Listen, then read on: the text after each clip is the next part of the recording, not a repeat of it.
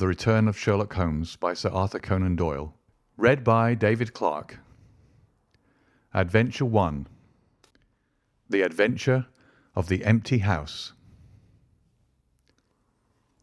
It was in the spring of the year 1894 that all London was interested, and the fashionable world dismayed, by the murder of the Honourable Ronald Adair under most unusual and inexplicable circumstances. The public has already learned those particulars of the crime which came out in the police investigation, but a good deal was suppressed upon that occasion, since the case for the prosecution was so overwhelmingly strong that it was not necessary to bring forward all the facts. Only now, at the end of nearly 10 years, am I allowed to supply those missing links which make up the whole of that remarkable chain. The crime was of interest in itself, but that interest was as nothing to me compared to the inconceivable sequel which afforded me the greatest shock and surprise of any event in my adventurous life. Even now, after this long interval, I find myself thrilling as I think of it, and feeling once more that sudden flood of joy, amazement, and incredulity which utterly submerged my mind. Let me say to that public which has shown some interest in those glimpses which I have occasionally given them of the thoughts and actions of a very remarkable man, that they are not to blame me if I have not shared my knowledge with them, for I should have considered it my first duty to do so, had I not been barred by a positive prohibition from his own lips, which was only withdrawn upon the 3rd of last month. It can be imagined that my close intimacy with Sherlock Holmes had interested me deeply in crime, and that after his disappearance I never failed to read with care the various problems which came before the public, and I even attempted more than once, for my own private satisfaction, to employ his methods in their solution, though with indifferent success. There was none, however, which appealed to me like this tragedy of Ronald Adair. As I read the evidence at the inquest, which led up to a verdict of wilful murder against some person or persons unknown, I realized more clearly than I had ever done the loss which the community had sustained by the death of Sherlock Holmes. There were points about this strange business which would, I was sure, have specially appealed to him, and the efforts of the police would have been supplemented, or more probably anticipated, by the trained observation and the alert mind of the first criminal agent in Europe. All day, as I drove upon my round, I turned over the case in my mind, and found no explanation which appeared to me to be adequate. At the risk of telling a twice-told tale, I will recapitulate the facts as they were known to the public at the conclusion of the inquest. The Honourable Ronald Adair was the second son of the Earl of Maynooth, at that time governor of one of the Australian colonies. Adair's mother had returned from Australia to undergo the operation for cataract, and she, her son Ronald, and her daughter Hilda were living together at 427 Park Lane. The youth moved in the best society, had, so far as was known, no enemies and no particular vices. He had been engaged to Miss Edith Woodley of Carstairs, but the engagement had been broken off by mutual consent some months before, and there was no sign that it had left any very profound feeling behind it. For the rest, the man's life moved in a narrow and conventional circle, for his habits were quiet and his nature unemotional.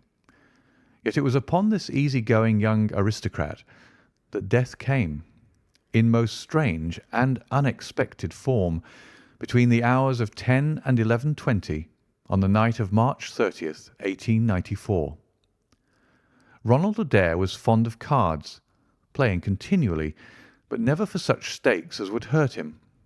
He was a member of the Baldwin, the Cavendish, and the Bagatelle card clubs.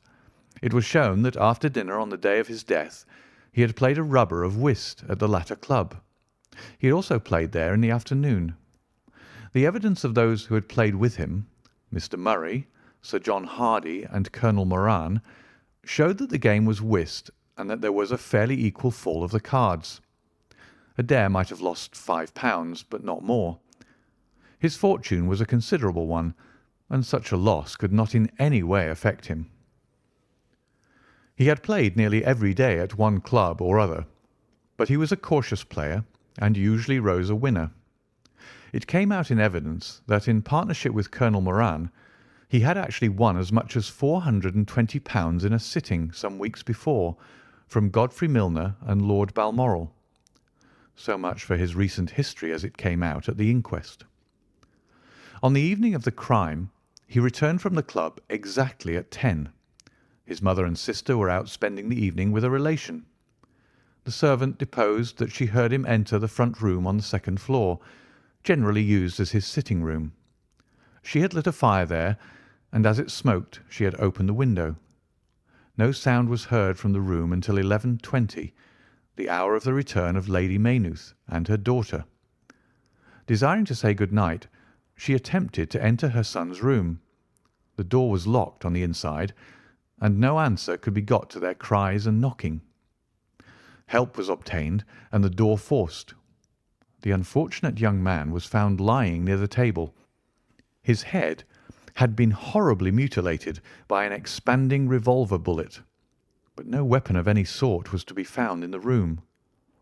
On the table lay 2 banknotes for £10 each and £17 10 in silver and gold, the money arranged in little piles of varying amount. There were some figures also upon a sheet of paper, with the names of some club friends opposite to them, from which it was conjectured that before his death he was endeavouring to make out his losses or winnings at cards. A minute examination of the circumstances served only to make the case more complex. In the first place, no reason could be given why the young man should have fastened the door upon the inside. There was the possibility that the murderer had done this, and had afterwards escaped by the window. The drop was at least 20 feet, however, and a bed of crocuses in full bloom lay beneath. Neither the flowers nor the earth showed any sign of having been disturbed, nor were there any marks upon the narrow strip of grass which separated the house from the road. Apparently, therefore, it was the young man himself who had fastened the door. But how did he come by his death? No one could have climbed up to the window without leaving traces. Suppose a man had fired through the window, he would indeed be a remarkable shot who could with a revolver inflict so deadly a wound. Again, Park Lane is a frequented thoroughfare. There's a cab stand within 100 yards of the house. No one had heard a shot. And yet there was the dead man, and there the revolver bullet, which had mushroomed out, as soft-nosed bullets will, and so inflicted a wound which must have caused instantaneous death. Such were the circumstances of the Park Lane mystery, which were further complicated by entire absence of motive, since, as I have said, young Adair was not known to have any enemy, and no attempt had been made to remove the money or valuables in the room. All day I turned these facts over in my mind, endeavouring to hit upon some theory which could reconcile them all, and to find that line of least resistance which my poor friend had declared to be the starting point of every investigation. I confess that I made little progress.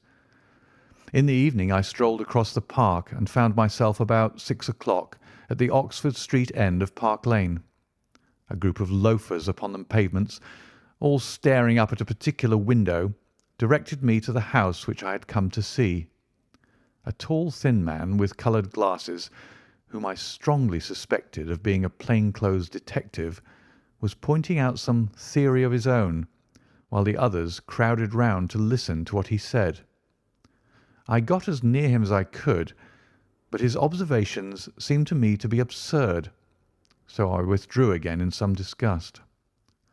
As I did so, I struck against an elderly, deformed man who had been behind me, and I knocked down several books which he was carrying. I remember that as I picked them up, I observed the title of one of them, The Origin of Tree Worship, and it struck me that the fellow must be some poor bibliophile who, either as a trade or as a hobby, was a collector of obscure volumes. I endeavoured to apologize for the accident, but it was evident that these books which I had so unfortunately maltreated were very precious objects in the eyes of their owner. With a snarl of contempt, he turned upon his heel, and I saw his curved back and white side whiskers disappear among the throng. My observations of No. 427 Park Lane did little to clear up the problem in which I was interested. The house was separated from the street by a low wall and railing, the whole not more than 5 feet high. It was perfectly easy, therefore, for anyone to get into the garden, but the window was entirely inaccessible, since there was no water pipe or anything which could help the most active man to climb it. More puzzled than ever, I retraced my steps to Kensington. I had not been in my study 5 minutes when the maid entered to say that a person desired to see me. To my astonishment, it was none other than my strange old book collector, his sharp, wizened face peering out from a frame of white hair, and his precious volumes, a dozen of them at least, wedged under his right arm. "You're surprised to see me, sir?" said he in a strange, croaking voice. I acknowledged that I was.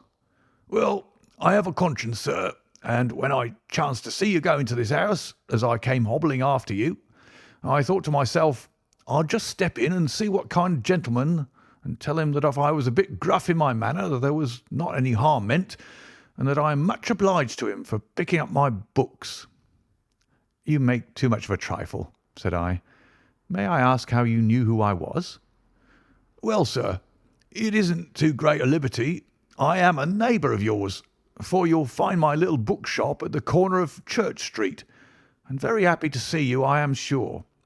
Maybe you collect yourself, sir. Here's British Birds and Catullus and the Holy War. A bargain, every one of them. With 5 volumes you could just fill that gap on that second shelf. It looks untidy, does it not, sir?" I moved my head to look at the cabinet behind me. When I turned again, Sherlock Holmes was standing smiling at me across my study table. I rose to my feet, stared at him for some seconds in utter amazement, and then it appears that I must have fainted, for the first and the last time in my life. Certainly a grey mist swirled before my eyes, and when it cleared I found my collar ends undone and the tingling aftertaste of brandy upon my lips. Holmes was bending over my chair, his flask in his hand. "My dear Watson," said the well-remembered voice, "I owe you 1,000 apologies. I had no idea that you would be so affected." I gripped him by the arms. "Holmes," I cried, "is it really you? Can it indeed be that you are alive? Is it possible that you succeeded in climbing out of that awful abyss?" "Wait a moment," said he. "Are you sure that you are really fit to discuss things? I have given you a serious shock by my unnecessarily dramatic reappearance." "I'm all right, but indeed, Holmes, I can hardly believe my eyes. Good heavens, to think that you of all men, should be standing in my study." Again I gripped him by the sleeve and felt the thin, sinewy arm beneath it.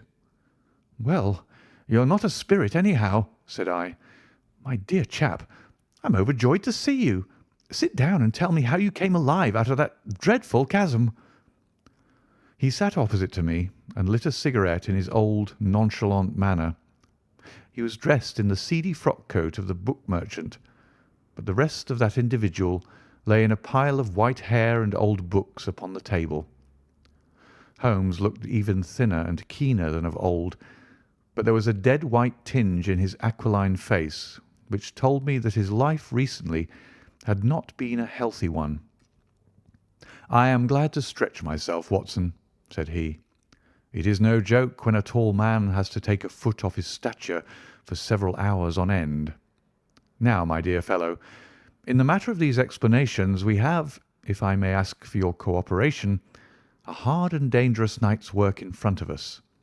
Perhaps it would be better if I gave you an account of the whole situation when that work is finished." "I am full of curiosity. I should much prefer to hear it now." "You will come with me tonight?" "When you like and where you like." "This is indeed like the old days. We shall have time for a mouthful of dinner before we need go. Well then, about that chasm. I had no serious difficulty in getting out of it, for the very simple reason that I never was in it." "You never were in it?" "No, Watson, I never was in it. My note to you was absolutely genuine. I had little doubt that I had come to the end of my career when I perceived the somewhat sinister figure of the late Professor Moriarty standing upon the narrow pathway which led to safety. I read an inexorable purpose in his grey eyes. I exchanged some remarks with him, therefore, and obtained his courteous permission to write the short note which you afterwards received. I left it with my cigarette box and my stick, and I walked along the pathway, Moriarty still at my heels. When I reached the end, I stood at bay. He drew no weapon, but he rushed at me and threw his long arms around me. He knew that his own game was up, and was only anxious to revenge himself upon me. We tottered together upon the brink of the fall. I have some knowledge, however, of baritsu, or the Japanese system of wrestling, which has more than once been very useful to me. I slipped through his grip, and he, with a horrible scream, kicked madly for a few seconds and clawed the air with both his hands. But for all his efforts, he could not get his balance, and over he went. With my face over the brink, I saw him fall for a long way. Then he struck a rock, bounded off, and splashed into the water. I listened with amazement to this explanation which Holmes delivered between the puffs of his cigarette. "But the tracks!" I cried. "I saw with my own eyes that two went down the path and none returned." "It came about in this way. The instant that the Professor had disappeared, it struck me what a really extraordinarily lucky chance fate had placed in my way.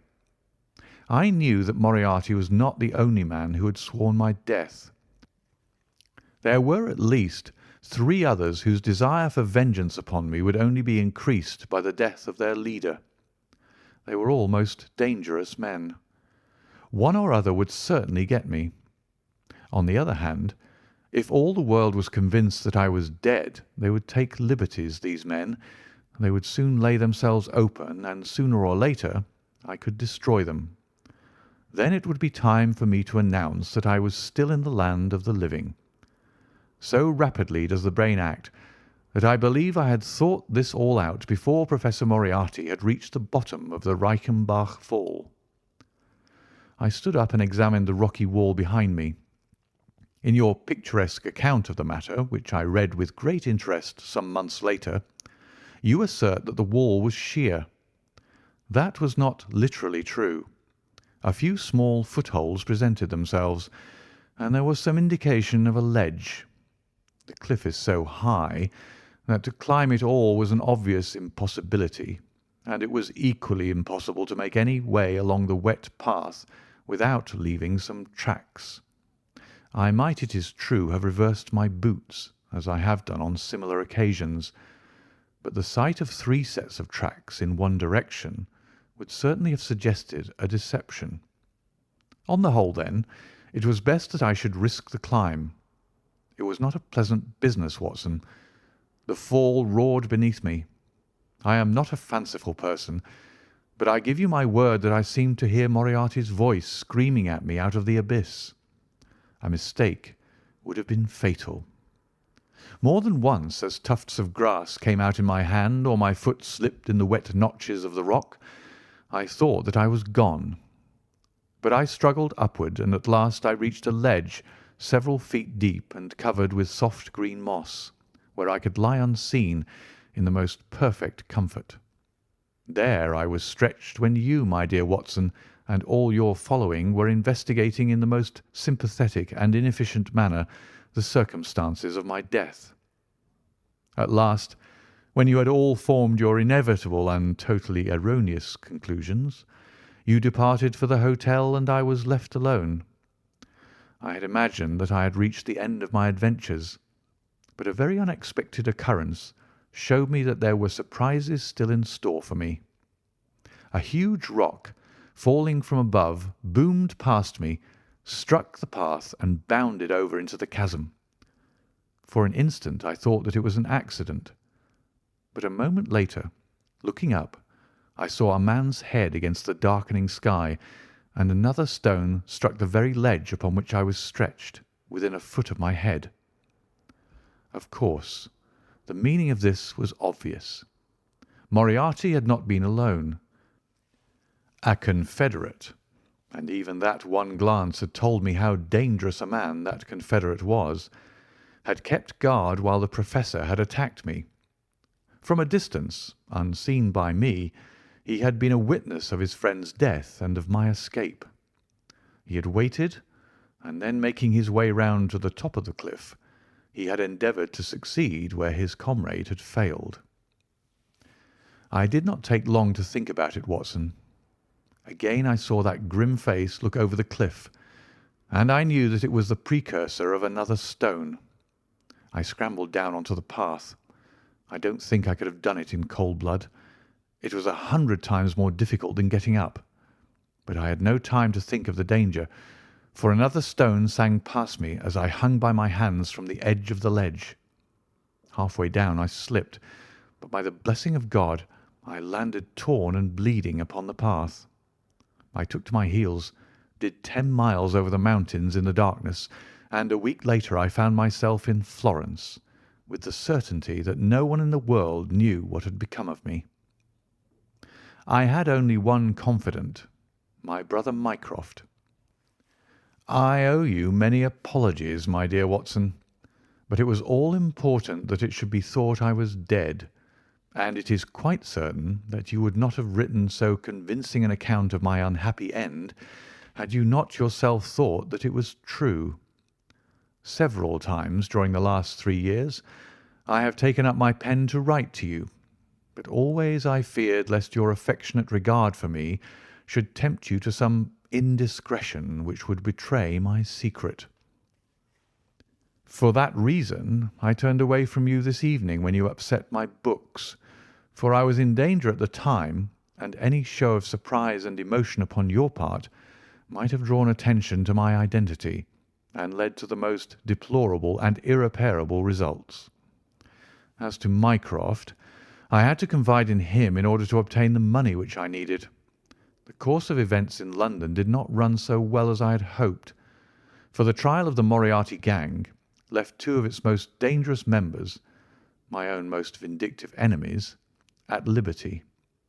I travelled for 2 years in Tibet, therefore, and amused myself by visiting Lhasa and spending some days with the head lama. You may have read of the remarkable explorations of a Norwegian named Sigerson, but I am sure that it never occurred to you that you were receiving news of your friend. I then passed through Persia, looked in at Mecca, and paid a short but interesting visit to the Khalifa at Khartoum, the results of which I have communicated to the Foreign Office. Returning to France, I spent some months in a research into the coal tar derivatives, which I conducted in a laboratory at Montpellier, in the south of France.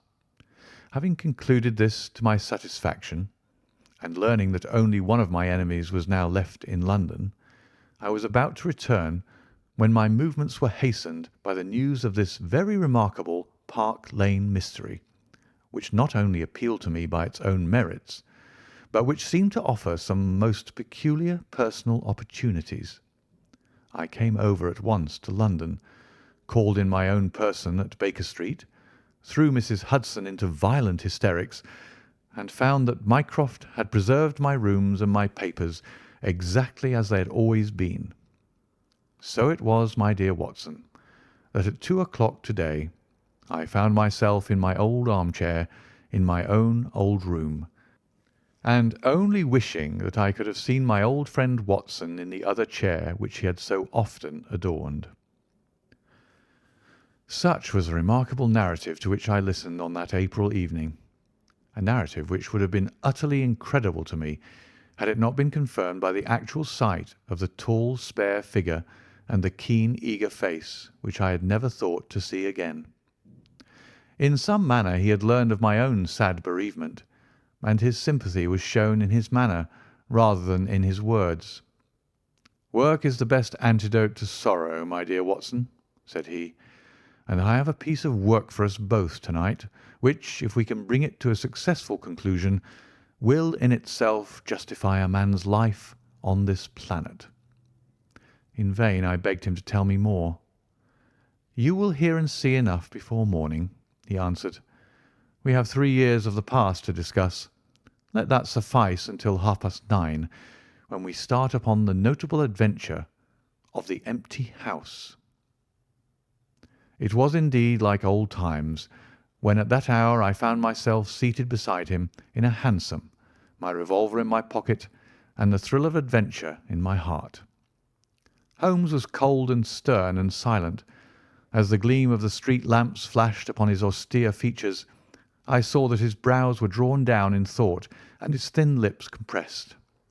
I knew not what wild beast we were about to hunt down in the dark jungle of criminal London, but I was well assured from the bearing of this master huntsman that the adventure was a most grave one, while the sardonic smile which occasionally broke through his ascetic gloom boded little good for the object of our quest.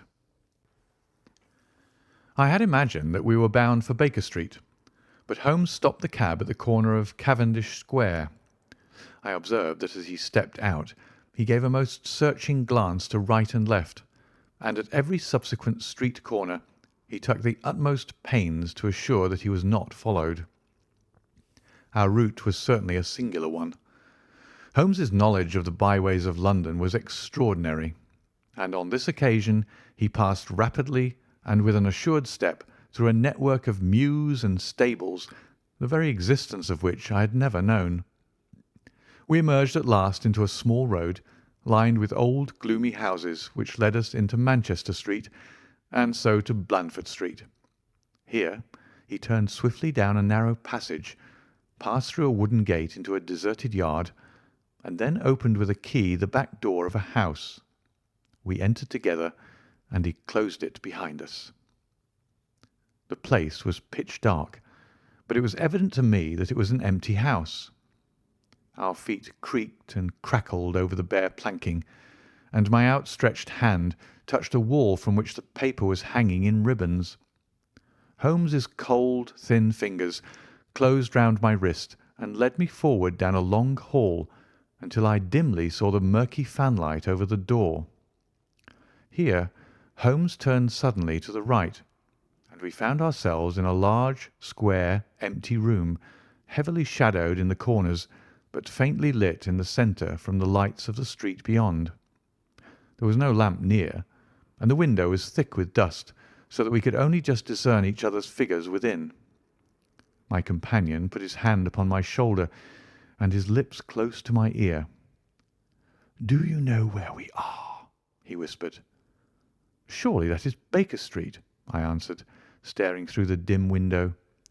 "Exactly. We are in Camden House, which stands opposite to our own old quarters." "But why are we here?" "Because it commands so excellent a view of that picturesque pile.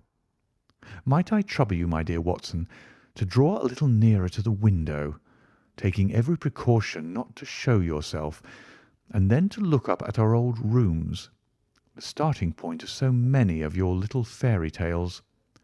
We will see if my 3 years of absence have entirely taken away my power to surprise you." I crept forward and looked across at the familiar window. As my eyes fell upon it, I gave a gasp and a cry of amazement. The blind was down, and a strong light was burning in the room. The shadow of a man who was seated in a chair within was thrown in hard black outline upon the luminous screen of the window. There was no mistaking the poise of the head, the squareness of the shoulders, the sharpness of the features. The face was turned half round, and the effect was that of one of those black silhouettes which our grandparents loved to frame. It was a perfect reproduction of Holmes. So amazed was I that I threw out my hand to make sure that the man himself was standing beside me. He was quivering with silent laughter. "Well?" said he. "Good heavens!" I cried. It is marvellous. I trust that age doth not wither nor custom stale my infinite variety, said he, and I recognised in his voice the joy and pride which the artist takes in his own creation. It really is rather like me, is it not? I should be prepared to swear that it was you. The credit of the execution is due to Monsieur Oscar Meunier of Grenoble, who spent some days in doing the moulding. It is a bust in wax. The rest I arranged myself during my visit to Baker Street this afternoon. But why? Because, my dear Watson, I had the strongest possible reason for wishing certain people to think that I was there when I was really elsewhere. And you thought the rooms were watched? I knew that they were watched. By whom? By my old enemies, Watson, by the charming society whose leader lies in the Reichenbach Falls. You must remember that they knew, and only they knew, that I was still alive. Sooner or later they believed that I should come back to my rooms. They watched them continuously, and this morning they saw me arrive. How do you know? Because I recognised their sentinel when I glanced out of my window. He is a harmless enough fellow, Parker by name, a garrotter by trade, and a remarkable performer upon the Jew's harp. I cared nothing for him, but I cared a great deal for the much more formidable person who was behind him, the bosom friend of Moriarty, the man who dropped the rocks over the cliff, the most cunning and dangerous criminal in London. That is the man who is after me tonight, Watson, and that is the man who is quite unaware that we are after him. My friend's plans were gradually revealing themselves. From this convenient retreat, the watchers were being watched and the trackers tracked. That angular shadow up yonder was the bait, and we were the hunters. In silence we stood together in the darkness and watched the hurrying figures who passed and repassed in front of us. Holmes was silent and motionless, but I could tell that he was keenly alert and that his eyes were fixed intently upon the stream of passers-by.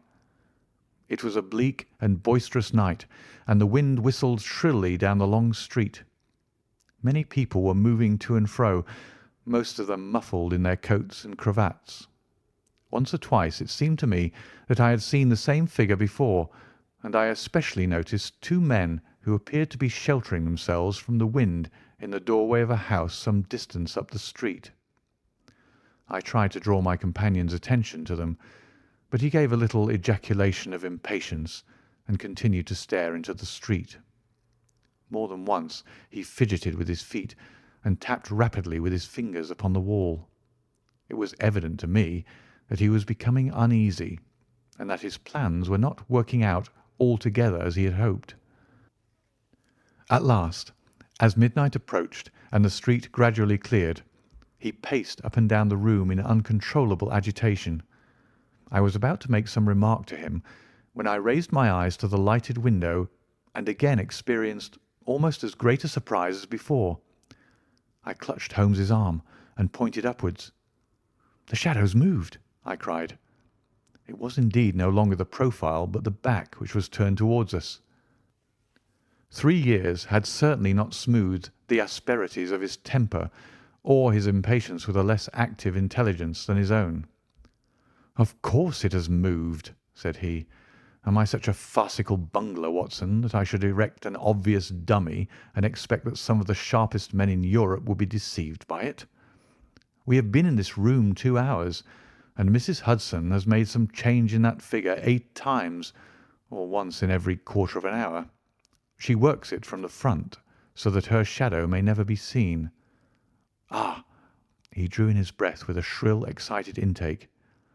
In the dim light I saw his head thrown forward, his whole attitude rigid with attention. Outside the street was absolutely deserted. Those 2 men might still be crouching in the doorway, but I could no longer see them. All was still and dark, save only that brilliant yellow screen in front of us, with the black figure outlined upon its centre. Again, in the utter silence, I heard that thin, sibilant note which spoke of intense, suppressed excitement. An instant later he pulled me back into the blackest corner of the room, and I felt his warning hand upon my lips. The fingers which clutched me were quivering. Never had I known my friend more moved, and yet the dark street still stretched lonely and motionless before us. But suddenly I was aware of that which his keener senses had already distinguished. A low, stealthy sound came to my ears, not from the direction of Baker Street, but from the back of the very house in which we lay concealed. A door opened and shut. An instant later steps crept down the passage, steps which were meant to be silent, but which reverberated harshly through the empty house. Holmes crouched back against the wall, and I did the same, my hand closing upon the handle of my revolver. Peering through the gloom, I saw the vague outline of a man, a shade blacker than the blackness of the open door. He stood for an instant, and then he crept forward, crouching, menacing, into the room. He was within 3 yards of us, this sinister figure, and I had braced myself to meet his spring before I realized that he had no idea of our presence. He passed close beside us, stole over to the window, and very softly and noiselessly raised it for half a foot. As he sank to the level of this opening, the light of the street, no longer dimmed by the dusty glass, fell full upon his face. The man seemed to be beside himself with excitement. His 2 eyes shone like stars, and his features were working convulsively. He was an elderly man, with a thin, projecting nose, a high, bald forehead, and a huge, grizzled moustache. An opera hat was pushed to the back of his head, and an evening dress shirt front gleamed out through his open overcoat. His face was gaunt and swarthy, scored with deep, savage lines. In his hand he carried what appeared to be a stick, but as he laid it down upon the floor it gave a metallic clang. Then from the pocket of his overcoat he drew a bulky object, and he busied himself in some task which ended with a loud, sharp click, as if a spring or bolt had fallen into its place. Still kneeling upon the floor, he bent forward and threw all his weight and strength upon some lever, with the result that there came a long, whirling, grinding noise, ending once more in a powerful click. He straightened himself then, and I saw that what he held in his hand was a sort of gun with a curiously misshapen butt. He opened it at the breech, put something in, and snapped the breech lock. Then, crouching down, he rested the end of the barrel upon the ledge of the open window, and I saw his long moustache droop over the stock, and his eye gleam as it peered along the sights. I heard a little sigh of satisfaction as he cuddled the butt into his shoulder and saw that amazing target, the black man on the yellow ground, standing clear at the end of his foresight. For an instant he was rigid and motionless. Then his finger tightened on the trigger. There was a strange, loud whiz and a long, silvery tinkle of broken glass. At that instant Holmes sprang like a tiger onto the marksman's back and hurled him flat upon his face. He was up again in a moment, and with a convulsive strength he seized Holmes by the throat. But I struck him on the head with the butt of my revolver, and he dropped again upon the floor. I fell upon him, and as I held him my comrade blew a shrill call upon a whistle. There was the clatter of running feet upon the pavement, and 2 policemen in uniform, with one plain-clothes detective, rushed through the front entrance and into the room. "That you, Lestrade?" said Holmes. "Yes, Mr. Holmes.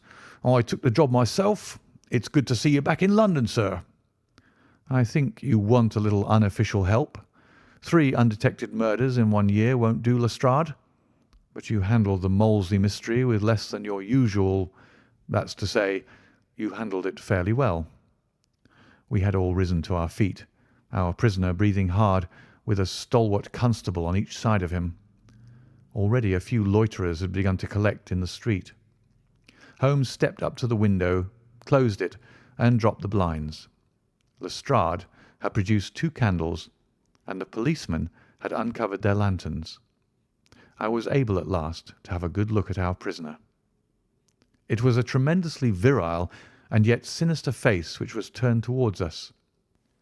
With the brow of a philosopher above and the jaw of a sensualist below, the man must have started with great capacities for good or for evil, but one could not look upon his cruel blue eyes with their drooping, cynical lids, or upon the fierce, aggressive nose and the threatening, deep-lined brow, without reading nature's plainest danger signals. He took no heed of any of us, but his eyes were fixed upon Holmes's face with an expression in which hatred and amazement were equally blended. "You fiend!" he kept on muttering. "You clever fiend! Clever fiend!"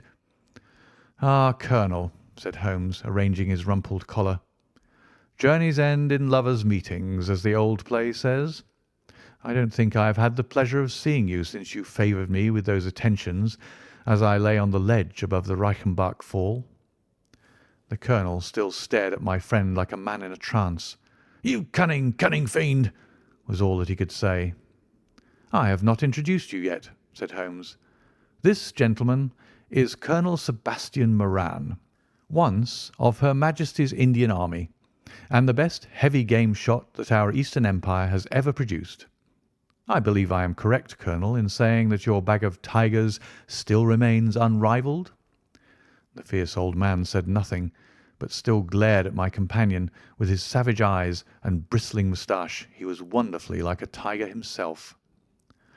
"I wonder that my very simple stratagem could deceive so old a shikari," said Holmes. "It must be very familiar to you. Have you not tethered a young kid under a tree, lain above it with your rifle, and waited for the bait to bring up your tiger? This empty house is my tree, and you are my tiger. You have possibly had other guns in reserve in case there should be several tigers, or in the unlikely supposition of your own aim failing you, these," he pointed around, "are my other guns. The parallel is exact." Colonel Moran sprang forward with a snarl of rage, but the constables dragged him back. The fury upon his face was terrible to look at. "I confess that you had one small surprise for me," said Holmes. "I did not anticipate that you would yourself make use of this empty house and this convenient front window. I had imagined you as operating from the street, where my friend Lestrade and his merry men were awaiting you. With that exception, all has gone as I expected." Colonel Moran turned to the official detective. "You may or may not have just cause for arresting me," said he, "but at least there can be no reason why I should submit to the gibes of this person. If I'm in the hands of the law, let things be done in a legal way." "Well, that's reasonable enough," said Lestrade. "Nothing further you have to say, Mr. Holmes, before we go?" Holmes had picked up the powerful air gun from the floor and was examining its mechanism. "An admirable and unique weapon," said he. "Noiseless and of tremendous power. I knew von Herder, the blind German mechanic who constructed it to the order of the late Professor Moriarty. For years I have been aware of its existence, though I have never before had the opportunity of handling it. I commend it very specially to your attention, Lestrade, and also the bullets which fit it." "You can trust us to look after that, Mr. Holmes," said Lestrade, as the whole party moved toward the door. "Anything further to say?" "Only to ask what charge you intend to prefer." "What charge, sir?" "Why, of course, the attempted murder of Mr. Sherlock Holmes." "Not so, Lestrade. I do not propose to appear in the matter at all. To you, and to you only, belongs the credit of the remarkable arrest which you have effected. Yes, Lestrade, I congratulate you. With your usual happy mixture of cunning and audacity, you have got him." "Got him? Got whom, Mr. Holmes?" "The man that the whole force has been seeking in vain. Colonel Sebastian Moran, who shot the Honourable Ronald Adair with an expanding bullet from an air gun through the open window of the second-floor front of No. 427 Park Lane, upon the 30th of last month. That's the charge, Lestrade. And now, Watson, if you can endure the draught from a broken window, I think that half an hour in my study over a cigar may afford you some profitable amusement." Our old chambers had been left unchanged through the supervision of Mycroft Holmes and the immediate care of Mrs. Hudson. As I entered, I saw, it is true, an unwonted tidiness, but the old landmarks were all in their place. There were the chemical corner and the acid-stained, deal-topped table. There upon a shelf was the row of formidable scrap-books and books of reference which many of our fellow citizens would have been so glad to burn. The diagrams, the violin case, and the pipe-rack, even the Persian slipper which contained the tobacco, all met my eyes as I glanced around me. There were two occupants of the room, one Mrs. Hudson, who beamed upon us both as we entered, the other the strange dummy which had played so important a part in the evening's adventures. It was a wax-coloured model of my friend, so admirably done that it was a perfect facsimile. It stood on a small pedestal table with an old dressing-gown of Holmes's so draped around it that the illusion from the street was absolutely perfect. "I hope you observed all precautions, Mrs. Hudson," said Holmes. "I went to it on my knees, sir, just as you told me." "Excellent. You carried the thing out very well. Did you observe where the bullet went?" "Yes, sir. I'm afraid it has spoilt your beautiful bust, for it passed right through the head and flattened itself on the wall. I picked it up from the carpet. Here it is." Holmes held it out to me. "A soft revolver bullet, as you perceive, Watson. There's genius in that, for who would expect to find such a thing fired from an air gun? All right, Mrs. Hudson, I am much obliged for your assistance. And now, Watson, let me see you in your old seat once more, for there are several points which I should like to discuss with you." He had thrown off the seedy frock-coat, and now he was the Holmes of old in the mouse-coloured dressing-gown which he took from his effigy. "The old shikari's nerves have not lost their steadiness, nor his eyes their keenness," said he with a laugh as he inspected the shattered forehead of his bust. "Plumb in the middle of the back of the head and smack through the brain. He was the best shot in India, and I expect that there are few better in London. Have you heard the name?" "No, I have not." "Well, well, such is fame. But then, if I remember right, you had not heard the name of Professor James Moriarty, who had one of the great brains of the century. Just give me down my index of biographies from the shelf." He turned over the pages lazily, leaning back in his chair and blowing great clouds from his cigar. "My collection of M's is a fine one," said he. "Moriarty himself is enough to make any letter illustrious. And here is Morgan the poisoner, and Merridew of abominable memory, and Matthews, who knocked out my left canine in the waiting-room at Charing Cross, and finally, there is our friend tonight." He handed over the book, and I read: "Moran, Sebastian, Colonel, unemployed, formerly 1st Bangalore Pioneers, born London 1840, son of Sir Augustus Moran, C.B., once British Minister to Persia, educated Eton and Oxford, served in Jawaki campaign, Afghan campaign, Charasiab dispatches, Sherpur, and Kabul. Author of Heavy Game of the Western Himalayas, 1881, 3 Months in the Jungle, 1884. Address, Conduit Street. Clubs, the Anglo-Indian, the Tankerville, the Bagatelle Card Club." On the margin was written, in Holmes's precise hand, "The second most dangerous man in London." "This is astonishing," said I, as I handed back the volume. "The man's career is that of an honourable soldier." "It is true," Holmes answered. "Up to a certain point he did well.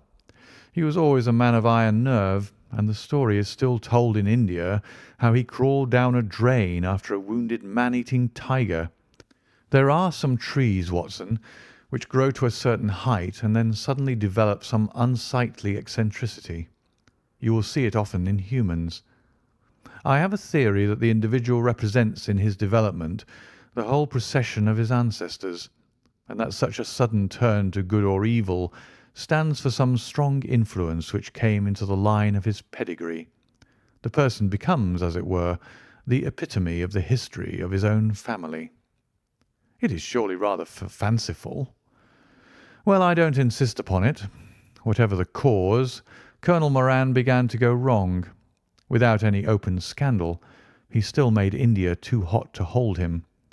He retired, came to London, and again acquired an evil name. It was at this time that he was sought out by Professor Moriarty, to whom for a time he was chief of the staff. Moriarty supplied him liberally with money, and used him only in one or two very high-class jobs, which no ordinary criminal could have undertaken. You may have some recollection of the death of Mrs. Stewart of Lauder in 1887. Not? Well, I am sure Moran was at the bottom of it, but nothing could be proved. So cleverly was the colonel concealed that even when the Moriarty gang was broken up, we could not incriminate him. You remember at that date when I called upon you in your rooms, how I put up the shutters for fear of air guns? No doubt you thought me fanciful. I knew exactly what I was doing, for I knew of the existence of this remarkable gun, and I knew also that one of the best shots in the world would be behind it. When we were in Switzerland, he followed us with Moriarty, and it was undoubtedly he who gave me that evil 5 minutes on the Reichenbach ledge. You may think that I read the papers with some attention during my sojourn in France, on the lookout for any chance of laying him by the heels. So long as he was free in London, my life would really not have been worth living. Night and day the shadow would have been over me, and sooner or later his chance must have come. What could I do? I could not shoot him at sight, or I should myself be in the dock. There was no use appealing to a magistrate. They cannot interfere on the strength of what would appear to them to be a wild suspicion. So I could do nothing but I watched the criminal news, knowing that sooner or later I should get him. Then came the death of this Ronald Adair. My chance had come at last. Knowing what I did, was it not certain that Colonel Moran had done it? He had played cards with the lad. He had followed him home from the club. He had shot him through the open window. There was not a doubt of it. The bullets alone are enough to put his head in a noose. I came over at once. I was seen by the sentinel who would, I knew, direct the colonel's attention to my presence.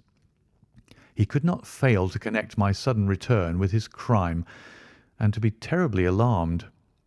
I was sure that he would make an attempt to get me out of the way at once, and would bring round his murderous weapon for that purpose. I left him an excellent mark in the window, and, having warned the police that they might be needed— by the way, Watson, you spotted their presence in that doorway with unerring accuracy— I took up what seemed to me to be a judicious post for observation, never dreaming that he would choose the same spot for his attack. Now, my dear Watson, does anything remain for me to explain? Yes, said I. You've not made it clear what was Colonel Moran's motive in murdering the Honourable Ronald Adair. Ah, my dear Watson, there we come into those realms of conjecture where the most logical mind may be at fault. Each may form his own hypothesis upon the present evidence, and yours is as likely to be correct as mine. You have formed one, then? I think that it is not difficult to explain the facts. It came out in evidence that Colonel Moran and young Adair had between them won a considerable amount of money. Now, Moran undoubtedly played foul. Of that I've long been aware. I believe that on the day of the murder Adair had discovered that Moran was cheating. Very likely he had spoken to him privately, and had threatened to expose him unless he voluntarily resigned his membership of the club and promised not to play cards again. It is unlikely that a youngster like Adair would at once make a hideous scandal by exposing a well-known man so much older than himself. Probably he acted as I suggest. The exclusion from his clubs would mean ruin to Moran, who lived by his ill-gotten card gains. He therefore murdered Adair, who at the time was endeavouring to work out how much money he should himself return, since he could not profit by his partner's foul play. He locked the door lest the ladies should surprise him and insist upon knowing what he was doing with these names and coins. Will it pass? I have no doubt that you have hit upon the truth. It will be verified or disproved at the trial. Meanwhile, come what may, Colonel Moran will trouble us no more. The famous air gunner von Herder will embellish the Scotland Yard Museum. And once again, Mr. Sherlock Holmes is free to devote his life to examining those interesting little problems which the complex life of London so plentifully presents. End of The Empty House. Adventure 2. The Adventure of the Norwood Builder. From the point of view of the criminal expert, said Mr. Sherlock Holmes, London has become a singularly uninteresting city since the death of the late lamented Professor Moriarty. I can hardly think that you would find many decent citizens to agree with you, I answered. Well, well, I must not be selfish, said he with a smile as he pushed back his chair from the breakfast table.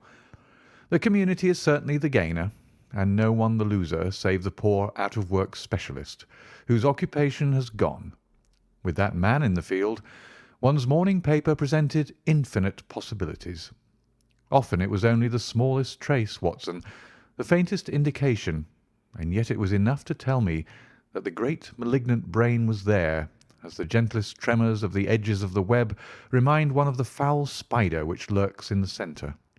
Petty thefts, wanton assaults, purposeless outrage. To the man who held the clue, all could be worked into one connected whole. To the scientific student of the higher criminal world, no capital in Europe offered the advantage which London then possessed. But now— He shrugged his shoulders in humorous depreciation of the state of things which he had himself done so much to produce. At the time of which I speak, Holmes had been back for some months, and I, at his request, had sold my practice and returned to share the old quarters in Baker Street. A young doctor named Werner had purchased my small Kensington practice, and given with astonishingly little demur the highest price that I ventured to ask, an incident which only explained itself some years later, when I found that Werner was a distant relation of Holmes, and that it was my friend who had really found the money. Our months of partnership had not been so uneventful as he had stated, for I find, on looking over my notes, that this period includes the case of the papers of ex-President Murillo, and also the shocking affair of the Dutch steamship Friesland, which so nearly cost us both our lives. His cold and proud nature was always averse, however, from anything in the shape of public applause, and he bound me in the most stringent terms to say no further word of himself, his methods, or his successes, a prohibition which, as I have explained, has only now been removed. Mr. Sherlock Holmes was leaning back in his chair after his whimsical protest, and was unfolding his morning paper in a leisurely fashion, when our attention was arrested by a tremendous ring at the bell, followed immediately by a hollow drumming sound, as if someone were beating on the outer door with his fist. As it opened, there came a tumultuous rush into the hall, rapid feet clattered up the stair, and an instant later a wild-eyed and frantic young man, pale, dishevelled, and palpitating, burst into the room.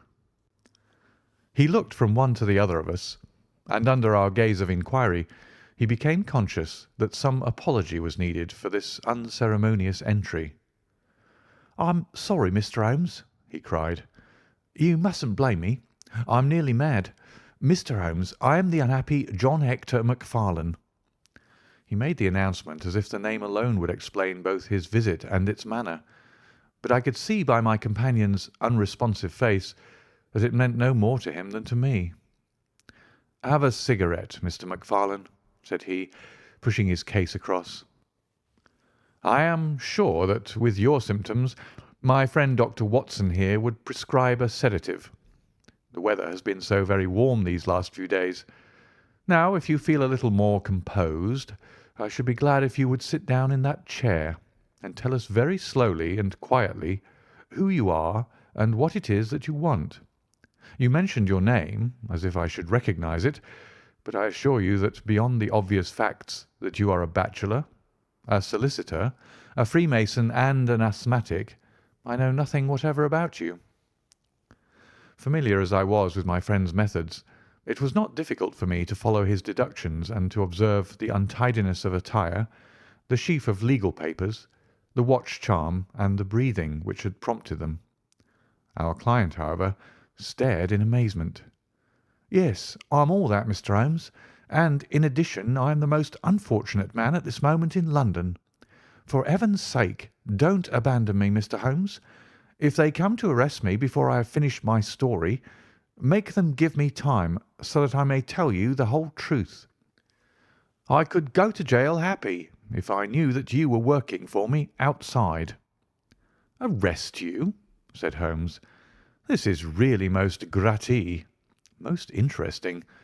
On what charge do you expect to be arrested?" "Upon the charge of murdering Mr. James Oldacre of Lower Norwood." My companion's expressive face showed a sympathy which was not, I am afraid, entirely unmixed with satisfaction. "Dear me," said he, "it was only this moment at breakfast that I was saying to my friend Dr. Watson that sensational cases had disappeared out of our papers." Our visitor stretched forward a quivering hand and picked up the Daily Telegraph, which still lay upon Holmes's knee. "If you had looked at it, sir, you would have seen at a glance what the errand is on which I have come to you this morning. I feel as if my name and my misfortune must be in every man's mouth." He turned it over to expose the central page. "Here it is, and with your permission I will read it to you. Listen to this, Mr. Holmes. The headlines are 'Mysterious Affair at Lower Norwood. Disappearance of a well-known builder. Suspicion of murder and arson. A clue to the criminal.' That is the clue which they are already following, Mr. Holmes, and I know that it leads infallibly to me. I have been followed from London Bridge Station, and I am sure that they are only waiting for the warrant to arrest me. It will break my mother's heart. It will break her heart." He wrung his hands in an agony of apprehension and swayed backward and forward in his chair. I looked with interest upon this man, who was accused of being the perpetrator of a crime of violence. He was flaxen-haired and handsome, in a washed-out, negative fashion, with frightened blue eyes and a clean-shaven face, with a weak, sensitive mouth.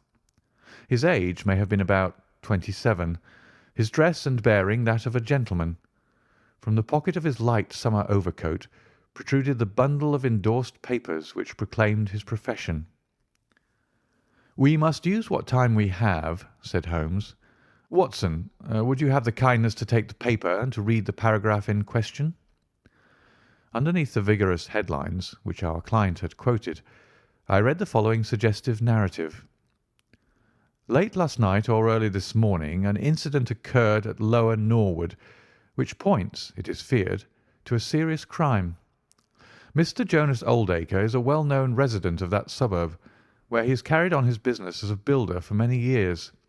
Mr. Oldacre is a bachelor, 52 years of age, and lives in Deep Dean House at the Sydenham end of the road of that name.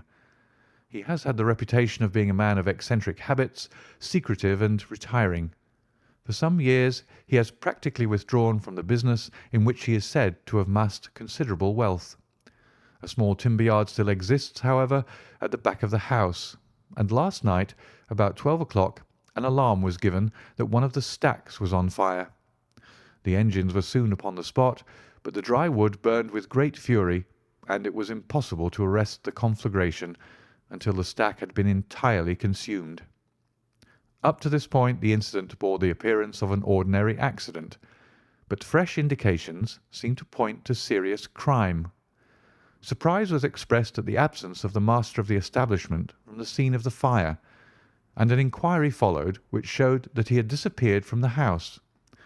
An examination of his room revealed that the bed had not been slept in, that a safe which stood in it was open, that a number of important papers were scattered about the room, and finally that there were signs of a murderous struggle, slight traces of blood being found within the room, and an oaken walking-stick which also showed stains of blood upon the handle.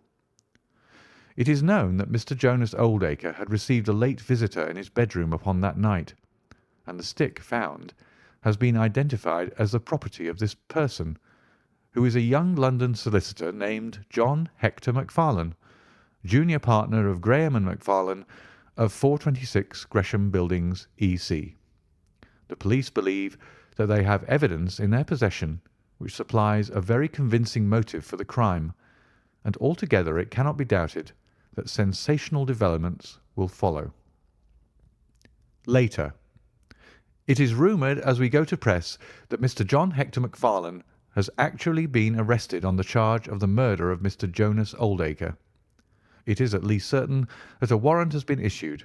There have been further and sinister developments in the investigation at Norwood. Besides the signs of a struggle in the room of the unfortunate builder, it is now known that the French windows of his bedroom, which is on the ground floor, were found to be open, that there were marks as if some bulky object had been dragged across to the wood pile, and finally it is asserted that charred remains have been found among the charcoal ashes of the fire. The police theory is that a most sensational crime has been committed, that the victim was clubbed to death in his own bedroom, his papers rifled, and his dead body dragged across to the woodstack, which was then ignited so as to hide all traces of the crime. The conduct of the criminal investigation has been left in the experienced hands of Inspector Lestrade of Scotland Yard, who is following up the clues with his accustomed energy and sagacity. Sherlock Holmes listened with closed eyes and finger-tips together to this remarkable account. "The case has certainly some points of interest," said he in his languid fashion. "May I ask, in the first place, Mr. Macfarlane, how it is that you are still at liberty, since there appears to be enough evidence to justify your arrest?" "I live at Torrington Lodge, Blackheath, with my parents, Mr. Holmes, but last night, having to do business very late with Mr. Jonas Oldacre, I stayed at an hotel in Norwood, and came to my business from there.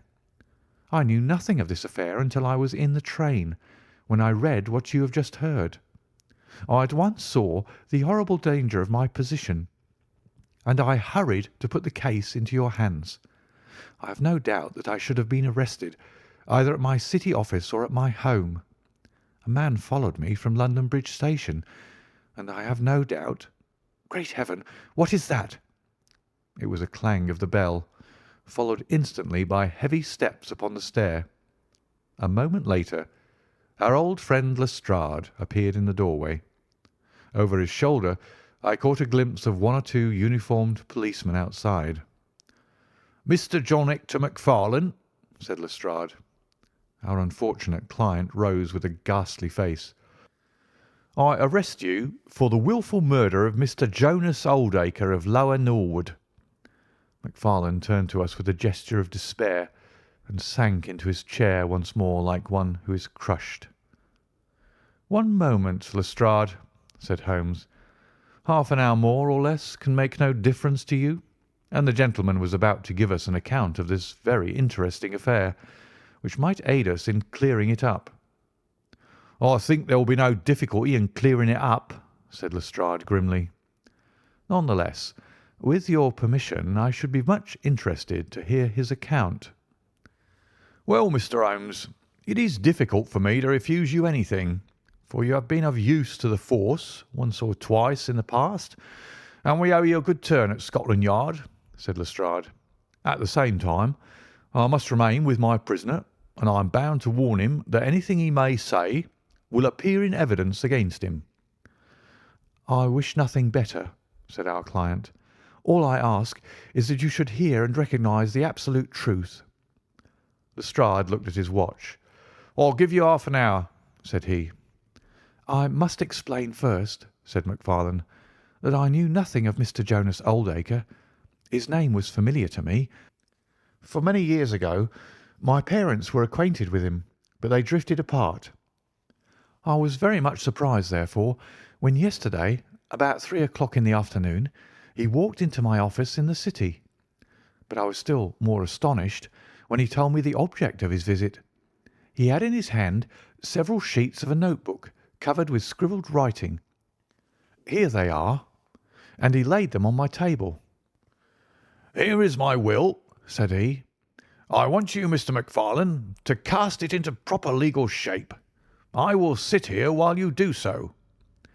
I set myself to copy it, and you can imagine my astonishment when I found that, with some reservations, he had left all his property to me. He was a strange little ferret-like man with white eyelashes, and when I looked up at him I found his keen grey eyes fixed upon me with an amused expression. I could hardly believe my own as I read the terms of the will, but he explained that he was a bachelor with hardly any living relation, that he had known my parents in his youth, and that he had always heard of me as a very deserving young man, and was assured that his money would be in worthy hands. Of course, I could only stammer out my thanks. The will was duly finished, signed, and witnessed by my clerk. This is it on the blue paper, and these slips, as I've explained, are the rough draft. Mr. Jonas Oldacre then informed me that there were a number of documents, building leases, title deeds, mortgages, scrip, and so forth, which it was necessary that I should see and understand. He said that his mind would not be easy until the whole thing was settled, and he begged me to come out to his house at Norwood that night, bringing the will with me, and to arrange matters. "Remember, my boy, not one word to your parents about the affair until everything is settled. We will keep it as a little surprise for them." He was very insistent upon this point, and made me promise it faithfully. You can imagine, Mr. Holmes, that I was not in a humour to refuse him anything that he might ask. He was my benefactor, and all my desire was to carry out his wishes in every particular. I sent a telegram home, therefore, to say that I had important business on hand, and that it was impossible for me to say how late I might be. Mr. Oldacre had told me that he would like me to have supper with him at 9, as he might not be home before that hour. I had some difficulty in finding his house, however, and it was nearly half-past before I reached it. I found him— "One moment," said Holmes. "Who opened the door?" "A middle-aged woman who was, I suppose, his housekeeper." "And it was she, I presume, who mentioned your name?" "Exactly," said Macfarlane. "Pray proceed." Macfarlane wiped his damp brow and then continued his narrative. "I was shown by this woman into a sitting-room where a frugal supper was laid out. Afterwards, Mr. Jonas Oldacre led me into his bedroom, in which there stood a heavy safe. This he opened and took out a mass of documents, which we went over together. It was between 11 and 12 when we finished. He remarked that we must not disturb the housekeeper. He showed me out through his own French window, which had been open all this time." "Was the blind down?" asked Holmes. "I will not be sure, but I believe that it was only half down. Yes, I remember how we pulled it up in order to swing open the window. I could not find my stick, and he said, 'Never mind, my boy, and I shall see a good deal of you now, I hope, and I'll keep your stick until you come back to claim it.' I left him there, the safe open and the papers made up in packets upon the table. It was so late that I could not get back to Blackheath, so I spent the night at the Annerley Arms, and I knew nothing more until I read of this horrible affair in the morning." "Anything more that you'd like to ask, Mr. Holmes?" said Lestrade, whose eyebrows had gone up once or twice during this remarkable explanation. "Not until I have been to Blackheath." "You mean to Norwood?" said Lestrade. "Oh, yes, no doubt that is what I must have meant," said Holmes with his enigmatical smile. Lestrade had learned by more experiences than he could care to acknowledge that brain could cut through that which was impenetrable to him. I saw him look curiously at my companion. "I think I should like to have a word with you presently, Mr. Sherlock Holmes," said he. "Now, Mr. Macfarlane, Two of my constables are at the door, and there's a four-wheeler waiting." The wretched young man arose, and with a last beseeching glance at us, walked from the room. The officers conducted him to the cab, but Lestrade remained. Holmes had picked up the pages which formed the rough draft of the will, and was looking at them with the keenest interest upon his face. "There are some points about that document, Lestrade, are there not?" said he, pushing them over. The official looked at them with a puzzled expression. "I can read the first few lines, and these in the middle of the second page, and one or two at the end. Those are as clear as print," said he. "But the writing in between is very bad, and there are 3 places where I cannot read it at all." "What do you make of that?" said Holmes. "Well, what do you make of it?" "That it was written in a train. The good writing represents stations, the bad writing movement, and the very bad writing passing over points. A scientific expert would pronounce at once that this was drawn up on a suburban line, since nowhere save in the immediate vicinity of a great city could there be so quick a succession of points. Granting that his whole journey was occupied in drawing up the will, then the train was an express, only stopping once between Norwood and London Bridge." Lestrade began to laugh. "You are too many for me when you begin to get on your theories, Mr. Holmes," said he. "How does this bear on the case?" "Well, it corroborates the young man's story to the extent that the will was drawn up by Jonas Oldacre in his journey yesterday. It is curious, is it not, that a man should draw up so important a document in so haphazard a fashion? It suggests that he did not think it was going to be of much practical importance. If a man drew up a will which he did not intend ever to be effective, he might do it so." "Well, he drew up his own death warrant at the same time," said Lestrade. "Oh, you think so?" "Don't you?" "Well, it is quite possible, but the case is not clear to me yet." "Not clear? Well, if that isn't clear, what could be clear? Here is a young man who learns suddenly that if a certain older man dies, he will succeed to a fortune.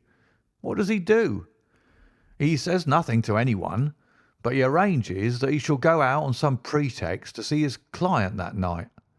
He waits until the only other person in the house is in bed, and then in the solitude of a man's room he murders him, burns his body in the woodpile, and departs to a neighbouring hotel. The bloodstains in the room and also on the stick are very slight. It is probable that he imagined his crime to be a bloodless one, and hoped that if the body were consumed, it would hide all traces of the method of his death, traces which, for some reason, must have pointed to him.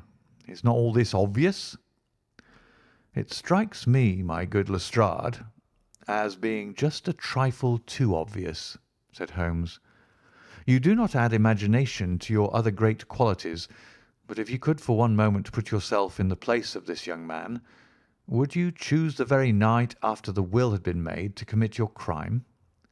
Would it not seem dangerous to you to make so very close a relation between the two incidents? Again, would you choose an occasion when you are known to be in the house, when a servant has let you in?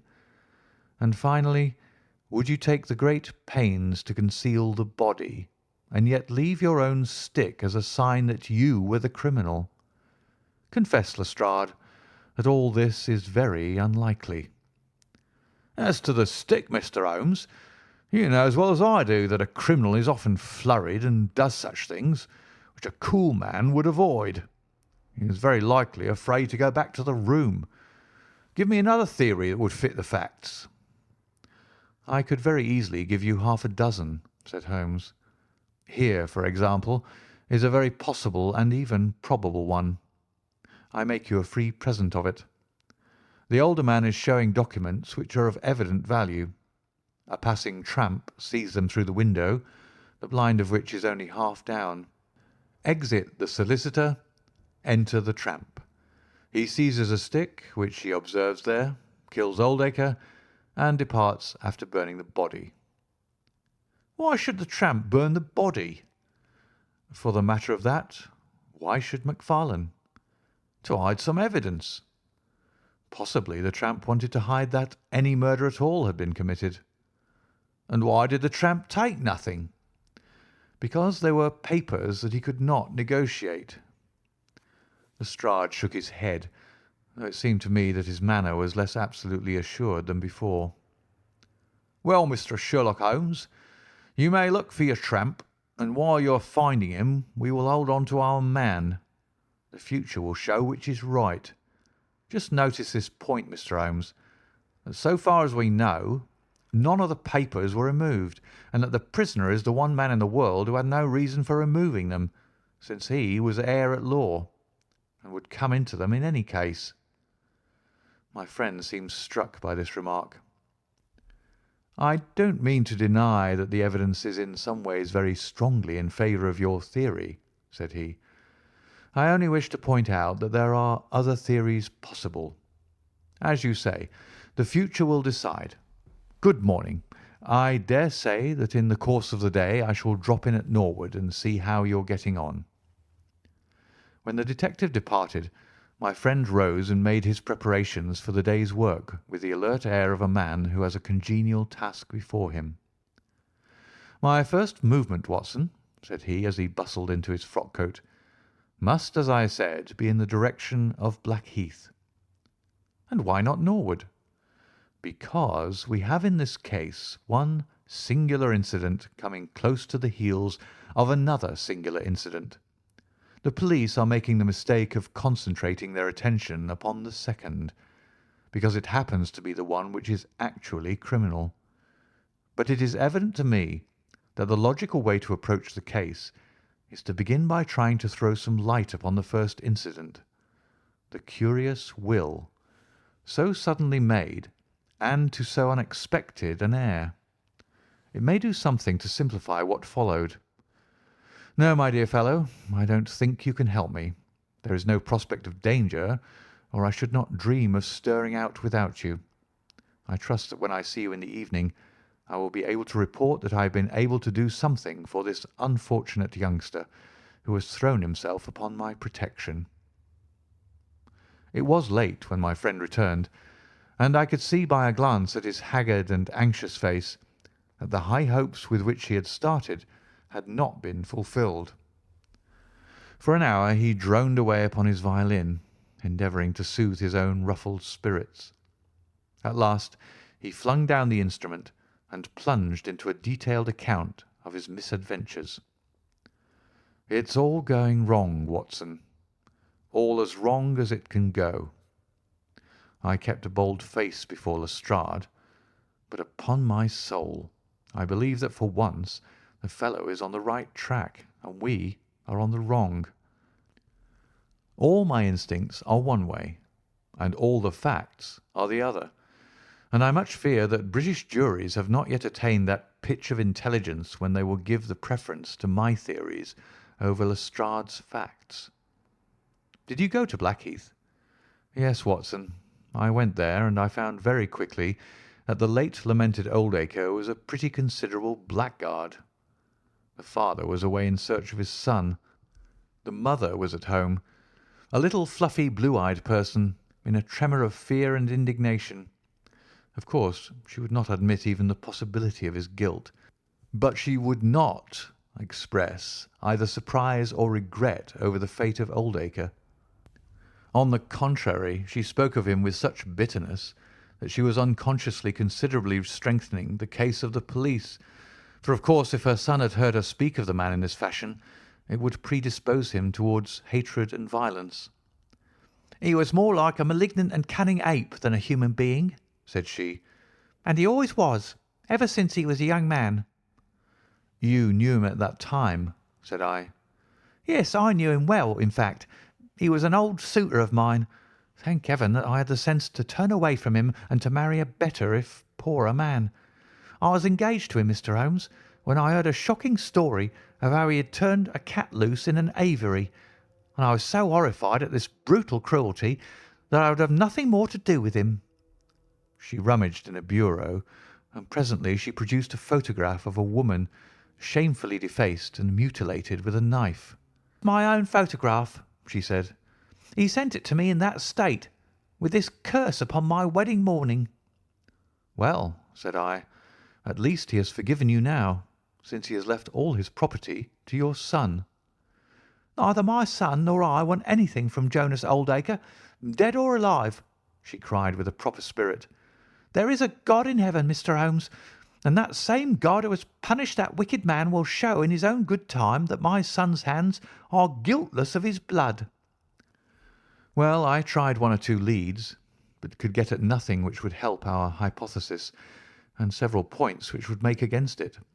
I gave it up at last, and off I went to Norwood. This place, Deep Dean House, is a big modern villa of staring brick, standing back in its own grounds with a laurel-clumped lawn in front of it.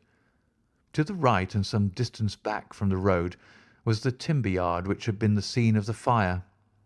Here's a rough plan on a leaf of my notebook. This window on the left is the one which opens into Oldacre's room. You can look into it from the road, you see. That is about the only bit of consolation I have had to-day. Lestrade was not there, but his head constable did the honours. They had just found a great treasure trove. They had spent the morning raking among the ashes of the burned wood-pile, and besides the charred organic remains they had secured several discoloured metal discs. I examined them with care, and there was no doubt that they were trouser buttons. I even distinguished that one of them was marked with the name of Hyams, who was Oldacre's tailor.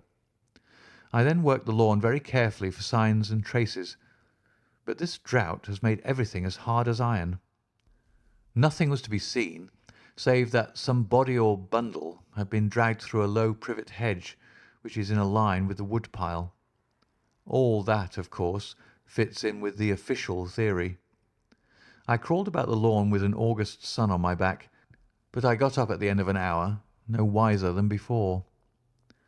Well, after this fiasco, I went into the bedroom and examined that also.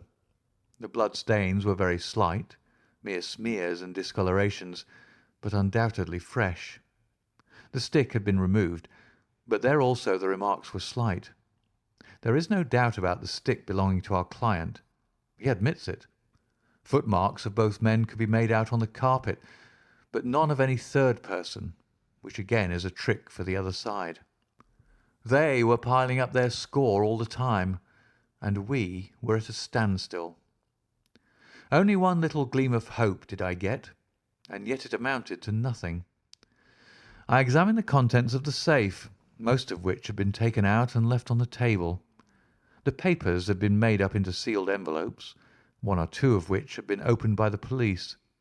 They were not, so far as I could judge, of any great value, nor did the bank book show that Mr. Oldacre was in such very affluent circumstances. But it seemed to me that all the papers were not there. There were allusions to some deeds, possibly the more valuable, which I could not find. This, of course, if we could definitely prove it, would turn Lestrade's argument against himself, for who would steal a thing if he knew that he would shortly inherit it?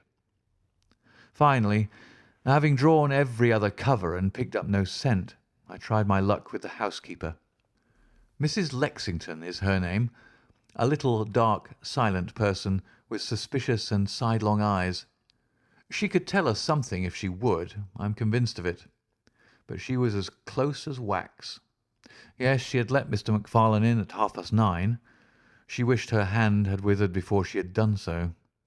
She had gone to bed at 10:30. Her room was at the other end of the house, and she could hear nothing of what had passed.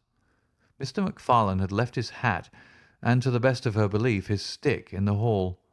She had been awakened by the alarm of fire. Her poor dear master had certainly been murdered. Had he any enemies?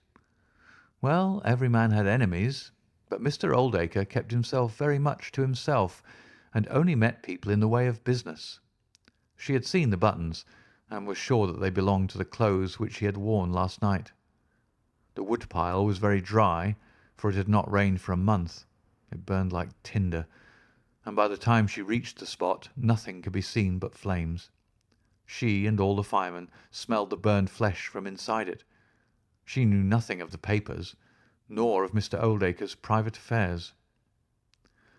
So, my dear Watson, there's my report of a failure. And yet, he clenched his thin hands in a paroxysm of conviction. I know it's all wrong. I feel it in my bones. There is something that has not come out, and that housekeeper knows it. There was a sort of sulky defiance in her eyes, which only goes with guilty knowledge. However, there's no good talking any more about it, Watson. But unless some lucky chance comes our way, I fear that the Norwood disappearance case will not figure in that chronicle of our successes which I foresee that a patient public will sooner or later have to endure. Surely, said I, the man's appearance would go far with any jury. That is a dangerous argument, my dear Watson. You remember that terrible murderer, Bert Stevens, who wanted us to get him off in '87? Was there ever a more mild-mannered Sunday school young man? It is true. Unless we succeed in establishing an alternative theory, this man is lost. You can hardly find a flaw in the case which can now be presented against him, and all further investigation has served to strengthen it. By the way, there is one curious little point about those papers which may serve us as the starting point for an inquiry. On looking over the bank book, I found that the low state of the balance was principally due to large cheques which have been made out during the last year to Mr. Cornelius. I confess that I should be interested to know who this Mr. Cornelius may be with whom a retired builder has such very large transactions. Is it possible that he has had a hand in the affair? Cornelius might be a broker, but we have found no scrip to correspond with these large payments. Failing any other indication, my researches must now take the direction of an inquiry at the bank for the gentleman who has cashed these cheques. But I fear, my dear fellow, that our case will end ingloriously by Lestrade hanging our client, which will certainly be a triumph for Scotland Yard. I do not know how far Sherlock Holmes took any sleep that night, but when I came down to breakfast I found him pale and harassed, his bright eyes the brighter for the dark shadows round them. The carpet round his chair was littered with cigarette ends and with the early editions of the morning papers. An open telegram lay upon the table. "What do you think of this, Watson?" he asked, tossing it across.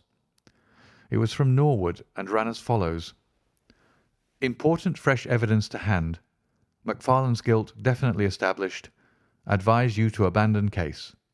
Lestrade." "This sounds serious," said I. "It is Lestrade's little cock-a-doodle of victory," Holmes answered, with a bitter smile. "And yet it may be premature to abandon the case. After all, important fresh evidence is a two-edged thing, and may possibly cut in a very different direction to that which Lestrade imagines. Take your breakfast, Watson, and we will go out together and see what we can do. I feel as if I shall need your company and your moral support to-day." My friend had no breakfast himself, for it was one of his peculiarities that in his more intense moments he would permit himself no food, and I have known him presume upon his iron strength until he has fainted from pure inanition. "At present I cannot spare energy and nerve force for digestion," he would say in answer to my medical remonstrances. I was not surprised, therefore, when this morning he left his untouched meal behind him and started with me for Norwood. A crowd of morbid sightseers were still gathered round Deepdene House, which was just such a suburban villa as I had pictured. Within the gates Lestrade met us, his face flushed with victory, his manner grossly triumphant. "Well, Mr. Holmes, have you proved us to be wrong yet? Have you found your tramp?" he cried. "I have formed no conclusion whatever," my companion answered. "But we formed ours yesterday, and now it proves to be correct. So you must acknowledge that we have been a little in front of you this time, Mr. Holmes." "You certainly have the air of something unusual having occurred," said Holmes. Lestrade laughed loudly. "Ha! You don't like being beaten any more than the rest of us do," said he. A man can't expect always to have it his own way, can he, Dr. Watson? Step this way, if you please, gentlemen, and I think I can convince you once for all that it was John Macfarlane who did this crime." He led us through the passage and out into a dark hall beyond. "This is where young Macfarlane must have come out to get his hat after the crime was done," said he. "Now look at this."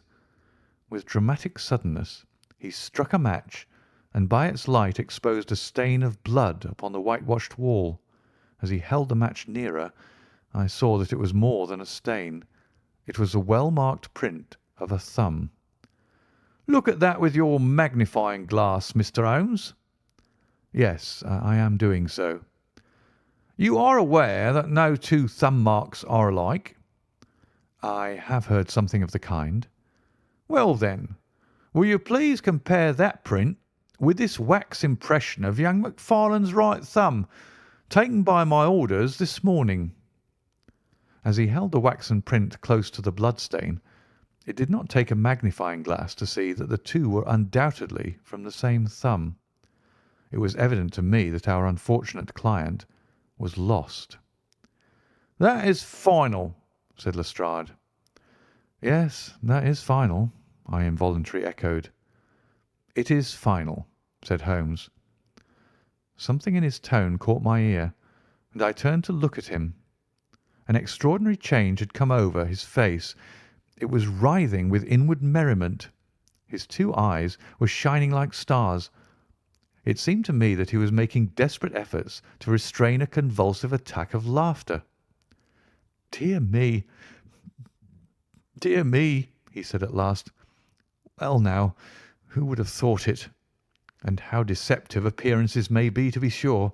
Such a nice young man to look at.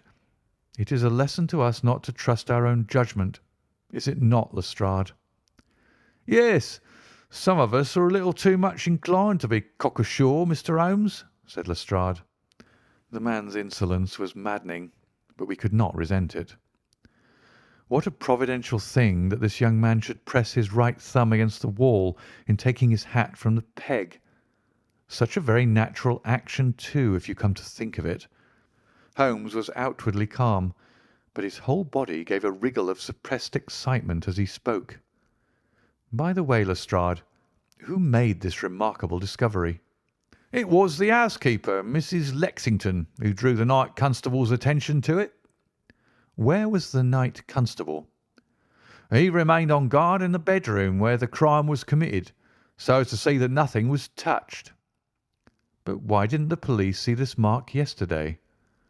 "Well, we had no particular reason to make a careful examination of the hall. Besides, it's not in a very prominent place, as you see." "No, no, of course not. I suppose there is no doubt that the mark was there yesterday."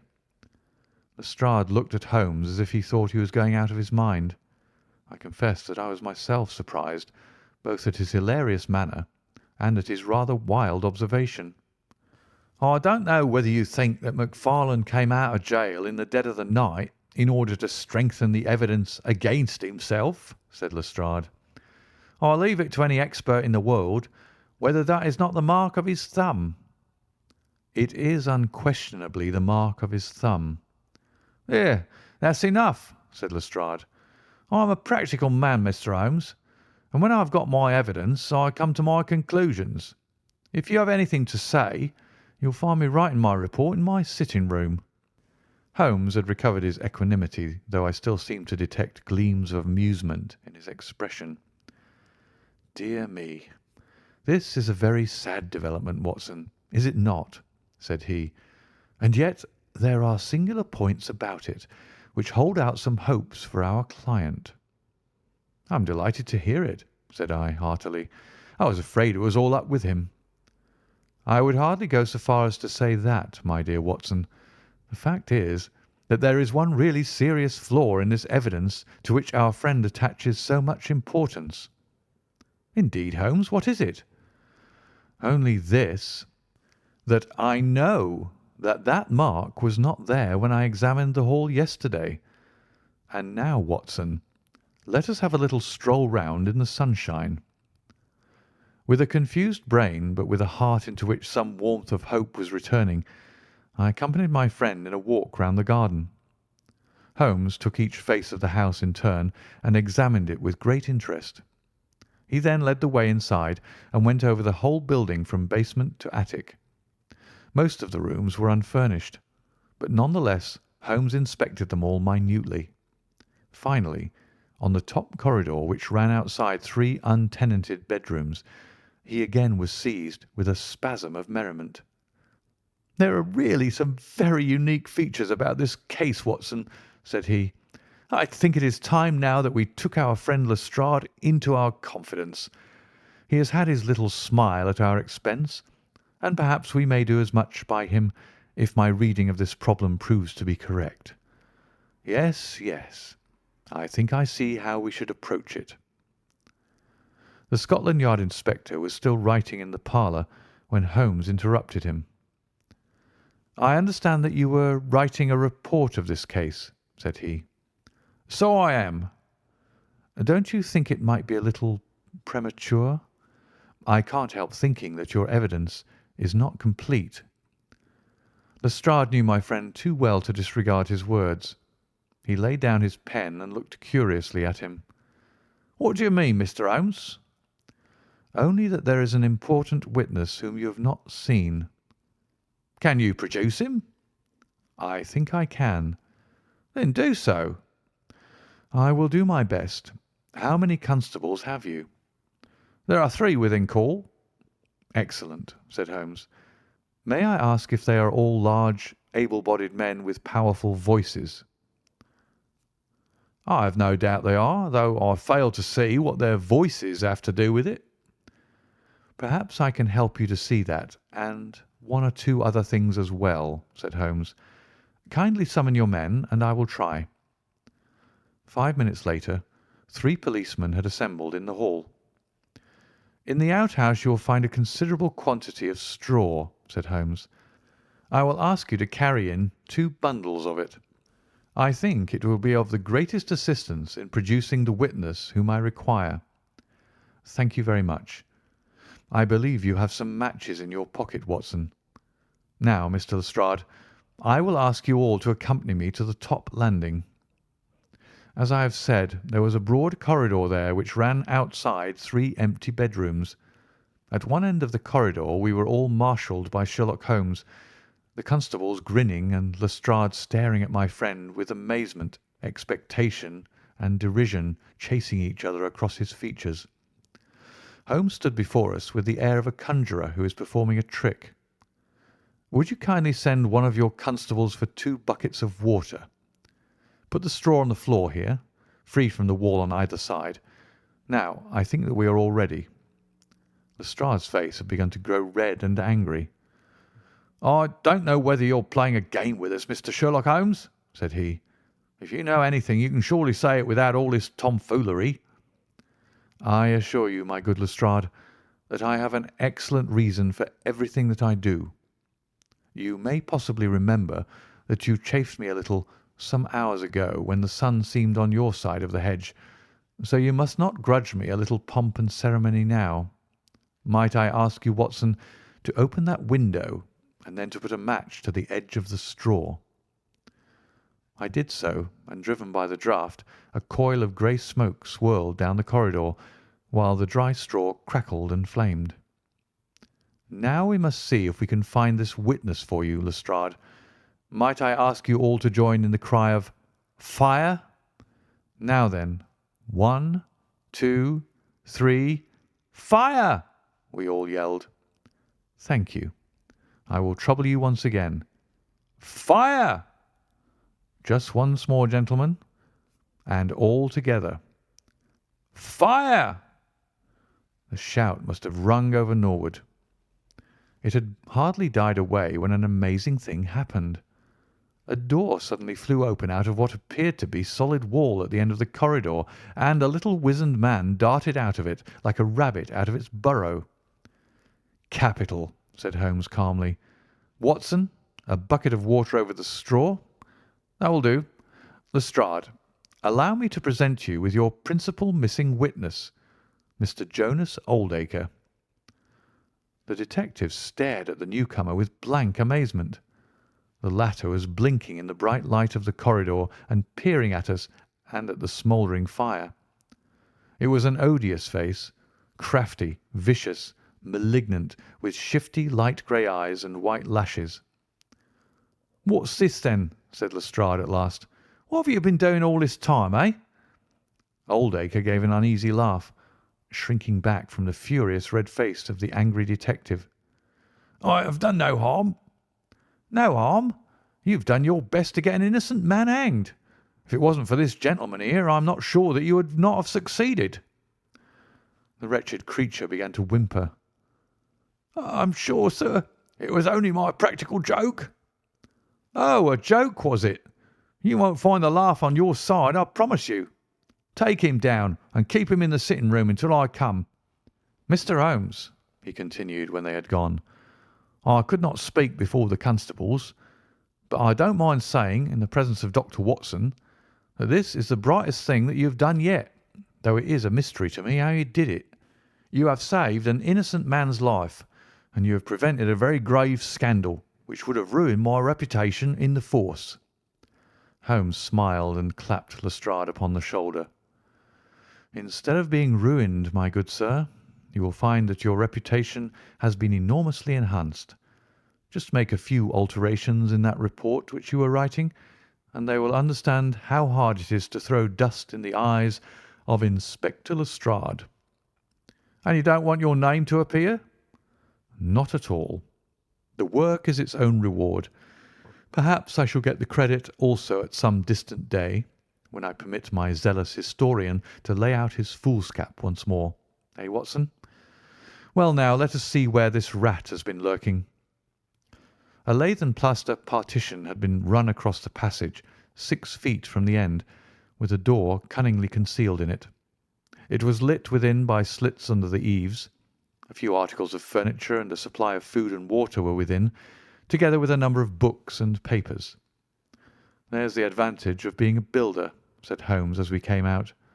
"He was able to fix up his own little hiding-place without any confederate, save of course that precious housekeeper of his, whom I should lose no time in adding to your bag, Lestrade." "I'll take your advice. But how did you know of this place, Mr. Holmes?" "I made up my mind that the fellow was in hiding in the house. When I paced one corridor and found it 6 feet shorter than the corresponding one below, it was pretty clear where he was. I thought he had not the nerve to lie quiet before an alarm of fire. We could, of course, have gone in and taken him, but it amused me to make him reveal himself. Besides, I owed you a little mystification, Lestrade, for your chaff in the morning." "Well, sir, you certainly got equal with me on that. But how in the world did you know that he was in the house at all?" "The thumb mark, Lestrade. You said it was final, and so it was, in a very different sense. I knew it had not been there the day before. I pay a good deal of attention to matters of detail, as you may have observed, and I had examined the hall and was sure that the wall was clear. Therefore, it had been put on during the night." "But how?" "Very simply. When those packets were sealed up, Jonas Oldacre got Macfarlane to secure one of the seals by putting his thumb upon the soft wax. It would be done so quickly and so naturally that I dare say the young man himself has no recollection of it. Very likely it just so happened, and Oldacre had himself no notion of the use he would put it to. Brooding over the case in that den of his, it suddenly struck him what absolutely damning evidence he could make against Macfarlane by using that thumb mark. It was the simplest thing in the world for him to take a wax impression from the seal, to moisten it in as much blood as he could get from a pinprick, and to put the mark upon the wall during the night, either with his own hand or with that of his housekeeper. If you examine among those documents which he took with him into his retreat, I will lay you a wager that you will find the seal with the thumb mark upon it." "Wonderful," said Lestrade. "Wonderful. It's all as clear as crystal, as you put it. But what is the object of this deep deception, Mr. Holmes?" It was amusing to me to see how the detective's overbearing manner had changed suddenly to that of a child asking questions of its teacher. Well, I don't think that it is very hard to explain. A very deep, malicious, vindictive person is the gentleman who is now waiting us downstairs. You know that he was once refused by Macfarlane's mother. You don't? I told you that you should go to Blackheath first and Norwood afterwards. Well, this injury, as he would consider it, has rankled in his wicked, scheming brain, and all his life he has longed for vengeance, but never seen his chance. During the last year or two, things have gone against him, secret speculation, I think, and he finds himself in a bad way. He determines to swindle his creditors, and for this purpose he pays large cheques to a certain Mr. Cornelius, who is, I imagine, himself under another name. I have not traced these cheques yet, but I have no doubt that they were banked under that name at some provincial town where Oldacre from time to time led a double existence. He intended to change his name altogether, draw this money, and vanish, starting life again elsewhere. Well, that's likely enough. It would strike him that in disappearing he might throw all pursuit off his track, and at the same time have an ample and crushing revenge upon his old sweetheart, if he could give the impression that he had been murdered by her only child. It was a masterpiece of villainy, and he carried it out like a master. The idea of the will, which would have given an obvious motive for the crime, the secret visit unknown to his own parents, the retention of the stick, the blood and the animal remains and buttons in the woodpile, all were admirable. It was a net from which it seemed to me a few hours ago that there was no possible escape. But he had not that supreme gift of the artist, the knowledge of when to stop. He wished to improve that which was already perfect, to draw the rope tighter yet round the neck of his unfortunate victim, and so he ruined all. Let us descend, Lestrade. There are just one or two questions that I would ask him. The malignant creature was seated in his own parlour, with a policeman upon each side of him. "It was a joke, my good sir, a practical joke, nothing more," he whined incessantly. "I assure you, sir, that I simply concealed myself in order to see the effect of my disappearance, and I am sure that you would not be so unjust as to imagine that I would have allowed any harm to befall poor young Macfarlane." "That's for a jury to decide," said Lestrade. "Anyhow, we shall have you on a charge of conspiracy, if not for attempted murder." "And you'll probably find that your creditors will impound the banking account of Mr. Cornelius," said Holmes. The little man started and turned his malignant eyes upon my friend. "I have to thank you for a good deal," said he. "Perhaps I'll pay my debt some day." Holmes smiled indulgently. "I fancy that for some few years you will find your time very fully occupied," said he. "By the way, what was it you put into the woodpile besides your old trousers? A dead dog, or rabbits, or what? You won't tell? Dear me, how very unkind of you. Well, well, I dare say that a couple of rabbits would account both for the blood and for the charred ashes. If ever you write an account, Watson, you can make rabbits serve your turn." End of The Adventure of the Norwood Builder. Adventure 3. The Adventure of the Dancing Men.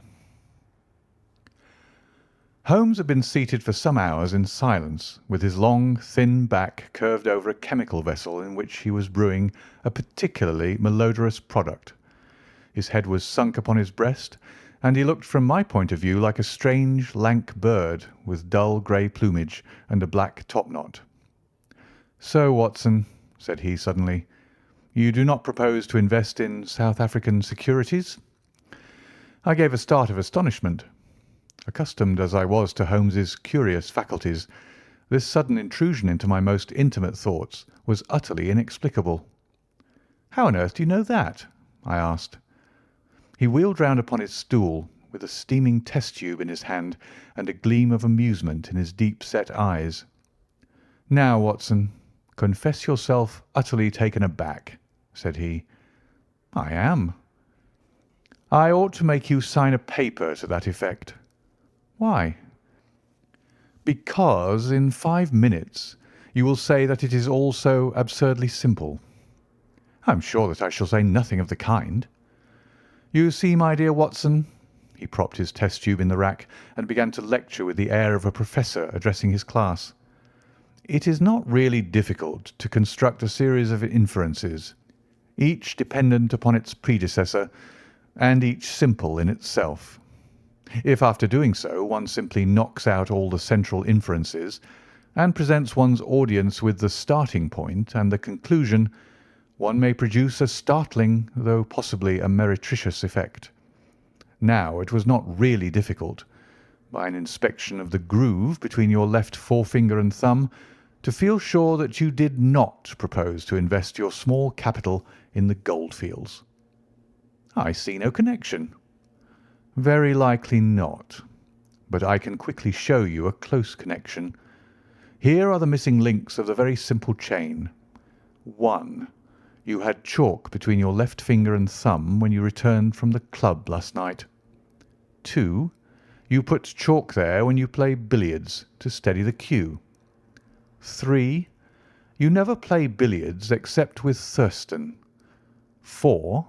You told me 4 weeks ago that Thurston had an option on some South African property which would expire in a month, and which he desired you to share with him. 5. Your cheque-book is locked in my drawer, and you have not asked for the key. 6. You do not propose to invest your money in this manner."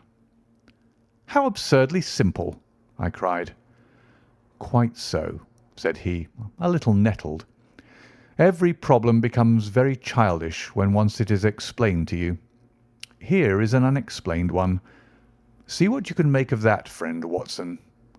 He tossed a sheet of paper upon the table and turned once more to his chemical analysis. I looked with amazement at the absurd hieroglyphics upon the paper. "Why, Holmes, it is a child's drawing," I cried. "Oh, that's your idea." "What else should it be?" "That is what Mr. Hilton Cubitt of Ridingthorpe Manor, Norfolk, is very anxious to know. This little conundrum came by the first post, and he was to follow by the next train. There's a ring at the bell, Watson. I should not be very much surprised if this were he." A heavy step was heard upon the stairs, and an instant later there entered a tall, ruddy, clean-shaven gentleman, whose clear eyes and florid cheeks told of a life led far from the fogs of Baker Street. He seemed to bring a whiff of his strong, fresh, bracing East Coast air with him as he entered. Having shaken hands with each of us, he was about to sit down when his eye rested upon the paper with the curious markings which I had just examined and left upon the table. "Well, Mr. Holmes, what do you make of these?" he cried. "They told me that you are fond of queer mysteries, and I don't think you could find a queerer one than that. I sent the paper on ahead so that you might have time to study it before I came." "It is certainly rather a curious production," said Holmes. "At first sight it would appear to be some childish prank. It consists of a number of absurd little figures dancing across the paper upon which they are drawn. Why should you attribute any importance to so grotesque an object?" "I never should, Mr. Holmes, but my wife does. It is frightening her to death. She says nothing, but I can see terror in her eyes. That's why I want to sift the matter to the bottom." Holmes held up the paper so that the sunlight shone full upon it. It was a page torn from a notebook. The markings were done in pencil and ran in a particular way. Holmes examined it for some time and then folded it carefully up. He placed it in his pocket-book. "This promises to be a most interesting and unusual case," said he. "You gave me a few particulars in your letter, Mr. Hilton Cubitt, but I should be very much obliged if you would kindly go over it all again for the benefit of my dear friend Dr. Watson." "I'm not much of a story-teller," said our visitor, nervously clasping and unclasping his great, strong hands. "You'll just ask me anything that I don't make clear. I'll begin at the time of my marriage, last year. But I want to say first of all that though I'm not a rich man, my people have been at Ridingthorpe for a matter of 5 centuries, and there is no better known family in the county of Norfolk. Last year I came up to London for the Jubilee, and I stopped at a boarding house in Russell Square because Parker, the vicar of our parish, was staying in it. There was an American young lady there. Patrick was the name. Elsie Patrick. In some way we became friends until before my month was up I was as much in love as man could be. We were quietly married at a registry office, and we returned to Norfolk a wedded couple. You'll think it very mad, Mr. Holmes, that a man of a good old family should marry a wife in this fashion, knowing nothing of her past or of her people. But if you saw her and knew her, it would help you to understand. She was very straight about it, was Elsie. I can't say that she did not give me every chance of getting out of it if I wished to do so. "I've had some very disagreeable associations in my life," said she. "I wish to forget all about them. I'd rather never allude to the past, for it is very painful to me. If you take me, Hilton, you'll take a woman who has nothing that she need be personally ashamed of, but you'll have to be content with my word for it, and to allow me to be silent as to all that passed up to the time when I became yours. If these conditions are too hard, then go back to Norfolk and leave me to the lonely life in which you found me." It was only the day before our wedding that she said those very words to me. I told her that I was content to take her on her own terms, and I have been as good as my word. Well, we've been married now for a year, and very happy we've been. But about a month ago, at the end of June, I saw for the first time signs of trouble. One day my wife received a letter from America. I saw the American stamp. She turned deadly white, read the letter, and threw it into the fire. She made no allusion to it afterwards, and I made none, for a promise is a promise. But she has never known an easy hour from that moment. There's always a look of fear upon her face, a look as if she were waiting and expecting. She would do better to trust me. She would find that I was her best friend. But until she speaks, I can say nothing. Mind you, she is a truthful woman, Mr. Holmes, and whatever trouble there may have been in her past life, it has been no fault of hers. I am only a simple Norfolk squire, but there is not a man in England who ranks his family honour more highly than I do. She knows it well, and she knew it well before she married me. She would never bring any stain upon it, of that I am sure. Well, now, I come to the queer part of my story. About a week ago, it was the Tuesday of last week, I found on one of the window sills a number of absurd little dancing figures, like these, upon the paper. They were scrawled with chalk. I thought it was the stable boy who had drawn them, but the lad swore he knew nothing about it. Anyhow, they had come there during the night. I had them washed out, and I only mentioned the matter to my wife afterwards. To my surprise, she took it very seriously, and begged me if any more came to let her see them. None did come for a week, and then yesterday morning I found this paper lying on the sundial in the garden. I showed it to Elsie, and down she dropped in a dead faint. Since then she'd looked like a woman in a dream, half dazed and with terror always lurking in her eyes. It was then that I wrote and sent the paper to you, Mr. Holmes. It was not a thing that I could take to the police, for they would have laughed at me. But you will tell me what to do. I'm not a rich man, but if there is any danger threatening my little woman, I would spend my last copper to shield her." He was a fine creature, this man of the old English soil, simple, straight, and gentle, with his great, earnest blue eyes and broad, comely face. His love for his wife and his trust in her shone in his features.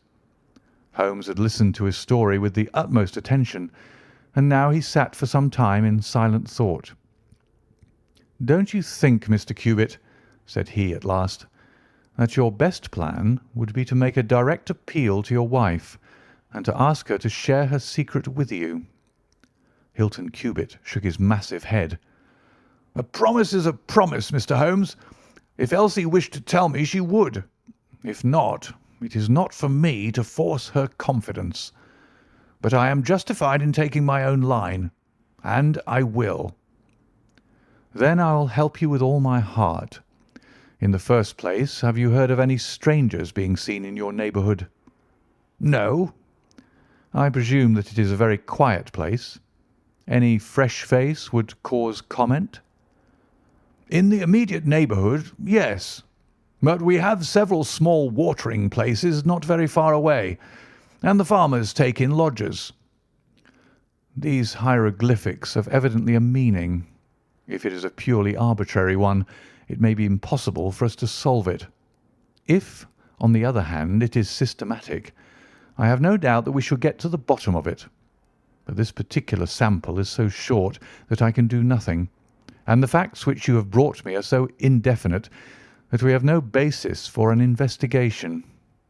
I would suggest that you return to Norfolk, that you keep a keen look-out, and that you take an exact copy of any fresh dancing men which may appear. It is 1,000 pities that we have not a reproduction of those which were done in chalk upon the window-sill. Make a discreet inquiry also as to any strangers in the neighbourhood. When you have collected some fresh evidence, come to me again. That is the best advice which I can give you, Mr. Hilton Cubitt. If there are any pressing fresh developments, I shall be always ready to run down and see you in your Norfolk home." The interview left Sherlock Holmes very thoughtful, and several times in the next few days I saw him take his slip of paper from his notebook and look long and earnestly at the curious figures inscribed upon it. He made no allusion to the affair, however, until one afternoon a fortnight or so later. I was going out when he called me back. "You had better stay here, Watson." "Why?" "Because I had a wire from Hilton Cubitt this morning. You remember Hilton Cubitt, of the Dancing Men? He was to reach Liverpool Street at 1:20. He may be here at any moment. I gather from his wire that there have been some new incidents of importance." We had not long to wait, for our Norfolk squire came straight from the station as fast as a hansom could bring him. He was looking worried and depressed, with tired eyes and a lined forehead. "It's getting on my nerves, this business, Mr. Holmes," said he as he sank like a wearied man into an armchair. "It's bad enough to feel that you are surrounded by unseen, unknown folk who have some kind of design upon you, but when, in addition to that, you know that it is just killing your wife by inches, then it becomes as much as flesh and blood can endure. She's wearing away under it, just wearing away before my eyes." "Has she said anything yet?" "No, Mr. Holmes, she has not. And yet there have been times when the poor girl has wanted to speak, and yet could not quite bring herself to take the plunge. I have tried to help her, but I dare say I did it clumsily and scared her from it. She has spoken about my old family and our reputation in the county, and our pride in our unsullied honour, and I always felt it was leading to the point. But somehow it turned off before we got there." "But you have found out something for yourself." "A good deal, Mr. Holmes. I have several fresh dancing men pictures for you to examine, and what is more important, I have seen the fellow." "What, the man who draws them?" "Yes, I saw him at his work. But I will tell you everything in order. When I got back after my first visit to you, the very first thing I saw next morning was a fresh crop of dancing men. They had been drawn in chalk upon the black wooden door of the tool house, which stands beside the lawn in full view of the front windows. I took an exact copy, and here it is."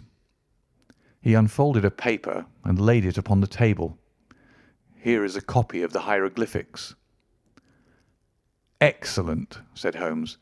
"Excellent. Pray continue." "When I had taken the copy, I rubbed out the marks, but 2 mornings later a fresh inscription had appeared. I have a copy of it here." Holmes rubbed his hands and chuckled with delight. "Our material is rapidly accumulating," said he. 3 days later, A message was left scrawled upon paper and placed under a pebble on the sundial. Here it is. The characters are, as you see, exactly the same as the last one. After that I determined to lie in wait, so I got out my revolver and I sat up in my study, which overlooks the lawn and garden. About 2 in the morning I was seated by the window, all being dark save for the moonlight outside, when I heard steps behind me, and there was my wife in her dressing gown. She implored me to come to bed. I told her frankly that I wished to see who it was who played such absurd tricks upon us. She answered that it was some senseless practical joke, and that I should not take any notice of it. If it really annoys you, Hilton, we might go and travel, you and I, and so avoid this nuisance. What, be driven out of our own house by a practical joker? Said I. Why, we should have the whole county laughing at us. Well, come to bed, said she, and we can discuss it in the morning. Suddenly, as she spoke, I saw her white face grow whiter yet in the moonlight, and her hand tightened upon my shoulder.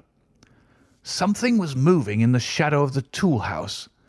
I saw a dark, creeping figure which crawled around the corner and squatted in front of the door. Seizing my pistol, I was rushing out when my wife threw her arms around me and held me with convulsive strength. I tried to throw her off, but she clung to me most desperately. At last I got clear, but by the time I had opened the door and reached the house, the creature was gone. He had left a trace of his presence, however, for there on the door was the very same arrangement of dancing men which had already twice appeared, and which I had copied on that paper. There was no other sign of the fellow anywhere, though I ran all over the grounds, and yet the amazing thing is that he must have been there all the time, for when I examined the door again in the morning, he had scrawled some more of his pictures under the line which I had already seen. Have you that fresh drawing? Yes, it is very short, but I made a copy of it, and here it is. Again he produced a paper. The new dance was in a different form. Tell me, said Holmes, and I could see by his eyes that he was much excited. Was this a mere addition to the first, or did it appear to be entirely separate? It was on a different panel of the door. Excellent. This is far the most important of all for our purpose. It fills me with hopes. Now, Mr. Hilton Cubitt, please continue your most interesting statement. I have nothing more to say, Mr. Holmes, except that I was angry with my wife that night for having held me back when I might have caught the skulking rascal. She said that she feared that I might come to harm.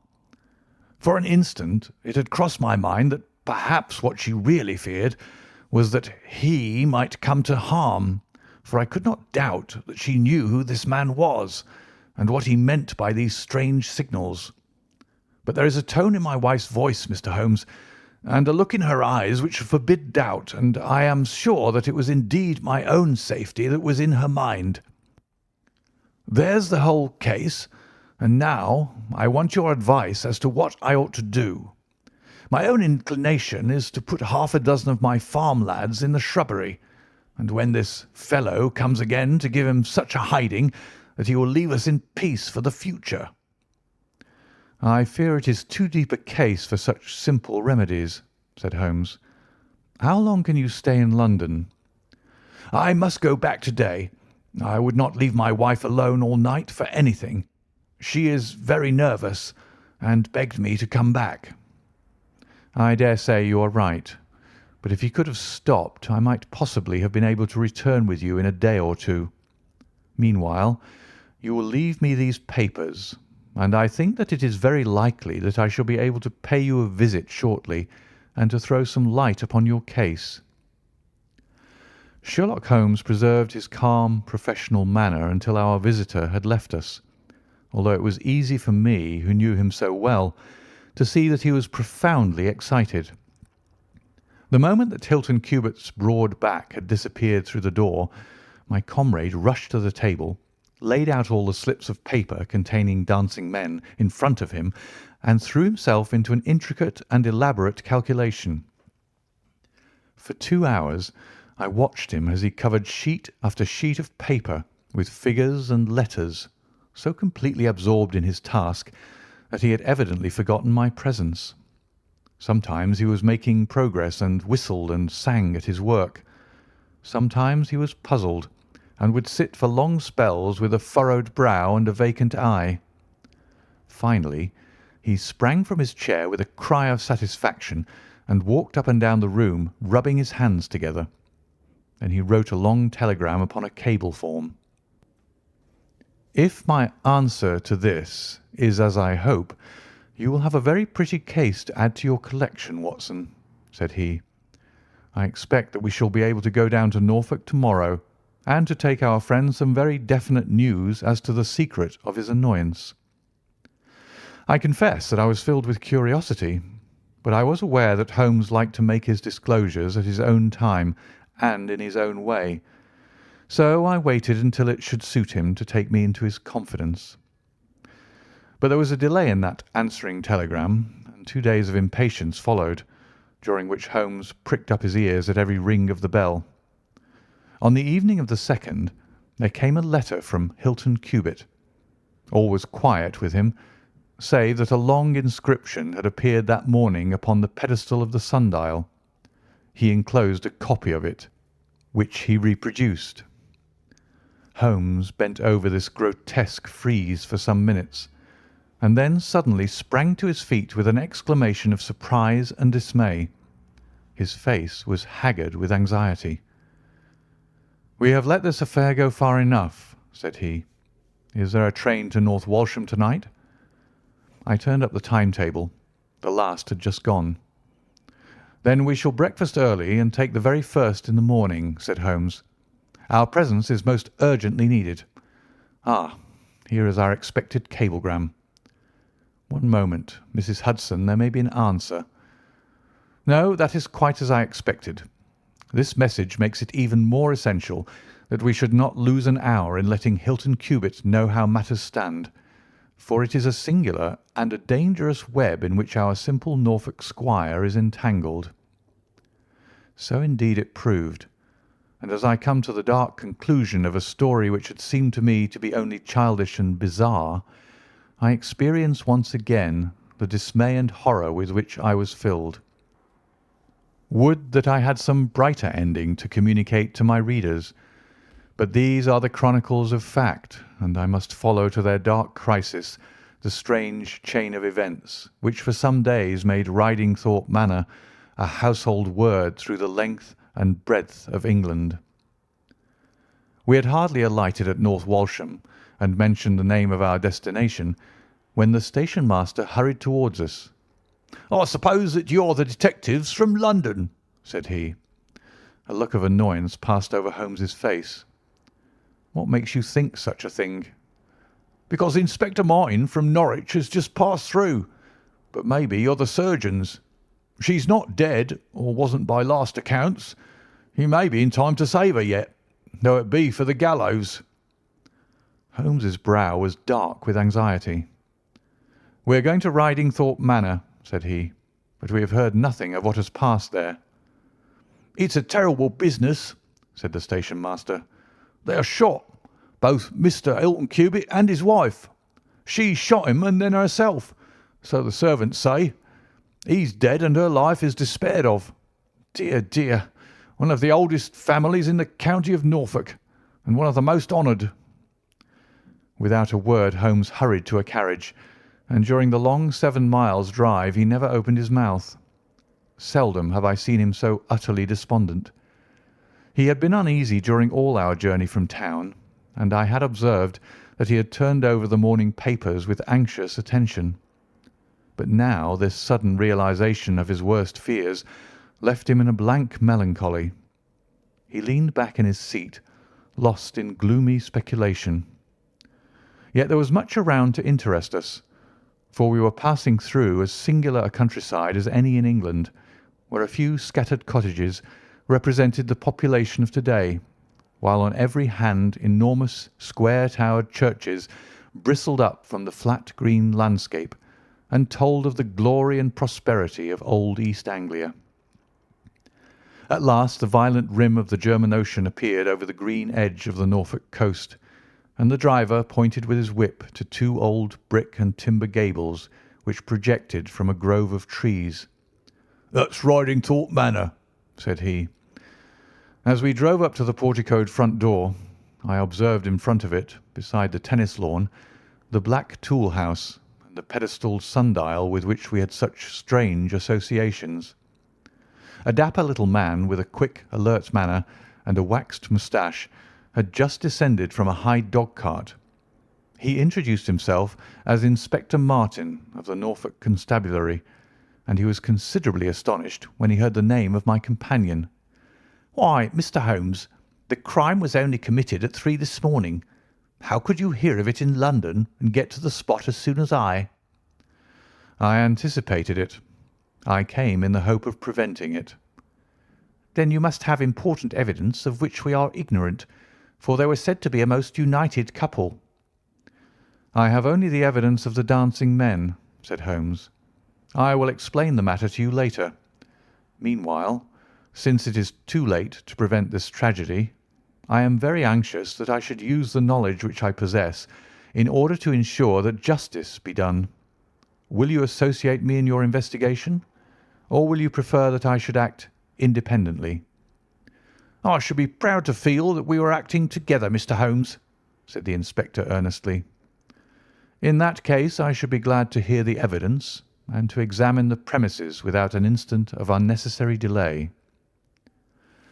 Inspector Martin had the good sense to allow my friend to do things in his own fashion, and contented himself with carefully noting the results. The local surgeon, an old white-haired man, had just come down from Mrs. Hilton Cubit's room, and he reported that her injuries were serious but not necessarily fatal. The bullet had passed through the front of her brain, and it would probably be some time before she could regain consciousness. On the question of whether she had been shot or had shot herself, he would not venture to express any decided opinion. Certainly the bullet had been discharged at very close quarters. There was only the one pistol found in the room, 2 barrels of which had been emptied. Mr. Hilton Cubit had been shot through the heart. It was equally conceivable that he had shot her and then himself, or that she had been the criminal, for the revolver lay upon the floor midway between them. "Has he been moved?" asked Holmes. "We have moved nothing except the lady. We could not leave her lying wounded upon the floor." "How long have you been here, Doctor?" "Since 4 o'clock." "Anyone else?" "Yes, the constable here." "And you have touched nothing?" "Nothing." "You have acted with great discretion. Who sent you?" "The housemaid, Saunders." "Was it she who gave the alarm?" "She and Mrs. King, the cook." "Where are they now?" "In the kitchen, I believe." "Then I think we had better hear their story at once." The old hall, oak-panelled and high-windowed, had been turned into a court of investigation. Holmes sat in a great old-fashioned chair, his inexorable eyes gleaming out of his haggard face. I could read in them a set purpose to devote his life to this quest until the client whom he had failed to save should at last be avenged. The trim Inspector Martin, the old grey-headed country doctor, myself, and a stolid village policeman made up the rest of that strange company. The 2 women told their story clearly enough. They had been aroused from their sleep by the sound of an explosion, which had been followed a minute later by a second one. They slept in adjoining rooms, and Mrs. King had rushed in to Saunders. Together they had descended the stairs. The door of the study was open, and a candle was burning upon the table. Their master lay upon his face in the centre of the room. He was quite dead. Near the window his wife was crouching, her head leaning against the wall. She was horribly wounded, and the side of her face was red with blood. She breathed heavily, but was incapable of saying anything. The passage, as well as the room, was full of smoke and the smell of powder. The window was certainly shut and fastened upon the inside. Both women were positive upon the point. They had at once sent for the doctor and for the constable. Then, with the aid of the groom and the stable boy, they had conveyed their injured mistress to her room. Both she and her husband had occupied the bed. She was clad in her dress, he in his dressing gown over his night clothes. Nothing had been moved in the study. So far as they knew, there had never been any quarrel between husband and wife. They had always looked upon them as a very united couple. These were the main points of the servants' evidence.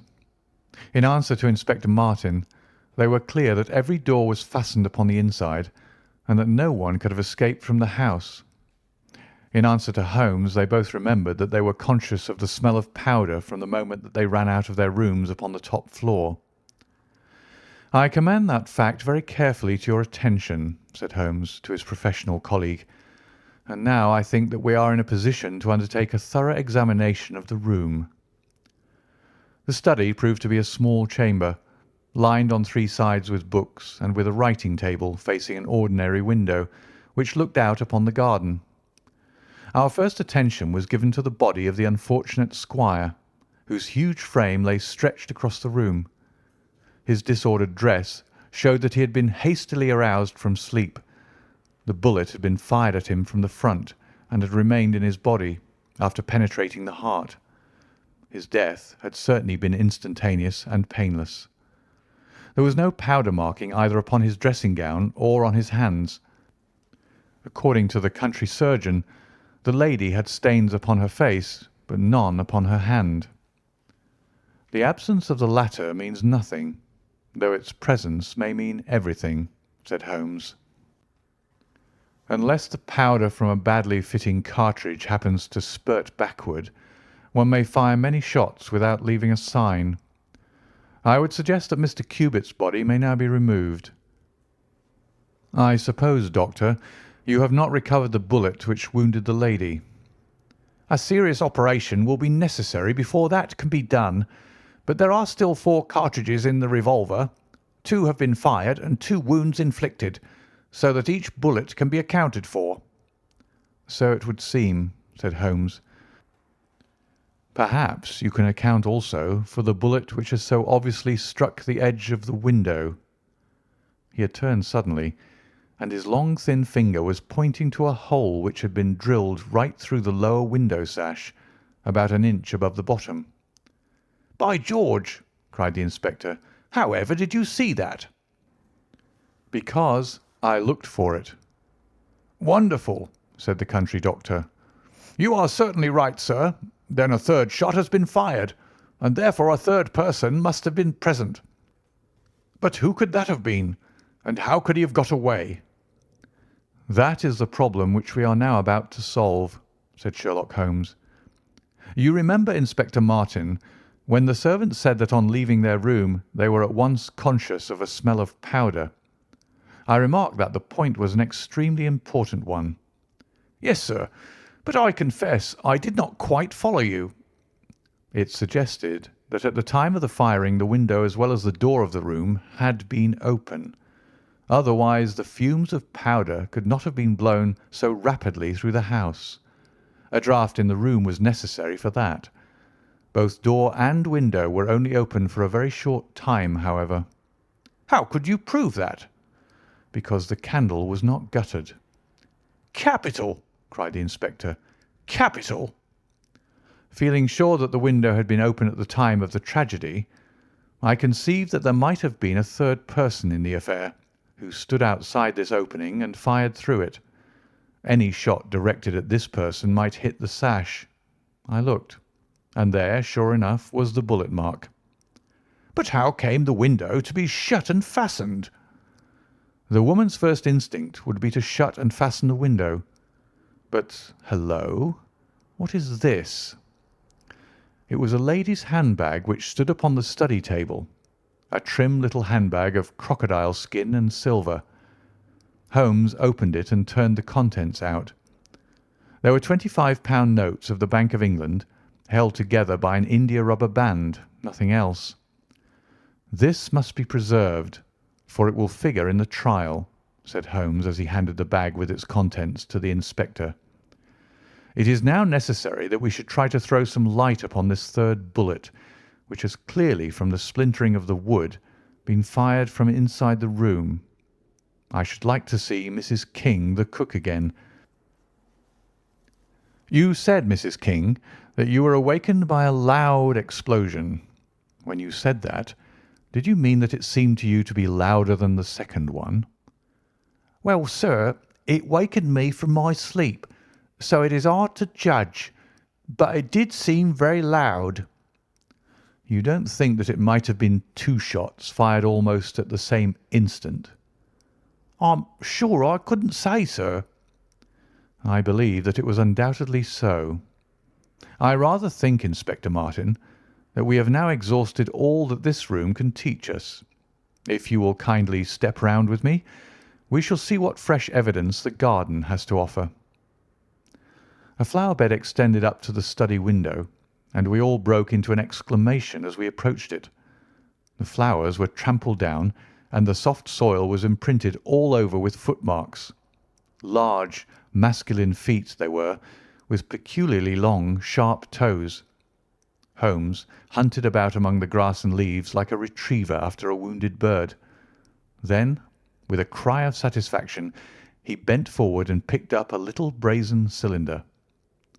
"I thought so," said he. "The revolver had an ejector, and here is the third cartridge. I really think, Inspector Martin, that our case is almost complete."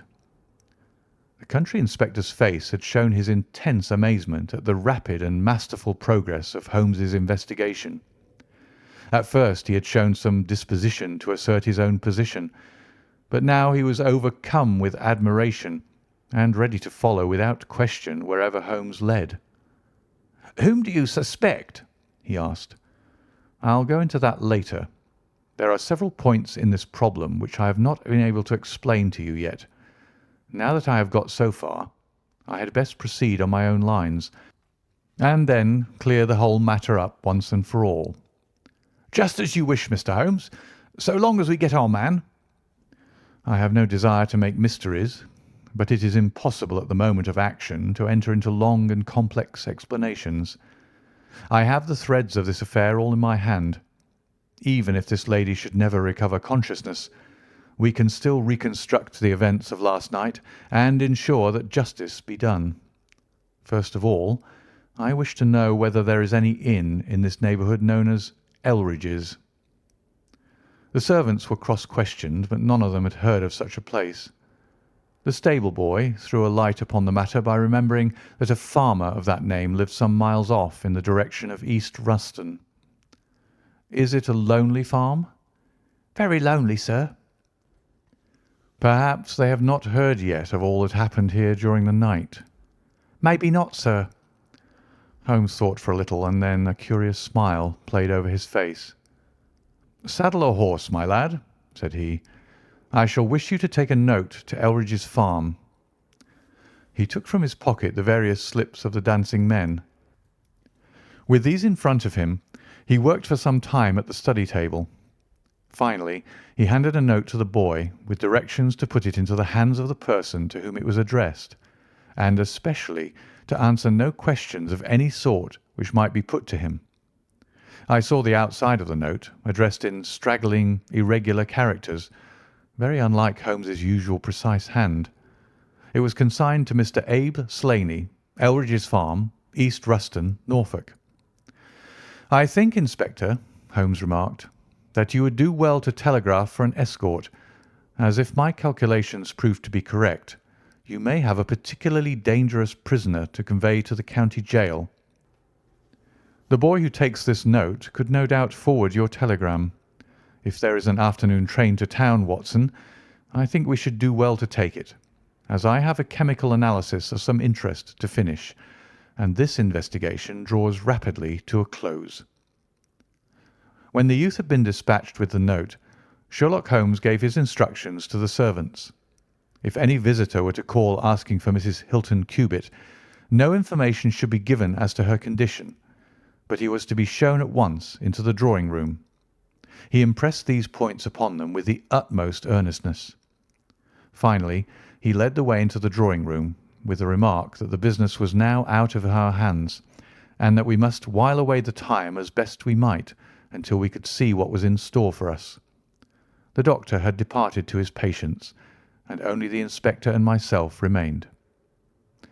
"I think that I can help you to pass an hour in an interesting and profitable manner," said Holmes, drawing his chair up to the table and spreading out in front of him the various papers upon which were recorded the antics of the dancing men. "As to you, friend Watson, I owe you every atonement for having allowed your natural curiosity to remain so long unsatisfied. To you, Inspector, the whole incident may appeal as a remarkable professional study. I must tell you, first of all, the interesting circumstances connected with the previous consultations which Mr. Hilton Cubitt had with me in Baker Street." He then shortly recapitulated the facts which have already been recorded. "I have here in front of me these singular productions at which one might smile, had they not proved themselves to be the forerunners of so terrible a tragedy. I am fairly familiar with all forms of secret writings, and am myself the author of a trifling monograph upon the subject, in which I analyse 160 separate ciphers. But I confess that this is entirely new to me. The object of those who invented the system has apparently been to conceal that these characters convey a message, and to give the idea that they are the mere random sketches of children. Having once recognised, however, that the symbols stood for letters, and having applied the rules which guide us in all forms of secret writings, the solution was easy enough. The first message submitted to me was so short that it was impossible for me to do more than to say, with some confidence, that the symbol XXX stood for E. As you are aware, E is the most common letter in the English alphabet, and it predominates to so marked an extent that even in a short sentence one would expect to find it most often. Out of 15 symbols in the first message, 4 were the same, so it was reasonable to set this down as E. It is true that in some cases the figure was bearing a flag, and in some cases not, but it was probable from the way in which the flags were distributed that they were used to break the sentence up into words. I accepted this as a hypothesis, and noted that E was represented by XXX. But now came the real difficulty of the inquiry. The order of the English letters after E is by no means well marked, and any preponderance which may be shown in an average of a printed sheet may be reversed in a single short sentence. Speaking roughly, T, A, O, I, N, S, H, R, D, and L are the numerical order in which letters occur, but T, A, O, and I are very nearly abreast of each other, and it would be an endless task to try each combination until a meaning was arrived at. I therefore waited for fresh material. In my second interview with Mr. Hilton Cubitt, he was able to give me 2 other short sentences and 1 message, which appeared, since there was no flag, to be a single word. Here are the symbols. Now, in the single word I've already got the 2 E's coming second and fourth in a word of 5 letters. It might be sever, or lever, or never. There can be no question that the latter as a reply to an appeal is far the most probable, and the circumstances pointed to its being a reply written by the lady. Accepting it as correct, we are now able to say that the symbols stand respectively for N, V, and R. Even now I was in considerable difficulty, but a happy thought put me in possession of several other letters. It occurred to me that if these appeals came as I expected from someone who had been intimate with the lady in her early life, a combination which contained 2 E's with 3 letters between might very well stand for the name Elsie. On examination I found that such a combination formed the termination of the message, which was 3 times repeated. It was certainly some appeal to Elsie. In this way I had got my L, S, and I. But what appeal could it be? There were only 4 letters in the word which preceded Elsie, and it ended in E. Surely the word must be come. I tried all other 4 letters ending in E, but could find none to fit the case. So now I was in possession of C, O, and M, and I was in a position to attack the first message once more, dividing it into words and putting dots for each symbol which was still unknown.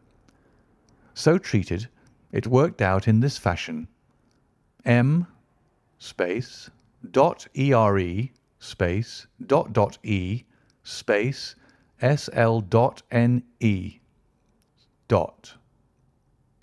Now the first letter can only be A, which is a most useful discovery, since it occurs no fewer than 3 times in this short sentence, and the H is also apparent in the second word.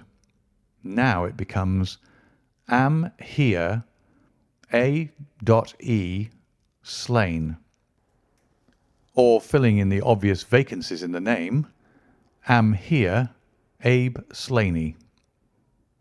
I had so many letters now that I could proceed with considerable confidence to the second message, which worked out in this fashion: A dot space ELRI dot space ES. Here I could only make sense by putting T and G for the missing letters, and supposing that the name was that of some house or inn at which the writer was staying. Inspector Martin and I had listened with the utmost interest to the full and clear account of how my friend had produced results which had led to so complete a command over our difficulties. "What did you do then, sir?" asked the inspector. I had every reason to suppose that this Abe Slaney was an American, since Abe is an American contraction, and since a letter from America had been the starting point of all the trouble. I had also every cause to think that there was some criminal secret in the matter. The lady's allusions to her past, and her refusal to take her husband into her confidence, both pointed in that direction. I therefore cabled to my friend Wilson Hargreave of the New York Police Bureau, who has more than once made use of my knowledge of London crime. I asked him whether the name of Abe Slaney was known to him. Here is his reply: "The most dangerous crook in Chicago." On the very evening upon which I had his answer, Hilton Cubitt sent me the last message from Slaney. Working with known letters, it took this form: Elsie .re.are space to meet thy go. The addition of a P and a D completed a message which showed me that the rascal was proceeding from persuasion to threats, and my knowledge of the crooks of Chicago prepared me to find that he might very rapidly put his words into action. I at once came to Norfolk with my friend and colleague, Dr. Watson, but unhappily only in time to find that the worst had already occurred. "It is a privilege to be associated with you in a handling of a case," said the inspector warmly. "You will excuse me, however, if I speak frankly to you. You are only answerable to yourself, but I have to answer to my superiors. If this Abe Slaney, living at Elridge's, is indeed the murderer, and if he has made his escape while I am seated here, I should certainly get into serious trouble." "You need not be uneasy. He will not try to escape." "How do you know?" "To fly would be a confession of guilt." "Then let us go arrest him." "I expect him here every instant." "But why should he come?" "Because I have written and asked him." "But this is incredible, Mr. Holmes. Why should he come because you have asked him? Would not such a request rather rouse his suspicions and cause him to fly?" "I think I have known how to frame the letter," said Sherlock Holmes. "In fact, if I am not very much mistaken, here is the gentleman himself coming up the drive." A man was striding up the path which led to the door. He was a tall, handsome, swarthy fellow, clad in a suit of grey flannel with a Panama hat a bristling black beard, and a great aggressive hooked nose, and flourishing a cane as he walked. He swaggered up a path as if the place belonged to him, and we heard his loud, confident peal at the bell. "I think, gentlemen," said Holmes quietly, "that we had best take up our position behind the door. Every precaution is necessary when dealing with such a fellow. You will need your handcuffs, Inspector. You can leave the talking to me." We waited in silence for a minute, one of those minutes which one can never forget. Then the door opened, and the man stepped in. In an instant Holmes clapped a pistol to his head, and Martin slipped the handcuffs over his wrists. It was all done so swiftly and deftly that the fellow was helpless before he knew that he was attacked. He glared from one to the other of us with a pair of blazing black eyes. Then he burst into a bitter laugh. "Well, gentlemen, you have the drop on me this time. I seem to have knocked up against something hard, but I came here in answer to a letter from Mrs. Hilton Cubitt. Don't tell me that she is in this. Don't tell me that she helped to set a trap for me." "Mrs. Hilton Cubitt was seriously injured, and is at death's door." The man gave a hoarse cry of grief which rang through the house. "You're crazy!" he cried fiercely. "It was he that was hurt, not she. Who would have hurt little Elsie? I may have threatened her, God forgive me, but I would not have touched a hair of her pretty head. Take it back, you. Say that she is not hurt." "She was found badly wounded by the side of her dead husband." He sank with a deep groan on the settee, and buried his face in his manacled hands. For 5 minutes he was silent. Then he raised his face once more, and spoke with the cold composure of despair. "I have nothing to hide from you, gentlemen," said he. "If I shot the man, he had a shot at me, and there's no murder in that. But if you think I could have hurt that woman, then you don't know either me or her. I tell you, there was never a man in this world loved a woman more than I loved her. I had a right to her. She was pledged to me years ago. Who was this Englishman that he should come between us? I tell you that I had the first right to her, and that I was only claiming my own." "She broke away from your influence when she found the man that you are," said Holmes sternly. "She fled from America to avoid you, and she married an honourable gentleman in England. You dogged her and followed her, and made her life a misery to her, in order to induce her to abandon the husband whom she loved and respected in order to fly with you, whom she feared and hated. You have ended by bringing about the death of a noble man and driving his wife to suicide. That is your record in this business, Mr. Abe Slaney, and you will answer for it to the law." "If Elsie dies, I care nothing what becomes of me," said the American. He opened one of his hands and looked at a note crumpled up in his palm. "See here, mister," he cried with a gleam of suspicion in his eyes. "You're not trying to scare me over this, are you? If the lady is hurt as bad as you say, who was it that wrote this note?" He tossed it forward onto the table. "I wrote it, to bring you here." "You wrote it? There was no one on earth outside the joint who knew the secret of the dancing men. How came you to write it?" "What one man can invent, another can discover," said Holmes. "There is a cab coming to convey you to Norwich, Mr. Slaney. But meanwhile you have time to make some small reparation for the injury you have wrought. Are you aware that Mrs. Hilton Cubitt has herself lain under grave suspicion of the murder of her husband, and that it was only my presence here, and the knowledge which I happen to possess, which has saved her from the accusation? The least that you owe her is to make it clear to the whole world that she was in no way, directly or indirectly, responsible for his tragic end." "I ask nothing better," said the American. "I guess the very best case I can make for myself is the absolute naked truth." "It is my duty to warn you that it will be used against you," cried the inspector, with the magnificent fair play of the British criminal law. Slaney shrugged his shoulders. "I'll chance that," said he. "First of all, I want you gentlemen to understand that I've known this lady since she was a child. There were 7 of us in a gang in Chicago, and Elsie's father was the boss of the joint. He was a clever man, was old Patrick. It was he who had invented that writing, which would pass as a child's scrawl unless she just happened to have the key to it. Well, Elsie learned some of our ways, but she couldn't stand the business, and she had a bit of honest money of her own, so she gave us all the slip and got away to London. She'd been engaged to me, and she would have married me, I believe, if I'd taken over another profession. But she would have nothing to do with anything on the cross. It was only after her marriage to this Englishman that I was able to find out where she was. I wrote to her, but got no answer. After that I came over, and as letters were no use, I put my messages where she could read them. Well, I've been here a month now. I lived in that farm where I had a room down below, could get in and out every night and no one the wiser. I tried all I could to coax Elsie away. I knew that she read the messages. For once she wrote an answer under one of them. Then my temper got the better of me, and I began to threaten her.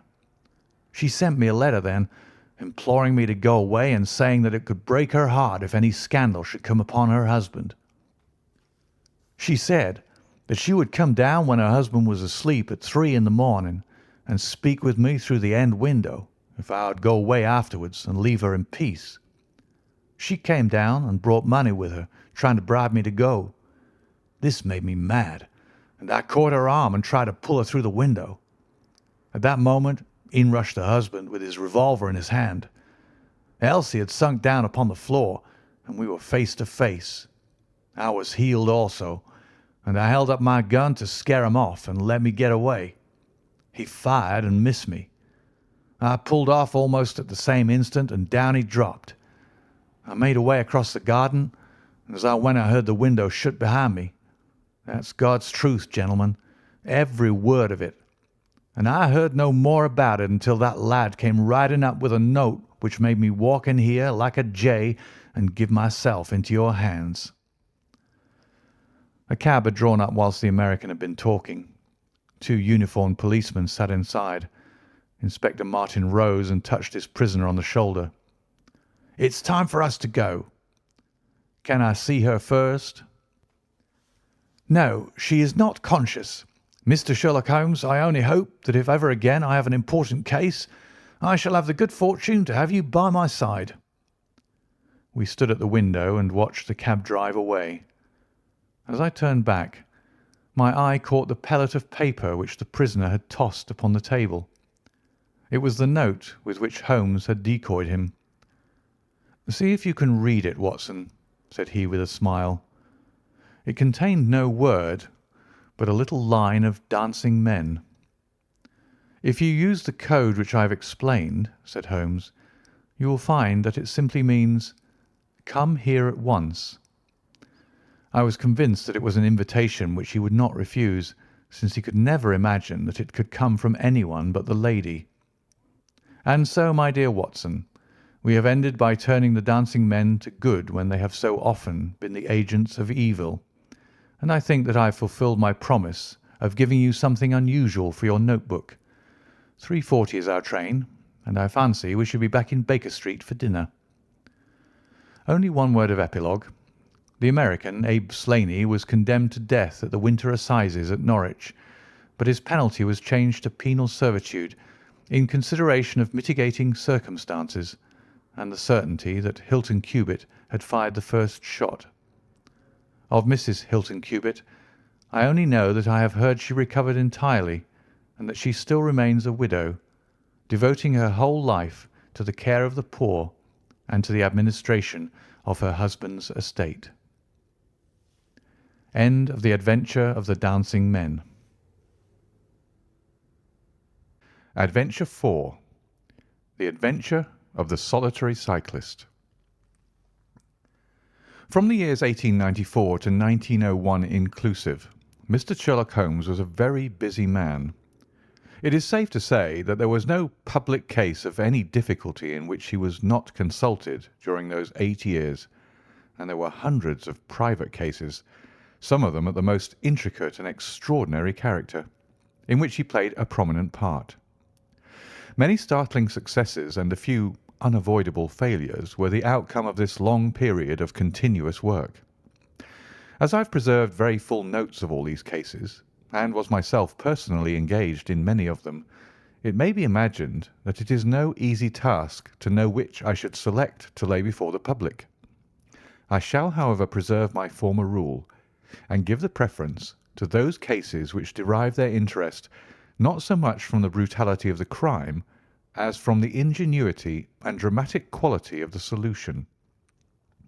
For this reason, I will now lay before the reader the facts connected with Miss Violet Smith, the solitary cyclist of Charlington, and the curious sequel of our investigation, which culminated in unexpected tragedy. It is true that the circumstance did not admit of any striking illustration of those powers for which my friend was famous, but there were some points about the case which made it stand out in those long records of crime from which I gather the material for these little narratives. On referring to my notebook for the year 1895, I find that it was upon Saturday the 23rd of April that we first heard of Miss Violet Smith. Her visit was, I remember, extremely unwelcome to Holmes, for he was immersed at the moment in a very abstruse and complicated problem concerning the peculiar persecution to which John Vincent Harden, the well-known tobacco millionaire, had been subjected. My friend, who loved above all things precision and concentration of thought, resented anything which distracted his attention from the matter in hand. And yet, without a harshness which was foreign to his nature, it was impossible to refuse to listen to the story of the young and beautiful woman, tall, graceful, and queenly, who presented herself at Baker Street late in the evening and implored his assistance and advice. It was vain to urge that his time was already fully occupied, for the young lady had come with the determination to tell her story, and it was evident that nothing short of force could get her out of the room until she had done so. With a resigned air and a somewhat weary smile, Holmes begged the beautiful intruder to take a seat and to inform us what it was that was troubling her. "At least it cannot be your health," said he, as his keen eyes darted over her.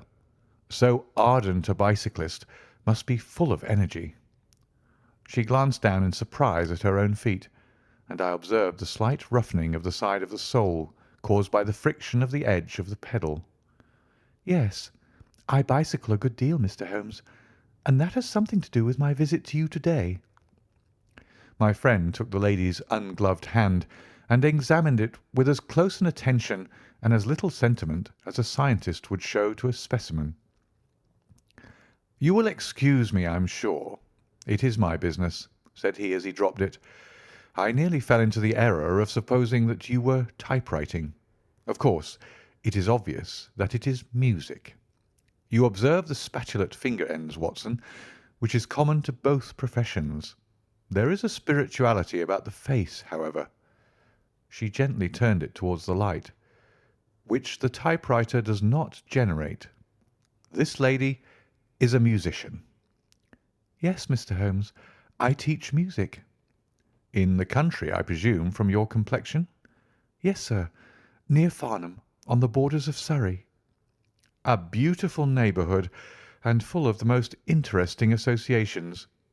You remember, Watson, that it was near there that we took Archie Stamford, the forger.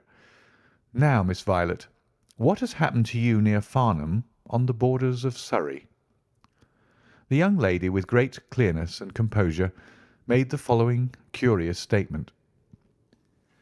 "My father is dead, Mr. Holmes. He was James Smith, who conducted the orchestra at the old Imperial Theatre. My mother and I were left without a relation in the world except one uncle, Ralph Smith, who went to Africa 25 years ago, and we've never had a word from him since. When father died, we were left very poor, but one day we were told that there was an advertisement in the Times inquiring for our whereabouts. You can imagine how excited we were, for we thought that someone had left us a fortune. We went at once to the lawyer whose name was given in the paper.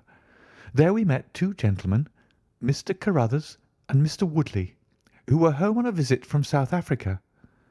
They said that my uncle was a friend of theirs, that he had died some months before in great poverty in Johannesburg, and that he had asked them with his last breath to hunt up his relations and see that they were in no want. It seemed strange to us that Uncle Ralph, who took no notice of us when he was alive, should be so careful to look after us when he was dead. But Mr. Carruthers explained that the reason was that my uncle had just heard of the death of his brother, and so felt responsible for our fate. "Excuse me," said Holmes. "When was this interview?" "Last December, 4 months ago." "Pray proceed." Mr. Woodley seemed to me to be a most odious person.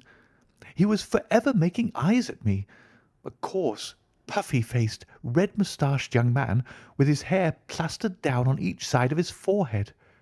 I thought that he was perfectly hateful, and I was sure that Cyril would not wish me to know such a person. "Oh, Cyril is his name?" said Holmes, smiling. The young lady blushed and laughed. "Yes, Mr. Holmes, Cyril Morton, an electrical engineer, and we hope to be married at the end of the summer. Dear me, how did I get talking about him? What I wished to say was that Mr. Woodley was perfectly odious, but that Mr. Carruthers, who was a much older man, was more agreeable. He was a dark, sallow, clean-shaven, silent person, but he had polite manners and a pleasant smile. He inquired how we were left, and on finding that we were very poor, he suggested that I should come and teach music to his only daughter, aged 10. I said that I did not like to leave my mother, on which he suggested that I should go home to her every week-end, and he offered me 100 a year, which was certainly splendid pay. So it ended by my accepting, and I went down to Chiltern Grange, about 6 miles from Farnham. Mr. Carruthers was a widower, but he had engaged a lady housekeeper, a very respectable, elderly person called Mrs. Dixon, to look after his establishment. The child was a dear, and everything promised well. Mr. Carruthers was very kind and very musical, and we had most pleasant evenings together. Every week-end I went home to my mother in town. The first flaw in my happiness was the arrival of the red-moustached Mr. Woodley. He came for a visit of a week, and oh, it seemed 3 months to me. He was a dreadful person, a bully to everyone else, but to me something infinitely worse. He made odious love to me, boasted of his wealth, said that if I married him I could have the finest diamonds in London, and finally, when I would have nothing to do with him, he seized me in his arms one day after dinner, he was hideously strong, and swore that he would not let me go until I had kissed him. Mr. Carruthers came in and tore him from me, on which he turned upon his own host, knocking him down and cutting his face open. That was the end of his visit, as you can imagine. Mr. Carruthers apologized to me next day, and assured me that I should never be exposed to such an insult again. I have not seen Mr. Woodley since. And now, Mr. Holmes, I come at last to the special thing which has caused me to ask your advice to-day. You must know that every Saturday afternoon I ride on my bicycle to Farnham Station in order to get the 12:22 to town. The road from Chiltern Grange is a lonely one, and at one spot it is particularly so, for it lies for over a mile between Charlington Heath upon one side and the woods which lie around Charlington Hall upon the other. You could not find a more lonely tract of road anywhere, and it is quite rare to meet so much as a cart or a peasant until you reach the high road near Crooksbury Hill. 2 weeks ago I was passing this place when I chanced to look over my shoulder, and about 200 yards behind me I saw a man, also on a bicycle. He seemed to be a middle-aged man with a short dark beard. I looked back before I reached Farnham, but the man was gone, so I thought no more about it. But you can imagine how surprised I was, Mr. Holmes, when on my return on the Monday I saw the same man on the same stretch of road. My astonishment was increased when the incident occurred again, exactly as before on the following Saturday and Monday. He always kept his distance, and he did not molest me in any way. But still it certainly was very odd. I mentioned it to Mr. Carruthers, who seemed interested in what I said, and told me that he had ordered a horse and trap so that in future I should not pass over those lonely roads without some companion. The horse and trap were to have come this week, but for some reason they were not delivered, and again I had to cycle to the station. That was this morning. You can think that I looked out when I came to Charlington Heath, and there, sure enough, was the man, exactly as he had been the 2 weeks before. He always kept so far from me that I could not clearly see his face, but it was certainly someone whom I did not know. He was dressed in a dark suit with a cloth cap. The only thing about his face that I could clearly see was his dark beard. Today I was not alarmed, but I was filled with curiosity, and I determined to find out who he was and what he wanted. I slowed down my machine, but he slowed down his. Then I stopped altogether, but he stopped also. Then I laid a trap for him. There is a sharp turning of the road, and I pedalled very quickly round this, and then I stopped and waited. I expected him to shoot round and pass me before he could stop, but he never appeared. Then I went back and looked around the corner. I could see a mile of road, but he was not on it. To make it the more extraordinary, there was no side road at this point down which he could have gone. Holmes chuckled and rubbed his hands. "This case certainly presents some features of its own," said he. "How much time elapsed between your turning the corner and your discovery that the road was clear?" 2 or 3 minutes. "Then he could not have retreated down the road, and you say that there are no side roads?" "None." "Then he certainly took a footpath on one side or the other." "It could not have been on the side of the heath, or I should have seen him." "So, by the process of exclusion, we arrive at the fact that he made his way toward Charlington Hall, which, as I understand, is situated in its own grounds on one side of the road. Anything else?" "Nothing, Mr. Holmes, save that I was so perplexed that I felt I should not be happy until I had seen you and had your advice." Holmes sat in silence for some little time. "Where is the gentleman to whom you are engaged?" he asked at last. "He is in the Midland Electrical Company at Coventry." "He would not pay you a surprise visit?" "Oh, Mr. Holmes, as if I should not know him." "Have you had any other admirers?" "Several before I knew Cyril." "And since?" "There was this dreadful man Woodley, if you can call him an admirer." "No one else?" Our fair client seemed a little confused. "Who was he?" asked Holmes.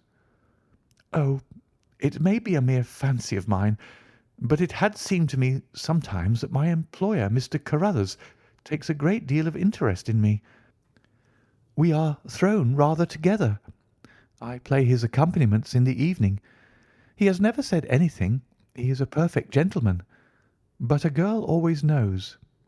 "Ha!" Holmes looked grave. "What does he do for a living?" "He is a rich man." "No carriages or horses?" "Well, at least he is fairly well to do, but he goes into the city 2 or 3 times a week. He is deeply interested in South African gold shares." "You will let me know any fresh development, Miss Smith. I am very busy just now, but I will find time to make some inquiries into your case. In the meantime, take no step without letting me know. Good-bye, and I trust that we shall have nothing but good news from you."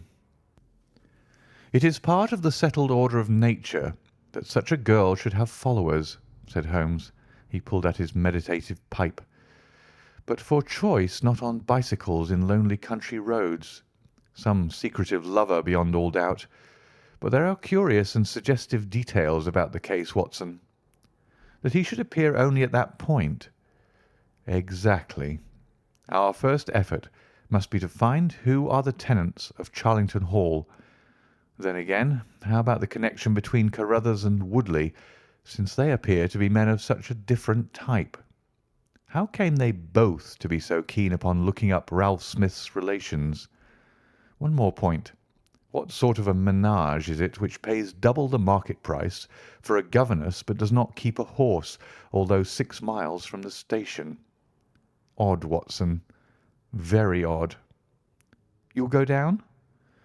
No, my dear fellow, you will go down. This may be some trifling intrigue, and I cannot break my other important research for the sake of it.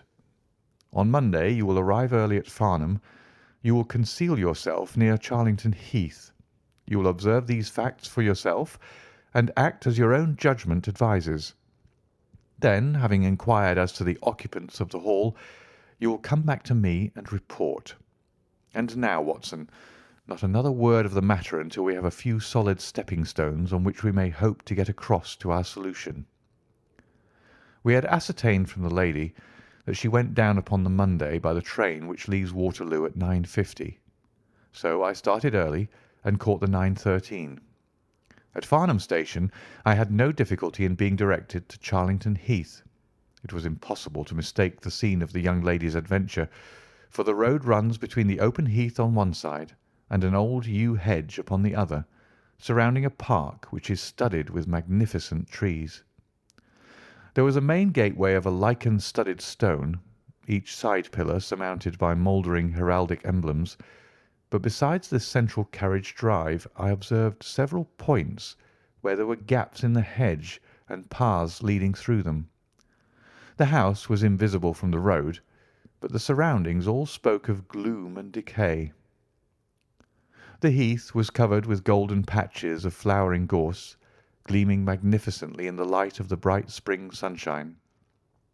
Behind one of these clumps I took up my position so as to command both the gateway of the hall and a long stretch of the road upon either side.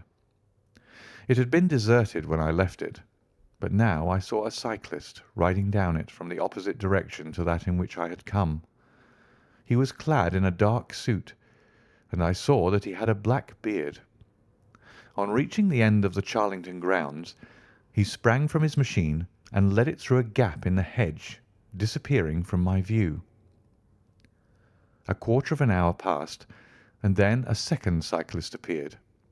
This time it was the young lady coming from the station. I saw her look about her as she came to the Charlington hedge. An instant later the man emerged from his hiding-place, sprang upon his cycle, and followed her. In all the broad landscape those were the only moving figures, the graceful girl sitting very straight upon her machine, and the man behind her bending low over his handle-bar with a curiously furtive suggestion in every movement. She looked back at him and slowed her pace. He slowed also. She stopped. He at once stopped too, keeping 200 yards behind her. Her next movement was as unexpected as it was spirited. She suddenly whisked her wheels round and dashed straight at him. He was as quick as she, however, and darted off in desperate flight. Presently she came back up the road again, her head haughtily in the air, not deigning to take any further notice of her silent attendant. He had turned also, and still kept his distance until the curve of the road hid them from my sight. I remained in my hiding-place, and it was well that I did so, for presently the man reappeared, cycling slowly back. He turned in at the hall gates and dismounted from his machine. For some minutes I could see him standing among the trees. His hands were raised, and he seemed to be settling his necktie. Then he mounted his cycle and rode away from me down the drive towards the hall. I ran across the heath and peered through the trees. Far away I could catch glimpses of the old grey building with its bristling Tudor chimneys, but the drive ran through a dense shrubbery, and I saw no more of my man. However, it seemed to me that I had done a fairly good morning's work, and I walked back in high spirits to Farnham. The local house agent could tell me nothing about Charlington Hall, and referred me to a well-known firm in Pall Mall. There I halted on my way home, and met with courtesy from the representative. No, I could not have Charlington Hall for the summer. I was just too late. It had been let about a month ago. Mr. Williamson was the name of the tenant. He was a respectable elderly gentleman. The polite agent was afraid he could say no more, as the affairs of his clients were not matters which he could discuss. Mr. Sherlock Holmes listened with attention to the long report which I was able to present to him that evening, but it did not elicit that word of curt praise which I had hoped for and should have valued. On the contrary, his austere face was even more severe than usual as he commented upon the things that I had done and the things that I had not. Your hiding-place, my dear Watson, was very faulty. You should have been behind the hedge. Then you would have had a close view of this interesting person.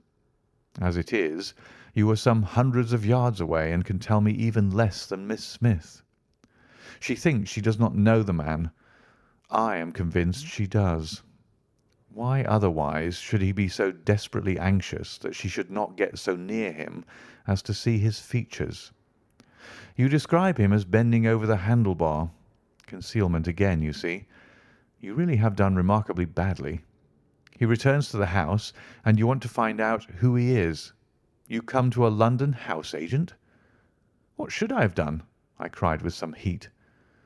Gone to the nearest public house. That is the centre of country gossip. They would have told you every name from the master to the scullery maid. Williamson? It conveys nothing to my mind.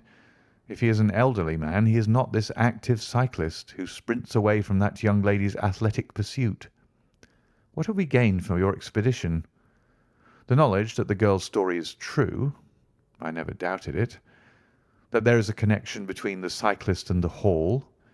I never doubted that either. That the Hall is tenanted by Williamson. Who's the better for that? Well, well, my dear sir, don't look so depressed. We can do little more until next Saturday, and in the meantime I may make one or two inquiries myself. Next morning we had a note from Miss Smith recounting shortly and accurately the very incidents which I had seen, but the pith of the letter lay in the postscript. I am sure that you will respect my confidence, Mr. Holmes, when I tell you that my place here has become difficult, owing to the fact that my employer has proposed marriage to me. I am convinced that his feelings are most deep and most honourable. At the same time, my promise is of course given. He took my refusal very seriously, but also very gently. You can understand, however, that the situation is a little strained. Our young friend seems to be getting into deep waters, said Holmes thoughtfully as he finished the letter. The case certainly presents more features of interest and more possibility of development than I had originally thought. I should be none the worse for a quiet, peaceful day in the country, and I am inclined to run down this afternoon and test one or two theories which I have formed. Holmes's quiet day in the country had a singular termination, for he arrived at Baker Street late in the evening with a cut lip and a discoloured lump upon his forehead, besides a general air of dissipation which would have made his own person the fitting object of a Scotland Yard investigation. He was immensely tickled by his own adventures, and laughed heartily as he recounted them. I get so little active exercise that it is always a treat, said he. You are aware that I have some proficiency in the good old British sport of boxing. Occasionally it is of service. To-day, for example, I should have come to very ignominious grief without it. I begged him to tell me what had occurred. I found that country pub which I had already recommended to your notice, and there I made my discreet inquiries. I was in the bar, and the garrulous landlord was giving me all that I wanted. Williamson is a white-bearded man, and he lives alone, with a small staff of servants, at the Hall. There is some rumour that he is or has been a clergyman, but one or two incidents of his short residence at the Hall struck me as peculiarly unecclesiastical. I have already made some inquiries at a clerical agency, and they tell me that there was a man of that name in orders, whose career has been a singularly dark one. The landlord further informed me that there are usually week-end visitors, a warm lot, sir, at the Hall, and especially one gentleman with a red moustache, Mr. Woodley by name, who was always there. We had got as far as this when who should walk in but the gentleman himself, who had been drinking his beer in the tap-room and had heard the whole conversation. Who was I? What did I want? What did I mean by asking questions? He had a fine flow of language, and his adjectives were very vigorous. He ended a string of abuse by a vicious backhander which I failed to entirely avoid. The next few minutes were delicious. It was a straight left against a slogging ruffian. I emerged as you see me. Mr. Woodley went home in a cart. So ended my country trip, and it must be confessed that, however enjoyable, my day on the Surrey border has not been much more profitable than your own. The Thursday brought us another letter from our client. "You will not be surprised, Mr. Holmes," said she, "to hear that I am leaving Mr. Carruthers' employment. Even the high pay cannot reconcile me to the discomforts of my situation. On Saturday I came up to town, and I do not intend to return. Mr. Carruthers has got a trap, and so the dangers of the lonely road, if there were any dangers, are now over. As to the special cause of my leaving, it is not merely the strained situation with Mr. Carruthers, but it is the reappearance of that odious man, Mr. Woodley. He was always hideous, but he looks more awful than ever now, for he appears to have had an accident, and he is much disfigured. I saw him out of the window, but I am glad to say that I did not meet him. He had a long talk with Mr. Carruthers, who seemed much excited afterwards. Woodley must be staying in the neighbourhood, for he did not sleep here, and yet I caught a glimpse of him again this morning, slinking about in the shrubbery. I would sooner have a savage, wild animal loose about the place. I loathe and fear him more than I can say. How can Mr. Carruthers endure such a creature for a moment? However, all my troubles will be over on Saturday." "So I trust, Watson, so I trust," said Holmes gravely. "There is some deep intrigue going on round that little woman, and it is our duty to see that no one molests her upon that last journey. I think, Watson, that we must spare time to run down together on Saturday morning and make sure that this curious and inclusive investigation has no untoward ending." I confess that I had not up to now taken a very serious view of the case, which had seemed to me rather grotesque and bizarre than dangerous. That a man should lie in wait for and follow a very handsome woman is no unheard of thing, and if he has so little audacity that he had not only dared not address her, but even fled from her approach, he was not a very formidable assailant. The ruffian Woodley was a very different person, but, except on one occasion, he had not molested our client, and now he visited the house of Carruthers without intruding upon her presence. The man on the bicycle was doubtless a member of those week-end parties at the Hall of which the publican had spoken, but who he was, or what he wanted, was as obscure as ever. It was the severity of Holmes's manner, and the fact that he slipped a revolver into his pocket before leaving our rooms, which impressed me with the feeling that tragedy might prove to lurk behind this curious train of events.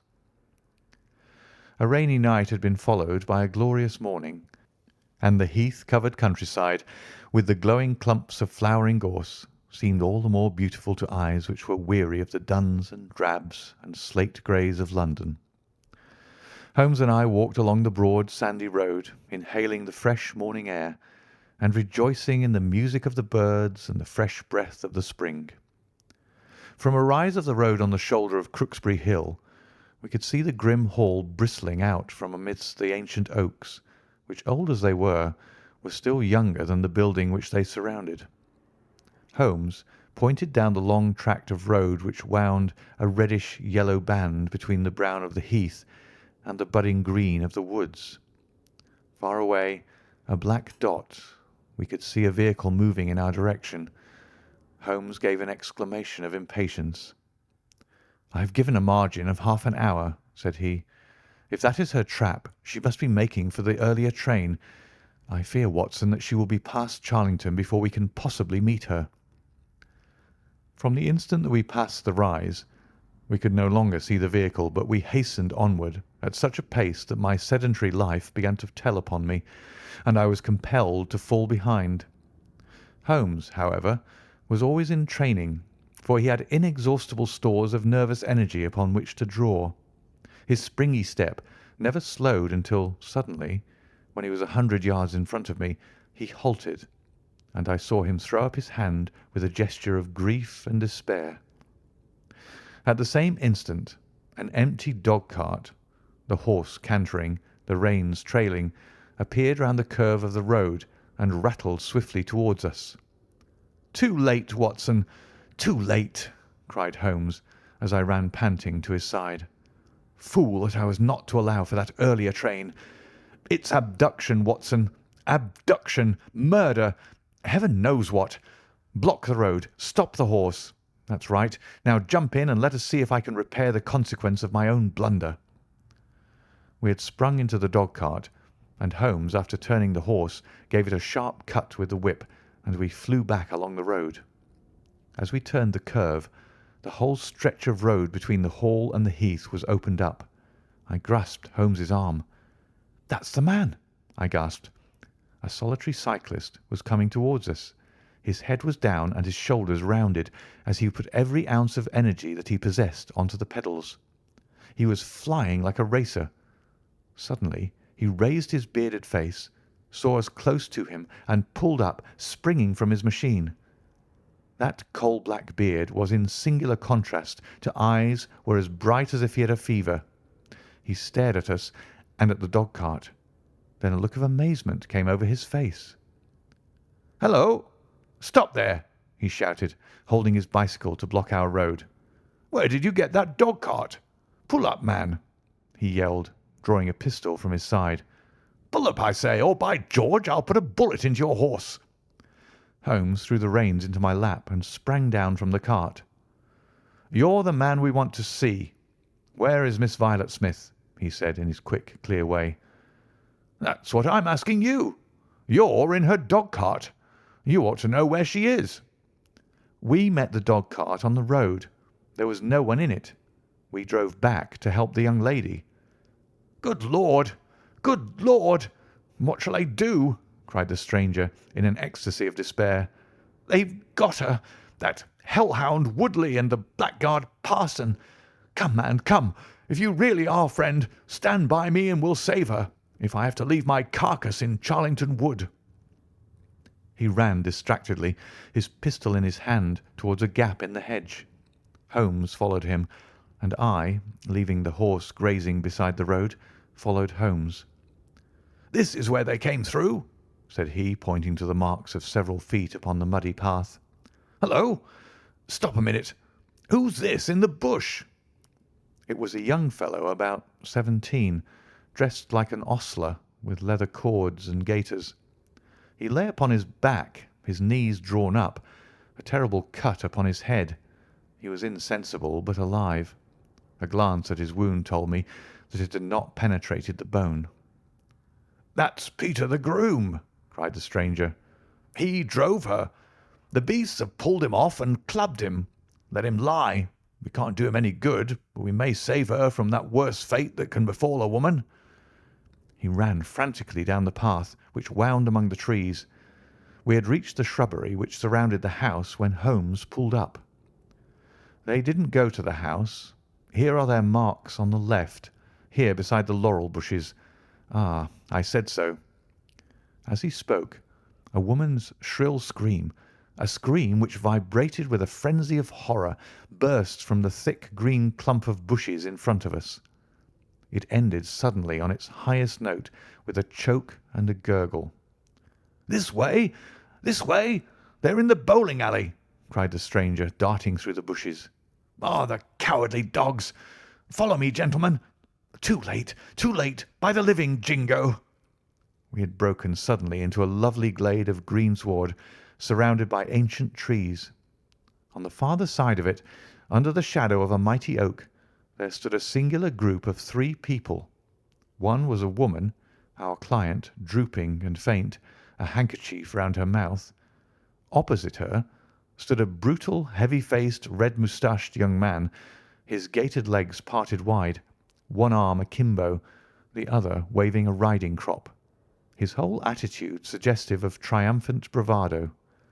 Between them, an elderly, grey-bearded man, wearing a short surplice over a light tweed suit, had evidently just completed the wedding service, for he pocketed his prayer book as we appeared and slapped the sinister bridegroom upon the back in jovial congratulation.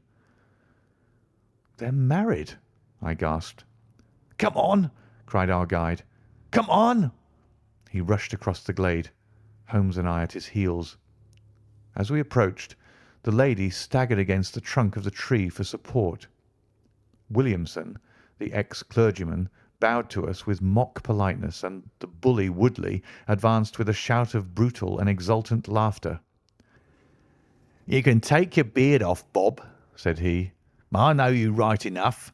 Well, you and your pals have just come in time for me to be able to introduce you to Mrs. Woodley." Our guide's answer was a singular one. He snatched off the dark beard which had disguised him and threw it on the ground, disclosing a long, sallow, clean-shaven face below it. Then he raised his revolver and covered the young ruffian who was advancing upon him with his dangerous riding crop swinging in his hand. "Yes," said our ally, "I am Bob Carruthers, and I'll see this woman righted if I had to swing for it. I told you what I'd do if you molested her, and by the Lord I'll be as good as my word." "You're too late. She's my wife." "No, she's your widow." His revolver cracked, and I saw the blood spurt from the front of Woodley's waistcoat. He spun round with a scream and fell upon his back, his hideous red face turning suddenly to a dreadful mottled pallor. The old man, still clad in his surplice, burst into such a string of foul oaths as I have never heard, and pulled out a revolver of his own. But before he could raise it, he was looking down the barrel of Holmes's weapon. "Enough of this," said my friend coldly. "Drop that pistol. Watson, pick it up. Hold it to his head. Thank you. You, Carruthers, give me that revolver. We'll have no more violence. Come, hand it over." "Who are you, then?" "My name's Sherlock Holmes." "Good Lord!" "You've heard of me, I see. I will represent the official police until their arrival. Here, you," he shouted to a frightened groom who had appeared at the edge of the glade. "Come here. Take this note as hard as you can ride to Farnham." He scribbled a few words upon a leaf from his notebook. "Give it to the superintendent at the police station. Until he comes, I must detain you all under my personal custody." The strong, masterful personality of Holmes dominated the tragic scene, and all were equally puppets in his hands. Williamson and Carruthers found themselves carrying the wounded Woodley into the house, and I gave my arm to the frightened girl. The injured man was laid on his bed, and at Holmes's request I examined him. I carried my report to where he sat in the old tapestry-hung dining-room with his two prisoners before him. "He will live," said I. "What?" cried Carruthers, springing out of his chair. "I'll go upstairs and finish him first. Do you tell me that that angel is to be tied to Roaring Jack Woodley for life?" "You need not concern yourself about that," said Holmes. "There are two very good reasons why she should, under no circumstances, be his wife. In the first place, we are very safe in questioning Mr. Williamson's right to solemnize a marriage." "I have been ordained," cried the old rascal. "And also unfrocked." "Once a clergyman, always a clergyman." "I think not. How about the licence?" "We had a licence for the marriage. I have it here in my pocket." Then you got it by trick. But in any case, a forced marriage is no marriage, but it is a very serious felony, as you will discover before you have finished. You'll have time to think the point out during the next 10 years or so, unless I'm mistaken. As to you, Carruthers, you would have done better to keep your pistol in your pocket." "I begin to think so, Mr. Holmes. But when I thought of all the precaution I had taken to shield this girl, for I loved her, Mr. Holmes, and it is the only time that ever I knew what love was, it fairly drove me mad to think that she was in the power of the greatest brute and bully in South Africa, a man whose name is a holy terror from Kimberley to Johannesburg. Why, Mr. Holmes, you will hardly believe it, but ever since that girl has been in my employment, I never once let her go past this house, where I knew the rascals were lurking, without following her on my bicycle, just to see that she came to no harm. I kept my distance from her, and I wore a beard so that she should not recognize me, for she is a good and high-spirited girl, and she wouldn't have stayed in my employment long if she had thought that I was following her about the country roads." "Why didn't you tell her of her danger?" "Because then, again, she would have left me, and I couldn't bear to face that. Even if she couldn't love me, it was a great deal to me just to see her dainty form about the house and to hear the sound of her voice." "Well," said I, "you call that love, Mr. Carruthers, but I should call it selfishness." "Maybe the two things go together. Anyhow, I couldn't let her go. Besides, with this crowd about, it was well that she should have someone near to look after her. Then, when the cable came, I knew they were bound to make a move." "What cable?" Carruthers took a telegram from his pocket. "That's it," said he. It was short and concise. "The old man is dead." Said Holmes. "I think I see how things worked, and I can understand how this message would, as you say, bring them to a head. But while you wait, you might tell me what you can." The old reprobate with the surplice burst into a volley of bad language. "By heaven," said he, "if you squeal on us, Bob Carruthers, I'll serve you as you served Jack Woodley. You can bleat about the girl to your heart's content, for that's your own affair, but if you round on your pals to this plain-clothes copper, it'll be the worst day's work that ever you did." "Your reverence need not be excited," said Holmes, lighting a cigarette. "The case is clear enough against you, and all I ask is a few details for my private curiosity. However, if there's any difficulty in your telling me, I'll do the talking, and then you will see how far you have a chance of holding back your secrets. In the first place, 3 of you came from South Africa on this game. You, Williamson, you, Carruthers, and Woodley." "Lie number 1, said the old man. "I never saw either of them until 2 months ago, and I've never been in Africa in my life. So you can put that in your pipe and smoke it, Mr. Busybody Holmes." "What he says is true," said Carruthers. "Well, well, 2 of you came over. His reverence is our own home-made article. You had known Ralph Smith in South Africa.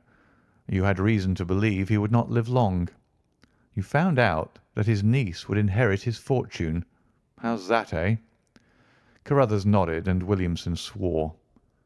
"She was next of kin, no doubt, and you were aware that the old fellow would make no will." "Couldn't read or write," said Carruthers. "So you came over, the 2 of you, and hunted up the girl. The idea was that one of you was to marry her and the other have a share of the plunder. For some reason, Woodley was chosen as the husband. Why was that?" "We played cards for her and on the voyage, and he won." "I see. You got the young lady into your service, and there Woodley was to do the courting. She recognised the drunken brute that he was, and would have nothing to do with him. Meanwhile, your arrangement was rather upset by the fact that you had yourself fallen in love with the lady. You could no longer bear the idea of this ruffian owning her." "No, by George, I couldn't." "There was a quarrel between you. He left you in a rage and began to make his own plans independently of you." "It strikes me, Williamson, "There isn't very much that we can tell this gentleman," cried Carruthers with a bitter laugh. "Yes, we quarrelled, and he knocked me down. I am level with him on that, anyhow. Then I lost sight of him. That was when he picked up with this outcast padre here. I found that they had set up housekeeping together at this place on the line that she had to pass for the station. I kept my eye on her after that, for I knew there was some devilry in the wind. I saw them from time to time, for I was anxious to know what they were after. 2 days ago, Woodley came up to my house with this cable which showed that Ralph Smith was dead. He asked me if I would stand by the bargain. I said I would not. He asked me if I would marry the girl myself and give him a share. I said I would willingly do so, but that she would not have me.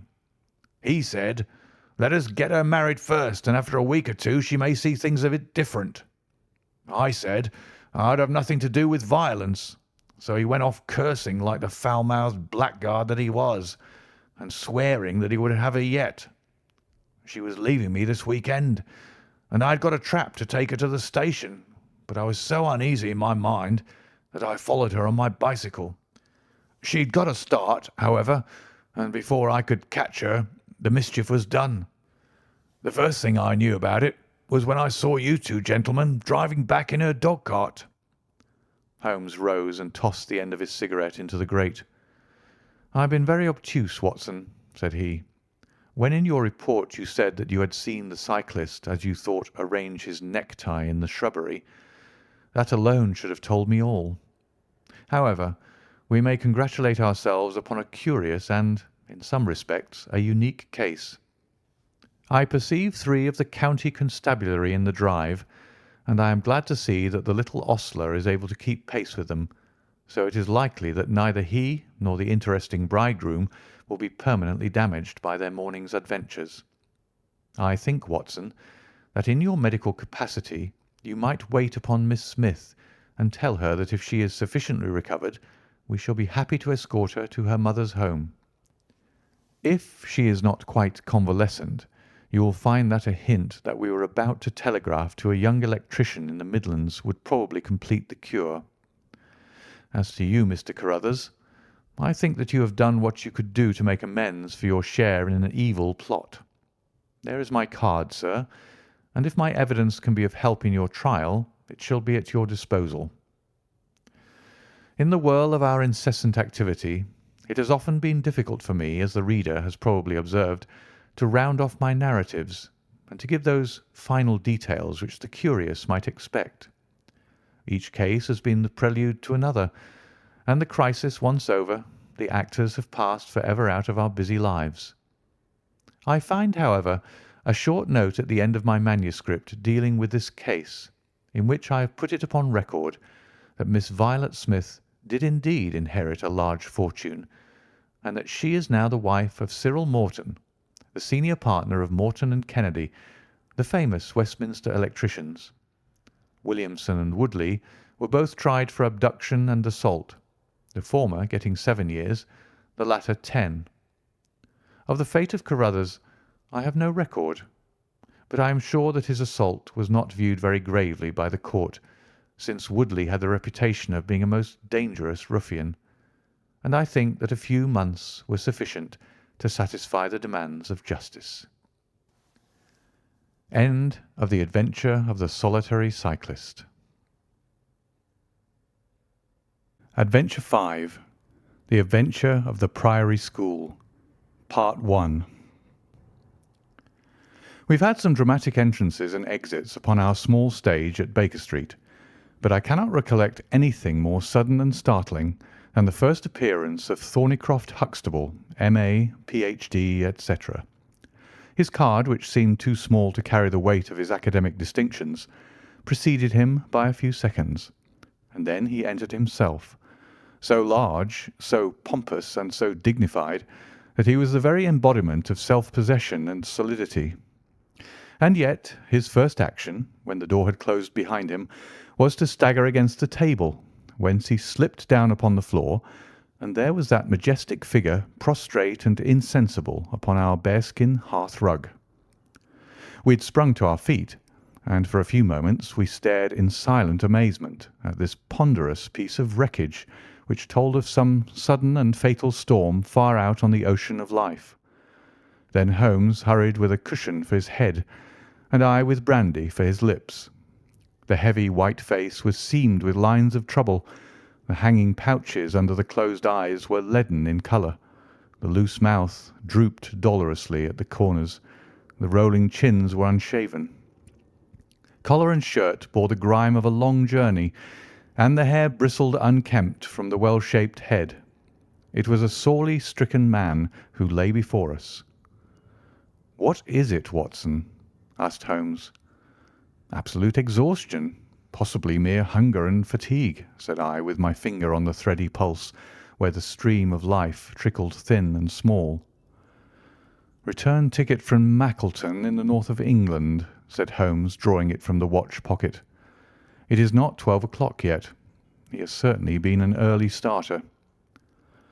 The puckered eyelids had begun to quiver, and now a pair of vacant grey eyes looked up at us. An instant later the man had scrambled onto his feet, his face crimson with shame. "Forgive this weakness, Mr. Holmes. I have been a little overwrought. Thank you. If I might have a glass of milk and a biscuit, I have no doubt that I should be better. I came personally, Mr. Holmes, in order to ensure that you would return with me. I feared that no telegram would convince you of the absolute urgency of the case." "When you are quite restored—" "I am quite well again. I cannot imagine how I came to be so weak. I wish you, Mr. Holmes, to come to Mackleton with me by the next train." My friend shook his head. "My colleague, Dr. Watson, could tell you that we are very busy at present. I am retained in this case of the Ferrers documents, and the Abergavenny murder is coming up for trial. Only a very important issue could call me from London at present." "Important?" Our visitor threw up his hands. "Have you heard nothing of the abduction of the only son of the Duke of Holdernesse?" "What, the late Cabinet Minister?" "Exactly. We had tried to keep it out of the papers, but there was some rumour in the Globe last night. I thought it might have reached your ears." Holmes shot out his long, thin arm and picked out volume H in his encyclopaedia of reference. "Holdernesse, 6th Duke, K.G., P.C. Half the alphabet. Baron Beverley, Earl of Carston. Dear me, what a list. Lord Lieutenant of Hallamshire since 1900. Married Edith, daughter of Sir Charles Appledore, 1888. Heir and only child, Lord Saltire. Owns about 250,000 acres. Minerals in Lancashire and Wales. Address, Carlton House Terrace, Holdernesse Hall, Hallamshire. Carston Castle, Bangor, Wales. Lord of the Admiralty, 1872. Chief Secretary of State for— Well, this man is certainly one of the greatest subjects of the Crown." "The greatest and perhaps the wealthiest. I am aware, Mr. Holmes, that you take a very high line in professional matters, and that you are prepared to work for the work's sake. I may tell you, however, that His Grace has already intimated that a cheque for £5,000 will be handed over to the person who can tell him where his son is, and another 1,000 to him who can name the man or men who have taken him." "It is a princely offer," said Holmes. "Watson, I think that we shall accompany Dr. Huxtable back to the north of England. And now, Dr. Huxtable, when you have consumed that milk, you will kindly tell me what has happened, when it happened, how it happened, and finally what Dr. Thornycroft Huxtable of the Priory School near Mackleton has to do with the matter, and why he comes 3 days after an event— the state of your chin gives the date— to ask for my humble services." Our visitor had consumed his milk and biscuits. The light had come back to his eyes and the colour to his cheeks as he set himself with great vigour and lucidity to explain the situation. "I must inform you, gentlemen, that the Priory is a preparatory school of which I am the founder and principal. Huxtable's sidelights on Horace may possibly recall my name to your memories. The Priory is, without exception, the best and most select preparatory school in England. Lord Leverstoke, the Earl of Blackwater, Sir Cathcart Soames, they all have entrusted their sons to me, but I felt that my school had reached its zenith when weeks ago the Duke of Holdernesse sent Mr. James Wilder, his secretary, with intimation that young Lord Saltire, 10 years old, his only son and heir, was about to be committed to my charge. Little did I think that this would be the prelude to the most crushing misfortune of my life. On May 1st the boy arrived, that being the beginning of the summer term. He was a charming youth, and he soon fell into our ways. I may tell you, I trust that I am not indiscreet, but half-confidence are absurd in such a case, that he was not entirely happy at home. It is an open secret that the Duke's married life had not been a peaceful one, and the matter had ended in a separation by mutual consent, the Duchess taking up her residence in the south of France. This had occurred very shortly before, and the boy's sympathies are known to have been strongly with his mother. He moped after her departure from Holdernesse Hall, and it was for this reason that the Duke desired to send him to my establishment. In a fortnight the boy was quite at home with us, and was apparently absolutely happy. He was last seen on the night of May 13th, that is, the night of last Monday. His room was on the second floor, and was approached through another large room in which 2 boys were sleeping. These boys saw and heard nothing, so that it is certain that young Saltire did not pass out that way. His window was open, and there is a stout ivy plant leading to the ground. We could trace no footmarks below, but it is sure that this is the only possible exit. His absence was discovered at 7 o'clock on Tuesday morning. His bed had been slept in. He had dressed himself fully before going off in his usual school suit of black Eton jacket and dark grey trousers. There were no signs that anyone had entered the room, and it is quite certain that anything in the nature of cries or a struggle would have been heard, since Caunter, the elder boy in the inner room, is a very light sleeper. When Lord Saltire's disappearance was discovered, I at once called a roll of the whole establishment, boys, masters, and servants. It was then that we ascertained that Lord Saltire had not been alone in his flight. Heidegger, the German master, was missing. His room was on the second floor, at the farther end of the building, facing the same way as Lord Saltire's. His bed had also been slept in, but he had apparently gone away partly dressed, since his shirt and socks were lying on the floor. He had undoubtedly let himself down by the ivy, for we could see the marks of his feet where he had landed on the lawn. His bicycle was kept in a small shed beside his lawn, and it also was gone. He had been with me for 2 years, and came with the best references, but he was a silent, morose man, not very popular either with masters or boys. No trace could be found of the fugitives, and now, on Thursday morning, we are as ignorant as we were on Tuesday. Inquiry was, of course, made at once at Holdernesse Hall, which is only a few miles away, and we imagine that in some sudden attack of homesickness he had gone back to his father, but nothing had been heard of him. The Duke is greatly agitated, and as to me, you have seen yourselves the state of nervous prostration to which the suspense and the responsibility have reduced me. Mr. Holmes, if ever you put forward your full powers, I implore you to do so now, for never in your life could you have a case which is more worthy of them." Sherlock Holmes had listened with the utmost intentness to the statement of the unhappy schoolmaster.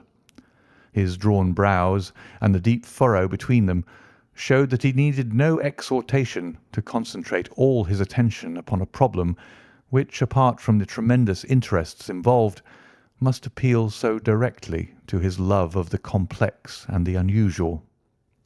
He now drew out his notebook and jotted down one or two memoranda.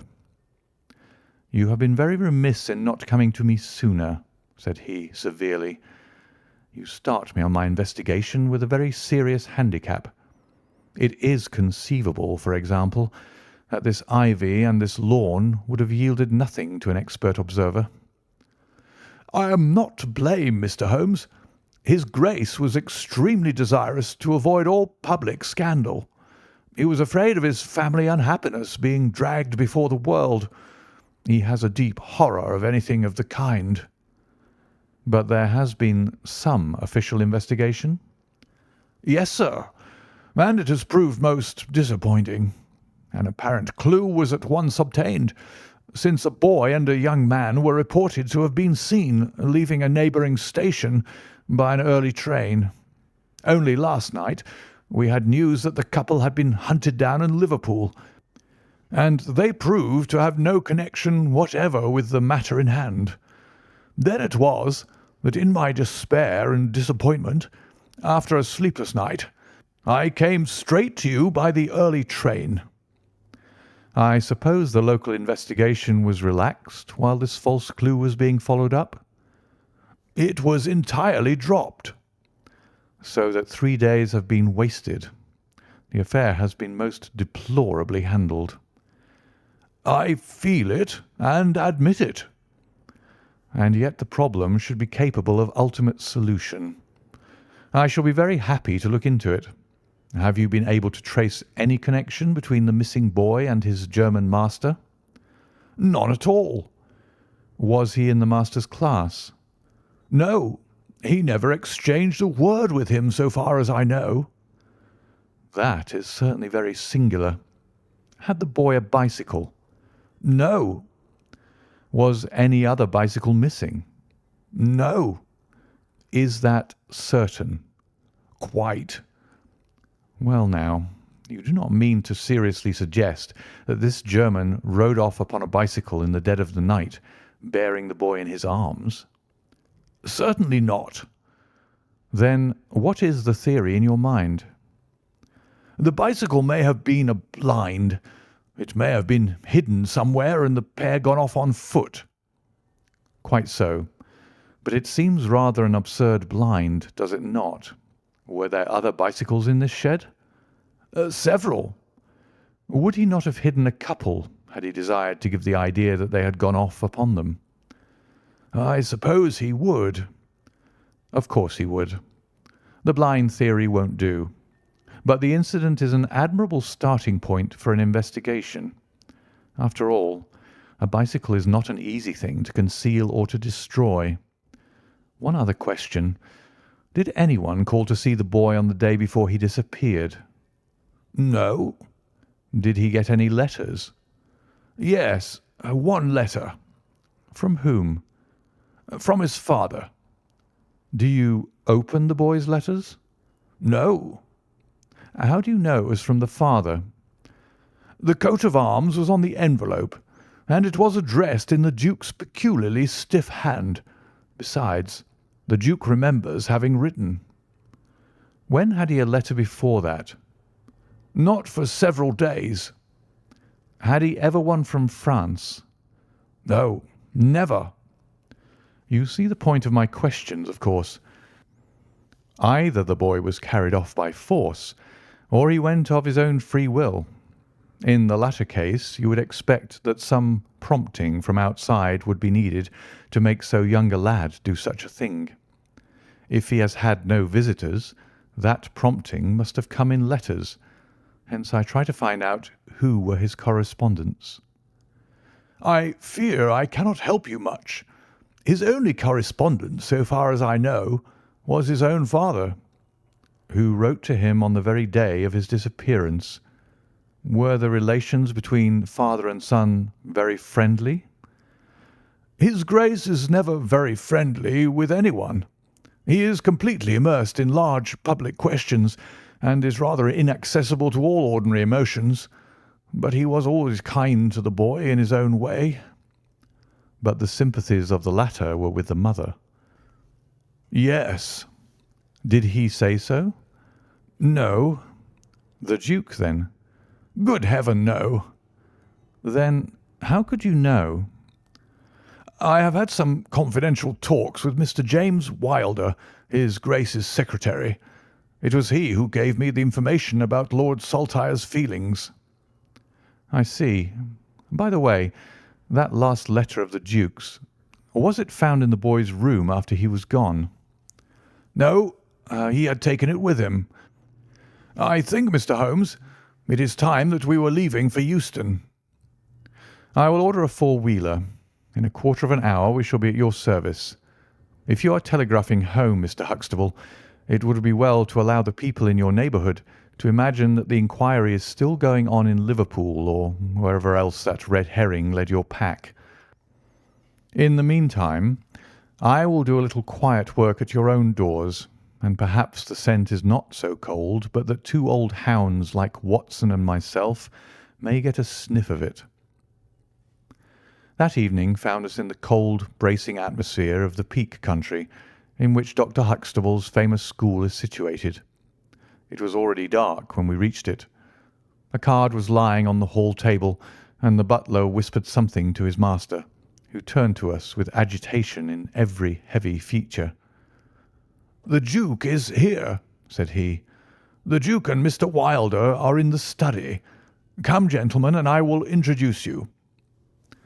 I was, of course, familiar with the pictures of the famous statesman, but the man himself was very different from his representation.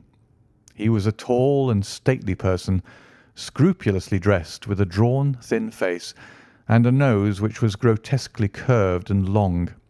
His complexion was of a dead pallor, which was more startling by contrast with a long, dwindling beard of vivid red, which flowed down over his white waistcoat, with his watch-chain gleaming through its fringe. Such was the stately presence who looked stonily at us from the centre of Dr. Huxtable's hearth-rug. Beside him stood a very young man, whom I understood to be Wilder, the private secretary. He was small, nervous, alert, with intelligent light blue eyes and mobile features. It was he who at once, in an incisive and positive tone, opened the conversation. "I called this morning, Dr. Huxtable, too late to prevent you from starting to London. I learned that your object was to invite Mr. Sherlock Holmes to undertake the conduct of this case. His Grace is surprised, Dr. Huxtable, that you should have taken such a step without consulting him." "When I learned that the police had failed—" "His Grace is by no means convinced that the police have failed." "But surely Mr. Wilder—" "You are well aware, Dr. Huxtable, that his Grace is particularly anxious to avoid all public scandal. He prefers to take as few people as possible into his confidence." "The matter can be easily remedied," said the browbeaten doctor. "Mr. Sherlock Holmes can return to London by the morning train." "Hardly that, Doctor, hardly that," said Holmes in his blandest voice. "This northern air is invigorating and pleasant, so I propose to spend a few days upon your moors, and to occupy my mind as best I may. Whether I have the shelter of your roof or the village inn is, of course, for you to decide." I could see that the unfortunate doctor was in the last stage of indecision, from which he was rescued by the deep, sonorous voice of the red-bearded Duke, which boomed out like a dinner gong. "I agree with Mr. Wilder, Dr. Huxtable, that you have done wisely to consult me. But since Mr. Holmes has already been taken into your confidence, it would indeed be absurd that we should not avail ourselves of his services. Far from going to the inn, Mr. Holmes, I should be pleased if you would come and stay with me at Holderness Hall."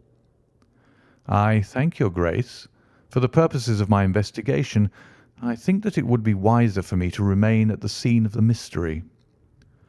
"Just as you like, Mr. Holmes. Any information which Mr. Wilder or I can give you is, of course, at your disposal." "It will probably be necessary for me to see you at the Hall," said Holmes. I would only ask you now, sir, whether you have formed any explanation in your own mind as to the mysterious disappearance of your son." "No, sir, I have not." "Excuse me if I allude to that which is painful to you, but I have no alternative.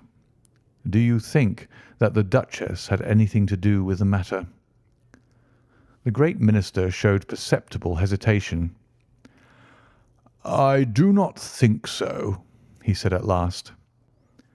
"The other most obvious explanation is that the child has been kidnapped for the purpose of levying ransom. You have not had any demand of the sort?" "No, sir." "One more question, your Grace. I understand that you wrote to your son upon the day when this incident occurred?" "No, I wrote upon the day before." "Exactly. But he received it on that day?" "Yes." "Was there anything in your letter which might have unbalanced him or induced him to take such a step?" "No, sir, certainly not." "Did you post that letter yourself?" The nobleman's reply was interrupted by his secretary, who broke in with some heat.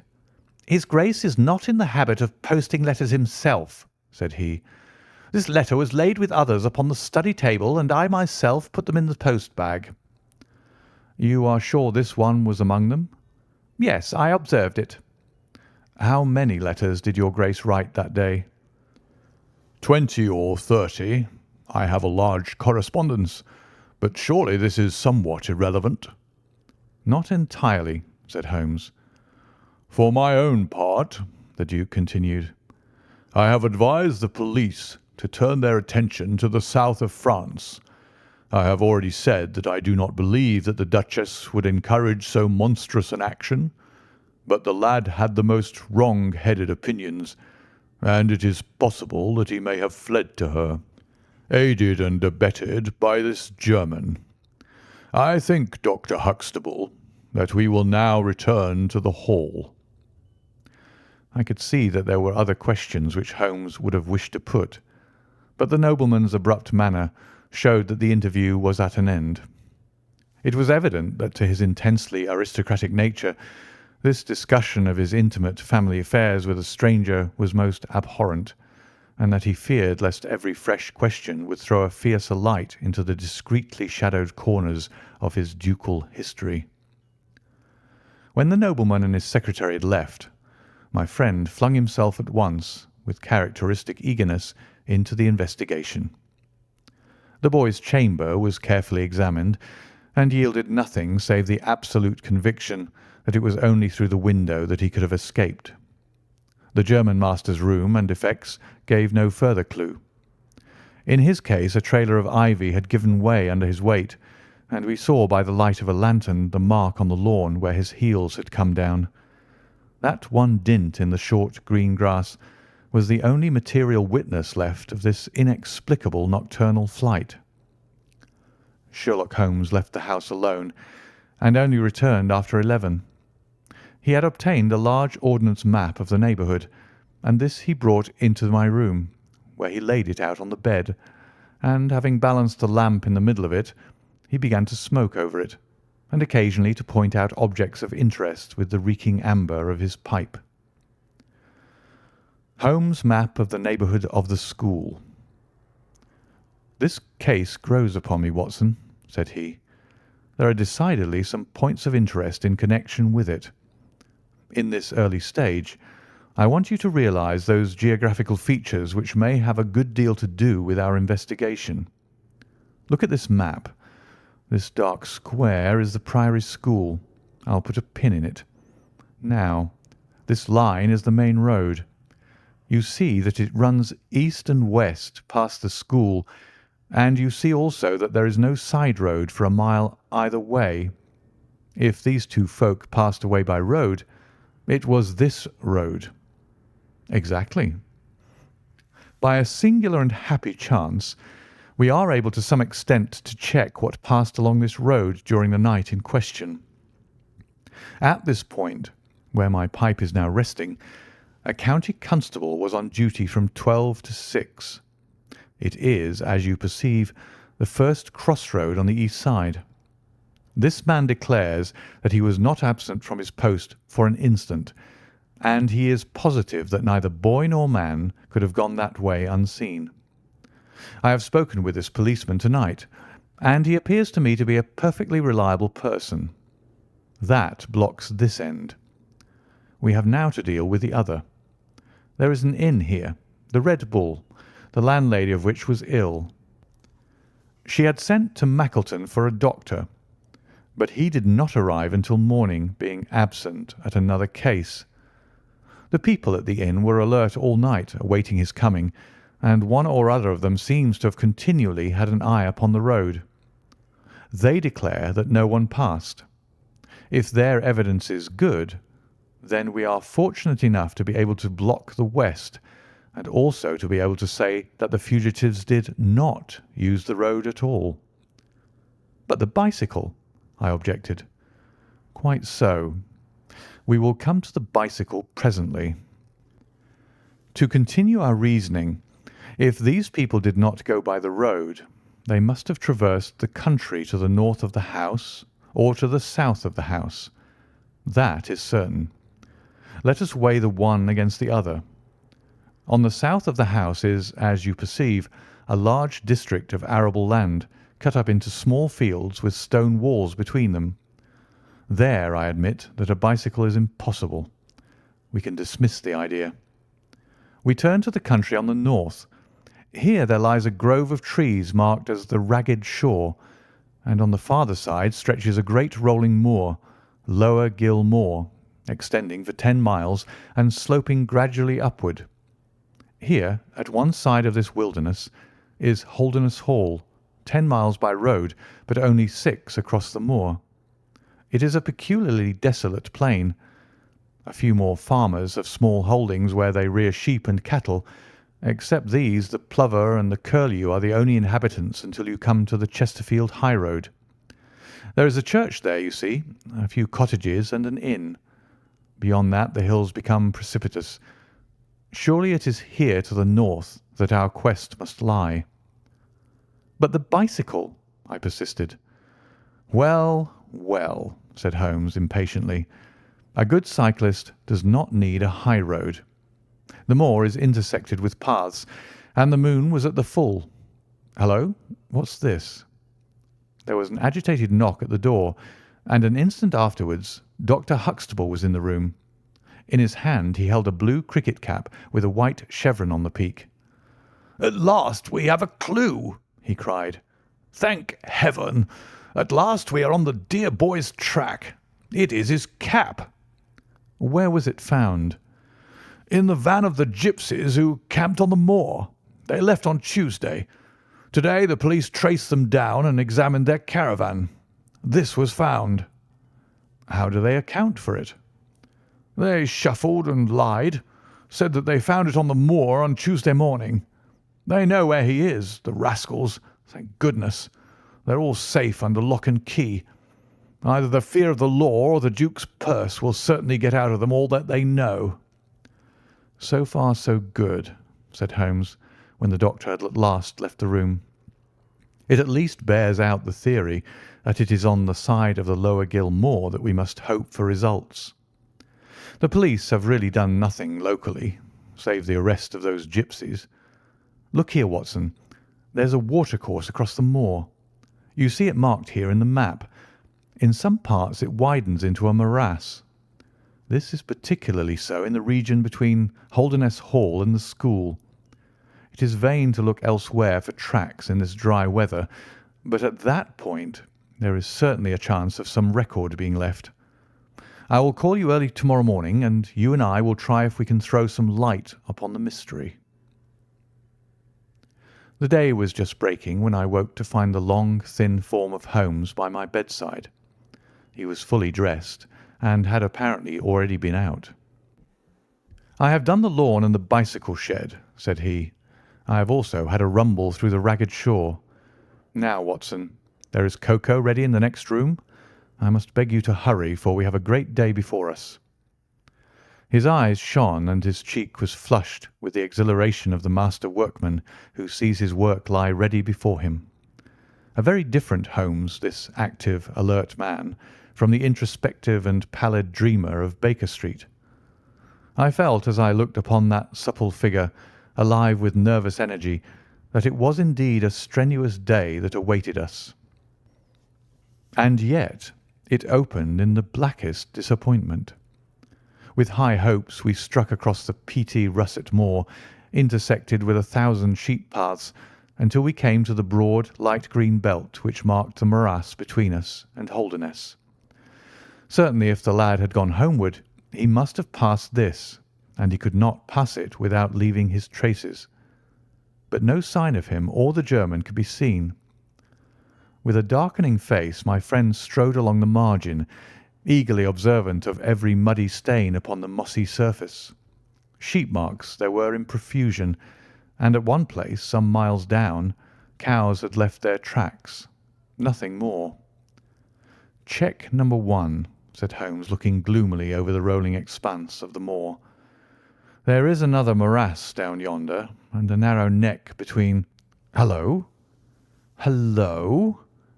Hallo! What have we here?"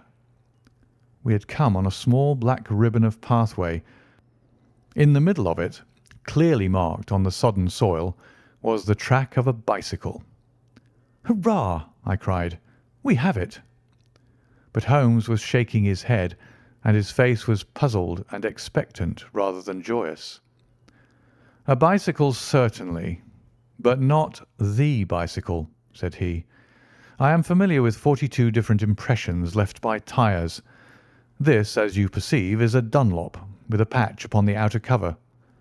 Heidegger's tyres were Palmer's, leaving longitudinal stripes. Aveling, the mathematical master, was sure upon the point. Therefore it is not Heidegger's track." "The boy's, then?" "Possibly, if we could prove a bicycle to have been in his possession. But this we have utterly failed to do. This track, as you perceive, was made by a rider who was going from the direction of the school."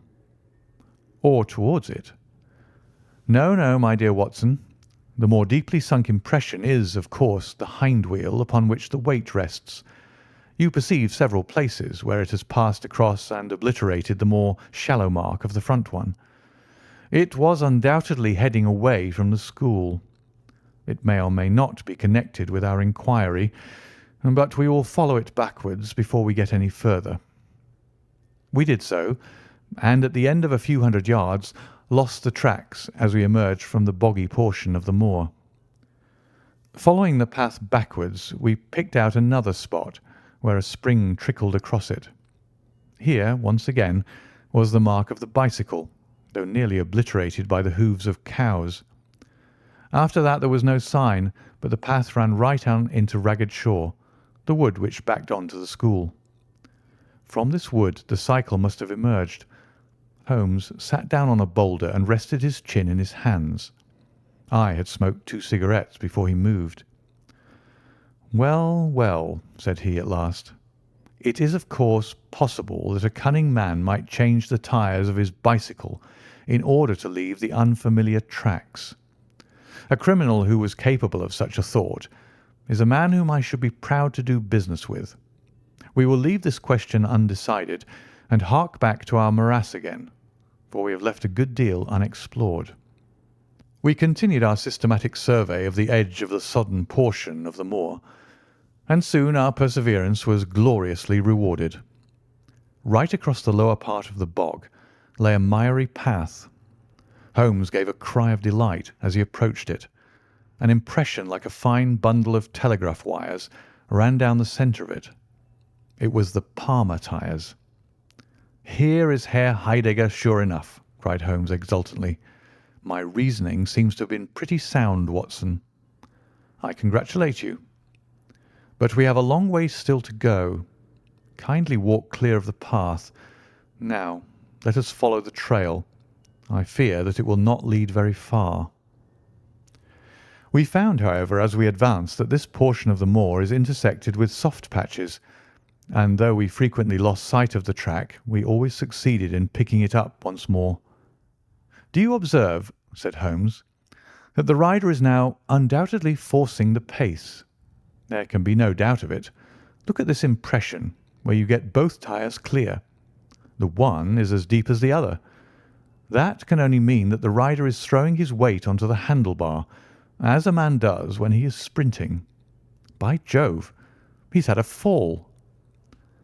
There was a broad irregular smudge covering some yards of the track. Then there were a few footmarks, and the tyre reappeared once more. "A side slip," I suggested. Holmes held up a crumpled branch of flowering gorse. To my horror, I perceived that the yellow blossoms were all dabbed with crimson. On the path, too, and among the heather, were dark stains of clotted blood.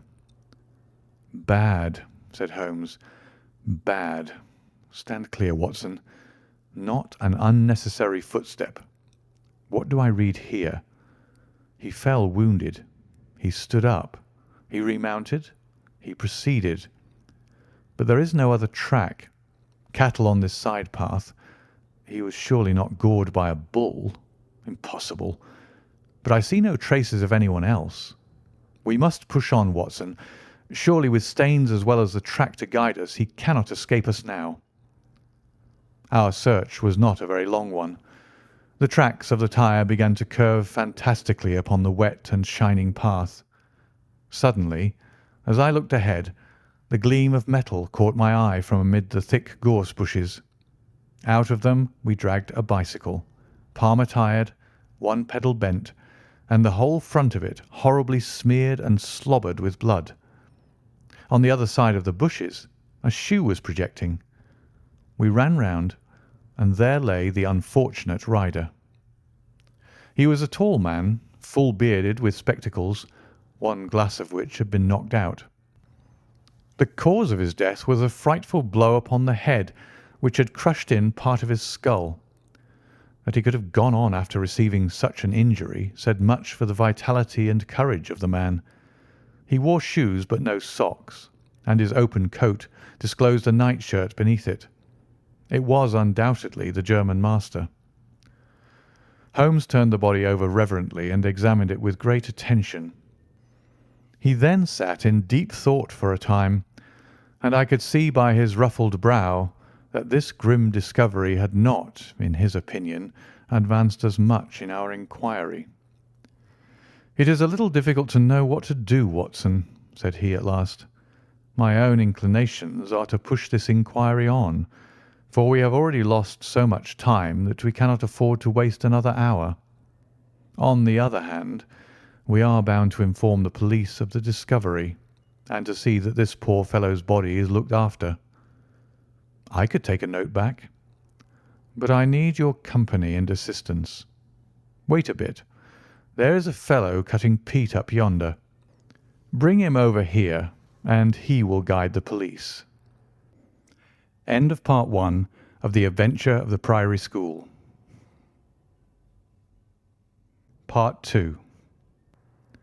I brought the peasant across, and Holmes dispatched the frightened man with a note to Dr. Huxtable. "Now, Watson," said he, "we have picked up 2 clues this morning. One is the bicycle with the Palmer tyre, and we see what that has led to. The other is the bicycle with the patched Dunlop. Before we start to investigate that, let us try to realize what we do know so as to make the most of it, and to separate the essential from the accidental. First of all, I wish to impress upon you that the boy certainly left of his own free will. He got down from his window, and he went off either alone or with someone. That is sure." I assented. "Well now, let us turn to this unfortunate German master. The boy was fully dressed when he fled. Therefore, he foresaw what he would do.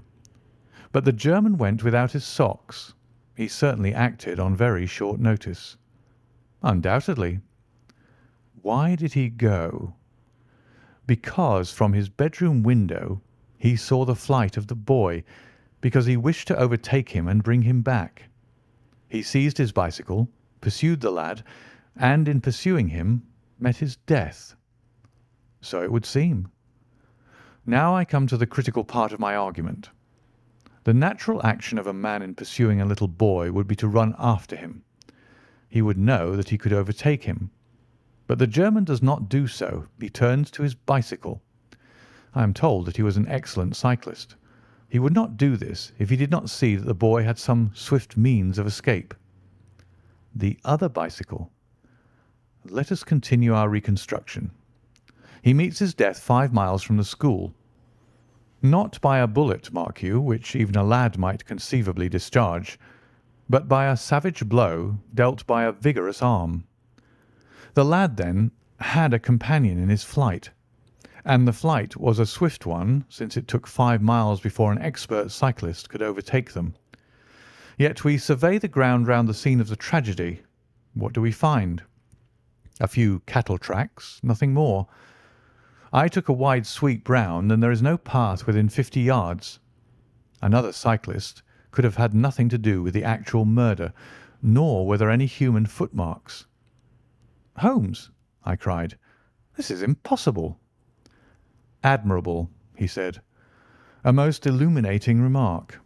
It is impossible as I state it, and therefore I must in some respect have stated it wrong. Yet you saw for yourself. Can you suggest any fallacy?" "He could not have fractured his skull in a fall." "In a morass, Watson?" "I am at my wit's end." "Tut, tut.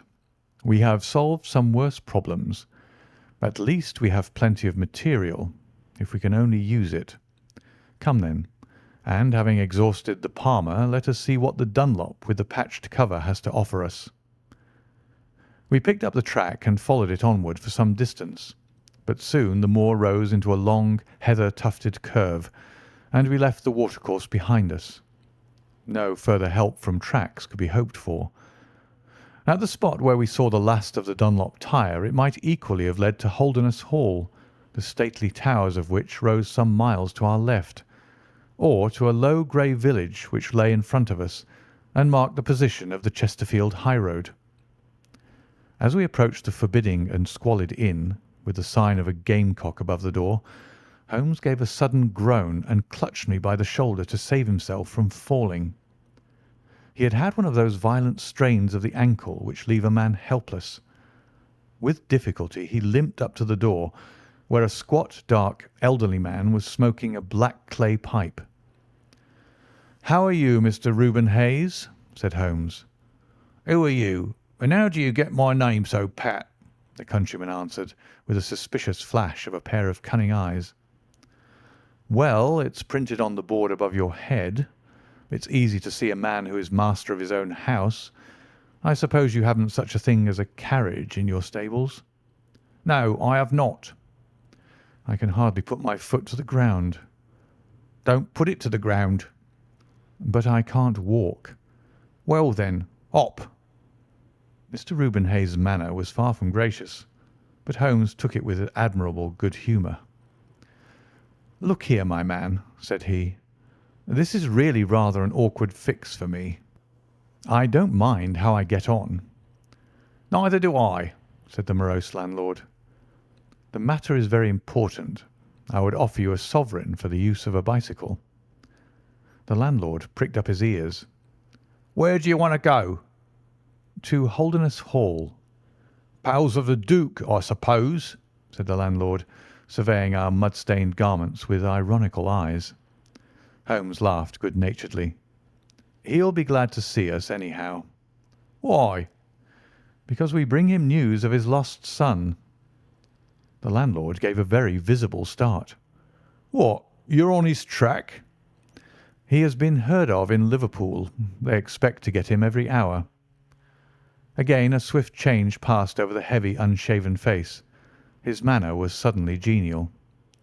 "I've less reason to wish the Duke well than most men," said he, "for I was head coachman once, and cruel bad he treated me. It was him that sacked me without character on the word of a lying corn chandler. But I'm glad to hear that the young lad was heard of in Liverpool, and I'll help you to take the news to the Hall." "Thank you," said Holmes.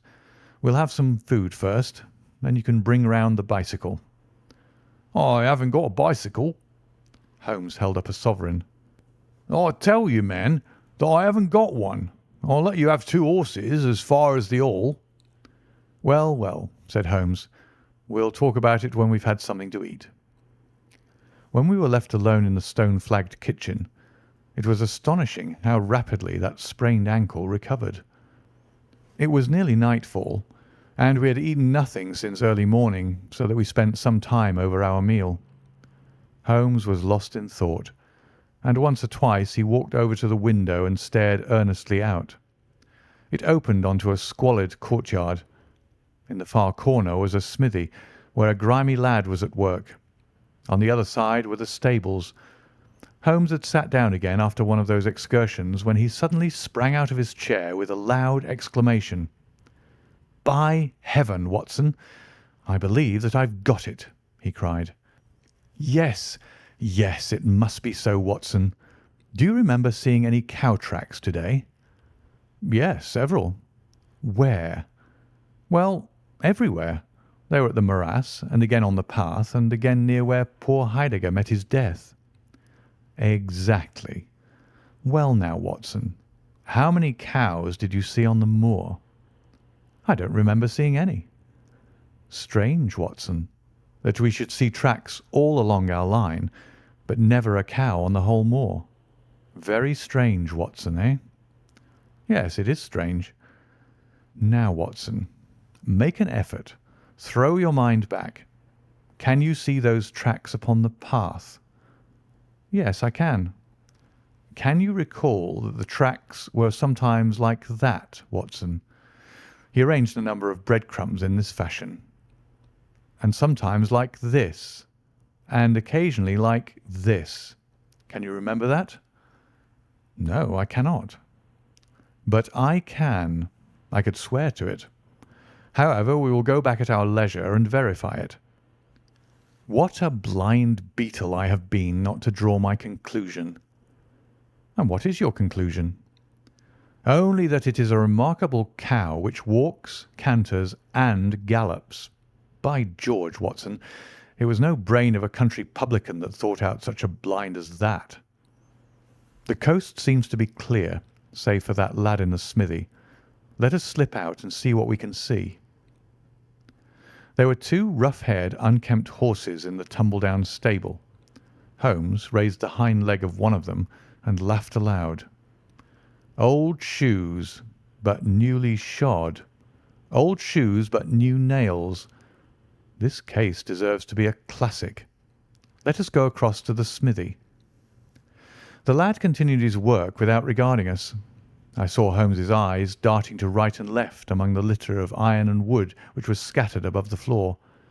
Suddenly, however, we heard a step behind us, and there was the landlord, his heavy eyebrows drawn over his savage eyes, his swarthy features convulsed with passion. He held a short, metal-headed stick in his hand, and he advanced in so menacing a fashion that I was right glad to feel the revolver in my pocket. "You infernal spies!" the man cried. "What are you doing here?" "Why, Mr. Reuben Hayes," said Holmes coolly, "one might think that you were afraid of our finding something out." The man mastered himself with a violent effort, and his grim mouth loosened into a false laugh, which was more menacing than his frown. "You're welcome to all you can find out in my smithy," said he. "But look here, mister, I don't care for folk poking about my place without my leave, so the sooner you pay your score and get out of this, the better I shall be pleased." "All right, Mr. Hayes, no harm meant," said Holmes. "We have been having a look at your horses, but I think I'll walk after all. It's not far, I believe." "Not more than 2 miles to the Aldgates. That's the road to the left." He watched us with sullen eyes until we had left his premises. We did not go very far along the road, for Holmes stopped the instant that the curve hid us from the landlord's view.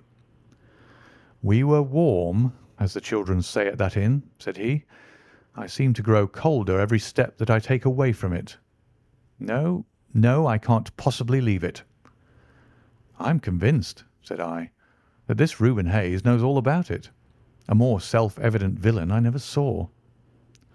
"Oh, he impressed you in that way, did he? There are the horses, There is the smithy. Yes, it is an interesting place, this Fighting Cock. I think we shall have another look at it in an unobtrusive way." A long sloping hillside, dotted with grey limestone boulders, stretched behind us. We had turned off the road and were making our way up the hill when, looking in the direction of Holderness Hall, I saw a cyclist coming swiftly along. "Get down, Watson!" cried Holmes with a heavy hand upon my shoulder. We had hardly sunk from view when the man flew past us on the road amid a rolling cloud of dust. I caught a glimpse of a pale, agitated face, a face with horror in every lineament, the mouth open, the eyes staring wildly in front. It was like some strange caricature of the dapper James Wilder whom we had seen the night before. "The Duke's secretary!" cried Holmes. "Come, Watson, let us see what he does." We scrambled from rock to rock until in a few moments we had made our way to a point from which we could see the front door of the inn. Wilder's bicycle was leaning against the wall beside it. No one was moving about the house, nor could we catch a glimpse of any faces at the windows. Slowly the twilight crept down as the sun sank behind the high towers of Holderness Hall.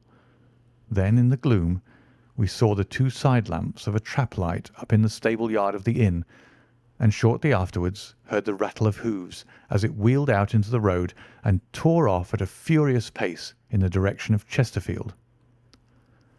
"What do you make of that, Watson?" Holmes whispered. "It looks like a flight.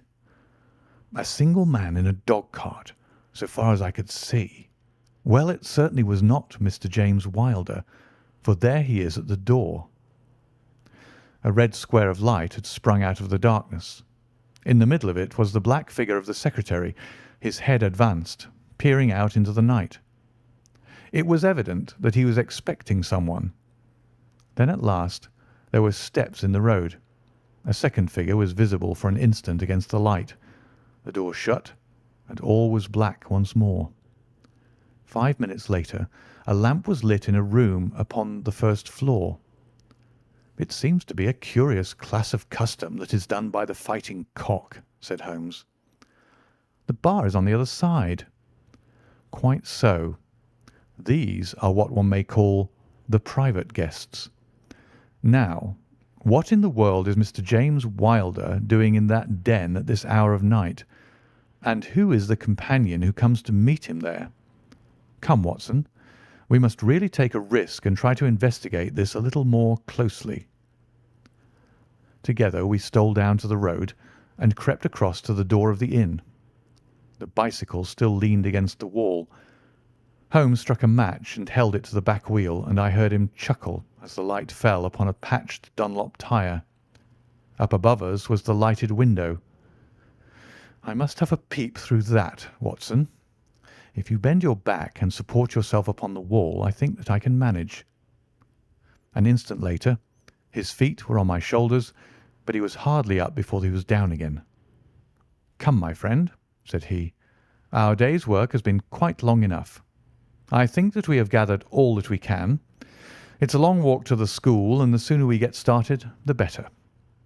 He hardly opened his lips during that weary trudge across the moor, nor would he enter the school when he reached it, but went on to Mackleton Station, whence he could send some telegrams. Late at night I heard him consoling Dr. Huxtable, prostrated by the tragedy of his master's death, and later still he entered my room as alert and vigorous as he had been when he started in the morning. "All goes well, my friend," said he. "I promise that before tomorrow evening we shall have reached the solution of the mystery." At 11 o'clock next morning my friend and I were walking up the famous yew avenue of Holderness Hall. We were ushered through the magnificent Elizabethan doorway and into his Grace's study, where we found Mr. James Wilder, demure and courtly, but with some trace of that wild terror of the night before still lurking in his furtive eyes and in his twitching features. "You have come to see his Grace. I am sorry, but the fact is that the Duke is far from well. He's been very much upset by the tragic news. We received a telegram from Dr. Huxtable yesterday afternoon which told us of your discovery." "I must see the Duke, Mr. Wilder." But he is in his room. Then I must go to his room. I believe he's in his bed. I will see him there. Holmes's cold and inexorable manner showed the secretary that it was useless to argue with him. Very good, Mr. Holmes. I will tell him that you're here. After an hour's delay, the great nobleman appeared. His face was more cadaverous than ever. His shoulders had rounded, and he seemed to me to be an altogether older man than he had been the morning before. He greeted us with a stately courtesy, and seated himself at his desk, his red beard streaming down on the table. "Well, Mr. Holmes," said he. But my friend's eyes were fixed upon the secretary, who stood by his master's chair. "I think, your Grace, that I could speak more freely in Mr. Wilder's absence." The man turned a shade paler and cast a malignant glance at Holmes. "If your Grace wishes—" "Yes, yes, you had better go. Now, Mr. Holmes, what have you to say?" My friend waited until the door had closed behind the retreating secretary.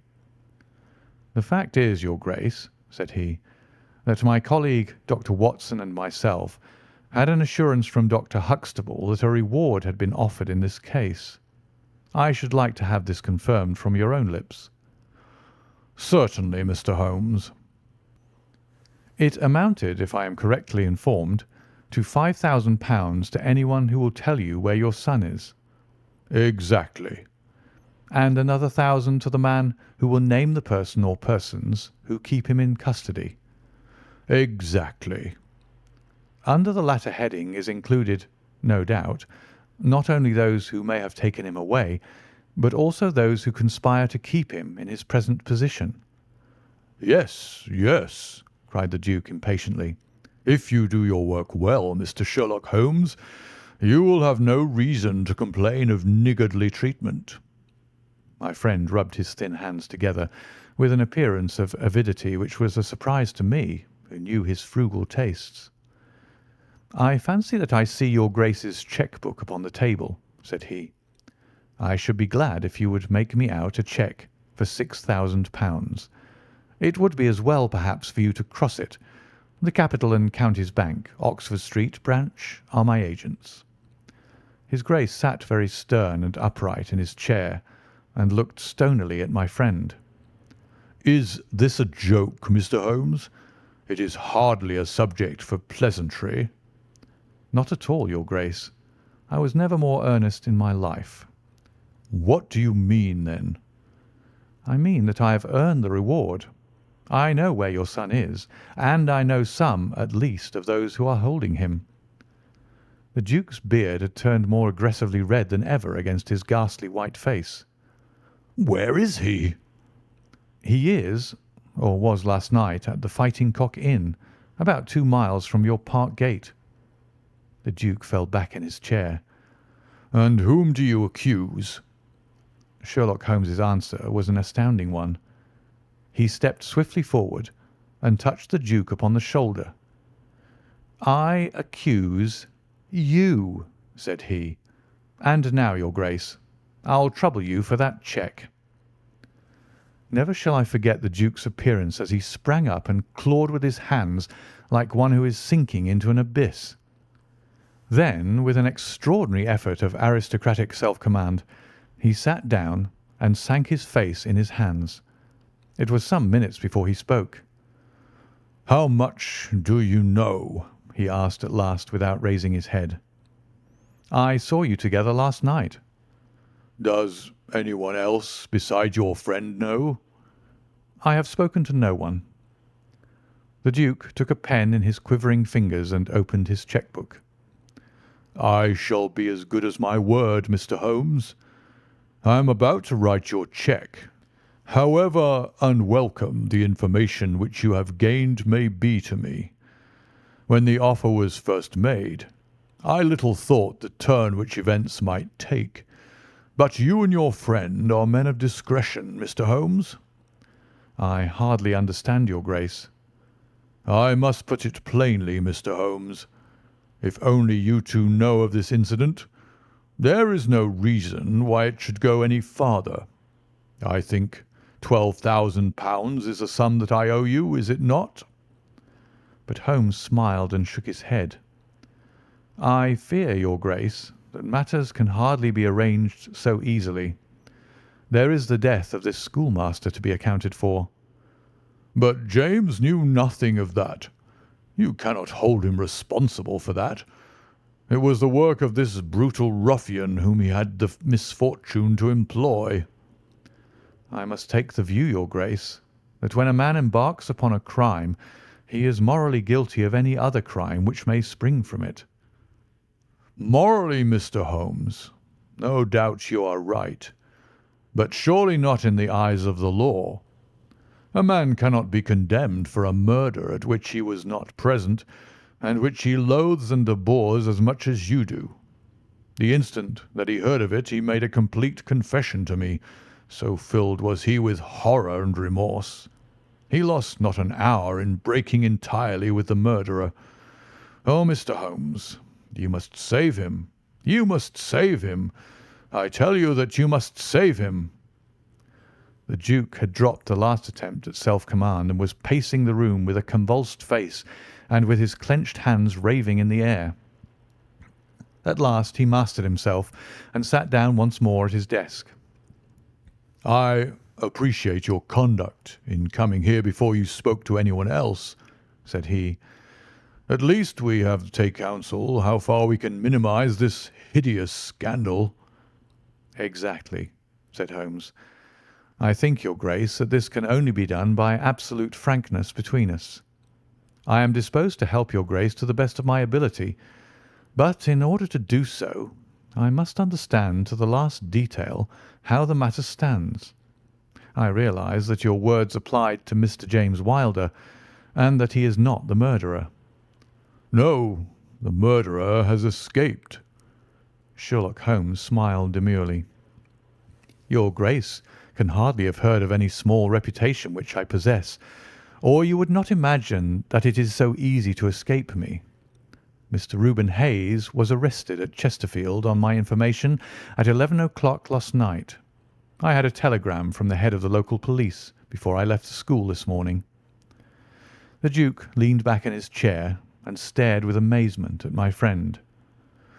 "You seem to have powers that are hardly human," said he. "So, Reuben Hayes is taken.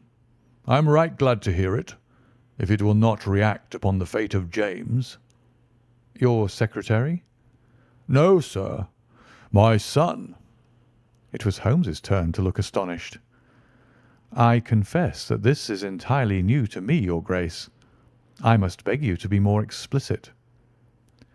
"I will conceal nothing from you. I agree with you that complete frankness, however painful it may be to me, is the best policy in this desperate situation to which James's folly and jealousy have reduced us. When I was a very young man, Mr. Holmes, I loved with such a love as comes only once in a lifetime. I offered the lady marriage, but she refused it on the grounds that such a match might mar my career. Had she lived, I would certainly never have married anyone else.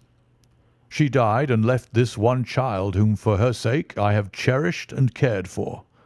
I could not acknowledge the paternity to the world, but I gave him the best of educations, and since he came to manhood, I have kept him near my person. He surmised my secret, and was presumed ever since upon the claim which he has upon me, and upon his power of provoking a scandal which would be abhorrent to me. His presence had something to do with the unhappy issue of my marriage. Above all, he hated my young legitimate heir from the first, with a persistent hatred. You may well ask me why, under these circumstances, I still kept James under my roof. I answer that it was because I could see his mother's face in his, and that for her dear sake there was no end to my long suffering. All her pretty ways, too. There was not one of them which he could not suggest and bring back to my memory. I could not send him away, but I feared so much lest he should do Arthur, that is, Lord Saltire, a mischief that I dispatched him for safety to Dr. Huxtable's school.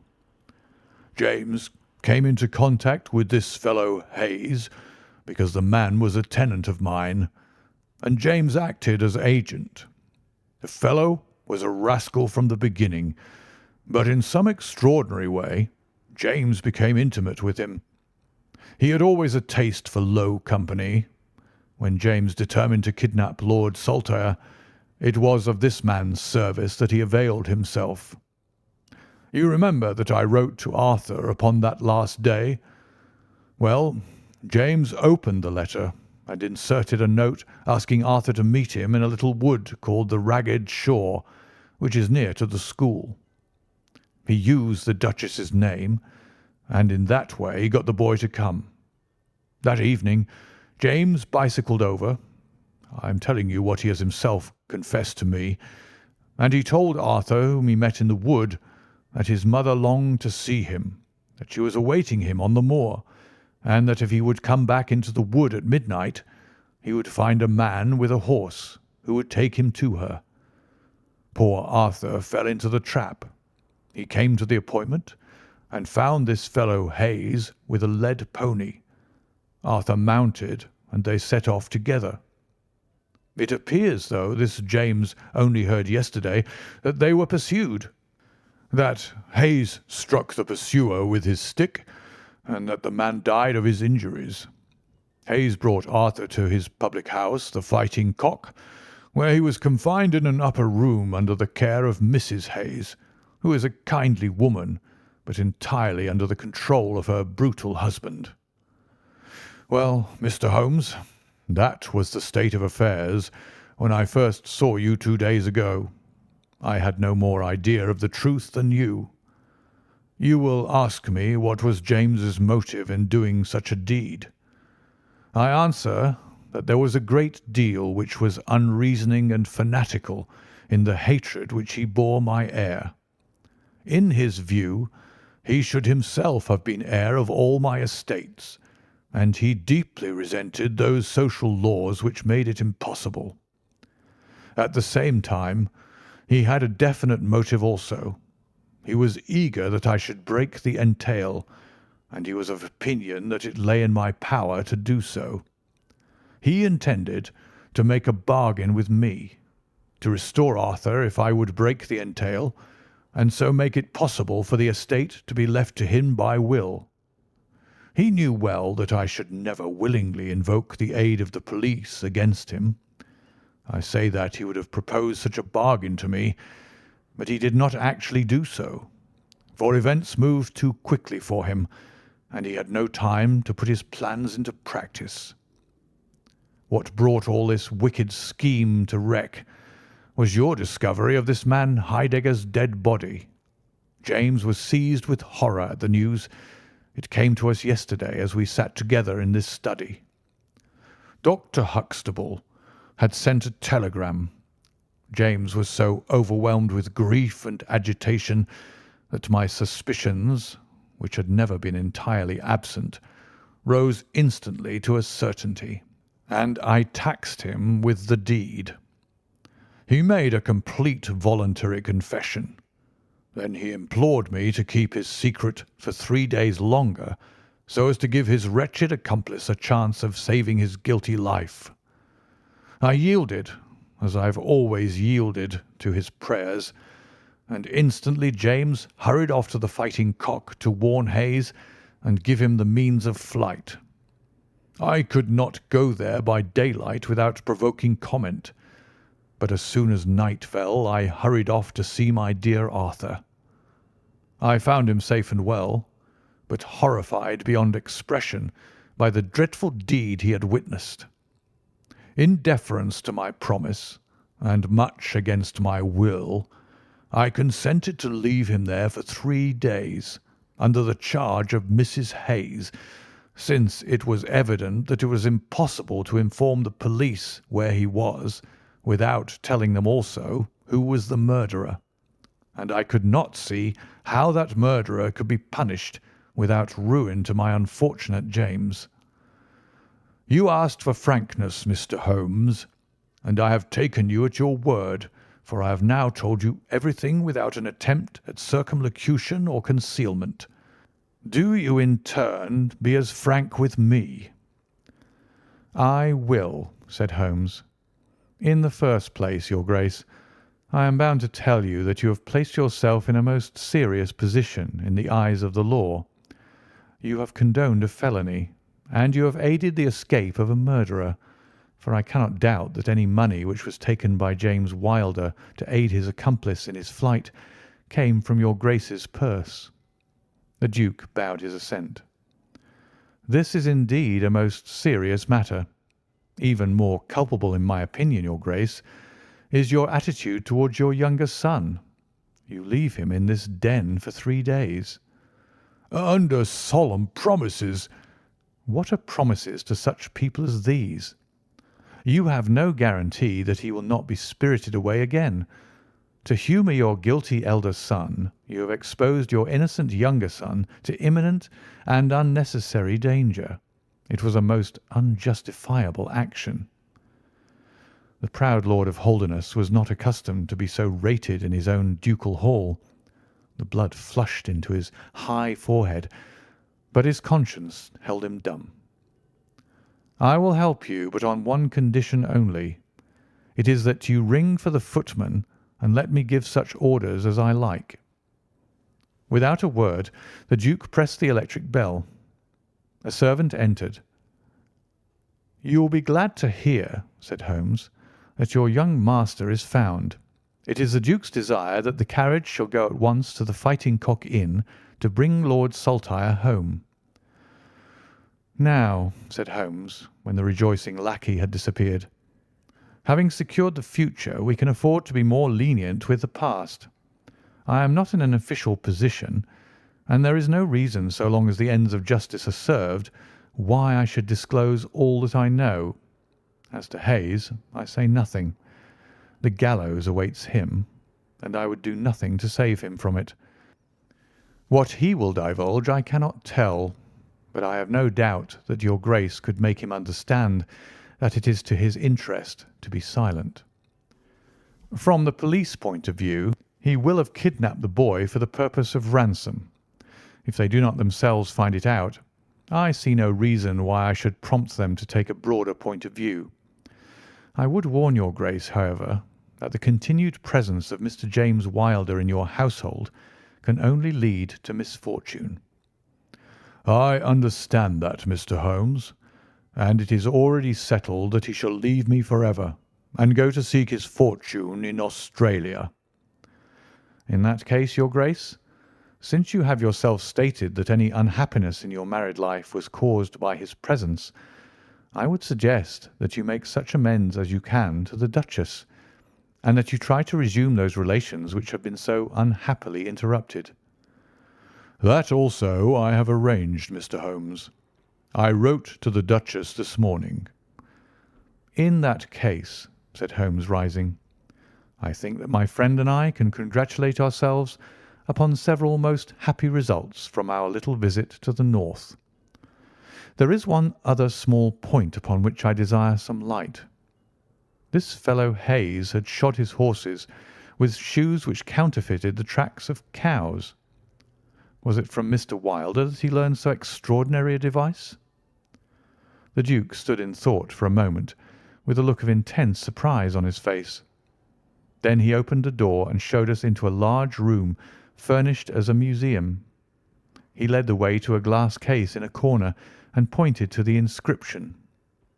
"These shoes," it ran, "were dug up in the moat of Holderness Hole. They are for the use of horses, but they are shaped below with a cloven foot of iron so as to throw pursuers off the track. They are supposed to have belonged to some of the marauding barons of Holderness in the Middle Ages." Holmes opened the case, and moistening his finger he passed it along the shoe. A thin film of recent mud was left upon his skin. "Thank you," said he, as he replaced the glass. "It is the second most interesting object that I have seen in the north." "And the first?" Holmes folded up his cheque and placed it carefully in his notebook. "I am a poor man," said he, as he patted it affectionately, and thrust it into the depths of his inner pocket. End of the adventure of the Priory School. Adventure 6. The Adventure of Black Peter. I have never known my friend to be in better form, both mental and physical, than in the year '95. His increasing fame had brought with it an immense practice, and I should be guilty of an indiscretion if I were even to hint at the identity of some of the illustrious clients who crossed our humble threshold in Baker Street. Holmes, however, like all great artists, lived for his art's sake, and, save in the case of the Duke of Holderness, I have seldom known him claim any large reward for his inestimable services. So unworldly was he, or so capricious, that he frequently refused his help to the powerful and wealthy where the problem made no appeal to his sympathies, while he would devote weeks of most intense application to the affairs of some humble client whose case presented those strange and dramatic qualities which appealed to his imagination and challenged his ingenuity.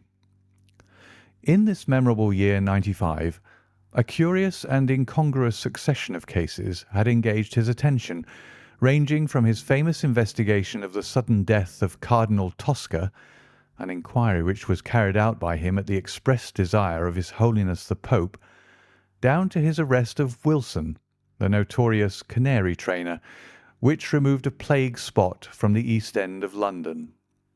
Close on the heels of these two famous cases came the tragedy of Woodman's Lee and the very obscure circumstances which surrounded the death of Captain Peter Carey.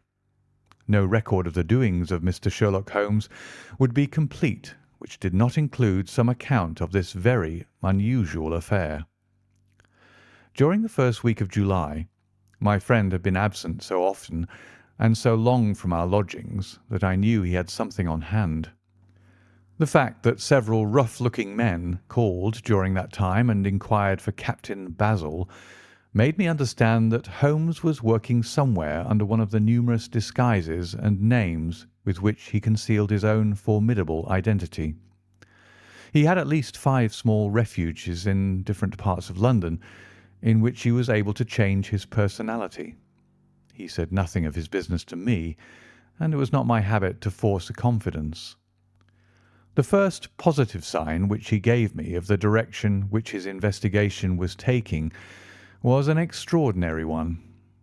He had gone out before breakfast, and I had sat down to mine when he strode into the room, his hat upon his head, and a huge barbed-headed spear tucked like an umbrella under his arm.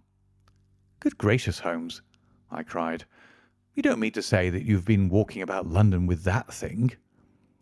"I drove to the butcher's and back." "The butcher's?" "And I return with an excellent appetite. There can be no question, my dear Watson, of the value of exercise before breakfast. But I am prepared to bet that you will not guess the form that my exercise has taken." "I will not attempt it." He chuckled as he poured out the coffee. "If you could have looked into Allardyce's back shop, you would have seen a dead pig swung from a hook in the ceiling, and a gentleman in his shirt sleeves furiously stabbing at it with this weapon. I was that energetic person, and I have satisfied myself that by no exertion of my strength can I transfix the pig with a single blow. Perhaps you would care to try." "Not for worlds. But why were you doing this?" "Because it seemed to me to have an indirect bearing upon the mystery of Woodman's Lee. Ah, Hopkins, I got your wire last night, and I have been expecting you. Come and join us." Our visitor was an exceedingly alert man, 30 years of age, dressed in a quiet tweed suit, but retaining the erect bearing of one who was accustomed to official uniform. I recognized him at once as Stanley Hopkins, a young police inspector for whose future Holmes had high hopes, while he in turn professed the admiration and respect of a pupil for the scientific methods of the famous amateur. Hopkins's brow was clouded, and he sat down with an air of deep dejection. "No, thank you, sir. I breakfasted before I came round. I spent the night in town, for I came up yesterday to report." "And what have you to report?" "Failure, sir. Absolute failure." "You have made no progress?" "None." "Dear me, I must have a look at the matter." "I wish to heavens that you would, Mr. Holmes. It's my first big chance, and I'm at my wit's end. For goodness' sake, come down and lend me a hand." "Well, well, it just happens that I have already read all the available evidence, including the report of the inquest, with some care. By the way, what do you make of that tobacco pouch found on the scene of the crime? Is there no clue there?" Hopkins looked surprised. "It was the man's own pouch, sir. His initials were inside it, and it was of sealskin, and he was an old sealer." "But he had no pipe?" "No, sir, we could find no pipe. Indeed, he smoked very little, and yet he might have kept some tobacco for his friends." "No doubt. I only mention it because if I had been handling the case I should have been inclined to make that the starting point of my investigation. However, my friend Dr. Watson knows nothing of this matter, and I should be none the worse for hearing the sequence of events once more. Just give us some short sketches of the essentials." Stanley Hopkins drew a slip of paper from his pocket. "I have a few dates here which will give you the career of the dead man. Captain Peter Carey. He was born in '45, 50 years of age. He was a most daring and successful seal and whale fisher. In 1883 he commanded the steam sealer Sea Unicorn of Dundee. He had then had several successful voyages in succession, and in the following year, 1884, he retired. After that he travelled for some years, and finally he bought a small place called Woodman's Lee near Forest Row in Sussex. There he has lived for 6 years, and there he died just a week ago today. There were some most singular points about the man. In ordinary life he was a strict Puritan, a silent, gloomy fellow. His household consisted of his wife, his daughter, aged 20, and 2 female servants. These last were continually changing, for it was never a very cheery situation, and sometimes it became past all bearing. The man was an intermittent drunkard, and when he had the fit on him he was a perfect fiend. He has been known to drive his wife and daughter out of doors in the middle of the night and flog them through the park until the whole village outside the gates was aroused by their screams.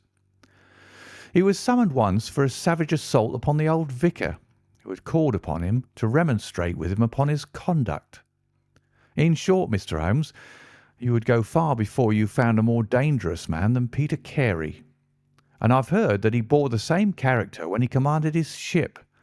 He was known in his trade as Black Peter, and the name was given him not only on account of his swarthy features and the colour of his huge beard, but for the humours which were the terror of all around him.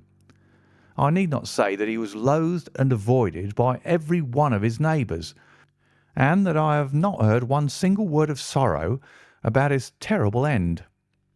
You must have read in the account of the inquest about the man's cabin, Mr. Holmes, but perhaps your friend here has not heard of it. He had built himself a wooden outhouse. He always called it the cabin, a few hundred yards from his house, and it was here that he slept every night. It was a little single-roomed hut, 16 feet by 10. He kept the key in his pocket, made his own bed, cleaned it himself, and allowed no other foot to cross the threshold. There are small windows on each side which were covered by curtains and never opened. One of these windows was turned towards the high road, and when the light burned in it at night the folk used to point it out to each other and wonder what Black Peter was doing in there. That's the window, Mr. Holmes, which gave us one of the few bits of positive evidence that came out at the inquest. You remember that a stonemason named Slater, walking from Forest Row about 1 o'clock in the morning, 2 days before the murder, stopped as he passed the grounds and looked at the square of light still shining among the trees. He swears that the shadow of a man's head turned sideways was clearly visible on the blind, and that this shadow was certainly not that of Peter Carey, whom he knew well. It was that of a bearded man, but the beard was short and bristled forward in a way very different from that of the captain. So he says, but he had been 2 hours in the public house, and it is some distance from the road to the window. Besides, this refers to the Monday, and the crime was done upon the Wednesday. On the Tuesday, Peter Carey was in one of his blackest moods, flushed with drink and as savage as a dangerous wild beast. He roamed about the house, and the women ran for it when they heard him coming. Late in the evening, he went down to his own hut. About 2 o'clock the following morning, his daughter, who slept with her window open, heard a most fearful yell from that direction, but it was no unusual thing for him to bawl and shout when he was in drink, so no notice was taken. On rising at 7, one of the maids noticed that the door of the hut was open, but so great was the terror which the man caused that it was midday before anyone would venture down to see what had become of him. Peeping into the open door, they saw a sight which sent them flying with white faces into the village. Within an hour I was on the spot and had taken over the case. Well, I have fairly steady nerves, as you know, Mr. Holmes, but I give you my word that I got a shake when I put my head into that little house. It was droning like a harmonium with flies and bluebottles, and the floor and the walls were like a slaughterhouse. He had called it a cabin, and a cabin it was, sure enough, for you'd have thought that you were in a ship. There was a bunk at one end, a sea chest, maps and charts, a picture of the sea unicorn, a line of logbooks on a shelf, all exactly as one would expect to find it in a captain's room. And there, in the middle of it, was the man himself, his face twisted like a lost soul in torment, and his great brindled beard stuck upward in his agony. Right through his broad breast a steel harpoon had been driven, and it had sunk deep into the wood of the wall behind him. He was pinned like a beetle on a card. Of course, he was quite dead, and had been so from the instant that he had uttered that last yell of agony. I know your methods, sir, and I applied them. Before I permitted anything to be moved, I examined most carefully the ground outside and also the floor of the room. There were no footmarks. Meaning you saw none? I assure you, sir, that there were none. My good Hopkins, I have investigated many crimes, but I have never yet seen one which was committed by a flying creature. As long as the criminal remains upon 2 legs, so long must there be some indentation, some abrasion, some trifling displacement which can be detected by the scientific searcher. It is incredible that this blood-bespattered room contained no trace which could have aided us. I understand, however, from the inquest that there were some objects which you failed to overlook. The young inspector winced at my companion's ironical comments. I was a fool not to call you in at the time, Mr. Holmes. However, that's past praying for now. Yes, there were several objects in the room which called for special attention. One was the harpoon with which the deed was committed. It had been snatched down from a rack on the wall. 2 others remained there, and there was a vacant place for the third. On the stock was engraved SS Seacorn, Dundee.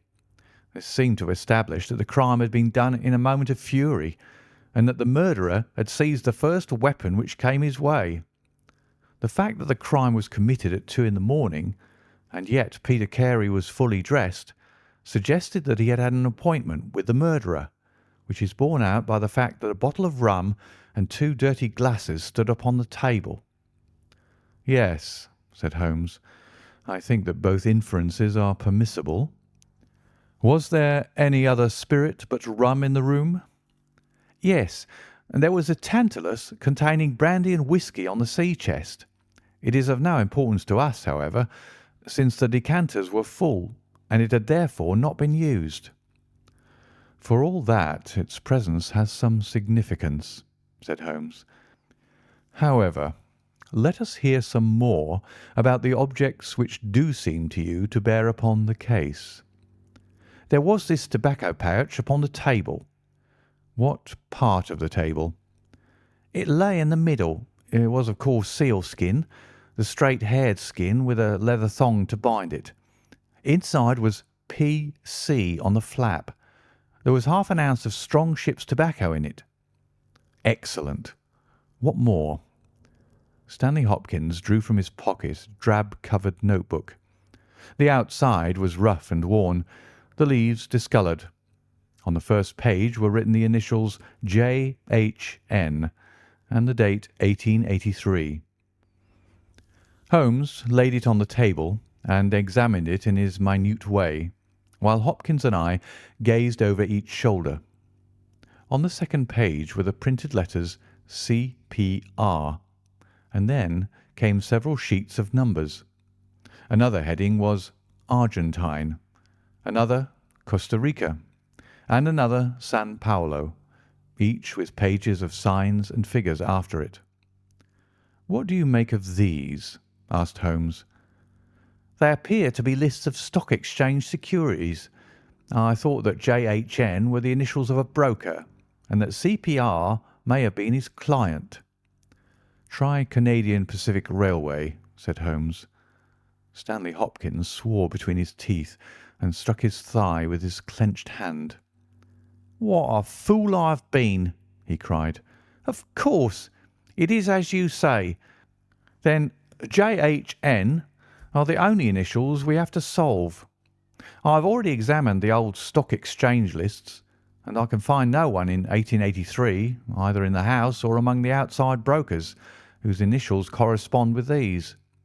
Yet I feel that the clue is the most important one that I hold. You will admit, Mr. Holmes, that there is a possibility that these initials are those of the second person who was present, in other words, of the murderer. I would also urge that the introduction into the case of a document relating to large masses of valuable securities gives us from the first time some indication of a motive for the crime." Sherlock Holmes's face showed that he was thoroughly taken aback by this new development. "I must admit both your points," said he. "I confess that this notebook, which did not appear at the inquest, modifies any views which I may have formed. I had come to a theory of the crime in which I can find no place for this. Have you endeavoured to trace any of the securities here mentioned?" "Inquiries are now being made at the offices, but I fear that the complete register of the stockholders of these South American concerns is in South America, and that some weeks must elapse before we can trace the shares." Holmes had been examining the cover of the notebook with his magnifying lens. "Surely there is some discoloration here," said he. "Yes, sir, it is a blood stain. I told you that I picked the book off the floor." "Was the blood stain above or below?" "On the side next the boards." "Which proves, of course, that the book was dropped after the crime was committed." "Exactly, Mr. Holmes. I appreciated that point, and I conjectured that it was dropped by the murderer in his hurried flight. It lay near the door." "I suppose that none of these securities have been found among the property of the dead man?" "No, sir." "Have you any reason to suspect robbery?" "No, sir. Nothing seemed to have been touched." "Dear me, it is certainly a very interesting case. Then there was a knife, was there not?" "A sheath knife, still in its sheath. It lay at the feet of the dead man. Mrs. Carey has identified it as being her husband's property." Holmes was lost in thought for some time. "Well," said he at last, "I suppose I shall have to come out and have a look at it." Stanley Hopkins gave a cry of joy. "Thank you, sir. That will indeed be a weight off my mind." Holmes shook his finger at the inspector. "It would have been an easier task a week ago," said he, "but even now my visit may not be entirely fruitless. Watson, if you can spare the time, I should be very glad of your company. If you will call a four-wheeler, Hopkins, we shall be ready to start for Forest Row in a quarter of an hour." Alighting at the small wayside station, we drove for some miles through the remains of widespread woods, which were once part of that great forest which for so long held the Saxon invaders at bay, the impenetrable Weald, for 60 years the bulwark of Britain. Vast sections of it have been cleared, for this is at the seat of the first ironworks of the country, and the trees have been felled to smelt the ore. Now the richer fields of the north have absorbed the trade, and nothing save those ravaged groves and great scars in the earth show the work of the past. Here, in a clearing upon the green slope of a hill, stood a long, low stone house, approached by a curving drive running through the fields. Nearer the road, and surrounded on 3 sides by bushes, was a small outhouse, one window and the door facing in our direction. It was the scene of the murder. Stanley Hopkins led us first to the house, where he introduced us to a haggard, grey-haired woman, the widow of the murdered man, whose gaunt and deep-lined face, with the furtive look of terror in the depths of her red-rimmed eyes, told of the years of hardship and ill usage which she had endured. With her was her daughter, a pale, fair-haired girl whose eyes blazed defiantly at us as she told us that she was glad that her father was dead, and that she blessed the hand which had struck him down. It was a terrible household that Black Peter Carey had made for himself, and it was with a sense of relief that we found ourselves in the sunlight again, and making our way along a path which had been worn across the fields by the feet of the dead man. The outhouse was the simplest of dwellings, wooden-walled, shingle-roofed, one window beside the door and one on the farther side. Stanley Hopkins drew the key from his pocket and had stooped to the lock when he paused with a look of attention and surprise upon his face. "Someone has been tampering with it," he said. There could be no doubt of the fact.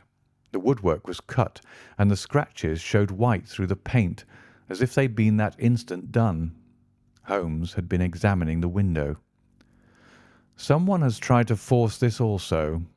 Whoever it was has failed to make his way in. He must have been a very poor burglar." "This is a most extraordinary thing," said the inspector. "I could swear that these marks were not here yesterday evening." "Some curious person from the village, perhaps?" I suggested. "Very unlikely.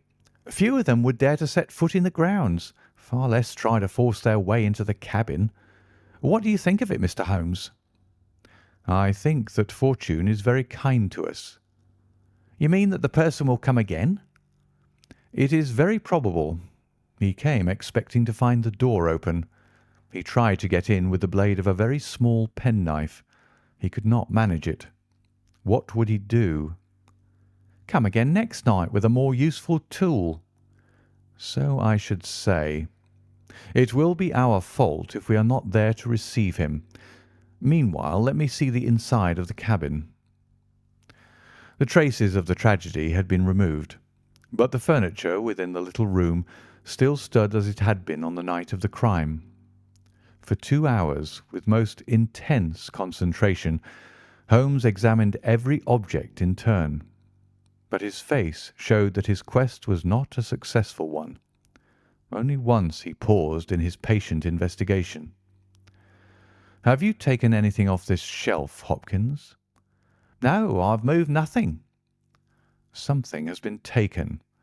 There is less dust in this corner of the shelf than elsewhere.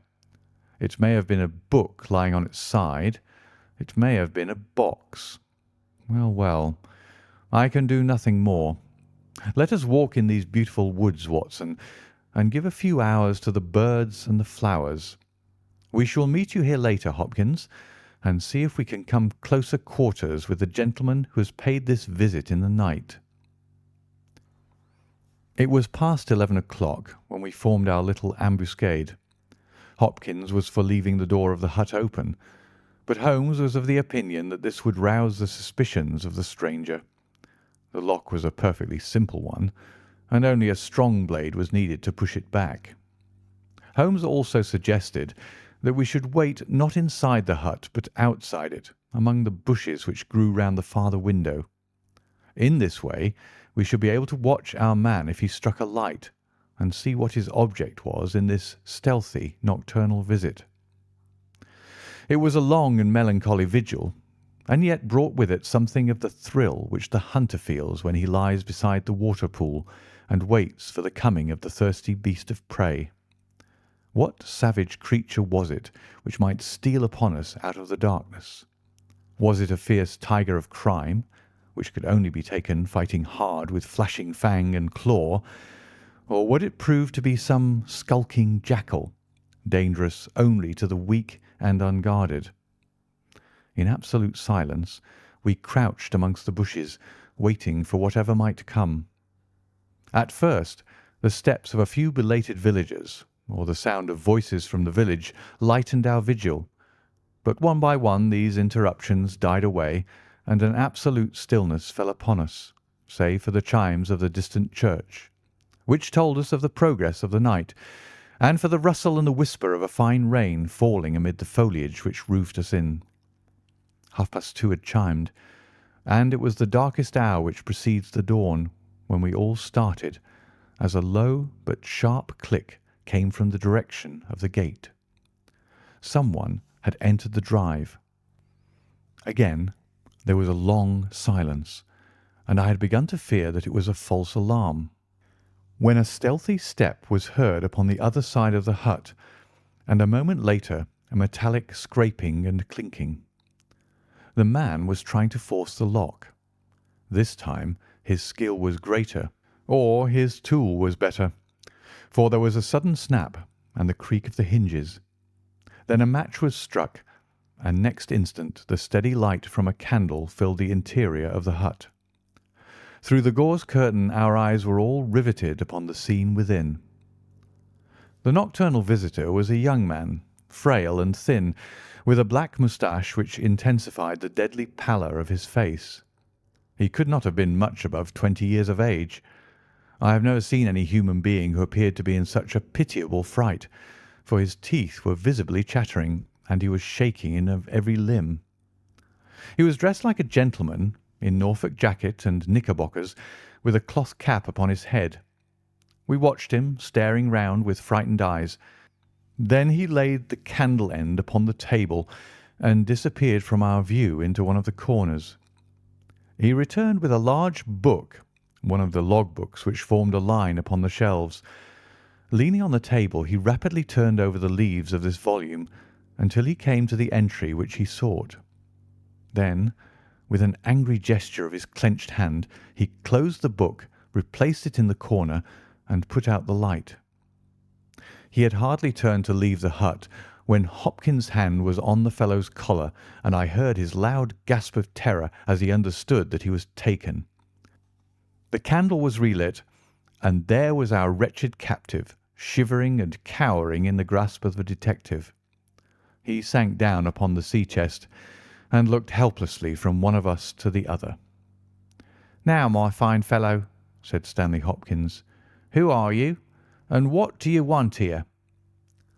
The man pulled himself together and faced us with an effort at self-composure.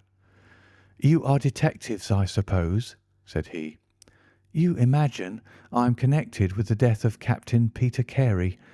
I assure you that I am innocent." "We'll see about that," said Hopkins. "First of all, what is your name?"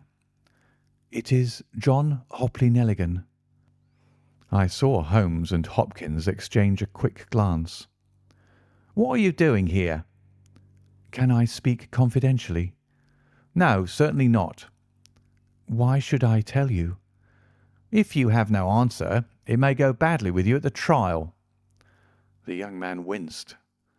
"Well, I will tell you," he said. "Why should I not? And yet I hate to think of this old scandal gaining a new lease of life. Did you ever hear of Dawson and Nelligan?" I could see from Hopkins' face that he never had, but Holmes was keenly interested. "You mean the West Country bankers," said he. "They failed for £1 million, ruined half the county families of Cornwall, and Nelligan disappeared. Exactly. Nelligan was my father. At last we were getting something positive, and yet it seemed a long gap between an absconding banker and Captain Peter Carey pinned against the wall with one of his own harpoons.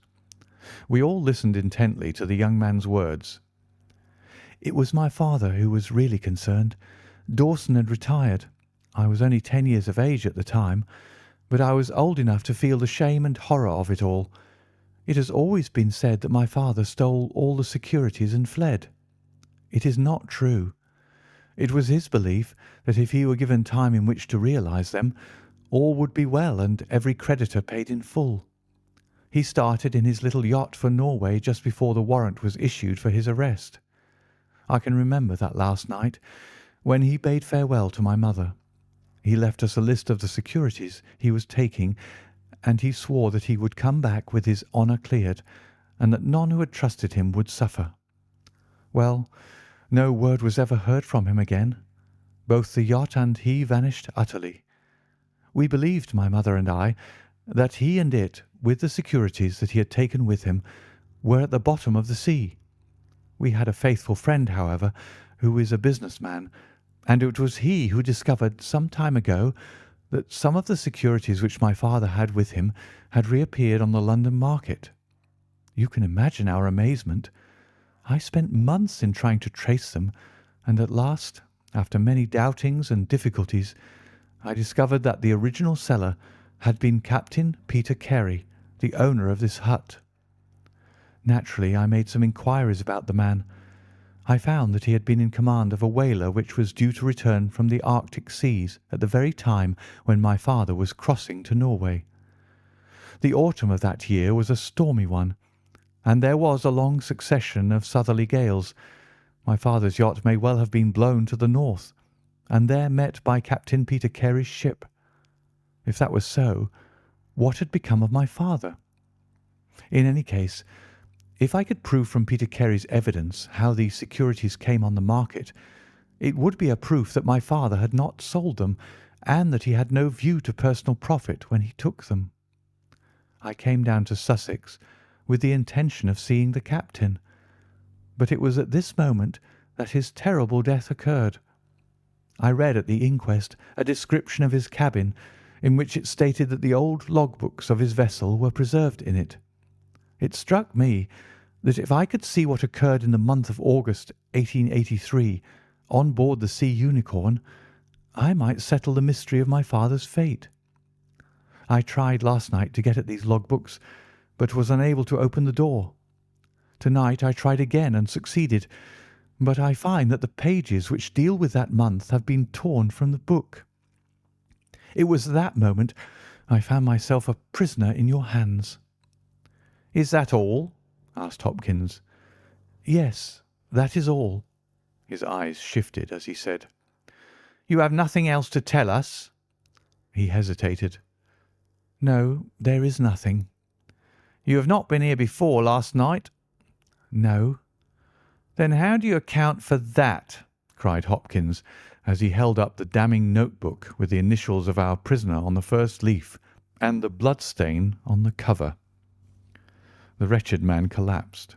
He sank his face in his hands and trembled all over. "Where did you get it?" he groaned. "I didn't know. I thought I'd lost it at the hotel." "That's enough," said Hopkins sternly.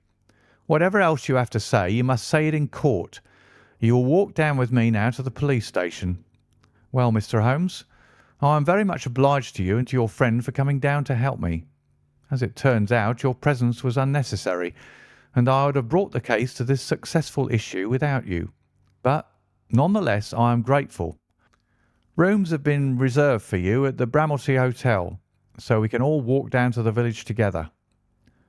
"Well, Watson, what do you think of it?" asked Holmes as we travelled back next morning. "I can see that you're not satisfied." "Oh, yes, my dear Watson, I am perfectly satisfied.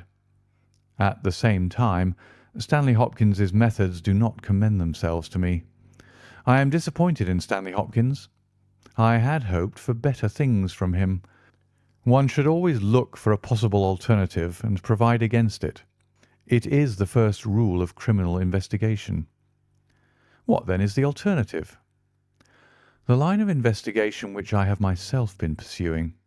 It may give us nothing, I cannot tell, but at least I shall follow it to the end. Several letters were waiting for Holmes at Baker Street. He snatched one of them, opened it, and burst out into a triumphant chuckle of laughter. "Ha! Excellent, Watson! The alternative develops. Have you telegraph forms? Just write a couple of messages for me. Sumner, shipping agent, Ratcliffe Highway. Send 3 men on to arrive 10 tomorrow morning, Basil. That's my name in those parts. And the other is Inspector Stanley Hopkins, 46 Lord Street, Brixton. Come breakfast tomorrow at 9:30. Important. Wire if unable to come. Sherlock Holmes. There, Watson. This infernal case has haunted me for 10 days. I hereby banish it completely from my presence. Tomorrow, I trust that we shall hear the last of it forever." Sharp at the hour named, Inspector Stanley Hopkins appeared, and we sat down together to the excellent breakfast which Mrs. Hudson had prepared. The young detective was in high spirits at his success. "You really think that your solution must be correct?" asked Holmes. "I could not imagine a more complete case." "It did not seem to me conclusive." "You astonish me, Mr. Holmes. What more could one ask for?" "Does your explanation cover every point?" "Undoubtedly. I find that young Nelligan arrived at the Bramley Hotel on the very day of the crime. He came on the pretence of playing golf. His room was on the ground floor, and he could get out when he liked.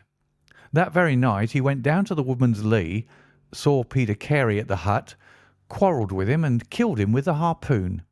Then, horrified by what he'd done, he fled out of the hut, dropping the notebook which he had brought with him in order to question Peter Carey about those different securities.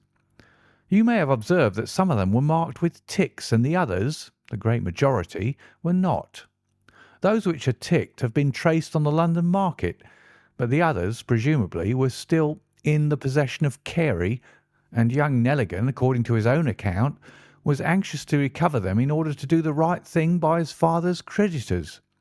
After his flight, he did not dare to approach the hut again for some time, but at last he forced himself to do so in order to obtain the information which he needed. Surely that is all simple and obvious." Holmes smiled and shook his head.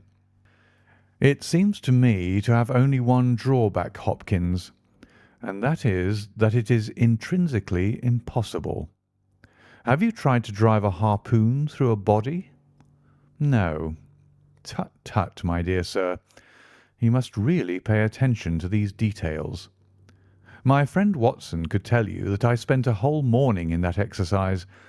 It is no easy matter, and requires a strong and practised arm. But this blow was delivered with such violence that the head of the weapon sank deep into the wall. Do you imagine that this anemic youth was capable of so frightful an assault? Is he the man who hobnobbed in rum and water with Black Peter in the dead of the night? Was it his profile that was seen on the blind 2 nights before? No, no, Hopkins. It is another and more formidable person for whom we must seek." The detective's face had grown longer and longer during Holmes's speech.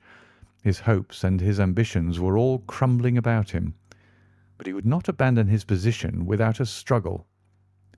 "You can't deny that Nelligan was present that night, Mr. Holmes. The book will prove that. I fancy that I have evidence enough to satisfy a jury, even if you are able to pick a hole in it. Besides, Mr. Holmes, I have laid my hand upon my man. As to this terrible person of yours, where is he?" "I rather fancy that he is on the stair," said Holmes serenely. "I think, Watson, that you would do well to put that revolver where you can reach it." He rose and laid a written paper upon a side table. "Now we are ready," said he.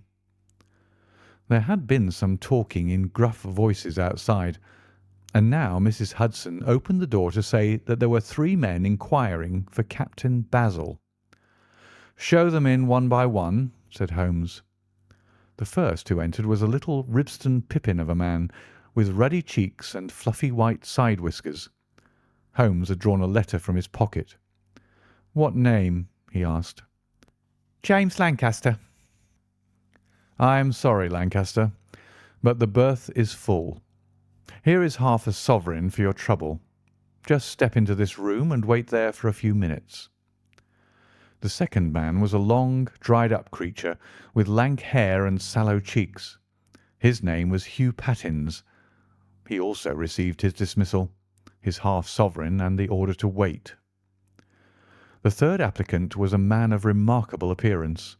A fierce, bulldog face was framed in a tangle of hair and beard, and two bold, dark eyes gleamed behind the cover of thick, tufted, overhung eyebrows. He saluted and stood sailor fashion, turning his cap round in his hands. "Your name?" asked Holmes. "Patrick Cairns." "Harpooner?" "Yes, sir. 26 voyages." "Dundee, I suppose?" "Yes, sir." "And ready to start with an exploring ship?" "Yes, sir." "What wages?" £8 a month." "Could you start at once?" "As soon as I get my kit." "Have you your papers?" "Yes, sir." He took a sheaf of worn and greasy forms from his pocket. Holmes glanced over them and returned them. "You are just the man I want," said he. "Here's the agreement on the side table. If you sign it, the whole matter will be settled." The seaman lurched across the room and took up the pen. "Shall I sign here?" he asked, stooping over the table. Holmes leaned over his shoulder and passed both hands over his neck. "This will do," said he. I heard a click of steel and a bellow like an enraged bull. The next instant Holmes and the seaman were rolling on the ground together. He was a man of such gigantic strength that, even with the handcuffs which Holmes had so deftly fastened upon his wrists, he would have very quickly overpowered my friend had Hopkins and I not rushed to his rescue. Only when I pressed the cold muzzle of the revolver to his temple did he at last understand that resistance was vain. We lashed his ankles with cord and rose breathless from the struggle.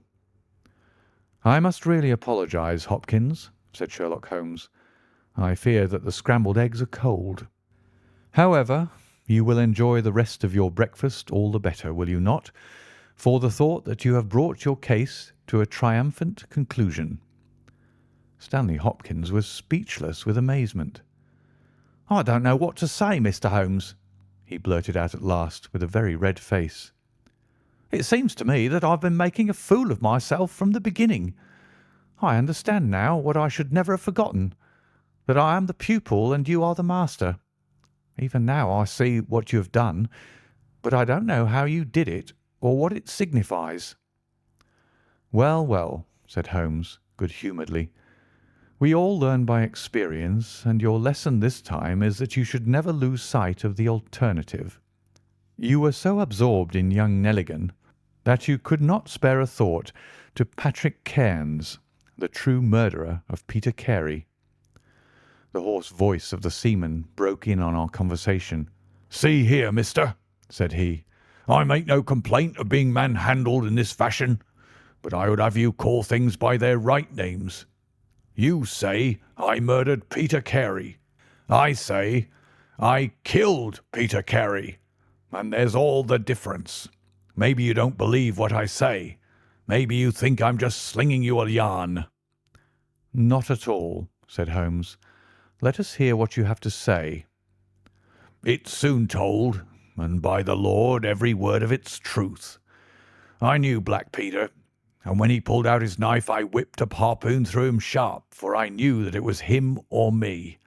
That's how he died. You can call it murder. Anyway, I'd as soon die with a rope round my neck as with Black Peter's knife in my heart." "How came you there?" asked Holmes. "I'll tell it you from the beginning. Just sit me up a little, so as I can speak easy. It was in '83 that it happened, August of that year. Peter Carey was master of the Sea Unicorn, and I was spare harpooner. We were coming out of the ice pack on our way home with headwinds and a weak southerly gale when we picked up a little craft that had been blown north. There was one man on her, a landsman. The crew had thought she would founder and made for the Norwegian coast in the dinghy. I guessed they were all drowned. Well, we took him on board, and this man and he and the skipper had some long talks in the cabin. All the baggage we took off with him was in one tin box. So far as I know, the man's name was never mentioned, and on the second night he disappeared as if he'd never been. It was given out that he had either thrown himself overboard or fallen overboard in the heavy weather that we were having. Only one man knew what had happened to him, and that was me, for with my own eyes I saw the skipper tip up his heels and put him over the rail in the middle watch of a dark night, 2 days before we sighted the Shetland lights. Well, I kept my knowledge to myself and waited to see what would come of it. When we got back to Scotland it was easily hushed up, and nobody asked any questions. A stranger died by accident, and it was nobody's business to inquire. Shortly after, Peter Carey gave up the sea, and it was long years before I could find where he was. I guessed that he had done the deed for the sake of what was in that tin box, and that he could afford now to pay me well for keeping my mouth shut. I found out where he was from a sailor-man that had met him in London, and down I went to squeeze him. The first night he was reasonable enough, and was ready to give me what would make me free of the sea for life. We were to fix it all 2 nights later. When I came, I found him 3 parts drunk and in a vile temper. We sat down and we drank and we yarned about old times, but the more he drank, the less I liked the look on his face. I spotted that harpoon upon the wall, and I thought I might need it before I was through. Then at last he broke out at me, spitting and cursing, with murder in his eyes and a great clasp knife in his hand. He had not time to get it from the sheath before I had the harpoon through him.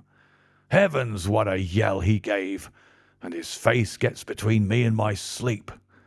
I stood there with his blood splashing round me, and I waited for a bit, but all was quiet, so I took heart once more.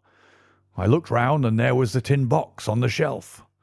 I had as much right to it as Peter Carey, anyhow, so I took it with me and left the hut. Like a fool, I left my baccy pouch upon the table. Now I'll tell you the queerest part of the whole story. I had hardly got outside the hut when I heard someone coming, and I hid among the bushes.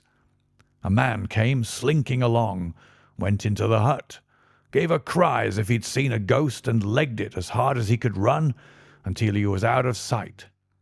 Who he was or what he wanted is more than I can tell. For my part, I walked 10 miles, got a train at Tunbridge Wells, and so reached London, and no one the wiser. Well, when I came to examine the box, I found there was no money in it, and nothing but papers that I would not dare to sell. I had lost my hold on Black Peter and was stranded in London without a shilling. There was only my trade left. I saw these advertisements about harpooners and high wages, so I went to the shipping agents and they sent me here. That's all I know, and I say again that if I killed Black Peter, the law should give me thanks, for I saved them the price of a hempen rope." "A very clear statement," said Holmes, rising and lighting his pipe. "I think, Hopkins, that you should lose no time in conveying your prisoner to a place of safety. This room is not well adapted for a cell, and Mr. Patrick Cairns occupies too large a proportion of our carpet." "Mr. Holmes," said Hopkins, "I do not know how to express my gratitude. Even now I don't understand how you attained this result." "Simply by having the good fortune to get the right clue from the beginning. It is very possible if I had known about this notebook it might have led away my thoughts as it did yours. But all I heard pointed in the one direction. The amazing strength, the skill in the use of the harpoon, the rum and water, the sealskin tobacco pouch with the coarse tobacco. All these pointed to a seaman, and one who had been a whaler. I was convinced that the initials P.C. upon the pouch were a coincidence, and not those of Peter Carey, since he seldom smoked, and no pipe was found in his cabin. You remember that I asked whether whisky and brandy were in the cabin. You said they were. How many landsmen are there who would drink rum when they could get these other spirits? Yes, I was certain it was a seaman. And how did you find him? My dear sir, the problem had become a very simple one. If it were a seaman, it could only be a seaman who had been with him on the Sea Unicorn. So far as I could learn, he had sailed in no other ship. I spent 3 days in wiring to Dundee, and at the end of that time I had ascertained the names of the crew of the Sea Unicorn in 1883. When I found Patrick Cairns among the harpooners, my research was nearing its end. I argued that the man was probably in London, and that he would desire to leave the country for a time. I therefore spent some days in the East End, devised an Arctic expedition, put forth tempting terms for harpooners who would serve under Captain Basil, and behold the result. Wonderful, cried Hopkins. wonderful. You must obtain the release of young Nelligan as soon as possible, said Holmes. I confess that I think you owe him some apology. The tin box must be returned to him, but of course the securities which Peter Carey has sold are lost forever. There's the cab, Hopkins, and you can remove your man. If you want me for the trial, my address and that of Watson will be somewhere in Norway. I'll send particulars later. End of the Adventure of Black Peter. Adventure 7. The Adventure of Charles Augustus Milverton. It is years since the incidents of which I speak took place, and yet it is with diffidence that I allude to them. For a long time, even with the utmost discretion and reticence, it would have been impossible to make the facts public, but now the principal person concerned is beyond the reach of human law, and with due suppression the story may be told in such fashion as to injure no one. It records an absolutely unique experience in the career both of Mr. Sherlock Holmes and of myself. The reader will excuse me if I conceal the date or any other fact by which he might trace the actual occurrence. We had been out for one of our evening rambles, Holmes and I, and had returned about 6 o'clock on a cold, frosty winter's evening. As Holmes turned up the lamp, the light fell upon a card on the table. He glanced at it, and then, with an ejaculation of disgust, threw it on the floor. I picked it up and read, Charles Augustus Milverton, Appledore Towers, Hampstead, Agent. Who is he? I asked. The worst man in London, Holmes answered, as he sat down and stretched his legs before the fire. Is anything on the back of the card? I turned it over. We'll call at 6:30. C.A.M., I read. He's about due. Do you feel a creeping, shrinking sensation, Watson, when you stand before the serpents in the zoo and see the slithery, gliding, venomous creatures with their deadly eyes and wicked, flattened faces? Well, that's how Milverton impresses me. I've had to do with 50 murderers in my career, but the worst of them never gave me the repulsion which I have for this fellow. And yet I can't get out of doing business with him. Indeed, he's here at my invitation. But who is he? I'll tell you, Watson. He is the king of all the blackmailers. Heaven help the man, and still more the woman, whose secret and reputation come into the power of Milverton. With a smiling face and a heart of marble, he will squeeze and squeeze until he has drained them dry. The fellow is a genius in his way, and would have made his mark in some more savoury trade. His method is as follows. He allows it to be known that he is prepared to pay very high sums for letters which compromise people of wealth and position. He receives these wares, not only from treacherous valets or maids, but frequently from genteel ruffians who have gained the confidence and affection of trusting women. He deals with no niggard hand. I happen to know that he paid £700 to a footman for a note 2 lines in length, and that the ruin of a noble family was the result. Everything which is in the market goes to Milverton, and there are hundreds in this great city who turn white at his name. No one knows where his grip may fall, for he is far too rich and far too cunning to work from hand to mouth. He will hold a card back for years in order to play it at the moment when the stake is best worth winning.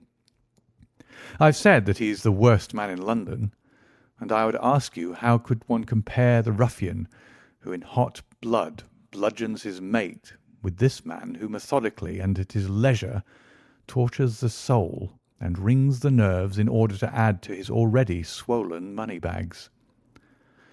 I had seldom heard my friend speak with such intensity of feeling. "But surely," said I, "the fellow must be within the grasp of the law." "Technically, no doubt, but practically not. What would it profit a woman, for example, to get him a few months' imprisonment if her own ruin must immediately follow? His victims dare not hit back. If ever he blackmailed an innocent person, then indeed we should have him. But he is as cunning as the evil one. No, no, we must find other ways to fight him." "And why is he here?" "Because an illustrious client has placed her piteous case in my hands. It is the Lady Eva Blackwell, the most beautiful debutante of last season. She is to be married in a fortnight to the Earl of Dovercourt. This fiend has several imprudent letters. Imprudent, Watson, nothing worse, which were written to an impecunious young squire in the country. They would suffice to break off the match. Milverton will send the letters to the Earl unless a large sum of money is paid him. I have been commissioned to meet him and to make the best terms I can." At that instant there was a clatter and a rattle in the street below. Looking down, I saw a stately carriage and pair, the brilliant lamps gleaming on the glossy haunches of the noble chestnuts. A footman opened the door, and a small, stout man in a shaggy astrakhan overcoat descended. A minute later he was in the room. Charles Augustus Milverton was a man of 50, with a large intellectual head, a round, plump, hairless face, a perpetual frozen smile, and 2 keen grey eyes which gleamed brightly from behind broad, gold-rimmed glasses. There was something of Mr. Pickwick's benevolence in his appearance, marred only by the insincerity of the fixed smile and by the hard glitter of those restless and penetrating eyes. His voice was as smooth and suave as his countenance, as he advanced with a plump little hand extended, murmuring his regret for having missed us at his first visit. Holmes disregarded the outstretched hand and looked at him with a face of granite. Milverton's smile broadened. He shrugged his shoulders, removed his overcoat, folded it with great deliberation over the back of a chair, and then took a seat. "This gentleman," said he with a wave in my direction, "is it discreet? Is it right?" "Dr. Watson is my friend and partner." "Very good, Mr. Holmes. It is only in your client's interests that I protested. The matter is so very delicate." "Dr. Watson has already heard of it." "Then we can proceed to business. You say that you are acting for Lady Eva. Has she empowered you to accept my terms?"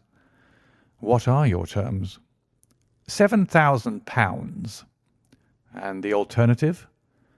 "My dear sir, it is painful for me to discuss it, but if the money is not paid on the 14th, there certainly will be no marriage on the 18th. His insufferable smile was more complacent than ever. Holmes thought for a while. "You appear to me," he said at last, "to be taking matters too much for granted. I am, of course, familiar with the contents of these letters. My client will certainly do what I may advise. I shall counsel her to tell her future husband the whole story, and to trust to his generosity." Milverton chuckled. "You evidently do not know the Earl," said he.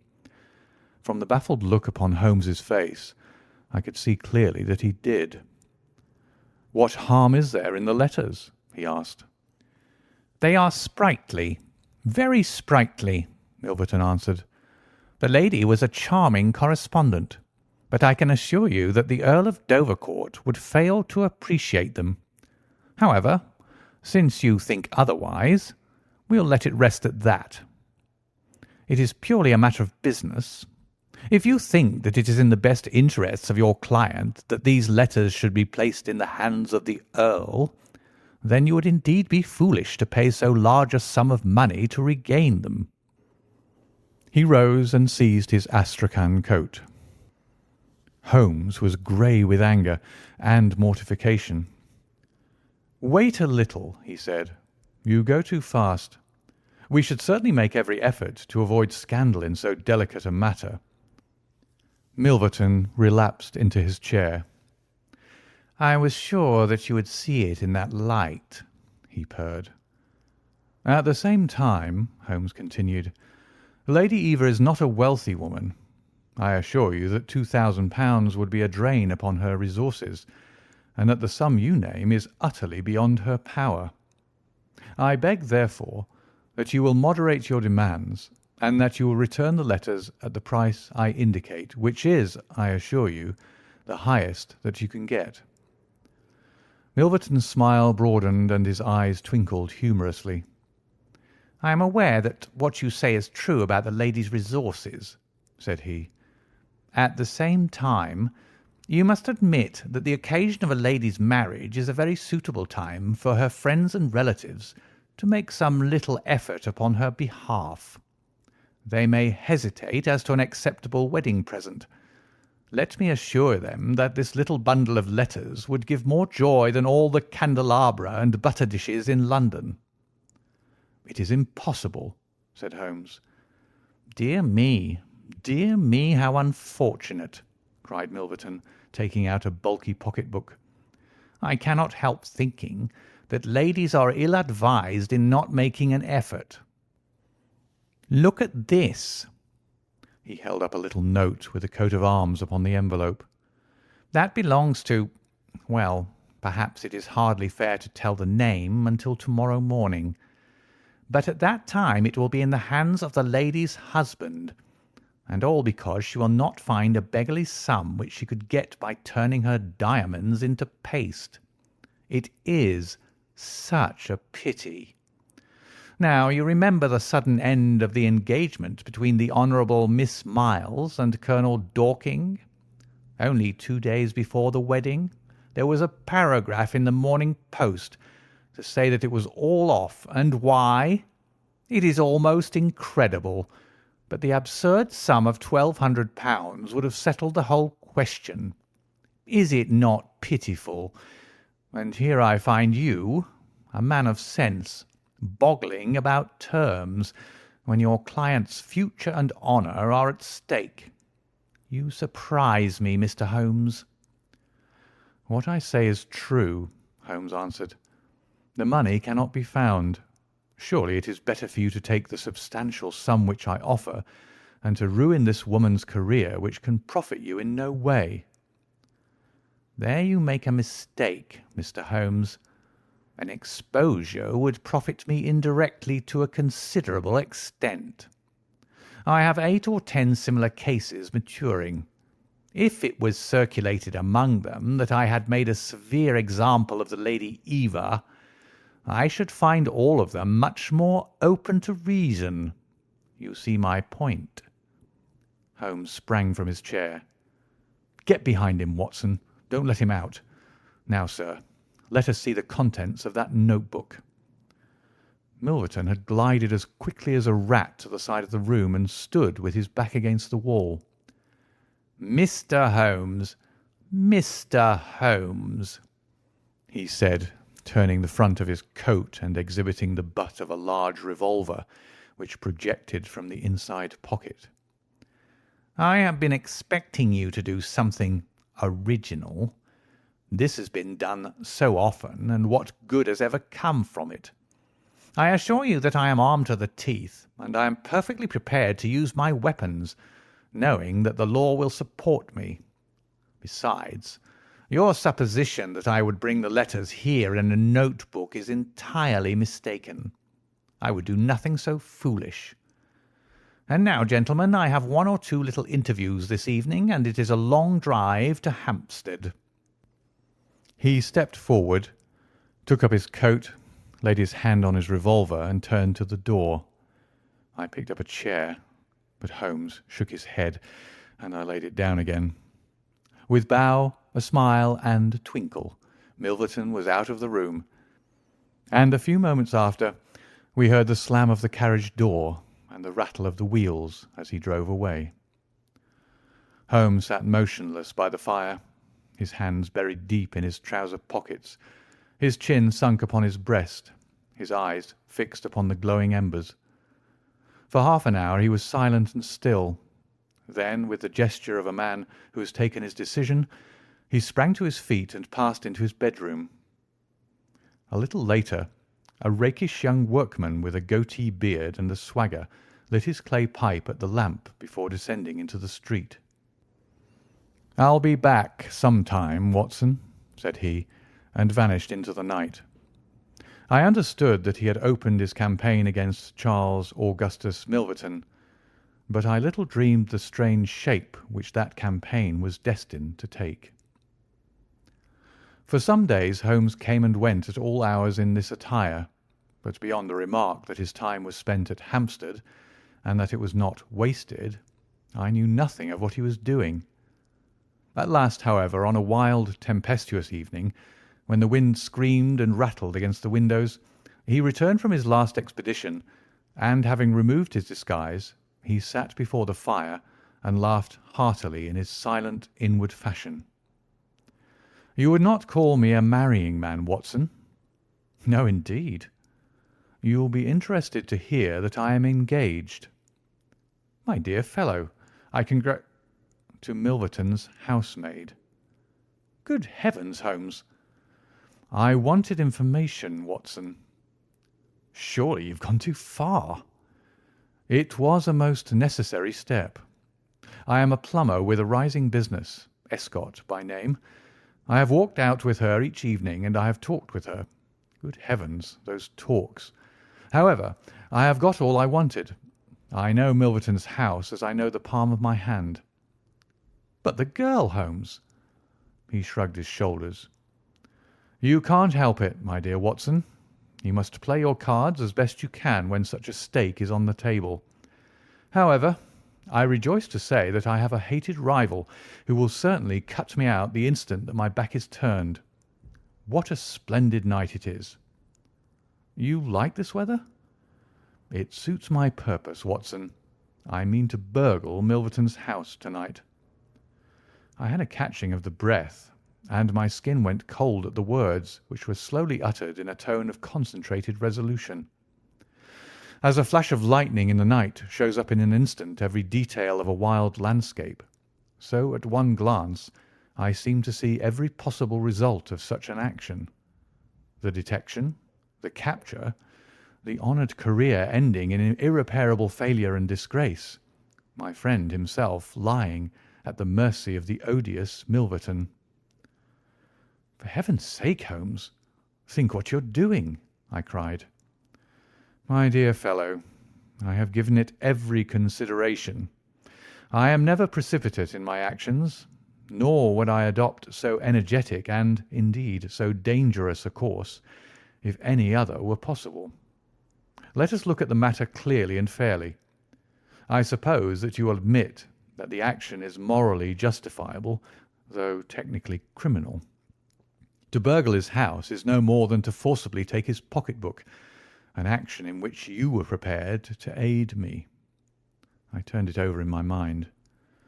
"Yes," I said, "it is morally justifiable, so long as our object is to take no articles save those which are used for an illegal purpose."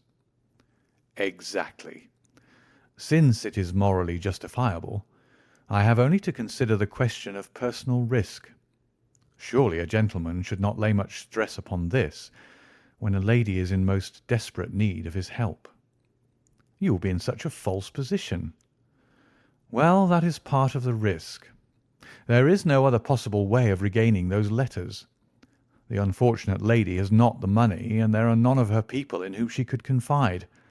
Tomorrow is the last day of grace, and unless we can get the letters tonight, this villain will be as good as his word and will bring about her ruin. I must therefore abandon my client to her fate, or I must play this last card. Between ourselves, Watson, it's a sporting duel between this fellow Milverton and me. He had, as you saw, the best of the first exchanges, but my self-respect and my reputation are concerned to fight it to a finish. Well, I don't like it, but I suppose it must be, said I. When do we start? You are not coming. Then you're not going, said I. I give you my word of honour, and I never broke it in my life, that I will take a cab straight to the police station and give you away unless you let me share this adventure with you. You can't help me. How do you know that? You can't tell what may happen. Anyway, my resolution is taken. Other people besides you have self-respect and even reputations. Holmes had looked annoyed, but his brow cleared, and he clapped me on the shoulder. Well, well, my dear fellow, be it so. We have shared this same room for some years, and it would be amusing if we ended by sharing the same cell. You know, Watson, I don't mind confessing to you that I have always had an idea that I would have made a highly efficient criminal. This is the chance of my lifetime in that direction. See here. He took a neat little leather case out of a drawer, and opening it, he exhibited a number of shining instruments. This is a first-class, up-to-date burgling kit, with nickel-plated jemmy, diamond-tipped glass cutter, adaptable keys, and every modern improvement which the march of civilization demands. Here, too, is my dark lantern. Everything is in order. Have you a pair of silent shoes? I have rubber-soled tennis shoes. Excellent. And a mask? I can make a couple out of black silk. I can see that you have a strong natural turn for this sort of thing. Very good. Do you make the masks? We shall have some cold supper before we start. It is now 9:30. At 11 we shall drive as far as Church Row. It is a quarter of an hour's walk from there to Appledore Towers. We shall be at work before midnight. Milverton is a heavy sleeper and retires punctually at 10:30. With any luck we should be back here by 2 with the Lady Eva's letters in my pocket. Holmes and I put on our dress clothes so that we might appear to be two theatre-goers homeward bound. In Oxford Street we picked up a hansom and drove to an address in Hampstead. Here we paid off our cab, and with our greatcoats buttoned up, for it was bitterly cold, and the wind seemed to blow through us, we walked along the edge of the heath. It's a business that needs delicate treatment, said Holmes. These documents are contained in a safe in the fellow's study, and the study is the anteroom of his bedchamber. On the other hand, like all these stout little men who do themselves well, he is a plethoric sleeper. Agatha, that's my fiancée, says it is a joke in the servants' hall that it's impossible to wake the master. He has a secretary who is devoted to his interests and never budges from the study all day.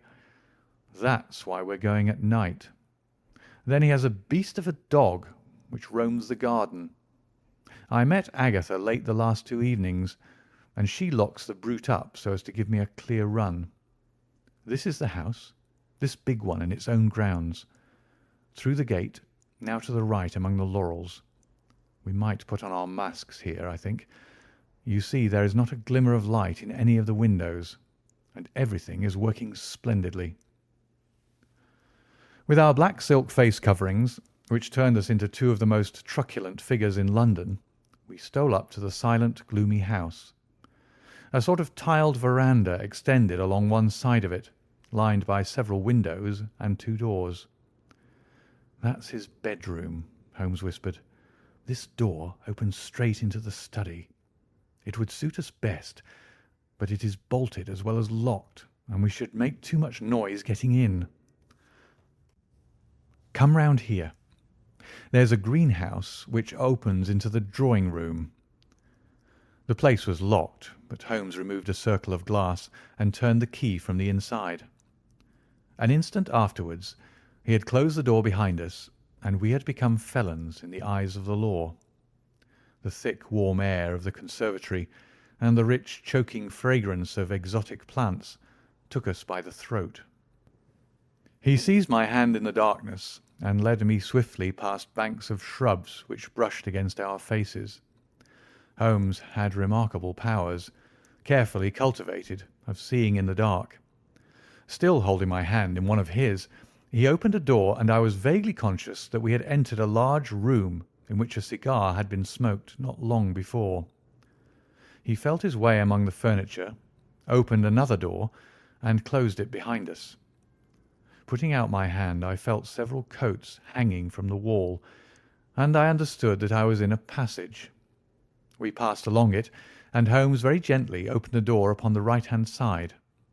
Something rushed out at us, and my heart sprang into my mouth, but I could have laughed when I realized that it was the cat. A fire was burning in this new room, and again the air was heavy with tobacco smoke. Holmes entered on tiptoe, waited for me to follow, and then very gently closed the door.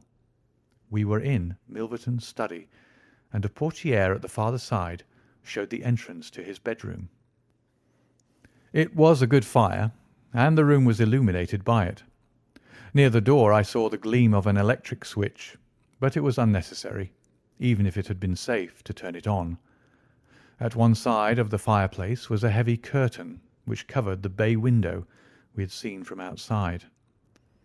On the other side was the door which communicated with the veranda. A desk stood in the centre, with a turning chair of shining red leather.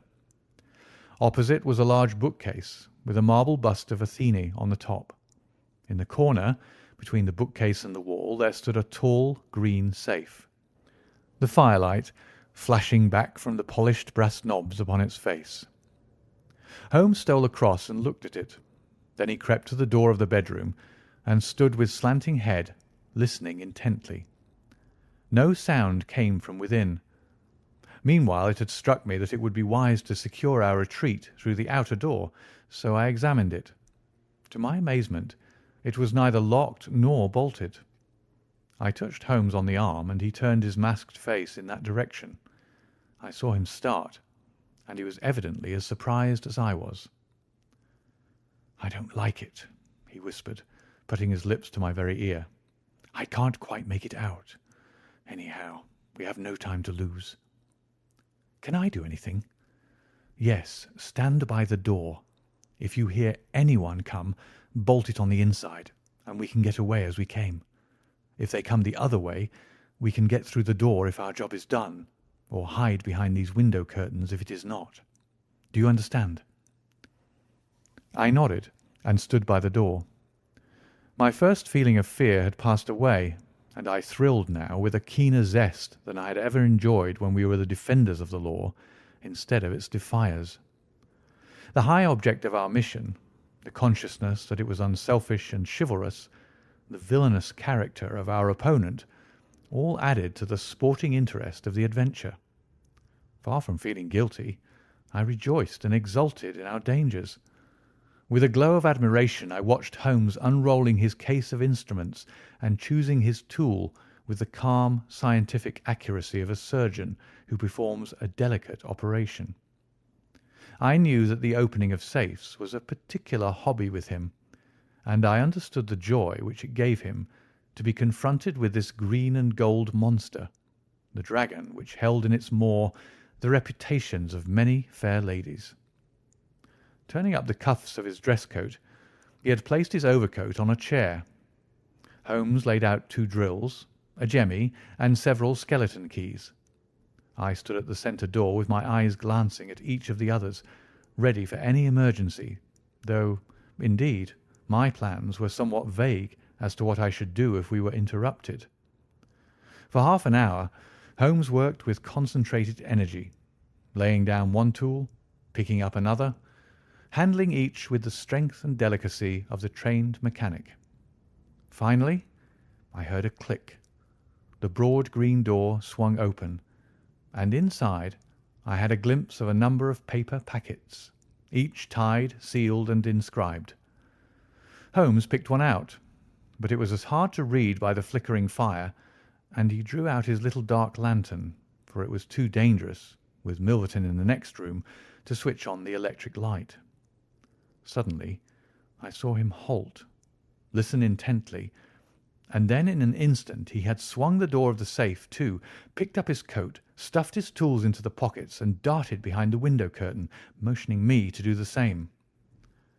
It was only when I had joined him there that I heard what had alarmed his quicker senses. There was a noise somewhere within the house. A door slammed in the distance. Then a confused, dull murmur broke itself into the measured thud of heavy footsteps rapidly approaching. They were in the passage outside the room. They paused at the door. The door opened. There was a sharp snick as the electric light was turned on.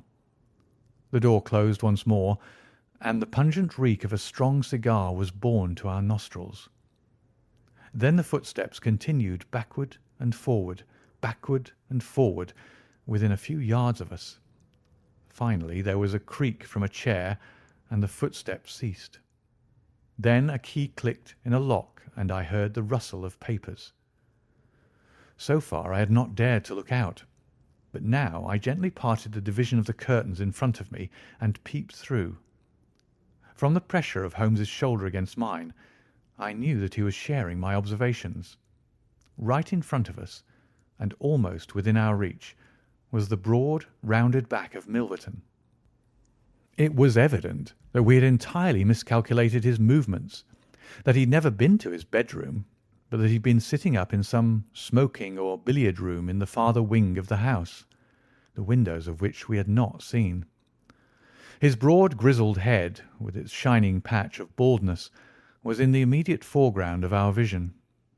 He was leaning far back in the red leather chair, his legs outstretched, a long black cigar projecting at an angle from his mouth. He wore a semi-military smoking jacket, claret-coloured with a black velvet collar. In his hand he held a long legal document, which he was reading in an indolent fashion, blowing rings of tobacco smoke from his lips as he did so. There was no promise of a speedy departure in his composed bearing and his comfortable attitude. I felt Holmes's hand steal into mine and give me a reassuring shake, as if to say that the situation was within his powers and that he was easy in his mind. I was not so sure that he'd seen what was only too obvious from my position, that the door of the safe was imperfectly closed, and that Milverton might at any moment observe it. In my own mind, I had determined that if I was sure, from the rigidity of his gaze, that it had caught his eye, I would at once spring out, throw my greatcoat over his head, pinion him, and leave the rest to Holmes. But Milverton never looked up.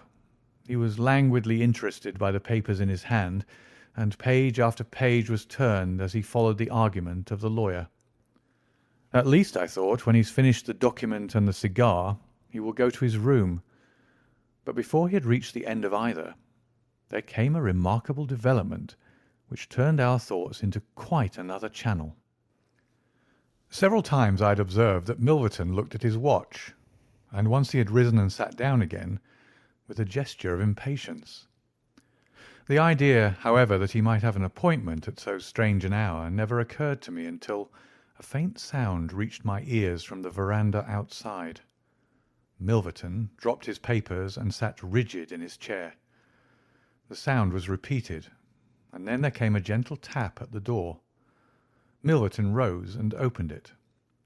"Well," said he curtly, "you're nearly half an hour late." So this was the explanation of the unlocked door and of the nocturnal vigil of Milverton. There was the gentle rustle of a woman's dress. I had closed the slit between the curtains, as Milverton's face had turned in our direction, but now I ventured very carefully to open it once more. He had resumed his seat, the cigar still projecting at an insolent angle from the corner of his mouth. In front of him, in the full glare of the electric light, there stood a tall, slim, dark woman, a veil over her face, a mantle drawn round her chin. Her breath came quick and fast, and every inch of the lithe figure was quivering with strong emotion. "Well," said Milverton, "you made me lose a good night's rest, my dear. I hope you'll prove worth it. You couldn't come any other time, eh?" The woman shook her head. "Well, if you couldn't, you couldn't. If the Countess is a hard mistress, you have your chance to get level with her now. Bless the girl. What are you shivering about? That's right, pull yourself together. Now, let's get down to business." He took a notebook from the drawer of his desk. "You say that you have 5 letters which compromise the Countess d'Albert. You want to sell them? I want to buy them. So far, so good. It only remains to fix a price. I should want to inspect the letters, of course. If they're really good specimens. Great heavens! Is it you?" The woman, without a word, had raised her veil and dropped the mantle from her chin. It was a dark, handsome, clear-cut face which confronted Milverton. A face with a curved nose, strong, dark eyebrows shading hard, glittering eyes, and a straight, thin-lipped mouth set in a dangerous smile. "It is I," she said, "the woman whose life you have ruined." Milverton laughed, but fear vibrated in his voice. "You were so very obstinate," said he. "Why did you drive me to such extremities? I assure you I wouldn't hurt a fly of my own accord. But every man has his business, and what was I to do? I put the price well within your means. You would not pay." "So you sent the letters to my husband, and he, the noblest gentleman that ever lived, a man whose boots I was never worthy to lace, he broke his gallant heart and died. You remember that last night when I came through that door, I begged and prayed you for mercy, and you laughed in my face as you are trying to laugh now, only your coward heart can't keep your lips from twitching. Yes, you never thought to see me here again, but it was that night which taught me how I could meet you face to face and alone. Well, Charles Milverton, what have you to say?" "Don't imagine that you can bully me," said he, rising to his feet.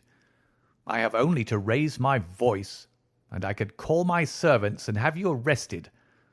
But I'll make allowance for your natural anger. Leave the room at once as you came, and I will say no more." The woman stood with her hand buried in her bosom, and the same deadly smile on her thin lips. "You will ruin no more lives as you have ruined mine. You will wring no more hearts as you wrung mine. I will free the world of a poisonous thing. Take that, you hound, and that, and that, and that." She had drawn a little gleaming revolver and emptied barrel after barrel into Milverton's body, the muzzle within 2 feet of his shirt front. He shrank away and then fell forward upon the table, coughing furiously and clawing among the papers. Then he staggered to his feet, received another shot, and rolled upon the floor. "You've done me!" he cried, and lay still. The woman looked at him intently and ground her heel into his upturned face. She looked again, but there was no sound or movement. I heard a sharp rustle, the night air blew into the heated room, and the avenger was gone. No interference upon our part could have saved the man from his fate. But as the woman poured bullet after bullet into Milverton's shrinking body, I was about to spring out, when I felt Holmes's cold, strong grasp upon my wrist. I understood the whole argument of that firm, restraining grip, that it was no affair of ours, that justice had overtaken a villain, that we had our own duties and our own objects which were not to be lost sight of. But hardly had the woman rushed from the room when Holmes, with swift, silent steps, was over at the other door. He turned the key in the lock. At the same instant we heard voices in the house and the sound of hurrying feet. The revolver shots had roused the household. With perfect coolness, Holmes slipped across to the safe, filled his 2 arms with bundles of letters, and poured them all into the fire. Again and again he did it, until the safe was empty. Someone turned the handle and beat upon the outside of the door. Holmes looked swiftly round. The letter which had been the messenger of death for Milverton lay all mottled with his blood upon the table. Holmes tossed it in among the blazing papers. Then he drew the key from the outer door, passed through after me, and locked it on the outside. "This way, Watson," said he. "We can scale the garden wall in this direction." I could not have believed that an alarm could have spread so swiftly. Looking back, the huge house was one blaze of light. The front door was open, and figures were rushing down the drive. The whole garden was alive with people, and one fellow raised a view hallo as we emerged from the veranda and followed hard at our heels. Holmes seemed to know the grounds perfectly, and he threaded his way swiftly among a plantation of small trees, I close at his heels, and our foremost pursuer panting behind us. It was a 6-foot wall which barred our path, but he sprang to the top and over. As I did the same, I felt the hand of the man behind me grab at my ankle, but I kicked myself free and scrambled over a grass-strewn coping. I fell upon my face among some bushes, but Holmes had me on my feet in an instant, and together we dashed away across the huge expanse of Hampstead Heath. We had run 2 miles, I suppose, before Holmes at last halted and listened intently. All was absolute silence behind us. We had shaken off our pursuers and were safe. We had breakfasted and were smoking our morning pipe on the day after the remarkable experience which I have recorded, when Mr. Lestrade of Scotland Yard, very solemn and impressive, was ushered into our modest sitting-room. "Good morning, Mr. Holmes," said he. "Good morning. May I ask you if you're very busy just now?" "Not too busy to listen to you." "I thought that perhaps if you'd nothing particular on hand, you might care to assist us in a most remarkable case which occurred only last night at Hampstead." "Dear me," said Holmes. "What was that?" "A murder. A most dramatic and remarkable murder.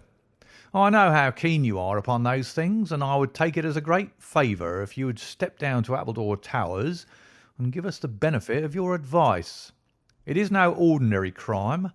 We have had our eyes upon this Mr. Milverton for some time, and between ourselves he was a bit of a villain. He is known to have held papers which he used for blackmailing purposes.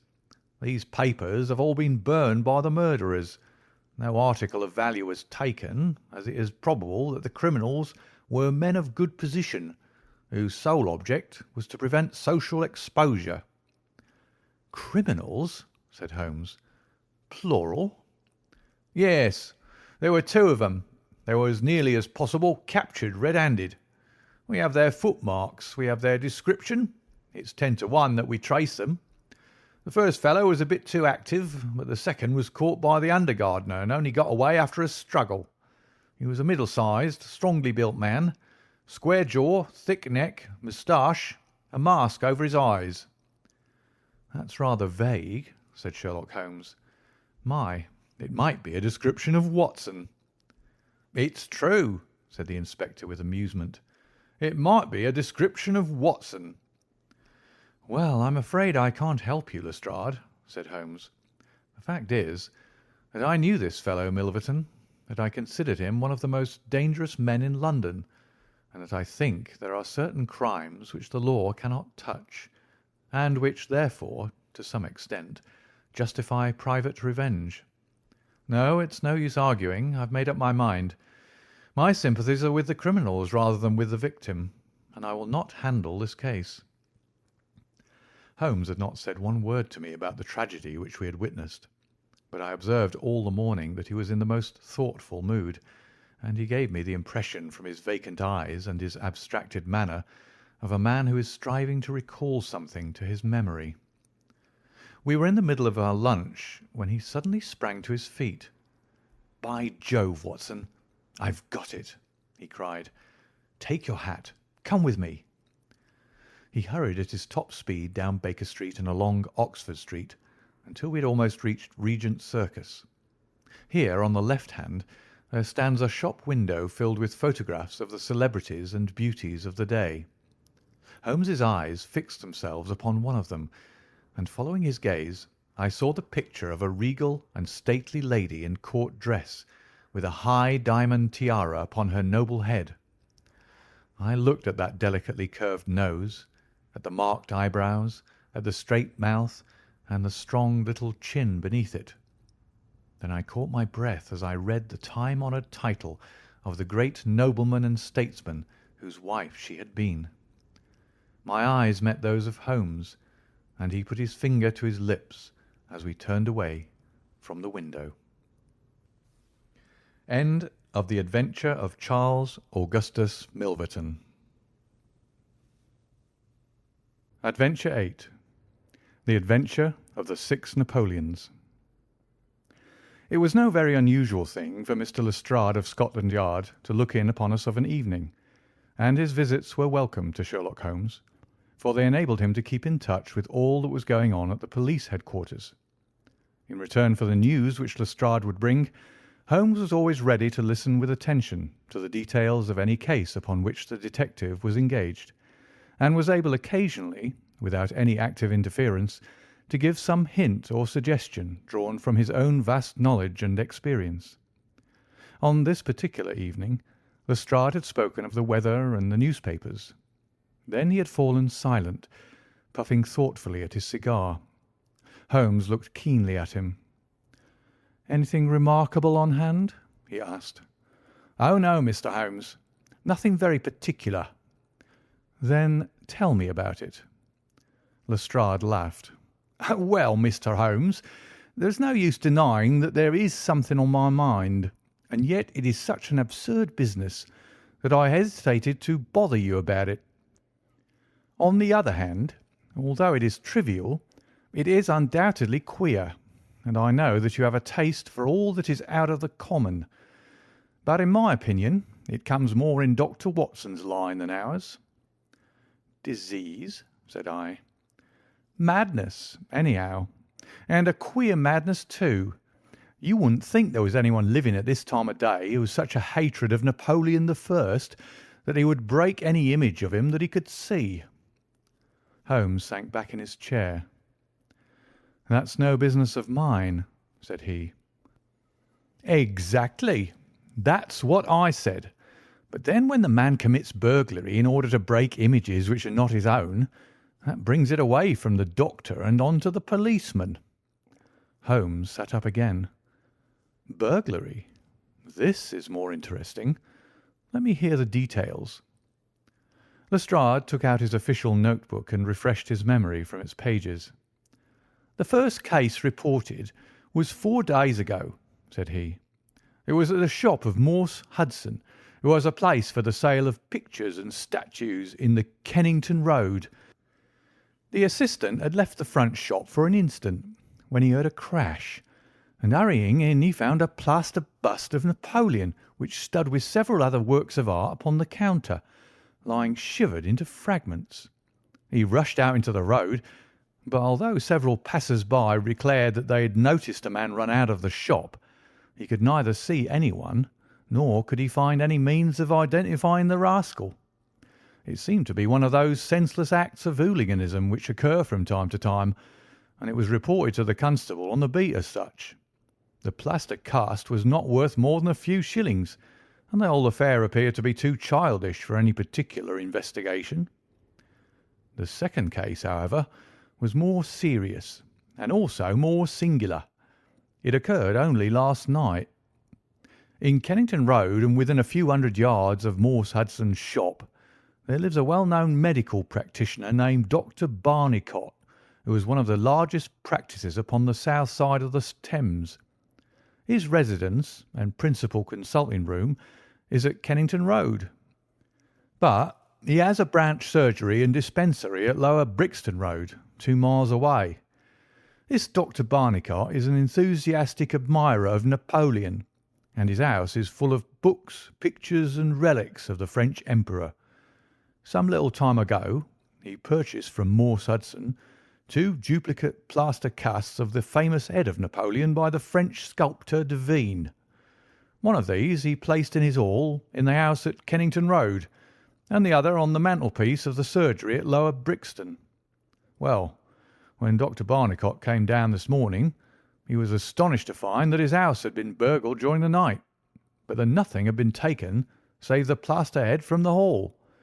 It had been carried out and had been dashed savagely against the garden wall, under which its splintered fragments were discovered. Holmes rubbed his hands. "This is certainly very novel," said he. "I thought it would please you, but I have not got to the end yet. Dr. Barnicot was due at his surgery at 12 o'clock, and you can imagine his amazement when, on arriving there, he found that the window had been opened in the night and that the broken pieces of his second bust were strewn all over the room. It had been smashed to atoms where it stood. In neither case were there any signs which could give us a clue as to the criminal or lunatic who had done the mischief. Now, Mr. Holmes, you've got the facts." "They are singular, not to say grotesque," said Holmes. "May I ask whether the 2 busts smashed in Dr. Barnicot's rooms were the exact duplicates of the one which was destroyed in Morse Hudson's shop?" "They were taken from the same mould." "Such a fact must tell against the theory that the man who breaks them is influenced by any general hatred of Napoleon. Considering how many hundreds of statues of the great emperor must exist in London, it is too much to suppose such a coincidence as that a promiscuous iconoclast should chance to begin upon 3 specimens of the same bust." "Well, I thought as you do," said Lestrade. "On the other hand, this Morse Hudson is the purveyor of busts in that part of London, and these 3 were the only ones which had been in his shop for years. So, although, as you say, there are many hundreds of statues in London, it is very probable that these 3 were the only ones in that district. Therefore, a local fanatic would begin with them. What do you think, Dr. Watson?" "There are no limits to the possibilities of monomania," I answered. "There is the condition which the modern French psychologists have called the idée fixe, which may be trifling in character and accompanied by complete sanity in every other way. A man who had read deeply about Napoleon, or who had possibly received some hereditary family injury through the Great War, might conceivably form such an idée fixe, and under its influence be capable of any fantastic outrage." "That won't do, my dear Watson," said Holmes, shaking his head, "for no amount of idée fixe would enable your interesting monomaniac to find out where these busts were situated." "Well, how do you explain it?" "I don't attempt to do so. I would only observe that there is a certain method in the gentleman's eccentric proceedings. For example, in Dr. Barnicot's hall, where a sound might arouse the family, the bust was taken outside before being broken, whereas in the surgery, where there are less danger of an alarm, it was smashed where it stood. The affair seems absurdly trifling, and yet I dare call nothing trivial when I reflect that some of my most classic cases have had the least promising commencement. You will remember, Watson, how the dreadful business of the Abernethy family was first brought to my notice by the depth which the parsley had sunk into the butter upon a hot day. I cannot afford, therefore, to smile at your 3 broken busts, Lestrade, and I shall be very much obliged to you if you will let me hear of any fresh developments of so singular a chain of events. The development for which my friend had asked came in a quicker and an infinitely more tragic form than he could have imagined. I was still dressing in my bedroom next morning when there was a tap at the door, and Holmes entered, a telegram in his hand. He read it aloud. "Come instantly, 131 Pitt Street, Kensington. Lestrade." "What is it, then?" I asked. "Don't know. Maybe anything. but I suspect it is the sequel of the story of the statues. In that case, our friend the image breaker has begun operations in another quarter of London. There's coffee on the table, Watson, and I have a cab at the door." In half an hour we had reached Pitt Street, a quiet little backwater just beside one of the briskest currents of London life. Number 131 was one of a row, all flat-chested, respectable, and most unromantic dwellings. As we drove up, we found the railings in front of the house lined by a curious crowd. Holmes whistled. "By George, it's attempted murder at the least. Nothing less will hold the London message boy. There's a deed of violence indicated in that fellow's round shoulders and outstretched neck. What's this, Watson? The top steps swill down and the other ones dry. Footsteps enough, anyhow.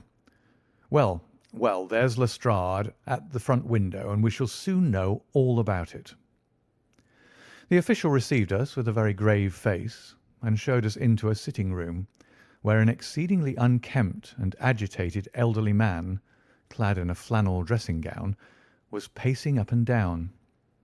He was introduced to us as the owner of the house, Mr. Horace Harker, of the Central Press Syndicate. "It's the Napoleon bust business again," said Lestrade. "You seemed interested last night, Mr. Holmes, so I thought perhaps you would be glad to be present now that the affair has taken a very much graver turn." "What has it turned to, then?" "To murder. Mr. Harker, will you tell these gentlemen exactly what has occurred?" The man in the dressing-gown turned upon us with a most melancholy face. "It's an extraordinary thing," said he, "that all my life I have been collecting other people's news, and now that a real piece of news has come my own way, I am so confused and bothered that I can't put two words together. If I'd come in here as a journalist, I should have interviewed myself and had 2 columns in every evening paper. As it is, I am giving away valuable copy by telling my story over and over to a string of different people, and I can make no use of it myself. However, I've heard your name, Mr. Sherlock Holmes, and if you'll only explain this queer business, I shall be paid for my trouble in telling you the story." Holmes sat down and listened. "It all seems to centre around that bust of Napoleon which I bought for this very room about 4 months ago. I picked it up cheap from Harding Brothers, 2 doors from the High Street station. A great deal of my journalistic work is done at night, and I often write until the early morning. So it was to-day. I was sitting in my den, which is at the back of the top of the house, about 3 o'clock, when I was convinced that I heard some sounds downstairs. I listened, but they were not repeated, and I concluded that they came from outside. Then suddenly, about 5 minutes later, there came a most horrible yell, the most dreadful sound, Mr. Holmes, that ever I heard. It will ring in my ears as long as I live.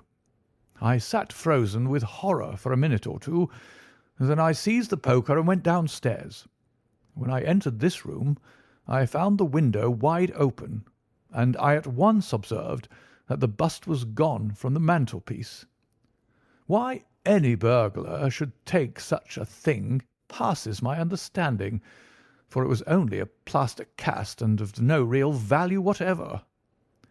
You can see for yourself that anyone going out through that open window could reach the front doorstep by taking a long stride. This was clearly what the burglar had done. So I went round and opened the door. Stepping out into the dark, I nearly fell over a dead man who was lying there. I ran back for a light, and there was the poor fellow, a great gash in his throat and the whole place swimming in blood. He lay on his back, his knees drawn up, and his mouth horribly open. I shall see him in my dreams. I had just time to blow on my police whistle, and then I must have fainted, for I knew nothing more until I found the policeman standing over me in the hall." "Well, who was the murdered man?" asked Holmes. "There's nothing to show who he was," said Lestrade. You shall see the body at the mortuary, but we've made nothing of it up to now. He is a tall man, sunburned, very powerful, not more than 30. He's poorly dressed, and yet does not appear to be a labourer. A horn-handled clasp knife was lying in a pool of blood beside him. Whether it was the weapon which did the deed, or whether it belonged to the dead man, I do not know. There was no name on his clothing, and nothing in his pocket save an apple, some string, a shilling map of London, and a photograph. Here it is." It was evidently taken by a snapshot from a small camera. It represented an alert, sharp-featured simian man with thick eyebrows and a very peculiar projection of the lower part of the face, like the muzzle of a baboon. "And what became of the bust?" asked Holmes after a careful study of this picture. "We had news of it just before you came. It has been found in the front garden of an empty house in Camden House Road. It was broken into fragments. I am going round now to see it. Will you come?" "Certainly. I must just take one look round." He examined the carpet and the window. "The fellow had either very long legs or was a most active man," said he. "With an area beneath, it was no mean feat to reach that window ledge and open that window. Getting back was comparatively simple. Are you coming with us to see the remains of your bust, Mr. Harker?" The disconsolate journalist had seated himself at a writing table. "I must try and make something of it," said he, "though I have no doubt that the first editions of the evening papers are out already with full details. It's like my luck. You remember when the Stand fell at Doncaster? Well, I was the only journalist in the Stand, and my journal the only one that had no account of it, for I was too shaken to write it. And now I'll be too late with a murder done on my own doorstep." As we left the room, we heard his pen travelling shrilly over the foolscap. The spot where the fragments of the bust had been found was only a few hundred yards away. For the first time our eyes rested upon this presentiment of the great emperor, which seemed to raise such frantic and destructive hatred in the mind of the unknown. It lay scattered in splintered shards upon the grass. Holmes picked up several of them and examined them carefully. I was convinced from his intent face and his purposeful manner that at last he was upon a clue. "Well?" asked Lestrade. Holmes shrugged his shoulders. "We have a long way to go yet," said he. And yet,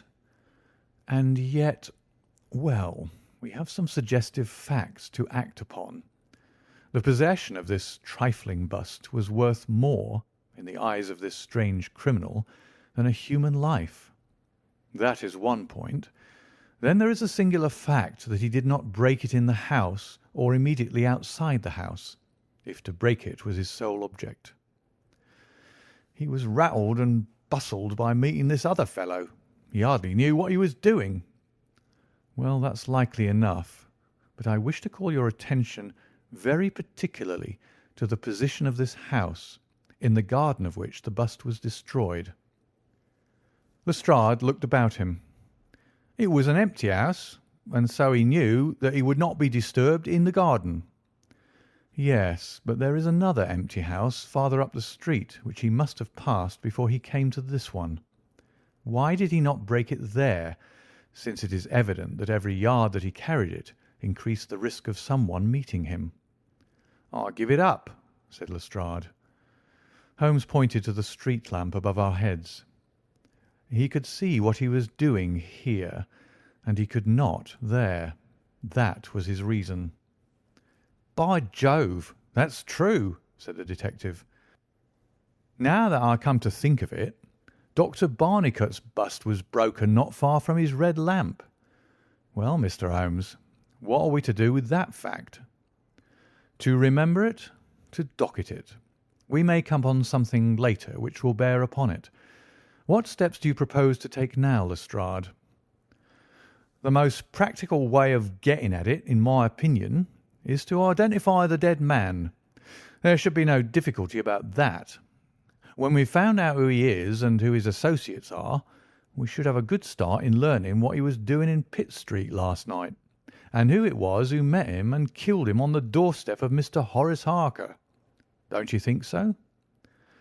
"No doubt, and yet it is not quite the way in which I should approach the case." "What would you do, then?" "Oh, you must not let me influence you in any way. I suggest that you go on your line and I on mine. We can compare notes afterwards, and each will supplement the other." "Very good," said Lestrade. "If you are going back to Pitt Street, you might see Mr. Horace Harker. Tell him from me that I have quite made up my mind, and that it is certain that a dangerous, homicidal lunatic with Napoleonic delusions was in his house last night. It will be useful for his article." Lestrade stared. "You don't seriously believe that?" Holmes smiled. "Don't I? Well, perhaps I don't, but I'm sure that it will interest Mr. Horace Harker and the subscribers of the Central Press Syndicate. Now, Watson, I think that we shall find that we have a long and rather complex day's work before us. I should be glad, Lestrade, if you could make it convenient to meet us at Baker Street at 6 o'clock this evening. Until then, I should like to keep this photograph, found in the dead man's pocket. It is possible that I may have to ask your company and assistance upon a small expedition which will be undertaken tonight, if my chain of reasoning should prove to be correct.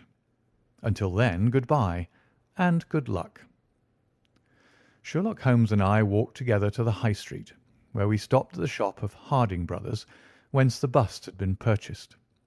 A young assistant informed us that Mr. Harding would be absent until afternoon, and that he was himself a newcomer who could give us no information. Holmes's face showed his disappointment and annoyance. "Well, well, we can't expect to have it all our own way, Watson," he said at last. "We must come back in the afternoon. If Mr. Harding will not be here until then, I am, as you have no doubt surmised, endeavouring to trace these busts to their source, in order to find if there is not something peculiar which may account for their remarkable fate. Let us make for Mr. Morse Hudson of the Kennington Road, and see if he can throw any light upon the problem." A drive of an hour brought us to the picture dealer's establishment. He was a small, stout man with a red face and a peppery manner. "Yes, sir, on my very counter, sir," said he. "What we pay rates and taxes for I don't know, when any ruffian can come in and break one's goods. Yes, sir, it was I who sold Dr. Parnicott his 2 statues. Disgraceful, sir. A nihilist plot, that's what I make it. No one but an anarchist could go about breaking statues. Red Republicans, that's what I call 'em. Who did I get the statues from? Oh, I don't see what that's got to do with it. Well, if you really want to know, I got them from Gelder and Company, in Church Street, Stepney. They're a well-known house in the trade, and have been this 20 years. How many had I? 3. 2 and 1 are 3. 2 of Dr. Barnicott's, and 1 smashed in broad daylight on my own counter. Do I know that photograph? No, I don't. Yes, I do, though. Why, it's Beppo. He was a kind of Italian piecework man who made himself useful in the shop. He could carve a bit and gild and frame and do odd jobs. The fellow left me last week, and I've heard nothing of him since. No, I don't know where he came from, nor where he went to. I had nothing against him while he was here. He was gone 2 days before the bust was smashed." "Well, that's all we could reasonably expect from Morse Hudson," said Holmes, as we emerged from the shop. "We have this Beppo as a common factor, both in Kennington and in Kensington, so that is worth a 10-mile drive. Now, Watson, let us make for Gelder and Company of Stepney, the source and origin of the busts. I shall be surprised if we don't get some help down there." In rapid succession we passed through the fringe of fashionable London, Hotel London, theatrical London, literary London, commercial London, and finally maritime London, till we came to a riverside city of 100,000 souls, where the tenement houses swelter and reek with the outcasts of Europe. Here, in a broad thoroughfare, once the abode of wealthy city merchants, we found the sculpture works for which we searched. Outside was a considerable yard full of monumental masonry. Inside was a large room in which 50 workers were carving or moulding. The manager, a big blonde German, received us civilly and gave a clear answer to all Holmes's questions. A reference to his books showed that hundreds of casts had been taken from a marble copy of Devine's head of Napoleon, but that the 3 which had been sent to Morse Hudson a year or so before had been half of a batch of 6, the other 3 being sent to Harding Brothers of Kensington. There was no reason why those 6 should be different from any of the other casts. He could suggest no possible cause why anyone should wish to destroy them. In fact, he laughed at the idea. Their wholesale price was 6 shillings, but the retailer would get 12 or more. The cast was taken in 2 moulds from each side of the face, and then these 2 profiles of plaster of Paris were joined together to make the complete bust. The work was usually done by Italians, in the room we were in. When finished, the busts were put on a table in the passage to dry, and afterwards stored. That was all he could tell us. But the production of the photograph had a remarkable effect upon the manager. His face flushed with anger, and his brows knotted over his blue Teutonic eyes. "Ah, the rascal!" he cried. "Yes, indeed, I know him very well. This has been also a respectable establishment, and the only time that we have ever had the police in it was over this very fellow. It was more than a year ago now. He knifed another Italian in the street, and then he came to the works with the police on his heels, and he was taken here. Beppo was his name. His second name I never knew. Serve me right for engaging a man with such a face. But he was a good workman, one of the best." "What did he get?" "The man lived, and he got off with a year. I have no doubt he is out now, but he has not dared to show his nose here. We have a cousin of his here, and I dare say he could tell you where he is." "No, no," cried Holmes. "Not a word to the cousin. Not a word, I beg of you. The matter is very important, and the farther I go with it, the more important it seems to grow. When you referred in your ledger to the sale of those casts, I observed that the date was June 3rd of last year. Could you give me the date when Beppo was arrested?" "I could tell you roughly by the pay list," the manager answered. "Yes," he continued, after some turning over of the pages. "He was paid last on May 20th. "Thank you," said Holmes. "I don't think that I need intrude upon your time and patience any more." With a last word of caution that he should say nothing as to our researches, we turned our faces westward once more. The afternoon was far advanced before we were able to snatch a hasty luncheon at a restaurant. A news bill at the entrance announced "Kensington outrage murder by a madman," and the contents of the paper showed that Mr. Horace Harker had got his account into print after all.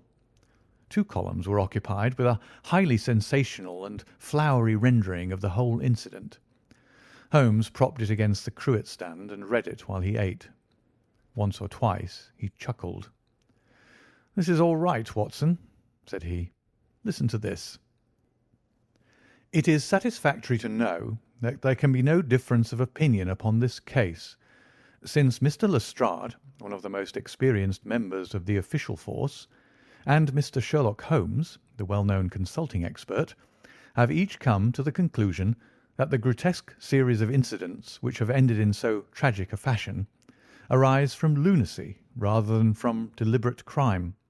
No explanation save mental aberration can cover the facts. The press, Watson, is a most valuable institution if you only know how to use it. And now, if you have quite finished, we will hark back to Kensington and see what the manager of Harding Brothers has to say on the matter." The founder of that great emporium proved to be a brisk, crisp little person, very dapper and quick, with a clear head and a ready tongue. "Yes, sir. I have already read the account in the evening papers. Mr. Horace Harker is a customer of ours. We supplied him with the busts some months ago. We ordered 3 busts of that sort from Gelder and Company of Stepney. They are all sold now." "To whom?" "Oh, I dare say by consulting our sales book we could very easily tell you. Yes, we have the entries here. One to Mr. Harker, you see, and one to Mr. Josiah Brown of Laburnum Lodge, Laburnum Vale, Chiswick, and one to Mr. Sanderford of Lower Grove Road, Reading. No, I have never seen this face which you show me in the photograph. You would hardly forget it, would you, sir? For I've seldom seen an uglier. Have we any Italians on the staff?" "Yes, sir. We have several among our workpeople and the cleaners. I dare say they might get a peep at that sales book if they wanted to." "There is no particular reason for keeping a watch upon that book." "Well, well, it's a very strange business, and I hope that you will let me know if anything comes of your inquiries." Holmes had taken several notes during Mr. Harding's evidence, and I could see that he was thoroughly satisfied by the turn which affairs were taking. He made no remark, however, save that unless we hurried we should be late for our appointment with Lestrade. Sure enough, when we reached Baker Street, the detective was already there, and we found him pacing up and down in a fever of impatience. This look of importance showed that his day's work had not been in vain. "Well," he asked, "what luck, Mr. Holmes?" "We have had a very busy day, and not entirely a wasted one," my friend explained.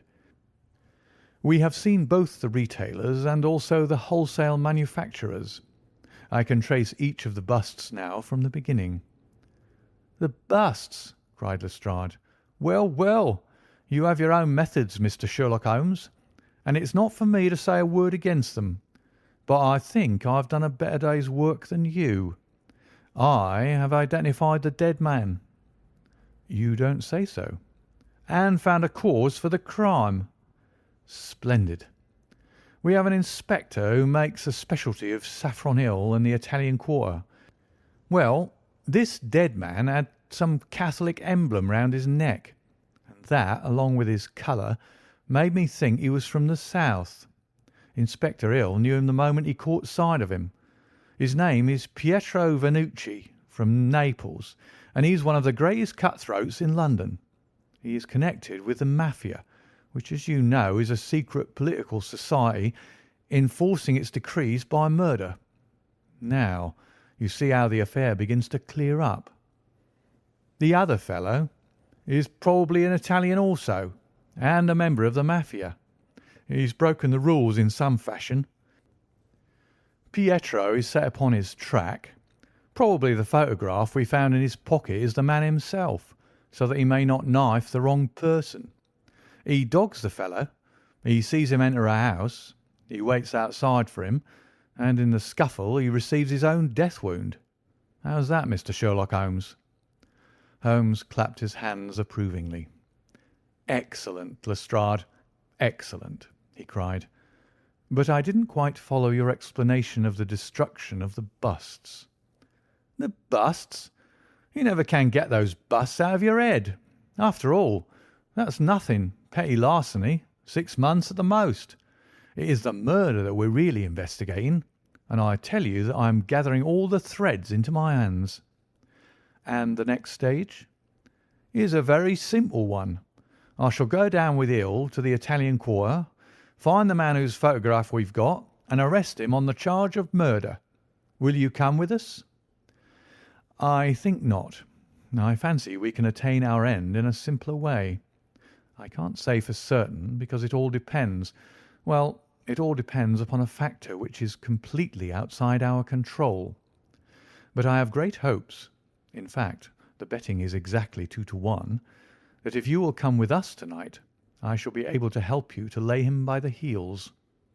"In the Italian Quarter?" "No, I fancy Chiswick is an address which is more likely to find him. If you will come with me to Chiswick tonight, Lestrade, I'll promise to go to the Italian Quarter with you tomorrow, and no harm will be done by the delay. And now I think that a few hours' sleep would do us all good, for I do not propose to leave before 11 o'clock, and it is unlikely that we shall be back before morning. You'll dine with us, Lestrade? And then you are welcome to the sofa until it's time for us to start. In the meantime, Watson, I should be glad if you would ring for an express messenger, for I have a letter to send, and it is important that it should go at once." Holmes spent the evening in rummaging among the files of the old daily papers with which one of our lumber rooms was packed. When at last he descended, it was with triumph in his eyes, but he said nothing to either of us as to the result of his researches. For my own part, I had followed step by step the methods by which he had traced the various windings of this complex case, and though I could not yet perceive the goal which we would reach, I understood clearly that Holmes expected this grotesque criminal to make an attempt upon the two remaining busts, one of which, I remembered, was at Chiswick. No doubt the object of our journey was to catch him in the very act, and I could not but admire the cunning with which my friend had inserted a wrong clue in the evening paper, so as to give the fellow the idea that he could continue his scheme with impunity. I was not surprised when Holmes suggested that I should take my revolver with me. He had himself picked up the loaded hunting crop, which was his favourite weapon. A four-wheeler was at the door at 11, and in it we drove to a spot at the other side of Hammersmith Bridge. Here the cabman was directed to wait. A short walk brought us to a secluded road fringed with pleasant houses, each standing in its own grounds. In the light of a street lamp we read "Laburnum Villa" upon the gatepost of one of them. The occupants had evidently retired to rest, for all was dark save for a fanlight over the hall door, which shed a single blurred circle onto the garden path. The wooden fence which separated the grounds from the road threw a dense black shadow upon that inner side, and here it was that we crouched. "I fear that you'll have a long wait," Holmes whispered. "We may thank our stars that it is not raining. I don't think we can even venture to smoke to pass the time. However, it's a 2-to-1 chance that we get something to pay us for our trouble." It proved, however, that our vigil was not to be so long as Holmes had led us to fear, and it ended in a very sudden and singular fashion. In an instant, without the least sound to warn us of his coming, the garden gate swung open, and a lithe, dark figure, as swift and active as an ape, rushed up the garden path. We saw it whisk past the light thrown from over the door and disappear against the black shadow of the house. There was a long pause, during which we held our breath, and then a very gentle creaking sound came to our ears. The window was being opened. The noise ceased, and again there was a long silence. The fellow was making his way into the house. We saw the sudden flash of a dark lantern inside the room. What he sought was evidently not there, for again we saw the flash through another blind and then through another. "Let us go to the open window. We'll nab him as he climbs out," Lestrade whispered. But before we could move, the man had emerged again. As he came out into the glimmering patch of light, we saw that he carried something white under his arm. He looked stealthily all around him. The silence of the deserted street reassured him. Turning his back upon us, he laid down his burden, and the next instant there was the sound of a sharp tap followed by a clatter and rattle. The man was so intent upon what he was doing that he never heard our steps as we stole across the grass plot. With the bound of a tiger, Holmes was on his back, and an instant later Lestrade and I had him by either wrist, and the handcuffs had been fastened. As we turned him over, I saw a hideous, sallow face with writhing, furious features glaring up at us, and I knew that it was indeed the man of the photograph whom we had secured. But it was not our prisoner to whom Holmes was giving his attention. Squatted on the doorstep, he was engaged in most carefully examining that which the man had brought from the house. It was a bust of Napoleon, like the one which we had seen that morning, and it had been broken into similar fragments. Carefully, Holmes held each separate shard to the light, but in no way did it differ from any other shattered piece of plaster. He had just completed his examination when the hall lights flew up, the door opened, and the owner of the house, a jovial, rotund figure in shirt and trousers, presented himself. "Mr. Josiah Brown, I suppose," said Holmes. "Yes, sir, And you, no doubt, are Mr. Sherlock Holmes. I had the note which you sent by the express messenger, and I did exactly what you told me. We locked every door on the inside and awaited developments. Well, I'm very glad to see that you have got the rascal. I hope, gentlemen, that you will come in and have some refreshment." However, Lestrade was anxious to get his man into safe quarters, so within a few minutes our cab had been summoned, and we were all four upon our way to London. Not a word would our captive say, but he glared at us from the shadow of his matted hair, and once, when my hand seemed within his reach, he snapped at it like a hungry wolf. We stayed long enough at the police station to learn that a search of his clothing revealed nothing save a few shillings and a long sheath knife, the handle of which bore copious traces of recent blood. "That's all right," said Lestrade, as we parted. "Hill knows all these gentry, and we'll give a name to him. You'll find that my theory of the Mafia will work out all right. But I'm sure I'm exceedingly obliged to you, Mr. Holmes, for the workmanlike way in which you've laid hands upon him. I don't quite understand it all yet." "I fear it is rather too late an hour for explanations," said Holmes. "Besides, there are one or two details which are not finished off, and it is one of those cases which are worth working out to the very end. If you will come round once more to my rooms at 6 o'clock tomorrow, I think I shall be able to show you that even now you have not grasped the entire meaning of this business, which presents some features which make it absolutely original in the history of crime. If ever I permit you to chronicle any more of my little problems, Watson, I foresee that you will enliven your pages by an account of the singular adventure of the Napoleonic busts." When we met again next evening, Lestrade was furnished with much information concerning our prisoner. His name, it appeared, was Beppo, second name unknown. He was a well-known ne'er-do-well among the Italian colony. He had once been a skilful sculptor and had earned an honest living, but he had taken to evil courses and had twice already been in jail, once for a petty theft, and once, as we had already heard, for stabbing a fellow countryman. He could talk English perfectly well. His reasons for destroying the busts were still unknown, and he refused to answer any questions upon the subject. But the police had discovered that these same busts might very well have been made by his own hands, since he was engaged in this class of work at the establishment of Gelder and Company.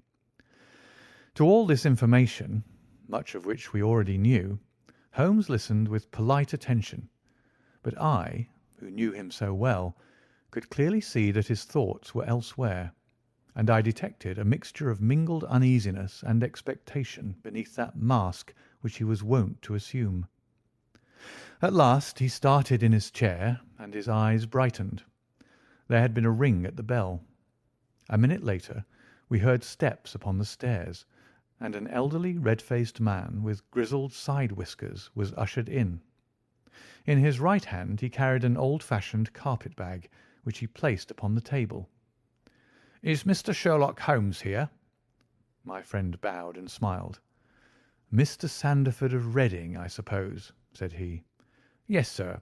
I fear that I am a little late, but the trains were awkward. You wrote to me about a bust that is in my possession." "Exactly." "I have your letter here. You said, 'I desire to possess a copy of Devine's Napoleon and am prepared to pay you £10 for the one which is in your possession.' Is that right?" "Certainly." "I was very much surprised at your letter, for I could not imagine how you knew that I owned such a thing." "Of course you must have been surprised, but the explanation is very simple. Mr. Harding, of Harding Brothers, said that they had sold you their last copy, and he gave me your address." "Oh, that was it, was it? Did he tell you what I paid for it?" "No, he did not." "Well, I am an honest man, though not a very rich one.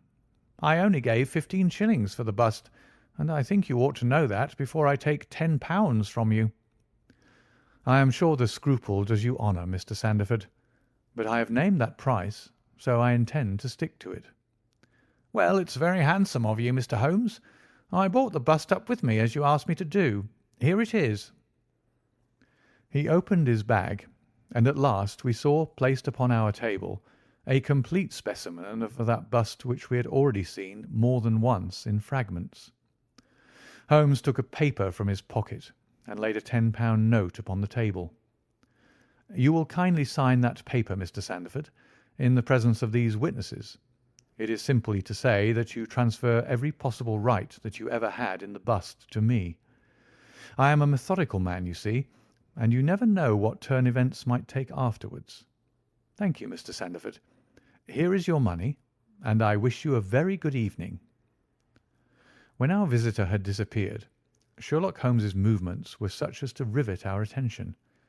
He began by taking a clean white cloth from a drawer and laying it over the table. Then he placed his newly acquired bust in the centre of the cloth. Finally, he picked up his hunting crop and struck Napoleon a sharp blow on the top of the head. The figure broke into fragments, and Holmes bent eagerly over the shattered remains.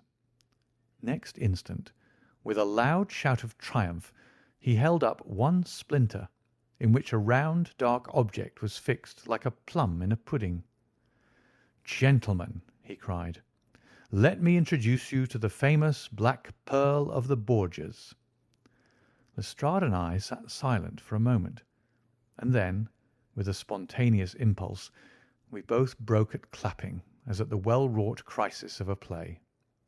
A flush of colour sprang to Holmes's pale cheeks, and he bowed to us like the master dramatist who receives the homage of his audience.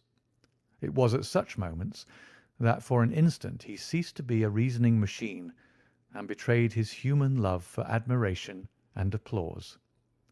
The same singularly proud and reserved nature which turned away with disdain from popular notoriety was capable of being moved to its depths by spontaneous wonder and praise from a friend. "Yes, gentlemen," said he, "it is the most famous pearl now existing in the world, and it has been my good fortune, by a connected chain of inductive reasoning, to trace it from the Prince of Colonel's bedroom at the Ducker Hotel, where it was lost, to the interior of this, the last of the 6 busts of Napoleon, which were manufactured by Gelder and Company of Stepney. You will remember, Lestrade, the sensation caused by the disappearance of this valuable jewel, and the vain efforts of the London police to recover it. I was myself consulted upon the case, but I was unable to throw any light upon it. Suspicion fell upon the maid of the Princess, who was an Italian, and it was proved that she had a brother in London, but we failed to trace any connection between them. The maid's name was Lucretia Vannucci, and there is no doubt in my mind that this Pietro, who was murdered 2 nights ago, was the brother. I have been looking up the dates in the old files of the paper, and I find that the disappearance of the pearl was exactly 2 days before the arrest of Beppo for some crime of violence, an event which took place in the factory of Gelder and Company, at the very moment when these busts were being made. Now you clearly see the sequence of events, though you see them, of course, in the inverse order to the way in which they presented themselves to me. Beppo had the pearl in his possession. He may have stolen it from Pietro. He may have been Pietro's confederate. He may have been the go-between of Pietro and his sister. It is of no consequence to us which is the correct solution. The main fact is that he had the pearl, and at that moment, when it was on his person, he was pursued by the police. He made for the factory in which he worked, and he knew that he had only a few minutes in which to conceal this enormously valuable prize, which would otherwise be found on him when he was searched. 6 plaster casts of Napoleon were drying in the passage. One of them was still soft. In an instant, Beppo, a skilful workman, made a small hole in the wet plaster, dropped in the pearl, and with a few touches covered over the aperture once more. It was an admirable hiding-place. No one could possibly find it. But Beppo was condemned to a year's imprisonment, and in the meanwhile his 6 busts were scattered over London. He could not tell which contained his treasure. Only by breaking them could he see. Even shaking would tell him nothing, for as the plaster was wet it was probable that the pearl would adhere to it, as, in fact, it has done. Beppo did not despair, and he conducted his search with considerable ingenuity and perseverance. Through a cousin who works with Gelder, he found out the retail firms who had bought the busts. He managed to find employment with Morse Hudson, and in that way tracked down 3 of them. The pearl was not there. Then, with the help of some Italian employee, he succeeded in finding out where the other 3 busts had gone. The first was at Harker's. There he was dogged by his confederate, who held Beppo responsible for the loss of the pearl, and he stabbed him in the scuffle which followed. If he was his confederate, why should he carry his photograph? I asked. As a means of tracing him, if he wished to inquire about him from any third person. That was the obvious reason. Well, after the murder I calculated that Beppo would probably hurry rather than delay his movements. He would fear that the police would read his secret, and so he hastened on before they could get ahead of him. Of course, I could not say that he had not found the pearl in Harker's bust. I had not even concluded for certain that it was the pearl, but it was evident to me that he was looking for something, since he carried the bust past the other houses in order to break it in the garden which had a lamp overlooking it. Since Harker's bust was 1 in 3, the chances were exactly as I told you, 2 to 1 against the pearl being inside it. There remained 2 busts, and it was obvious that he would go for the London one first. I warned the inmates of the house so as to avoid a second tragedy, and we went down with the happiest results. By that time, of course, I knew for certain that it was the Borgia pearl that we were after. The name of the murdered man linked the one event with the other. There only remained a single bust, the Reading one, and the pearl must be there. I bought it in your presence from the owner, and there it lies." We sat in silence for a moment. "Well," said Lestrade, "I've seen you handle a good many cases, Mr. Holmes, but I don't know that I've ever known a more workmanlike one than that. We're not jealous of you at Scotland Yard. No, sir. We are very proud of you, and if you come down to-morrow, there's not a man from the oldest inspector to the youngest constable who wouldn't be glad to shake you by the hand." "Thank you," said Holmes. "Thank you." And as he turned away, it seemed to me that he was more nearly moved by the softer human emotions than I had ever seen him. A moment later he was the cold and practical thinker once more. "Put the pearl in the safe, Watson," said he, "and get out the papers of the Conk-Singleton forgery case. Good-bye, Lestrade. If any little problem comes your way, I shall be happy, if I can, to give you a hint or two as to its solution." End of the Adventure of the 6 Napoleons. Adventure 9. The Adventure of the 3 Students. It was in the year 95 that a combination of events into which I need not enter caused Mr. Sherlock Holmes and myself to spend some weeks in one of our great university towns, and it was during this time that the small but instructive adventure which I am about to relate befell us.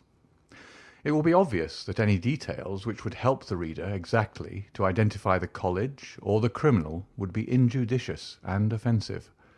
So painful a scandal may well be allowed to die out. With due discretion, the incident itself may, however, be described, since it serves to illustrate some of those qualities to which my friend was remarkable. I will endeavour in my statement to avoid such terms as would serve to limit the events to any particular place, or give a clue as to the people concerned. We were reading at the time in furnished lodgings close to a library where Sherlock Holmes was pursuing some laborious researches in early English charters, researches which led to results so striking that they may be the subject of one of my future narratives. Here it was that one evening we received a visit from an acquaintance, Mr. Hilton Soames, tutor and lecturer at the College of St. Luke's. Mr. Soames was a tall, spare man of a nervous and excitable temperament. I had always known him to be restless in his manner, but on this particular occasion he was in such a state of uncontrollable agitation that it was clear something very unusual had occurred. "I trust, Mr. Holmes, that you can spare me a few hours of your valuable time. We have had a very painful incident at St. Luke's, and really, but for the happy chance of your being in town, I should have been at a loss what to do." "I am very busy just now, and I desire no distractions," my friend answered. "I should much prefer that you called in the aid of the police." "No, no, my dear sir. Such a course is utterly impossible. When once the law is evoked, it cannot be stayed again, and this is just one of those cases where, for the credit of the college, it is most essential to avoid scandal. Your discretion is as well known as your powers, and you are the one man in the world who can help me. I beg you, Mr. Holmes, to do what you can." My friend's temper had not improved since he had been deprived of the congenial surroundings of Baker Street. Without his scrapbooks, his chemicals, and his homely untidiness, he was an uncomfortable man. He shrugged his shoulders in ungracious acquiescence, while our visitor, in hurried words, and with much excitable gesticulation, poured forth his story. "I must explain to you, Mr. Holmes, that tomorrow is the first day of the examination for the Fortescue Scholarship. I am one of the examiners. My subject is Greek, and the first of the papers consists of a large passage of Greek translation which the candidate has not seen. This passage is printed on the examination paper, and it would naturally be an immense advantage if the candidate could prepare it in advance. For this reason great care is taken to keep the paper secret. To-day, about 3 o'clock, the proofs of this paper arrived from the printers. The exercise consists of half a chapter of Thucydides. I had to read it over carefully, as the text must be absolutely correct. At 4:30 my task was not yet completed. I had, however, promised to take tea in a friend's room, so I left the proof upon my desk. I was absent rather more than an hour. You are aware, Mr. Holmes, that our college doors are double, a green baize one within and a heavy oak one without. As I approached my outer door, I was amazed to see a key in it. For an instant I imagined that I had left my own there, but on feeling in my pocket I found that it was all right. The only duplicate which existed, so far as I knew, was that which belonged to my servant Bannister, a man who has looked after my room for 10 years, and whose honesty is absolutely above suspicion. I found that the key was indeed his, that he had entered my room to know if I wanted tea, and that he had very carelessly left the key in the door when he came out. His visit to my room must have been within a very few minutes of my leaving it.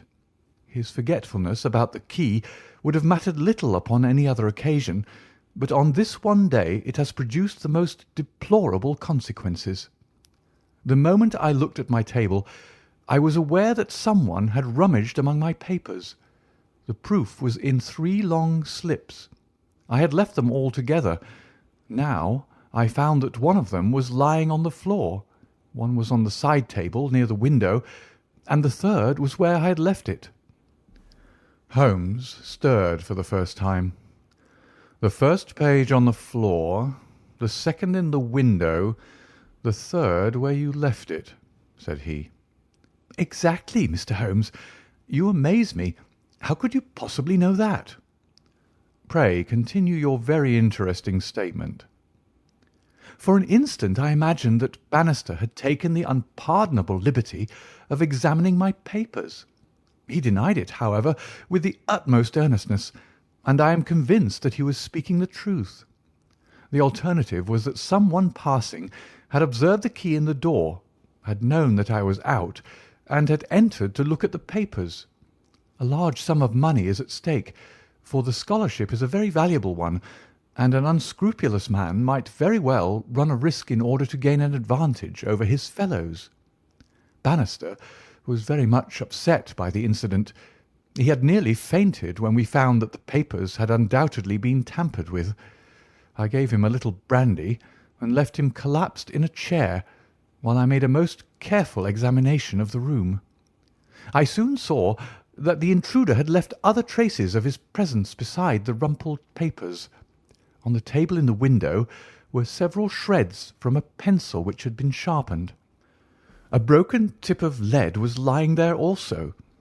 Evidently, the rascal had copied the paper in a great hurry, had broken his pencil, and had been compelled to put a fresh point to it. "Excellent," said Holmes, who was recovering his good humour as his attention became more engrossed by the case. "Fortune has been your friend." "This was not all. I have a new writing table with a fine surface of red leather. I am prepared to swear, and so is Bannister, that it was smooth and unstained. Now I found a clean cut in it about 3 inches long, not a mere scratch, but a positive cut. Not only this, but on the table I found a small ball of black dough or clay with specks of something which looks like sawdust in it. I am convinced that these marks were left by the man who rifled the papers. There were no footmarks and no other evidence as to his identity. I was at my wits' end when suddenly the happy thought occurred to me that you were in town, and I came straight round to put the matter into your hands. Do help me, Mr. Holmes. You see my dilemma. Either I must find the man, or else the examination must be postponed until fresh papers are prepared, and since this cannot be done without explanation, there will ensue a hideous scandal, which will throw a cloud not only on the college but on the university. Above all things, I desire to settle the matter quietly and discreetly." "I shall be happy to look into it, and to give you such advice as I can," said Holmes, rising and putting on his overcoat. "The case is not entirely devoid of interest. Had anyone visited you in your room after the papers came to you?" "Yes, a young Dowlett Ras, an Indian student who lives on the same stair, came in to ask me some particulars about the examination." "For which he was entered?" "Yes." "And the papers were on your table?" "To the best of my belief, they were rolled up." "But might be recognised as proofs?" "Possibly." "No one else in your room?" "No." "Did anyone know that these proofs would be there?" "No one save the printer." "Did this man Bannister know?" "No, certainly not. No one knew." "Where is Bannister now?" "He was very ill, poor fellow. I left him collapsed in the chair. I was in such a hurry to come to you." "You left your door open?" "I locked up the papers first." "Then it amounts to this, Mr. Soames, that unless the Indian student recognised the roll as being proofs, the man who tampered with them came upon them accidentally without knowing that they were there." "So it seems to me." Holmes gave an enigmatic smile. "Well," said he, "let us go round. Not one of your cases, Watson. Mental, not physical. All right. Come if you want to. Now, Mr. Soames, at your disposal." The sitting room of our client opened by a long, low, latticed window onto the ancient, lichen-tinted court of the old college. A Gothic arched door led to a worn stone staircase. On the ground floor was the tutor's room. Above were 3 students, one on each story. It was already twilight when we reached the scene of our problem. Holmes halted and looked earnestly at the window. Then he approached it, and standing on tiptoe with his neck craned, he looked into the room. "He must have entered through the door. There is no opening except the one pane," said our learned guide. "Dear me," said Holmes, and he smiled in a singular way as he glanced at our companion. "Well, if there is nothing to be learned here, we had best go inside." The lecturer unlocked the outer door and ushered us into his room. We stood at the entrance while Holmes made an examination of the carpet. "I am afraid there are no signs here," said he. "One could hardly hope for any upon so dry a day. Your servant seems to have quite recovered. You left him in a chair, you say. Which chair?" "By the window there." "I see. Near this little table. You can come in now. I have finished with the carpet. Let us take the little table first. Of course, what has happened is very clear. The man entered and took the papers sheet by sheet from the central table. He carried them over to the window table because from there he could see if you came across the courtyard, and so could effect an escape." "As a matter of fact, he could not," said Soames, "for I entered by the side door." "Ah, that's good. Well, anyhow, that was in his mind. Let me see the 3 strips. No finger impressions. No. Well, he carried over this one first, and he copied it. How long would it take him to do that, using every possible contraction? Quarter of an hour, not less. Then he tossed it down and seized the next. He was in the midst of that when your return caused him to make a very hurried retreat. Very hurried, since he had not time to replace the papers which would tell you that he had been there. You were not aware of any hurrying feet on the stair as you entered the outer door?" "No, I can't say I was." "Well, he wrote so furiously that he broke his pencil, and had, as you observed, to sharpen it again. This is of interest, Watson. The pencil was not an ordinary one. It was above the usual size, with a soft lead. The outer colour was dark blue, the maker's name was printed in silver lettering, and the piece remaining is only about 1.5 inches long. Look for such a pencil, Mr. Soames, and you have got your man. When I add that he possesses a large and very blunt knife, you have an additional aid." Mr. Soames was somewhat overwhelmed by this flood of information. "I can follow the other points," said he, "but really, in this matter of the length—" Holmes held out a small chip with the letters N.N. and a space of clear wood after them. "You see?" "No, I fear that even now—" "Watson, I have always done you an injustice. There are others. What could this N.N. be? Is it the end of a word? You are aware that Johann Faber is the most common maker's name.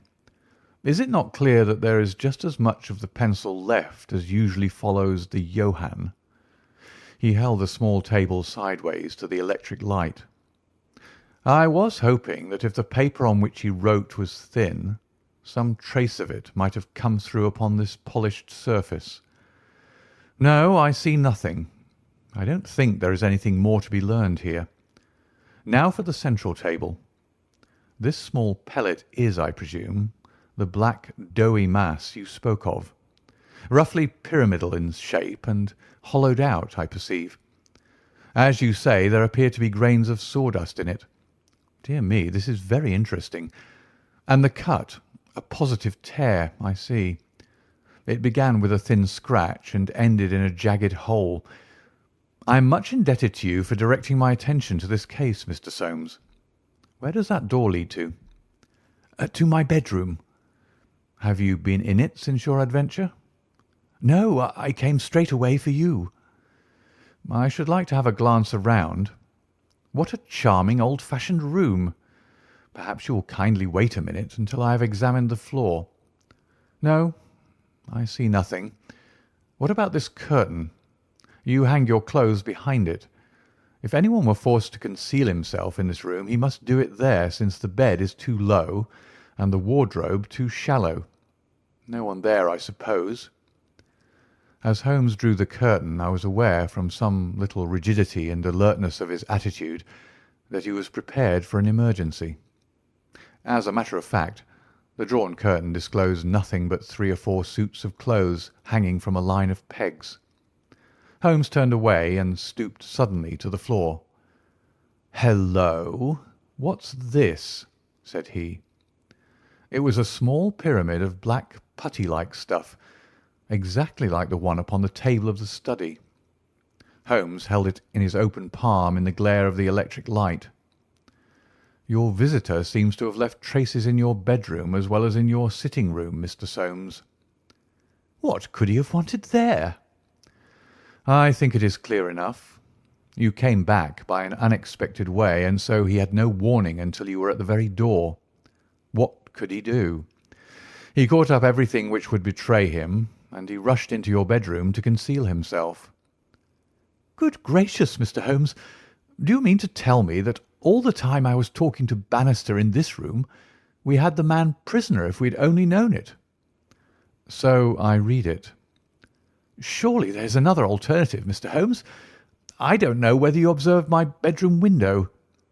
"Lattice-paned, lead framework, 3 separate windows, one swinging on hinge and large enough to admit a man." "Exactly. And it looks out on an angle of the courtyard so as to be partly invisible. The man might have effected his entrance there, left traces as he passed through the bedroom, and finally, finding the door open, have escaped that way." Holmes shook his head impatiently. "Let us be practical," said he. "I understand you to say that there are these 3 students who use this stair and are in the habit of passing your door." "Yes, there are." "And they are all in for this examination?" "Yes." "Have you any reason to suspect any one of them more than the others?" Soames hesitated. "It is a very delicate question," said he. "One hardly likes to throw suspicion where there are no proofs." "Let us hear the suspicions. I will look after the proofs." "I will tell you, then, in a few words, the character of the 3 men who inhabit these rooms. The lower of the 3 is Gilchrist, a fine scholar and athlete, plays in the rugby team and the cricket team for the college, and got his blue for the hurdles and the long jump. He is a fine, manly fellow. His father was the notorious Sir Jabez Gilchrist, who ruined himself on the turf. My scholar has been left very poor, but he is hard-working and industrious. He will do well. The second floor is inhabited by Dowlett Ras, the Indian. He is a quiet, inscrutable fellow, as most of those Indians are. He is well up in his work, though his Greek is his weak subject. He is steady and methodical. The top floor belongs to Miles Maclaren. He is a brilliant fellow when he chooses to work, one of the brightest intellects of the university, but he is wayward, dissipated, and unprincipled. He was nearly expelled over a card scandal in his first year. He has been idling all this term, and he must look forward with dread to the examination." "Then it is he whom you suspect?" "I dare not go so far as that, but of the 3 he is perhaps the least unlikely." "Exactly.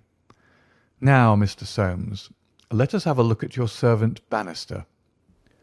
He was a little, white-faced, clean-shaven, grizzly-haired fellow of 50. He was still suffering from this sudden disturbance of the quiet routine of his life. His plump face was twitching with his nervousness, and his fingers could not keep still. "We were investigating this unhappy business, Bannister," said his master. "Yes, sir." "I understand," said Holmes, "that you left your key in the door." "Yes, sir." "Was it not very extraordinary that you should do this on the very day when there were these papers inside?" "It was most unfortunate, sir, but I have occasionally done the same thing at other times." "When did you enter the room?"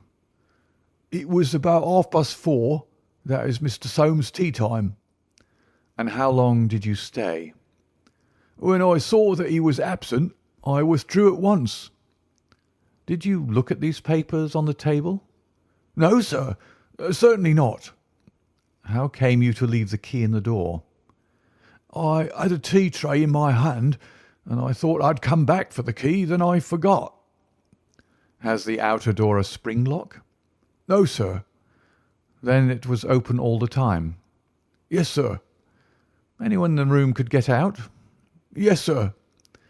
"When Mr. Soames returned and called for you, you were very much disturbed?" "Yes, sir. Such a thing has never happened during the many years that I've been here. I nearly fainted, sir." So I understand.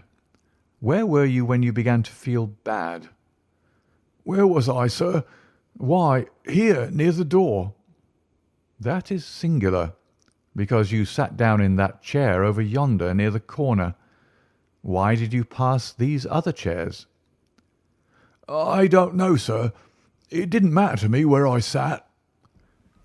"I really don't think he knew much about it, Mr. Holmes.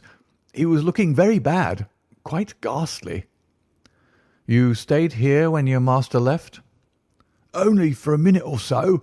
Then I locked the door and went to my room." "Whom do you suspect?" "Oh, I would not venture to say, sir. I don't believe there is any gentleman in this university who is capable of profiting by such an action. No, sir, I'll not believe it." "Thank you. That'll do," said Holmes. "Oh, one more word. You have not mentioned to any of the three gentlemen whom you attend that anything is amiss?" "No, sir, not a word." "You haven't seen any of them?" "No, sir." "Very good. Now, Mr. Soames, we will take a walk in the quadrangle, if you please." 3 yellow squares of light shone above us in the gathering gloom. "Your 3 birds are all in their nests," said Holmes, looking up. "Hello! What's that? One of them seems restless enough." It was the Indian, whose dark silhouette appeared suddenly upon his blind. He was pacing swiftly up and down his room. "I should like to have a peep at each of them," said Holmes. "Is it possible?" "No difficulty in the world," Soames answered. "This set of rooms is quite the oldest in the college, and it is not unusual for visitors to go over them. Come along, and I will personally conduct you." "No names, please," said Holmes as we knocked at Gilchrist's door. A tall, flaxen-haired, slim young fellow opened it, and made us welcome when he understood our errand. There were some really curious pieces of medieval domestic architecture within. Holmes was so charmed with one of them that he insisted on drawing it in his notebook, broke his pencil, had to borrow one from our host, and finally borrowed a knife to sharpen his own. The same curious accident happened to him in the rooms of the Indian, a silent, little, hook-nosed fellow who eyed us askance and was obviously glad when Holmes's architectural studies had come to an end. I could not see that in either case Holmes had come upon the clue for which he was searching. Only at the third did our visit prove abortive. The outer door would not open to our knock, and nothing more substantial than a torrent of bad language came from behind it. "I don't care who you are. You can go to blazes," roared the angry voice. "Tomorrow's the exam, and I won't be drawn by anyone." "A rude fellow," said our guide, flushing with anger as we withdrew down the stair. Of course he did not realize that it was I who was knocking, but none the less his conduct was very uncourteous, and indeed, under the circumstances, rather suspicious. Holmes's response was a curious one. "Can you tell me his exact height?" he asked. "Really, Mr. Holmes, I cannot undertake to say. He is taller than the Indian, not so tall as Gilchrist. I suppose 5'6" would be about it." "That is very important," said Holmes. "And now, Mr. Soames, I wish you good night." Our guide cried aloud in his astonishment and dismay.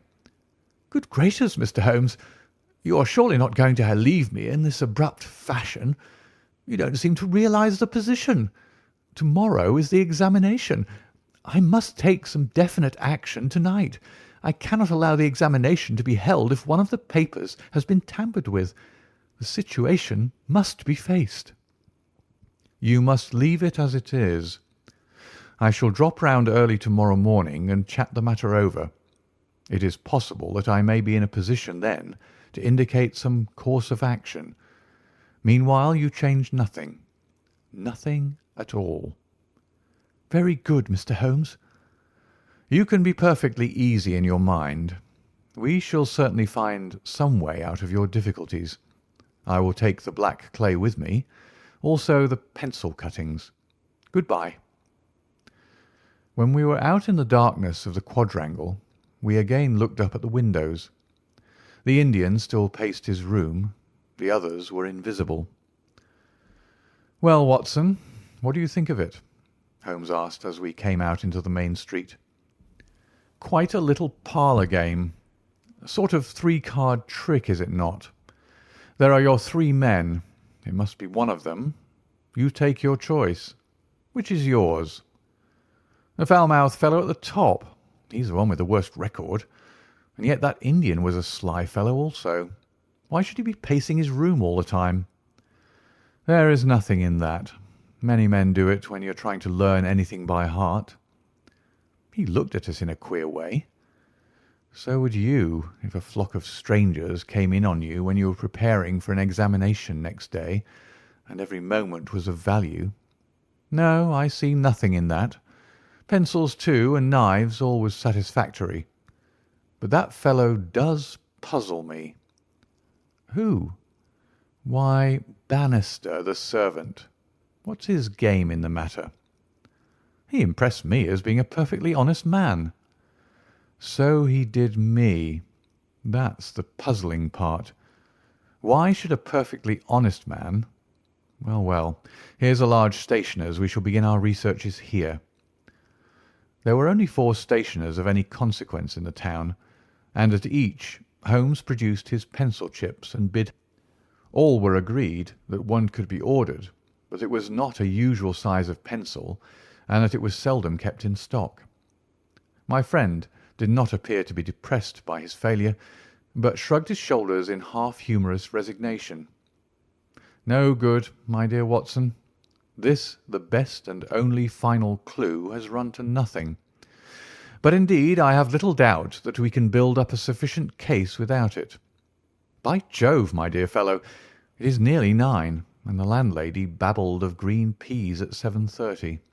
What with your eternal tobacco, Watson, and your irregularity at meals, I expect that you will get notice to quit, and that I shall share your downfall. Not, however, before we have solved the problem of the nervous tutor, the careless servant, and the 3 enterprising students." Holmes made no further allusion to the matter that day, though he sat lost in thought for a long time after our belated dinner. At 8 in the morning he came into my room just as I finished my toilet. "Well, Watson," said he, "it is time we went down to St. Luke's. Can you do without breakfast?" "Certainly." "Soames will be in a dreadful fidget until we are able to tell him something positive." "Have you anything positive to tell him?" "I think so." "You have formed a conclusion?" "Yes, my dear Watson. I have solved the mystery." "But what fresh evidence could you have got?" "Aha!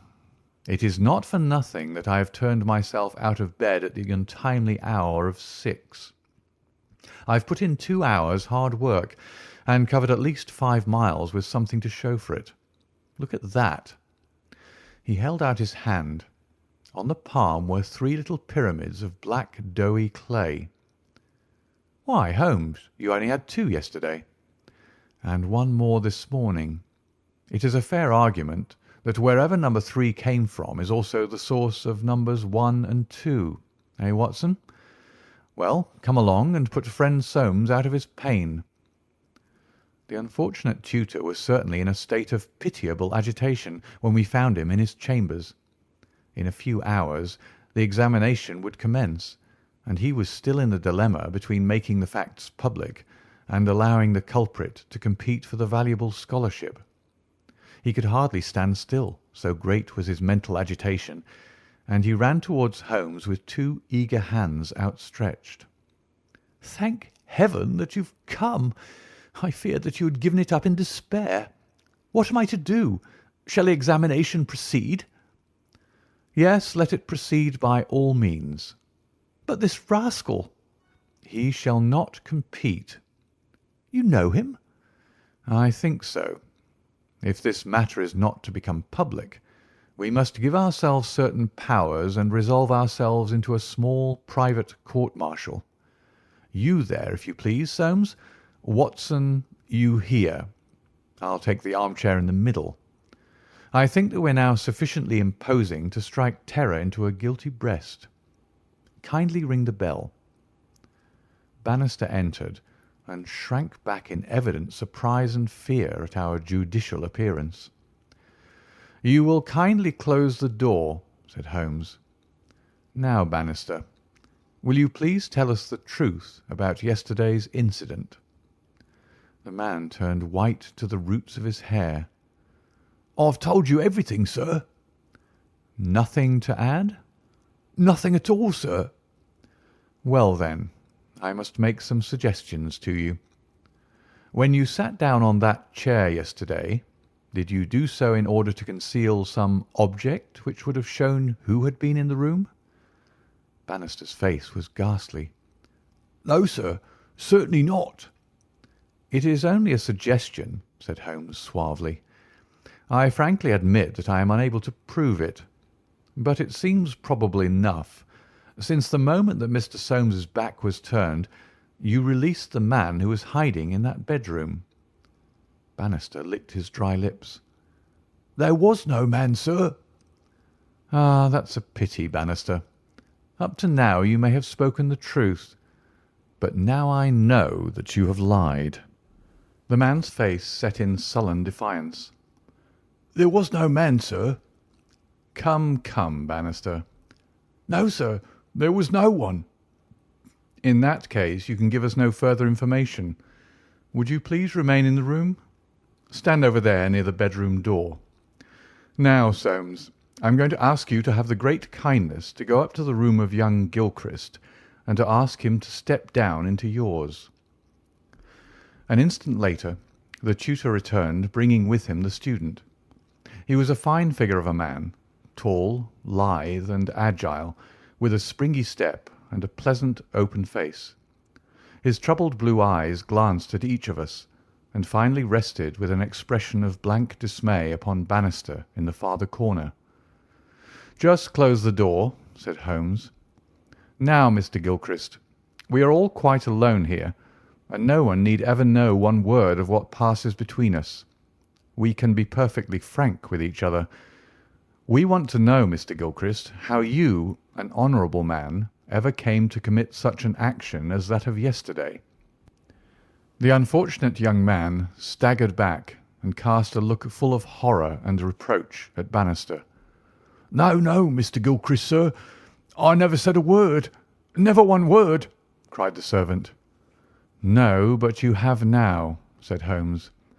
"Now, sir, you must see that after Bannister's words your position is hopeless, and that your only chance lies in a frank confession." For a moment Gilchrist, with upraised hand, tried to control his writhing features. The next he had thrown himself on his knees beside the table, and burying his face in his hands, he had burst into a storm of passionate sobbing. "Come, come," said Holmes kindly. "It is human to err, and at least no one can accuse you of being a callous criminal. Perhaps it would be easier for you if I were to tell Mr. Soames what occurred, and you can check me where I am wrong. Shall I do so? Well, well, don't trouble to answer. Listen and see that I do you no injustice. From the moment, Mr. Soames, that you said to me that no one, not even Bannister, could have told that the papers were in your room, the case began to take a definite shape in my mind. The printer one could, of course, dismiss. He could examine the papers in his own office. The Indian I also thought nothing of. If the proofs were in a roll, he could not possibly know what they were. On the other hand, it seemed an unthinkable coincidence that a man should dare to enter the room, and that by chance on that very day the papers were on the table.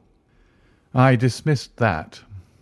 The man who entered knew that the papers were there. How did he know? When I approached your room I examined the window. You amused me by supposing that I was contemplating the possibility of someone having in broad daylight, under the eyes of all these opposite rooms, forced himself through it. Such an idea was absurd. I was measuring how tall a man would need to be in order to see, as he passed, what papers were on the central table. I am 6 feet high, and I could do it without an effort. No one less than that would have a chance. Already, you see, I had reason to think that if one of your 3 students was a man of unusual height, he was the most worth watching of the 3. I entered, and I took you into my confidence as to the suggestions of the side table. Of the centre table I could make nothing, until in your description of Gilchrist you mentioned that he was a long-distance jumper.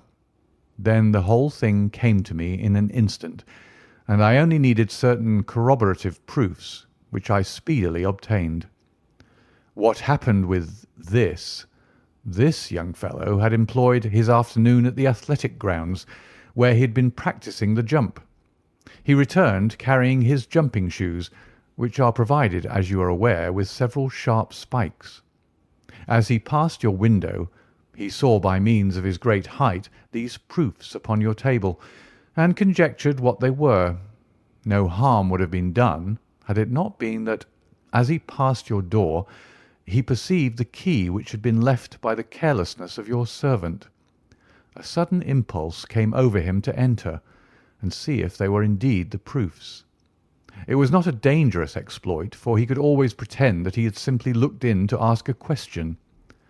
Well, when he saw that they were indeed the proofs, it was then that he yielded to temptation. He put his shoes on the table. What was it you put on that chair near the window? Gloves, said the young man. Holmes looked triumphantly at Bannister. He put his gloves on the chair, and he took the proofs, sheet by sheet, to copy them. He thought the tutor must return by the main gate, and that he would see him. As we know, he came back by the side gate. Suddenly he heard him at the very door. There was no possible escape. He forgot his gloves, but he caught up his shoes and darted into the bedroom. You observe that the scratch on that table is slight at one side, but deepens in the direction of the bedroom door. That in itself is enough to show us that the shoe had been drawn in that direction, and that the culprit had taken refuge there. The earth round the spike had been left on the table, and a second sample was loosened and fell into the bedroom. I may add that I walked out to the athletic grounds this morning, saw that tenacious black clay is used in the jumping pit, and carried away a specimen of it, together with some of the fine tan or sawdust which is strewn over it, to prevent the athlete from slipping. Have I told the truth, Mr. Gilchrist? The student had drawn himself erect. Yes, sir, it is true, said he. Good heavens! Have you nothing to add? Cried Soames. Yes, sir, I have, but the shock of this disgraceful exposure has bewildered me. I have a letter here, Mr. Soames, which I wrote to you early this morning, in the middle of a restless night. It was before I knew that my sin had found me out. Here it is, sir. You will see that I have said I have determined not to go in for the examination. I have been offered a commission in the Rhodesian police, and I am going out to South Africa at once. I am indeed pleased to hear that you did not intend to profit by your unfair advantage, said Soames. But why did you change your purpose? Gilchrist pointed to Bannister. There is the man who set me in the right path, said he. Come now, Bannister, said Holmes. It will be clear to you from what I have said that only you could have let this young man out, since you were left in the room and must have locked the door when you went out. As to his escaping by that window, it was incredible. Can you not clear up the last point in this mystery, and tell us the reasons for your action? It was simple enough, sir. If you only had known, but with all your cleverness, it was impossible that you could know. Time was, sir, when I was butler to old Sir Jabez Gilchrist, this young gentleman's father. When he was ruined, I came to the college as servant, but I never forgot my old employer, because he was down in the world. I watched his son all I could for the sake of the old days. Well, sir, when I came into this room yesterday, when the alarm was given, the very first thing I saw was Mr. Gilchrist's tan gloves lying in that chair. I knew those gloves well, and I understood their message. If Mr. Soames saw them, the game was up. I flopped down into that chair, and nothing would budge me until Mr. Soames he went for you. Then out came my poor young master, whom I dandled on my knee, and confessed it all to me. Wasn't it natural, sir, that I should save him? And wasn't it natural also that I should try to speak to him as his dead father would have done, and make him understand that he could not profit by such a deed? Could you blame me, sir?" "No, indeed," said Holmes heartily, springing to his feet.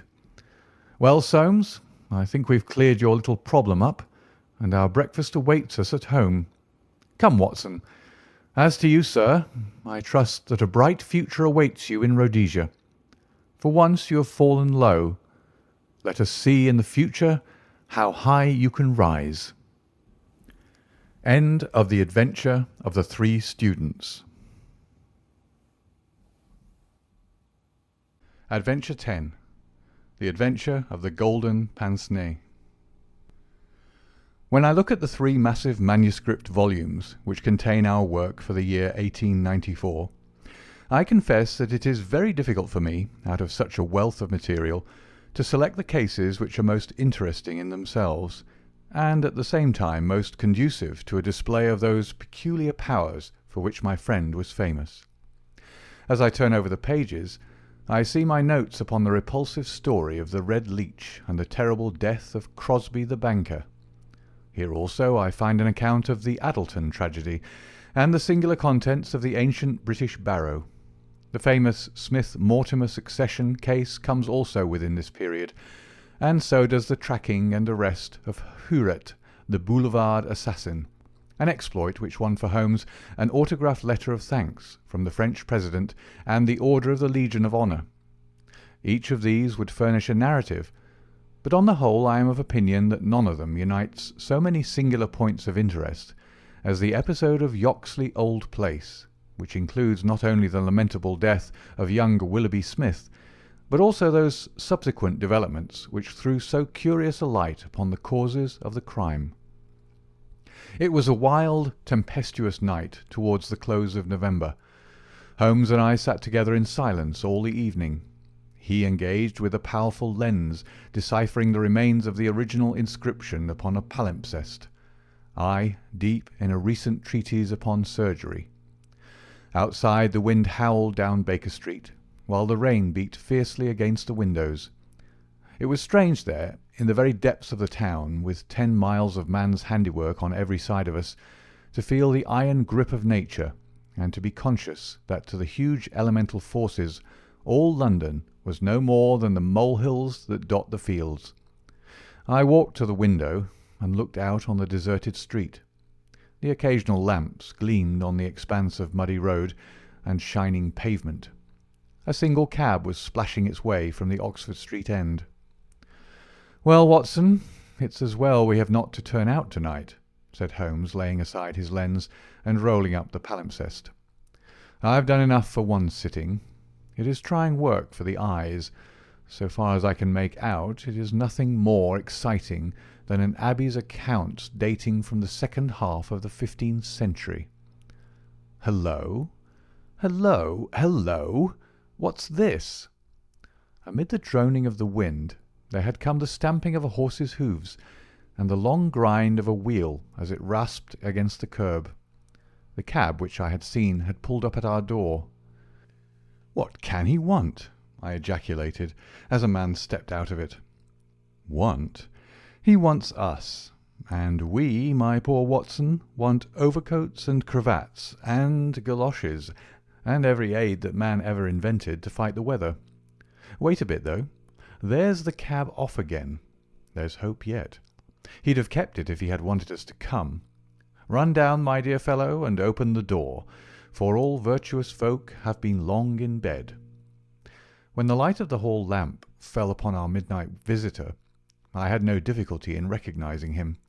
It was young Stanley Hopkins, a promising detective in whose career Holmes had several times shown a very practical interest. "Is he in?" he asked eagerly. "Come up, my dear sir," said Holmes's voice from above. "I hope you have no designs upon such a night as this?" The detective mounted the stairs, and our lamp gleamed upon his shining waterproof. I helped him out of it, while Holmes knocked a blaze out of the logs in the grate. "Now, my dear Hopkins, draw up and warm your toes," said he. "Here's a cigar, and the doctor has a prescription containing hot water and a lemon, which is good medicine on a night like this. It must be something important which has brought you out in such a gale." "It is indeed, Mr. Holmes. I've had a bustling afternoon, I promise you. Did you see anything of the Yoxley case in the latest editions?" "I've seen nothing later than the 15th century to-day." "Well, it was only a paragraph, and all wrong at that, so you've not missed anything. I haven't let the grass grow under my feet. It's down in Kent, 7 miles from Chatham and 3 from the railway line. I was wired for at 3:15, reached Yoxley Old Place at 5, conducted my investigation, was back at Charing Cross by the last train, and straight to you by cab." "Which means, I suppose, that you are not quite clear about your case." "It means that I can make neither head nor tail of it. So far as I can see, it is just as tangled a business as ever I handled, and yet at first it seemed so simple that one couldn't go wrong. There's no motive, Mr. Holmes. That's what bothers me. I can't put my hand on a motive. Here's a man dead, there's no denying that, but so far as I can see, no reason on earth why anyone should wish him harm." Holmes lit his cigar and leaned back in his chair. "Let us hear about it," said he. "I've got my facts pretty clear," said Stanley Hopkins. "All I want now is to know what they all mean. The story, so far as I can make out, is like this. Some years ago, this country house, Yoxley Old Place, was taken by an elderly man who gave the name of Professor Coram. He was an invalid, keeping his bed half the time, and the other half hobbling around the house with a stick, or being pushed about the grounds by the gardener in a bath chair. He was well liked by the few neighbours who called upon him, and he has the reputation down there of being a very learned man. His household used to consist of an elderly housekeeper, Mrs. Marker, and of a maid, Susan Tarleton. These have both been with him since his arrival, and they seem to be women of excellent character. The Professor is writing a learned book, and he found it necessary about a year ago to engage a secretary. The first 2 that he tried were not successes, but the third, Mr. Willoughby Smith, a very young man straight from the university, seems to have been just what his employer wanted. His work consisted in writing all the morning to the Professor's dictation, and he usually spent the evening in hunting up references and passages which bore upon the next day's work. This Willoughby Smith has nothing against him, either as a boy at Uppingham or as a young man at Cambridge. I've seen his testimonials, and from the first he was a decent, quiet, hard-working fellow with no weak spot in him at all. And yet this is the lad who's met his death this morning in the Professor's study under circumstances which can point only to murder." The wind howled and screamed at the windows. Holmes and I drew closer to the fire, while the young inspector slowly and point by point developed his singular narrative. "If you were to search all England," said he, "I don't suppose you could find a household more self-contained or freer from outside influences. Whole weeks would pass, and not one of them go past the garden gate. The Professor was buried in his work, and existed for nothing else. Young Smith knew nobody in the neighbourhood, and lived very much as his employer did. The 2 women had nothing to take them from the house. Mortimer, the gardener, who wheels the bath chair, is an army pensioner, an old Crimean man of excellent character. He does not live in the house, but in a 3-room cottage at the other end of the garden. Those are the only people that you'd find within the grounds of Yoxley Old Place. At the same time, the gate of the garden is 100 yards from the main London to Chatham Road. It opens with a latch, and there's nothing to prevent anyone from walking in. Now, I'll give you the evidence of Susan Tarleton, who's the only person who can say anything positive about the matter. It was in the forenoon, between 11 and 12. She was engaged at the moment in hanging some curtains in the upstairs front bedroom. Professor Coram was still in bed, for when the weather's bad he seldom rises before midday.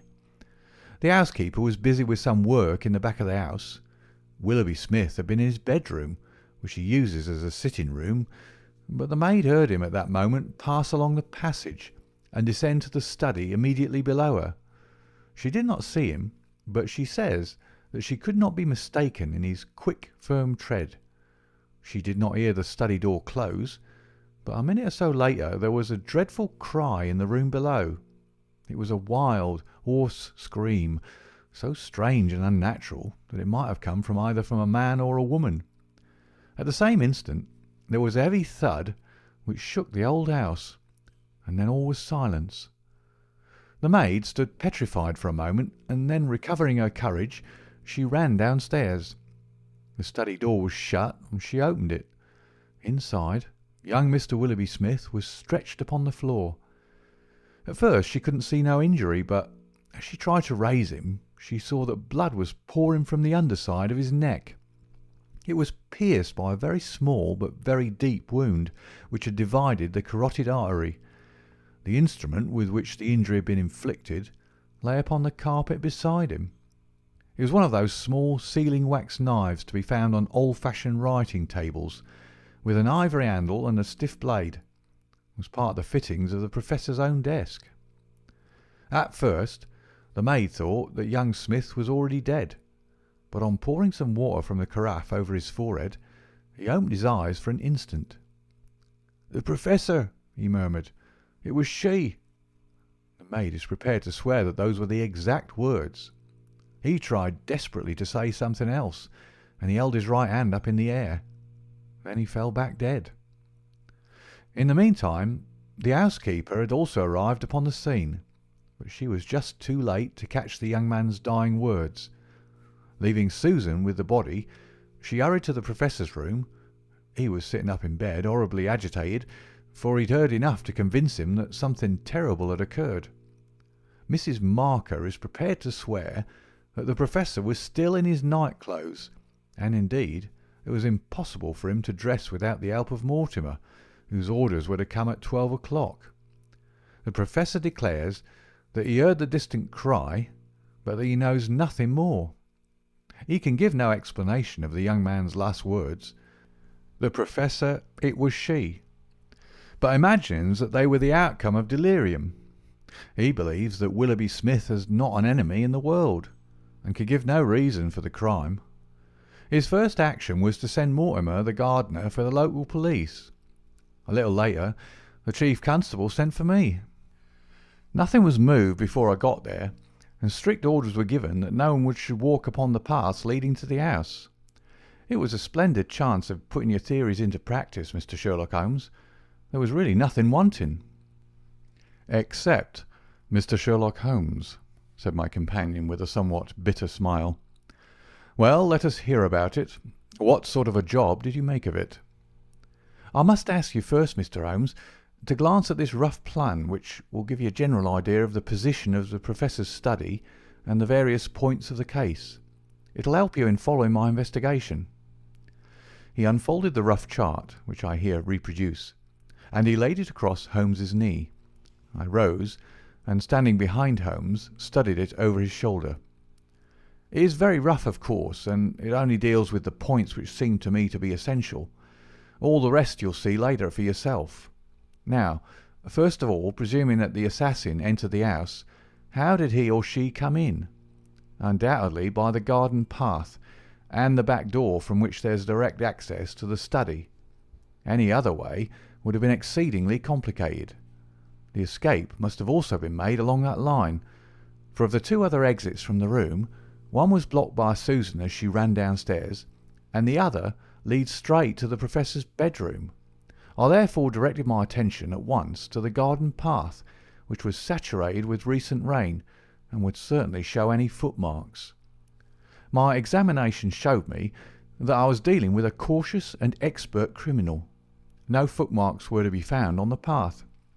There could be no question, however, that someone had passed along the grass border which lines the path, and that he had done so in order to avoid leaving a track. I couldn't find anything in the nature of a distinct impression, but the grass was trodden down, and someone had undoubtedly passed. It could only have been the murderer, since neither the gardener nor anyone else had been there that morning, and the rain had only begun during the night. "One moment," said Holmes. "Where does this path lead to?" "To the road." "How long is it?" "Oh, 100 yards or so." "At the point where the path passes through the gate, you could surely pick up the tracks." "Unfortunately, the path was tiled at that point." "Well, on the road itself?" "No, it was all trodden into mire." "Well, then, these tracks upon the grass, were they coming or going?" "It was impossible to say. There was never any outline." "A large foot or a small?" "You could not distinguish." Holmes gave an ejaculation of impatience. "It has been pouring rain and blowing a hurricane ever since," said he. "It will be harder to read now than the palimpsest. Well, well, it can't be helped. What did you do, Hopkins, after you had made certain that you had made certain of nothing?" "I think I made certain of a good deal, Mr. Holmes. I knew that someone had entered the house cautiously from without. I next examined the corridor. It is lined with cocoanut matting and had taken no impression of any kind. This brought me into the study itself. It is a scantily furnished room. The main article is a large writing table with a fixed bureau. This bureau consists of a double column of drawers, with a central small cupboard between them. The drawers were open, the cupboard locked. The drawers, it seems, were always open, and nothing of value was kept in them. There were some papers of importance in the cupboard, but there were no signs that this had been tampered with, and the Professor assures me that nothing was missing. It is certain that no robbery has been committed. I come now to the body of the young man. It was found near the bureau and just to the left of it, as marked upon that chart. The stab was on the right side of the neck, and from behind forward, so that it is almost impossible that it could have been self-inflicted." "Unless he fell upon the knife," said Holmes. "Exactly. The idea crossed my mind, but we found the knife some feet away from the body, so that seems impossible. Then, of course, there are the man's own dying words, and finally, there was this very important piece of evidence which was found clasped in the dead man's right hand." From his pocket, Stanley Hopkins drew a small paper packet. He unfolded it and disclosed a golden pince-nez with 2 broken ends of black silk cord dangling from the end of it. "Willoughby Smith had excellent sight," he added. "There can be no question that this was snatched from the face of the person of the assassin." Sherlock Holmes took the glasses into his hand and examined them with the utmost attention and interest. He held them on his nose, endeavoured to read through them, went to the window and stared up the street with them, looked at them most minutely in the full light of the lamp, and finally, with a chuckle, seated himself at the table and wrote a few lines upon a sheet of paper which he tossed across to Stanley Hopkins. "That's the best I can do for you," said he. "It may prove to be of some use." The astonished detective read the note aloud. It ran as follows: "Wanted. A woman of good address, attired like a lady. She has a remarkably thick nose, with eyes which are set close upon either side of it. She has a puckered forehead, a peering expression, and probably rounded shoulders. There are indications that she has had recourse to an optician at least twice during the last few months. As her glasses are of remarkable strength, and as opticians are not very numerous, there should be no difficulty in tracing her." Holmes smiled at the astonishment of Hopkins, which must have been reflected upon my features. "Surely my deductions are simplicity itself," said he. "It would be difficult to name any articles which afford a finer field for inference than a pair of glasses, especially so remarkable a pair as these. That they belong to a woman I infer from their delicacy, and also, of course, from the last words of the dying man. As to her being a person of refinement and well dressed, they are, as you perceive, handsomely mounted in solid gold, and it is inconceivable that anyone who wore such glasses could be slatternly in other respects. You will find that the clips are too wide for your nose, showing that the lady's nose was very broad at the base. This sort of nose is usually a short and coarse one, but there is a sufficient number of exceptions to prevent me from being dogmatic or from insisting upon this point in my description. My own face is a narrow one, and yet I find that I cannot get my eyes into the centre, nor near the centre of these glasses. Therefore, the lady's eyes are set very near to the sides of the nose. You will perceive, Watson, that the glasses are concave and of unusual strength. A lady whose vision has been so extremely contracted all her life is sure to have the physical characteristics of such vision which are seen in the forehead, the eyelids, and the shoulders. Yes, I said, I can follow each of your arguments. I confess, however, that I am unable to understand how you arrive at the double visit to the optician. Holmes took the glasses in his hand. You will perceive, he said, that the clips are lined with tiny bands of cork to soften the pressure upon the nose. One of these is discoloured and worn to some slight extent, but the other is new. Evidently one has fallen off and been replaced. I should judge that the older of them has not been there for more than a few months. They exactly correspond, so I gather that the lady went back to the same establishment for the second. By George, it's marvellous, cried Hopkins in an ecstasy of admiration. To think that I had all that evidence in my hand and never knew it. I had intended, however, to go the round of the London opticians. Of course you would. Meanwhile, have you anything more to tell us about the case? Nothing, Mr. Holmes. I think that you know as much as I do now, probably more. We have had inquiries made as to any stranger seen on the country roads or at the railway station. We have heard of none. What beats me is the utter want of all object in the crime. Not a ghost of a motive can anyone suggest. Ah, there I am not in a position to help you. But I suppose you want us to come out tomorrow.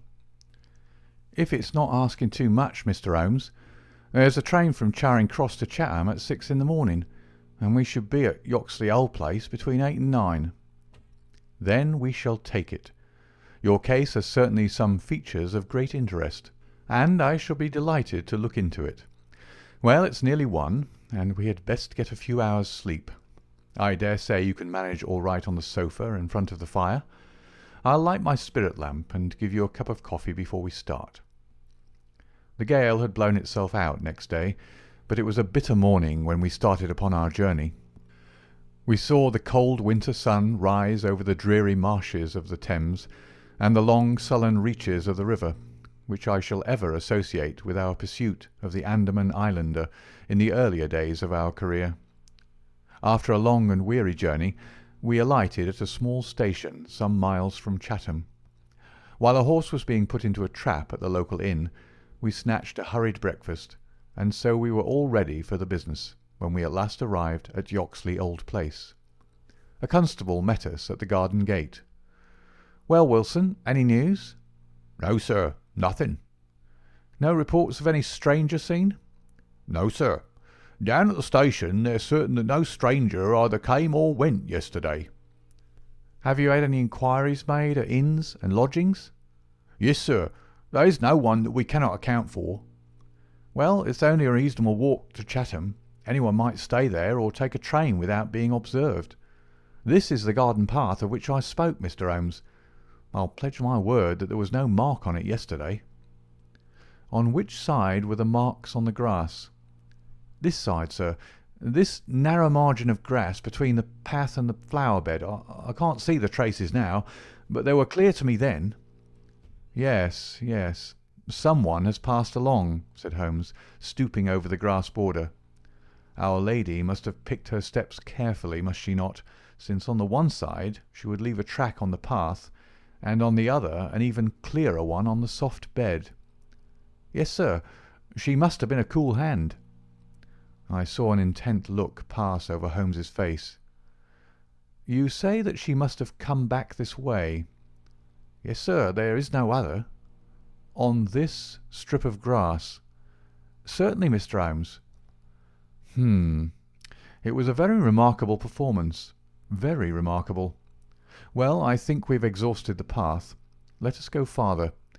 This garden door is usually kept open, I suppose. Then this visitor had nothing to do but to walk in. The idea of murder was not in her mind, or she would have provided herself with some sort of weapon instead of having to pick this knife off the writing table. She advanced along this corridor, leaving no traces upon the coconut matting. Then she found herself in this study. How long was she there? We have no means of judging.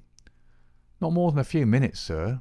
I forgot to tell you that Mrs. Marker, the housekeeper, had been in there tidying not very long before. About a quarter of an hour, she says. Well, that gives us a limit. Our lady enters this room, and what does she do? She goes over to the writing table. What for? Not for anything in the drawers. If there had been anything worth her taking, it would surely have been locked up. No, it was for something in that wooden bureau. Hello? What is that scratch upon the face of it? Just hold a match, Watson. Why did you not tell me of this, Hopkins? The mark which he was examining began upon the brasswork on the right-hand side of the keyhole, and extended for about 4 inches, where it had scratched the varnish from the surface. I noticed it, Mr. Holmes, but you'll always find scratches around a keyhole. This is recent, quite recent. See how the brass shines where it is cut. An old scratch will be the same colour as the surface. Look at it through my lens. There's the varnish, too, like earth on each side of a furrow. Is Mrs. Marker there? A sad-faced elderly woman came into the room. Did you dust this bureau yesterday morning? Yes, sir. Did you notice this scratch? No, sir, I did not. I'm sure you didn't, for a duster would have swept away those shreds of varnish. Who has the key of this bureau? The Professor keeps it on his watch chain. Is it a simple key? No, sir, it's a Chubb key. Very good, Mrs. Marker, you can go. Now we are making a little progress. Our lady enters the room, advances to the bureau, and either opens it or tries to do so. While she is thus engaged, young Willoughby Smith enters the room. In her hurry to withdraw the key, she makes this scratch upon the door. He seizes her, and she, snatching up the nearest object, which happens to be this knife, strikes at him in order to make him let go his hold. The blow is a fatal one. He falls, and she escapes, either with or without the object for which she has come. Is Susan the maid there? Could anyone have got away through that door after the time that you heard the cry, Susan? No, sir, it is impossible. Before I get down the stair I'd have seen anyone in the passage. Besides, the door never opened, or I would have heard it. That settles this exit. Then no doubt the lady went out the way she came. I understand that this other passage leads only to the Professor's room. There is no exit that way. No, sir. We shall go down it and make the acquaintance of the Professor. Hello, Hopkins. This is very important indeed. The Professor's corridor is also lined with coconut matting. Well, sir, what of that? Don't you see any bearing upon the case? Well, well, I don't insist upon it. No doubt I am wrong, and yet it seems to me to be suggestive. Come with me and introduce me. We passed down the passage, which was of the same length as that which led to the garden. At the end was a short flight of steps ending in a door. Our guide knocked and then ushered us in to the Professor's bedroom. It was a very large chamber, lined with innumerable volumes, which had overflowed from the shelves and lay in piles in the corners, or were stacked all round at the base of the cases. The bed was in the centre of the room, and in it, propped up with pillows, was the owner of the house. I have seldom seen a more remarkable-looking person. It was a gaunt, aquiline face which was turned towards us, with piercing dark eyes which lurked in deep hollows under overhung and tufted brows. His hair and beard were white, save that the latter was curiously stained with yellow around his mouth. A cigarette glowed amid the tangle of white hair, and the air of the room was fetid with stale tobacco smoke. As he held out his hand to Holmes, I perceived that it was also stained with yellow nicotine. "A smoker, Mr. Holmes," said he, speaking in well-chosen English with a curious little mincing accent. Pray take a cigarette, and you, sir? I can recommend them, for I have them especially prepared by Ionides of Alexandria. He sends me 1,000 at a time, and I grieve to say that I have to arrange for a fresh supply every fortnight. Bad, sir, very bad. But an old man has few pleasures. Tobacco and my work. That is all that is left to me." Holmes had lit a cigarette, and was shooting little darting glances all over the room. "Tobacco and my work. But now only tobacco," the old man exclaimed. "Alas, what a fatal interruption! Who could have foreseen such a terrible catastrophe? So estimable a young man. I assure you that after a few months' training he was an admirable assistant. What do you think of the matter, Mr. Holmes?" "I have not yet made up my mind." "I shall indeed be indebted to you if you can throw a light where all is so dark to us. To a poor bookworm and invalid like myself, such a blow is paralyzing. I seem to have lost the faculty of thought. But you are a man of action. You are a man of affairs. It is part of the everyday routine of your life. You can preserve your balance in every emergency. We are fortunate indeed in having you at our side." Holmes was pacing up and down one side of the room, whilst the old professor was talking. I observed that he was smoking with extraordinary rapidity. It was evident that he shared our host's liking for the fresh Alexandrian cigarettes. "Yes, sir, it is a crushing blow," said the old man. "That is my magnum opus, the pile of papers on the side table yonder. It is my analysis of the documents found in the Coptic monasteries of Syria and Egypt, a work which will cut deep at the very foundation of revealed religion. With my enfeebled health, I do not know whether I shall ever be able to complete it, now that my assistant has been taken from me. Dear me, Mr. Holmes! Why, you are even a quicker smoker than I am myself." Holmes smiled. "I am a connoisseur," said he, taking another cigarette from the box, his fourth, and lighting it from the stub of that which he had finished. "I will not trouble you with any lengthy cross-examination, Professor Coram, since I gather that you were in bed at the time of the crime, and could know nothing about it. I would only ask this. What do you imagine that this poor fellow meant by his last words? The Professor? It was she." The Professor shook his head. "Susan is a country girl," said he, "and you know the incredible stupidity of that class. I fancy that the poor fellow murmured some incoherent, delirious words, and that she twisted them into this meaningless message." "I see. You have no explanation yourself of the tragedy?" "Possibly an accident. Possibly. I only breathe it among ourselves. A suicide. Young men have their hidden troubles. Some affair of the heart, perhaps, which we have never known. It is a more probable supposition than murder." "But the eyeglasses?" "Ah, I am only a student, a man of dreams. I cannot explain the practical things of life. But still, we are aware, my friend, that love gauges may take strange shapes. By all means, take another cigarette. It is a pleasure to see anyone appreciate them so.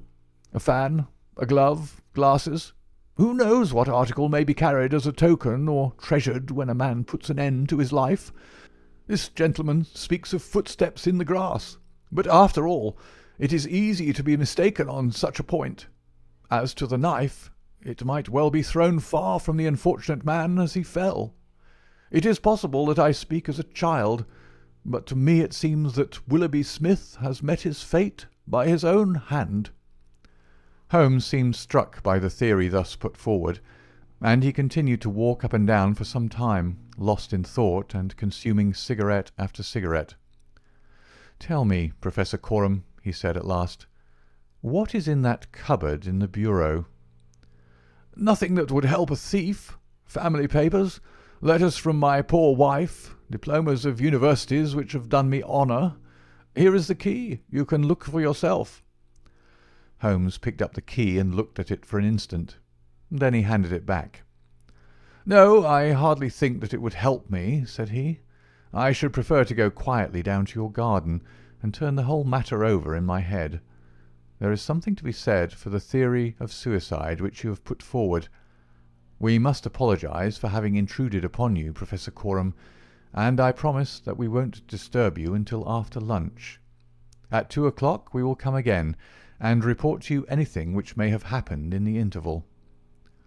Holmes was curiously distrait, and we walked up and down the garden path for some time in silence. "Have you a clue?" I asked at last.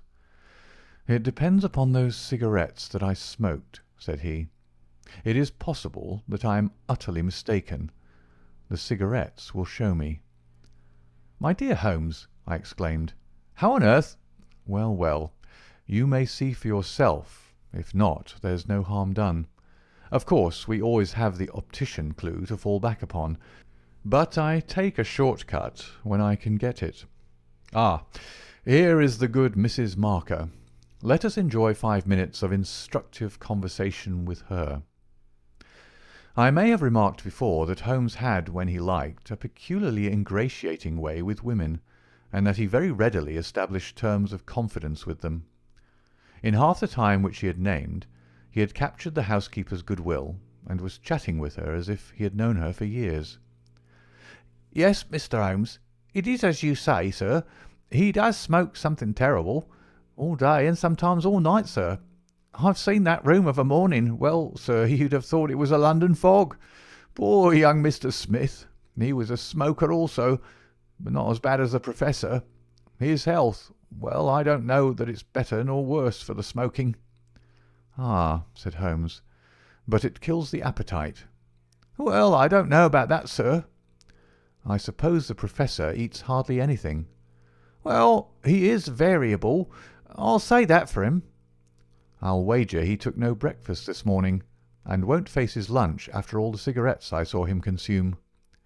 "Well, you're out there, sir, as it happens, for he ate a remarkable big breakfast this morning. I don't know when I've known him to make a better one, and he's ordered a good dish of cutlets for the lunch.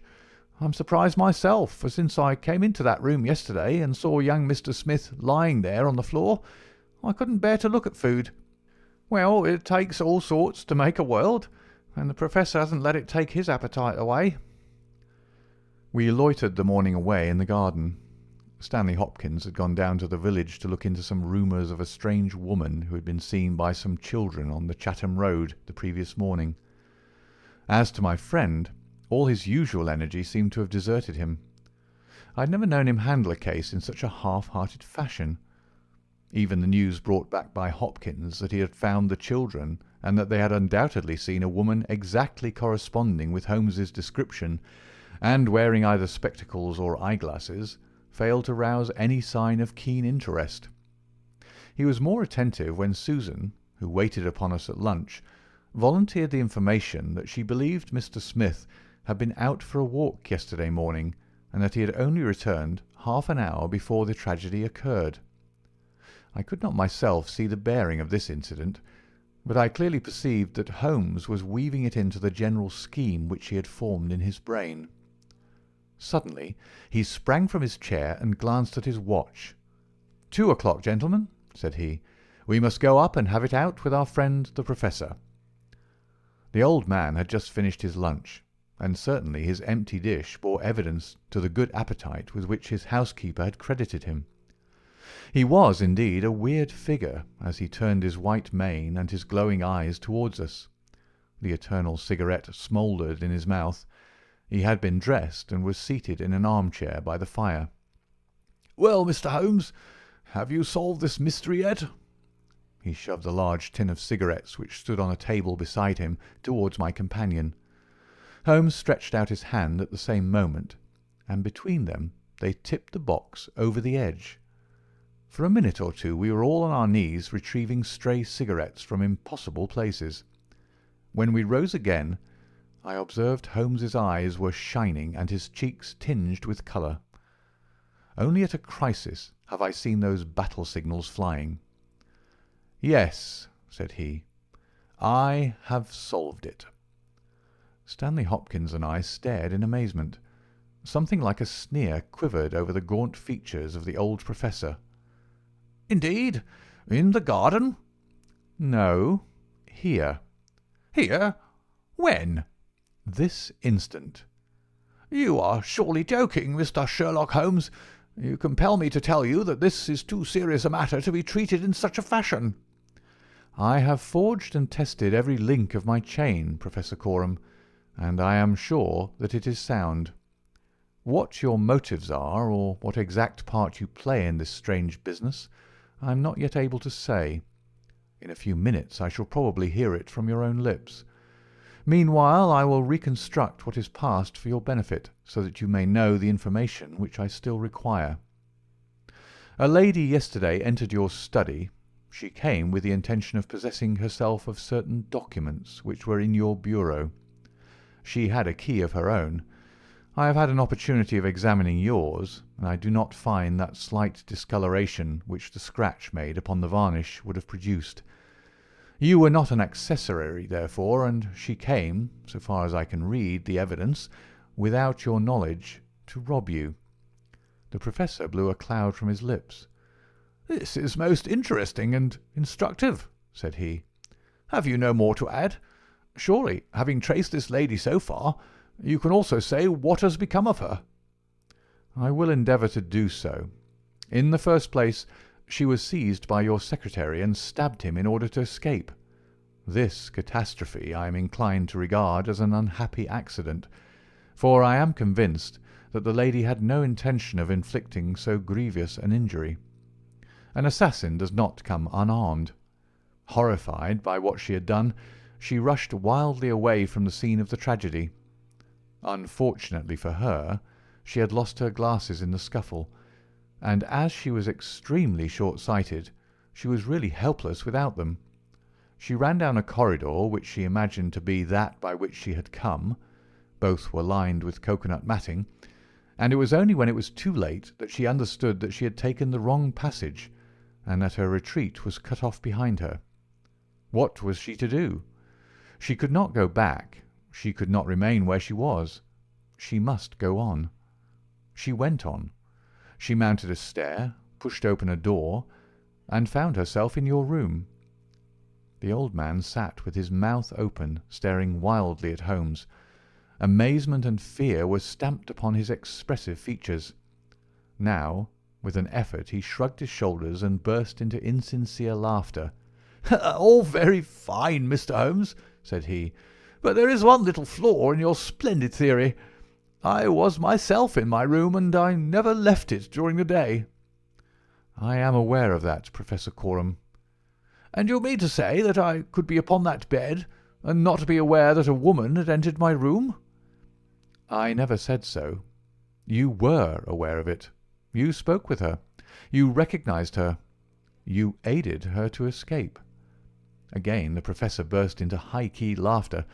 He had risen to his feet, and his eyes glowed like embers. "You are mad!" he cried. "You are talking insanely. I helped her to escape? Where is she now?" "She is there," said Holmes, and he pointed to a high bookcase in the corner of the room. I saw the old man throw up his arms. A terrible convulsion passed over his grim face, and he fell back in his chair. At the same instant the bookcase at which Holmes pointed swung round upon a hinge, and a woman rushed out into the room. "You are right," she cried in a strange foreign voice. "You are right. I am here." She was brown, with the dust and draped with the cobwebs which had come from the walls of her hiding-place. Her face, too, was streaked with grime, and at the best she could never have been handsome, for she had the exact physical characteristics which Holmes had divined, with, in addition, a long and obstinate chin. What with her natural blindness, and what with the change from dark to light, she stood as one dazed, blinking about her to see where and who we were.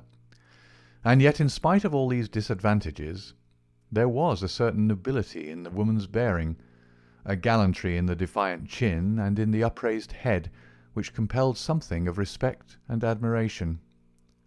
Stanley Hopkins had laid his hand upon her arm and claimed her as his prisoner, but she waved him aside gently, and yet with an overmastering dignity which compelled obedience, the old man lay back in his chair with a twitching face and stared at her with brooding eyes. "Yes, sir, I am your prisoner," she said. From where I stood, I could hear everything, and I know that you have learned the truth. I confess it all. It was I who killed the young man. But you are right. You say it was an accident.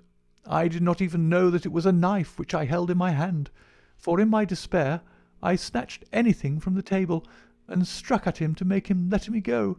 It is the truth that I tell." "Madam," said Holmes, "I am sure that it is the truth. I fear that you are far from well." She had turned a dreadful colour, the more ghastly under the dark dust streaks upon her face. She seated herself on the side of the bed, then she resumed. "I have only a little time here," she said, "but I would have you know the whole truth. I am this man's wife. He is not an Englishman. He is a Russian. His name I will not tell." For the first time the old man stirred. "God bless you, Anna!" he cried. "God bless you!" She cast a look at the deepest disdain in his direction. "Why should you cling so hard to that wretched life of yours, Sergius?" said she. "It has done harm to many, and good to none, not even to yourself. However, it is not for me to cause the frail thread to be snapped before God's time. I have enough already upon my soul since I crossed the threshold of this cursed house. But I must speak, or I shall be too late. I have said, gentlemen, that I am this man's wife. He was 50, and I a foolish girl of 20 when we are married. It was in a city of Russia, a university. I will not name the place." "God bless you, Anna," murmured the old man again.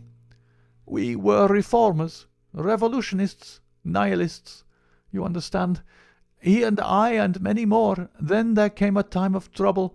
A police officer was killed. Many were arrested. Evidence was wanted, and in order to save his own life and to earn a great reward, my husband betrayed his own wife and his companions. Yes, we were all arrested upon his confession. Some of us found our way to the gallows, and some to Siberia. I was among these last, but my term was not for life. My husband came to England with his ill-gotten gains, and has lived in quiet ever since, knowing well that if the Brotherhood knew where he was, not a week would pass before justice would be done." The old man reached out a trembling hand and helped himself to a cigarette. "I am in your hands, Anna," said he. "You were always good to me." "I have not yet told you the height of his villainy," said she. "Among our comrades of the order, there was one who was the friend of my heart. He was noble, unselfish, loving, all that my husband was not. He hated violence. We were all guilty, if that is guilt, but he was not. He wrote forever, dissuading us from such a course. These letters would have saved him. So would my diary, in which from today I had entered both my feelings towards him and the view which each of us had taken. My husband found and kept both diary and letters. He hid them, and he tried hard to swear away the young man's life. In this he failed. But Alexis was sent a convict to Siberia, where now, at this moment, he works in a salt mine. Think of that, you villain! You villain! Now, at this very moment, Alexis, a man whose name you are not worthy to speak, works and lives like a slave. And yet I have your life in my hands, and I let you go." "You were always a noble woman, Anna," said the old man, puffing at his cigarette. She had risen, but she fell back again with a little cry of pain. "I must finish," she said. "When my term was over, I set myself to get the diary and letters which, if sent to the Russian government, would procure my friend's release. I knew that my husband had come to England. After months of searching, I discovered where he was. I knew that he still had the diary, for when I was in Siberia I had a letter from him once, reproaching me and quoting some passages from his pages. Yet I was sure that, with his revengeful nature, he would never give it to me of his own free will. I must get it for myself. With this object I engaged an agent from a private detective firm, who entered my husband's house as a secretary. It was your second secretary, Sergius, the one who left you so hurriedly. He found that papers were kept in the cupboard, and he got an impression of the key. He would not go farther. He furnished me with a plan of the house, and he told me that in the forenoon the study was always empty, as the secretary was employed up here. So at last I took my courage in both hands, and I came down to get the papers for myself. I succeeded, but at what a cost! I had just taken the paper, and was locking the cupboard, when the young man seized me. I had seen him already that morning. He had met me on the road, and I had asked him to tell me where Professor Coram lived, not knowing that he was in his employ. Exactly, exactly, said Holmes. The secretary came back and told his employer of the woman he had met. Then, in his last breath, he tried to send a message that it was she, the she whom he had just discussed with him. "You must let me speak," said the woman in an imperative voice, and her face contracted as if in pain. "When he had fallen, I rushed from the room, chose the wrong door, and found myself in my husband's room. He spoke of giving me up. I showed him that if he did so, his life was in my hands. If he gave me to the law, I could give him to the brotherhood. It was not that I wished to live for my own sake, but it was that I desired to accomplish my purpose.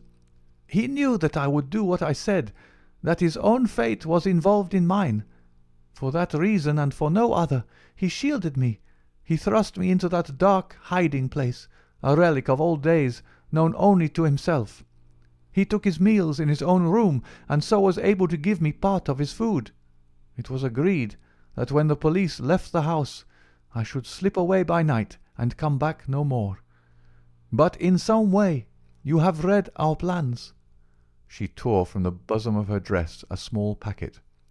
"These are my last words," said she. "Here is the packet which will save Alexis.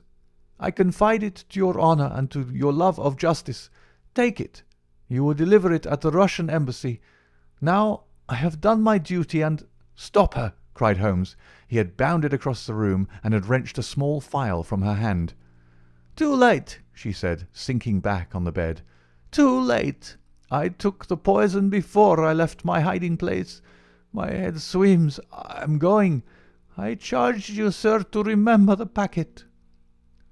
A simple case, and yet in some ways an instructive one, Holmes remarked as we travelled back to town.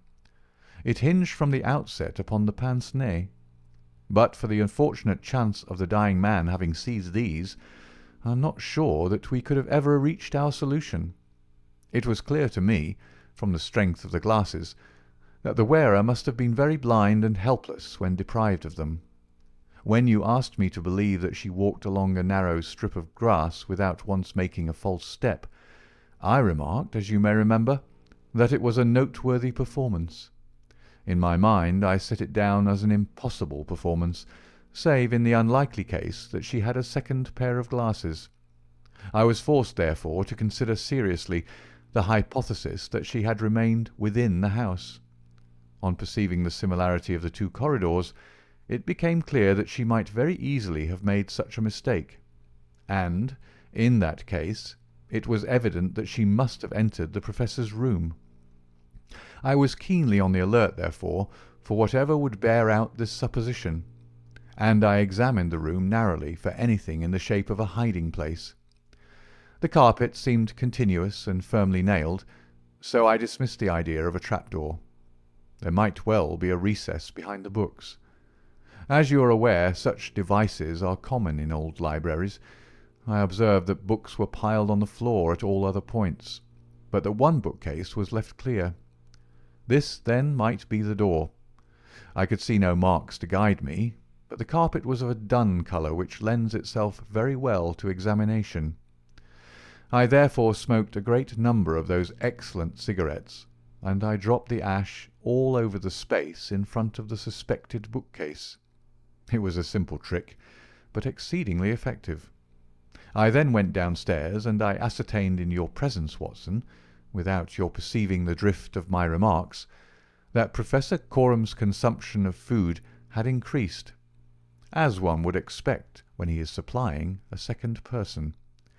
We then ascended to the room again, when by upsetting the cigarette-box I obtained a very excellent view of the floor, and was able to see quite clearly from the traces upon the cigarette ash that the prisoner had, in our absence, come out from her retreat. Well, Hopkins, here we are at Charing Cross, and I congratulate you on having brought your case to a successful conclusion. You are going to headquarters, no doubt. I think, Watson, you and I will drive together to the Russian embassy. End of the adventure of the Golden Pince-Nez. Adventure 11. The Adventure of the Missing Three-Quarter. We were fairly accustomed to receive weird telegrams at Baker Street, but I have a particular recollection of one which reached us on a gloomy February morning, some 7 or 8 years ago, and gave Mr. Sherlock Holmes a puzzled quarter of an hour. It was addressed to him, and ran thus: "Please await me. Terrible misfortune. Right wing three-quarter missing. Indispensable tomorrow. Overton." "Strand postmark, and dispatched 10:36, said Holmes, reading it over and over. Mr. Overton was evidently considerably excited when he sent it, and somewhat incoherent in consequence. Well, well, he will be here, I dare say, by the time I have looked through the Times, and then we shall know all about it. Even the most insignificant problem would be welcomed in these stagnant days." Things had indeed been very slow with us, and I had learned to dread such periods of inaction, for I knew by experience that my companion's brain was so abnormally active that it was dangerous to leave it without material upon which to work. For years I had gradually weaned him from that drug mania which had threatened once to check his remarkable career. Now I knew that under ordinary conditions he no longer craved for this artificial stimulus.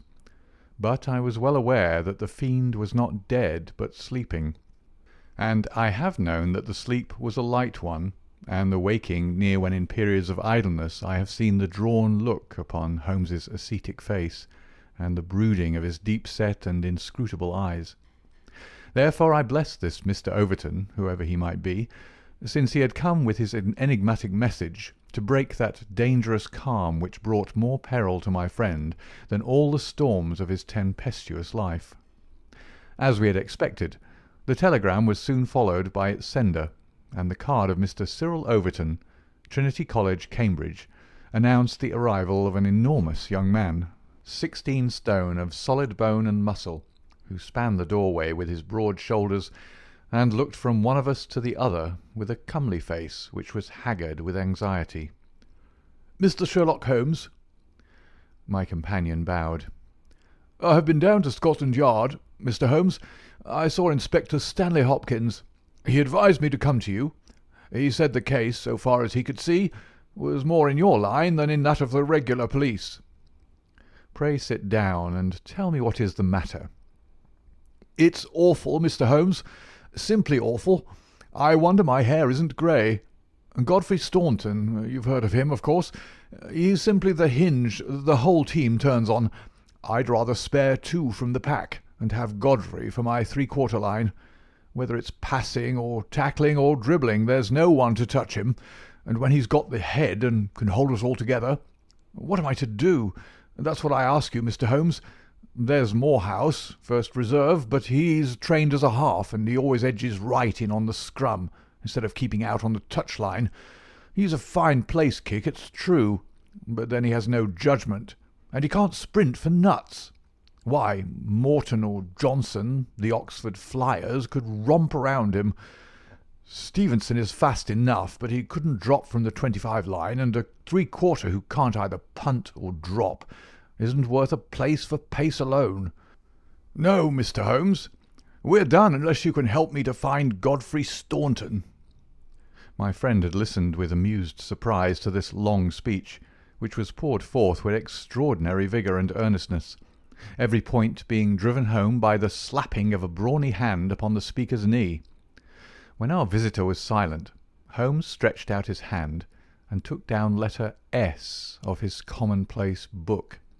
For once he dug in vain into that mine of varied information. "There is Arthur H. Staunton, the rising young forger," said he, "and there was Henry Staunton, whom I helped to hang. But Godfrey Staunton is a new name to me." It was our visitor's turn to look surprised. "Why, Mr. Holmes, I thought you knew things," said he. "I suppose, then, if you've never heard of Godfrey Staunton, you don't know Cyril Overton either." Holmes shook his head good-humouredly. "Great Scott!" cried the athlete. "Why, I was first reserve for England against Wales, and I've skippered the 'Varsity all this year. But that's nothing. I didn't think there was a soul in England who didn't know Godfrey Staunton, the crack three-quarter, Cambridge, Blackheath, and 5 internationals. Good Lord, Mr. Holmes, where have you lived?" Holmes laughed at the young giant's naive astonishment. "You live in a different world to me, Mr. Overton, a sweeter and healthier one. My ramifications stretch out into many sections of society, but never, I am happy to say, into amateur sport, which is the best and soundest thing in England. However, your unexpected visit this morning shows me that even in that world of fresh air and fair play there may be work for me to do. So now, my good sir, I beg you to sit down and to tell me slowly and quietly exactly what it is that has occurred, and how you desire that I should help you." Young Overton's face assumed the bothered look of the man who is more accustomed to using his muscles than his wits, but by degrees, with many repetitions and obscurities, which I may omit from this narrative, he laid his strange story before us. "It's this way, Mr. Holmes. As I have said, I am the skipper of the rugger team of Cambridge 'Varsity, and Godfrey Staunton is my best man. Tomorrow we play Oxford. Yesterday we all came up, and we settled at Bentley's private hotel. At 10 o'clock I went round and saw that all the fellows had gone to roost, for I believe in strict training and plenty of sleep to keep a team fit. I had a word or two with Godfrey before he turned in. He seemed to me to be pale and bothered. I asked him what was the matter. He said he was all right, just a touch of headache. I bade him good night and left him. Half an hour later, the porter tells me that a rough-looking man with a beard called with a note for Godfrey. He had not gone to bed, and the note was taken to his room. Godfrey read it, and fell back in a chair as if he'd been poleaxed. The porter was so scared that he was going to fetch me, but Godfrey stopped him, had a drink of water, and pulled himself together. Then he went downstairs, said a few words to the man who was waiting in the hall, and the two of them went off together. The last that the porter saw of them, they were almost running down the street in the direction of the Strand. This morning Godfrey's room was empty. His bed had never been slept in, and his things were all just as I'd seen them the night before. He'd gone off at a moment's notice with this stranger, and no word has come from him since. I don't believe he'll ever come back. He was a sportsman, was Godfrey, down to his marrow, and he wouldn't have stopped his training and let in his skipper if it were not for some cause that was too strong for him. No, I feel as if he were gone for good, and we should never see him again." Sherlock Holmes listened with the deepest attention to this singular narrative. "What did you do?" he asked. "I wired to Cambridge to learn if anything had been heard of him there. I've had an answer. No one has seen him." "Could he have got back to Cambridge?" "Yes, there is a late train, 11:15. "But so far as you can ascertain, he did not take it." "No, he has not been seen." "What did you do next?"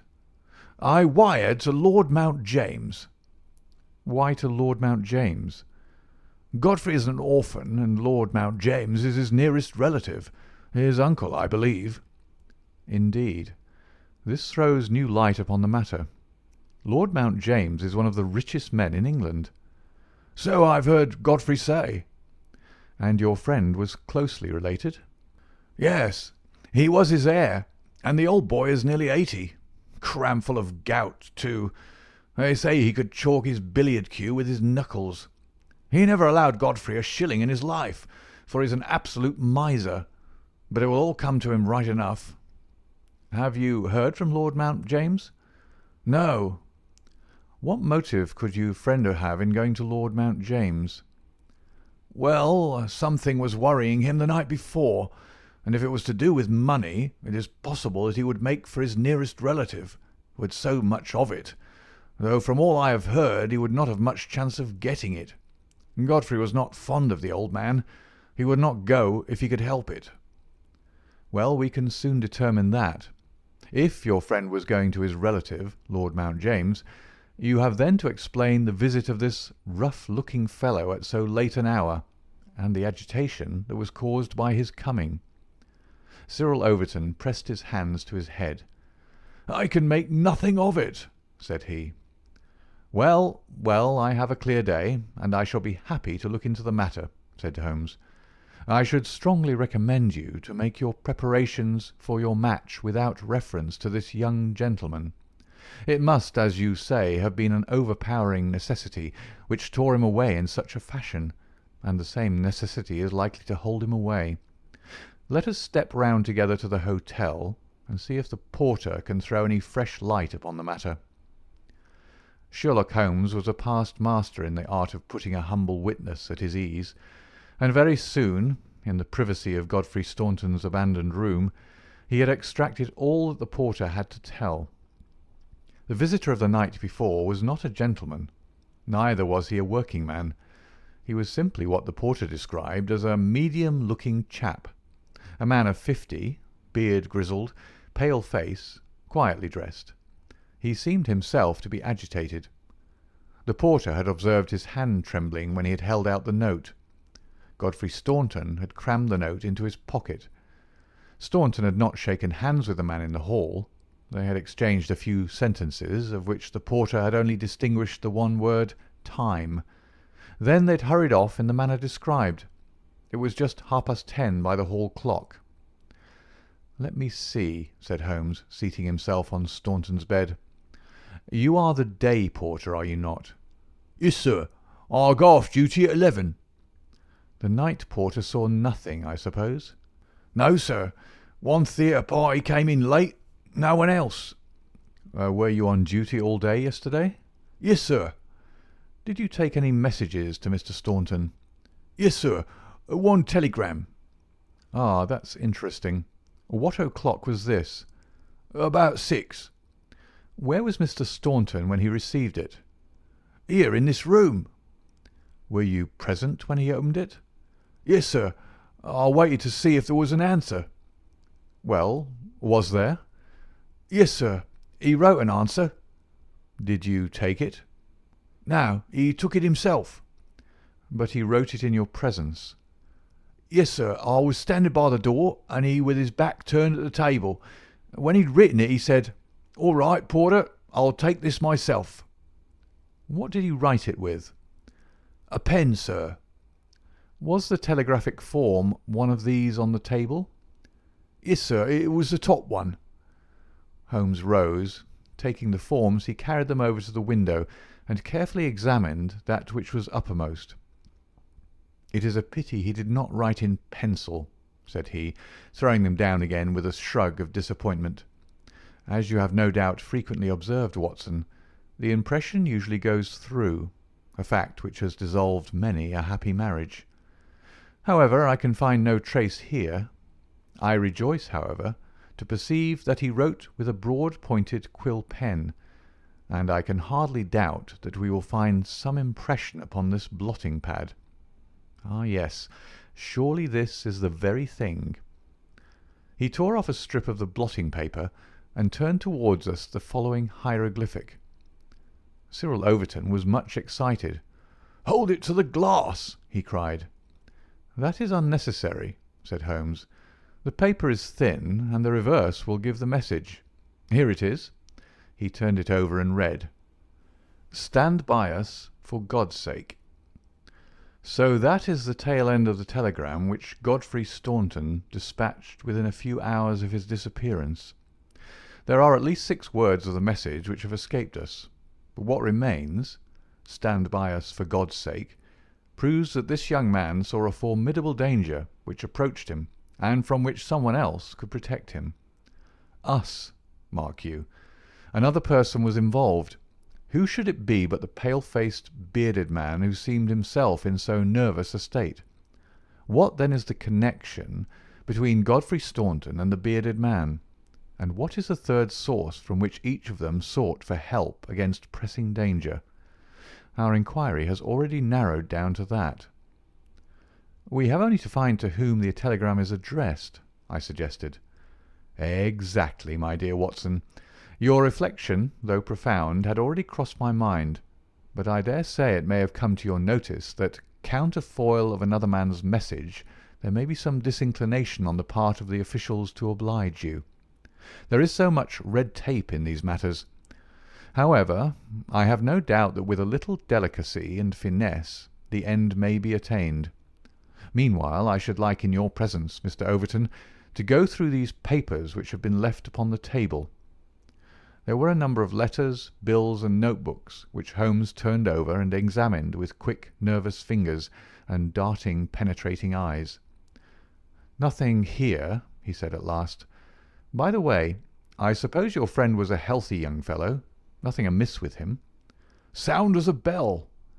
"Have you ever known him ill?" "Not a day. He's been laid up with a hack, and once he slipped his kneecap, but that was nothing." "Perhaps he was not so strong as you suppose.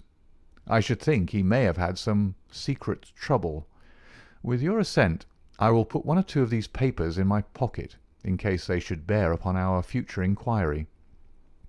"One moment, cried a querulous voice, and we looked up to find a queer little old man jerking and twitching in the doorway. He was dressed in rusty black, with a very broad-brimmed top hat and a loose white necktie, the whole effect being that of a very rustic parson or of an undertaker's mute. Yet in spite of his shabby and even absurd appearance, his voice had a sharp crackle, and his manner a quick intensity which commanded attention. "Who are you, sir, and by what right do you touch this gentleman's papers?" he asked. "I am a private detective, and I am endeavouring to explain his disappearance." "Oh, you are you? And who instructed you, eh?" "This gentleman, Mr. Staunton's friend, was referred to me by Scotland Yard." "Who are you, sir?" "I am Cyril Overton." "Then it is you who sent me a telegram. My name is Lord Mount James. I came round as quickly as the Bayswater bus would bring me. So you've instructed a detective?" "Yes, sir." "And are you prepared to meet the cost?" "I have no doubt, sir, that my friend Godfrey, when we find him, will be prepared to do that." "But if he's never found, eh? Answer me that." "In that case, no doubt his family—" "Nothing of the sort, sir," screamed the little man. "Don't look to me for a penny. Not a penny. You understand that, Mr. Detective? I'm all the family that this young man has got, and I tell you that I'm not responsible. If he has any expectations, it is due to the fact that I have never wasted money, and I do not propose to begin to do so now. As to those papers with which you are making so free, I may tell you that in case there should be anything of any value among them, you will be held strictly to account for what you do with them." "Very good, sir," said Sherlock Holmes. "May I ask, in the meanwhile, whether you have yourself any theory to account for this young man's disappearance?" "No, sir, I have not. He's big enough and old enough to look after himself, and if he's so foolish as to lose himself, I entirely refuse to accept the responsibility of hunting for him." "I quite understand your position," said Holmes with a mischievous twinkle in his eyes. "Perhaps you don't quite understand mine. Godfrey Staunton appears to have been a poor man. If he has been kidnapped, it could not have been for anything which he himself possesses. The fame of your wealth has gone abroad, Lord Mount James, and it is entirely possible that a gang of thieves have secured your nephew in order to gain from him some information as to your house, your habits, and your treasure." The face of our unpleasant little visitor turned as white as his neckcloth. "Heavens, sir, what an idea! I never thought of such villainy. What inhuman rogues there are in the world! But Godfrey is a fine lad, a staunch lad. Nothing would induce him to give his old uncle away. I'll have the plate removed over to the bank this evening. In the meantime, spare no pains, Mr. Detective. I beg you to leave no stone unturned to bring him safely back. As to money, well, so far as a fiver or even a tenner goes, you can always look to me." Even in his chastened frame of mind, the noble miser could give us no information which would help us, for he knew little of the private life of his nephew. Our only clue lay in the truncated telegram, and with a copy of this in his hand, Holmes set forth to find a second link for his chain. We had shaken off Lord Mount James, and Overton had gone to consult with the other members of his team over the misfortune which had befallen them. There was a telegraph office at a short distance from the hotel. We halted outside it. "It's worth trying, Watson," said Holmes. "Of course, with a warrant we could demand to see the counterfoils, but we have not reached that stage yet.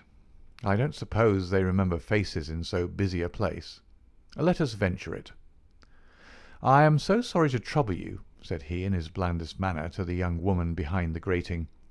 "There is some small mistake about a telegram I sent yesterday.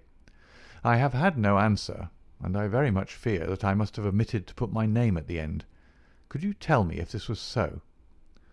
The young woman turned over a sheaf of counterfoils. "What o'clock was it?" she asked. "A little after 6. "Whom was it to?" Holmes put his finger to his lips and glanced at me. "The last words in it were 'for God's sake,'" he whispered confidentially. "I'm very anxious at getting no answer." The young woman separated one of the forms. "This is it. There is no name," said she, smoothing it out upon the counter. "Then that of course accounts for my getting no answer," said Holmes. "Dear me, how very stupid of me, to be sure. Good morning, miss, and many thanks for having relieved my mind." He chuckled and rubbed his hands when we found ourselves in the street once more. "Well?" I asked. "We progress, my dear Watson, we progress. I had 7 different schemes for getting a glimpse of that telegram, but I could hardly hope to succeed the very first time." "And what have you gained?" "A starting point for our investigation." He hailed a cab. "King's Cross Station," said he. "We have a journey, then?" "Yes, I think we must run down to Cambridge together. All the indications seem to me to point in that direction."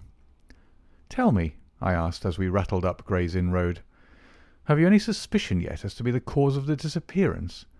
I don't think that among all our cases I've known one where the motives are more obscure.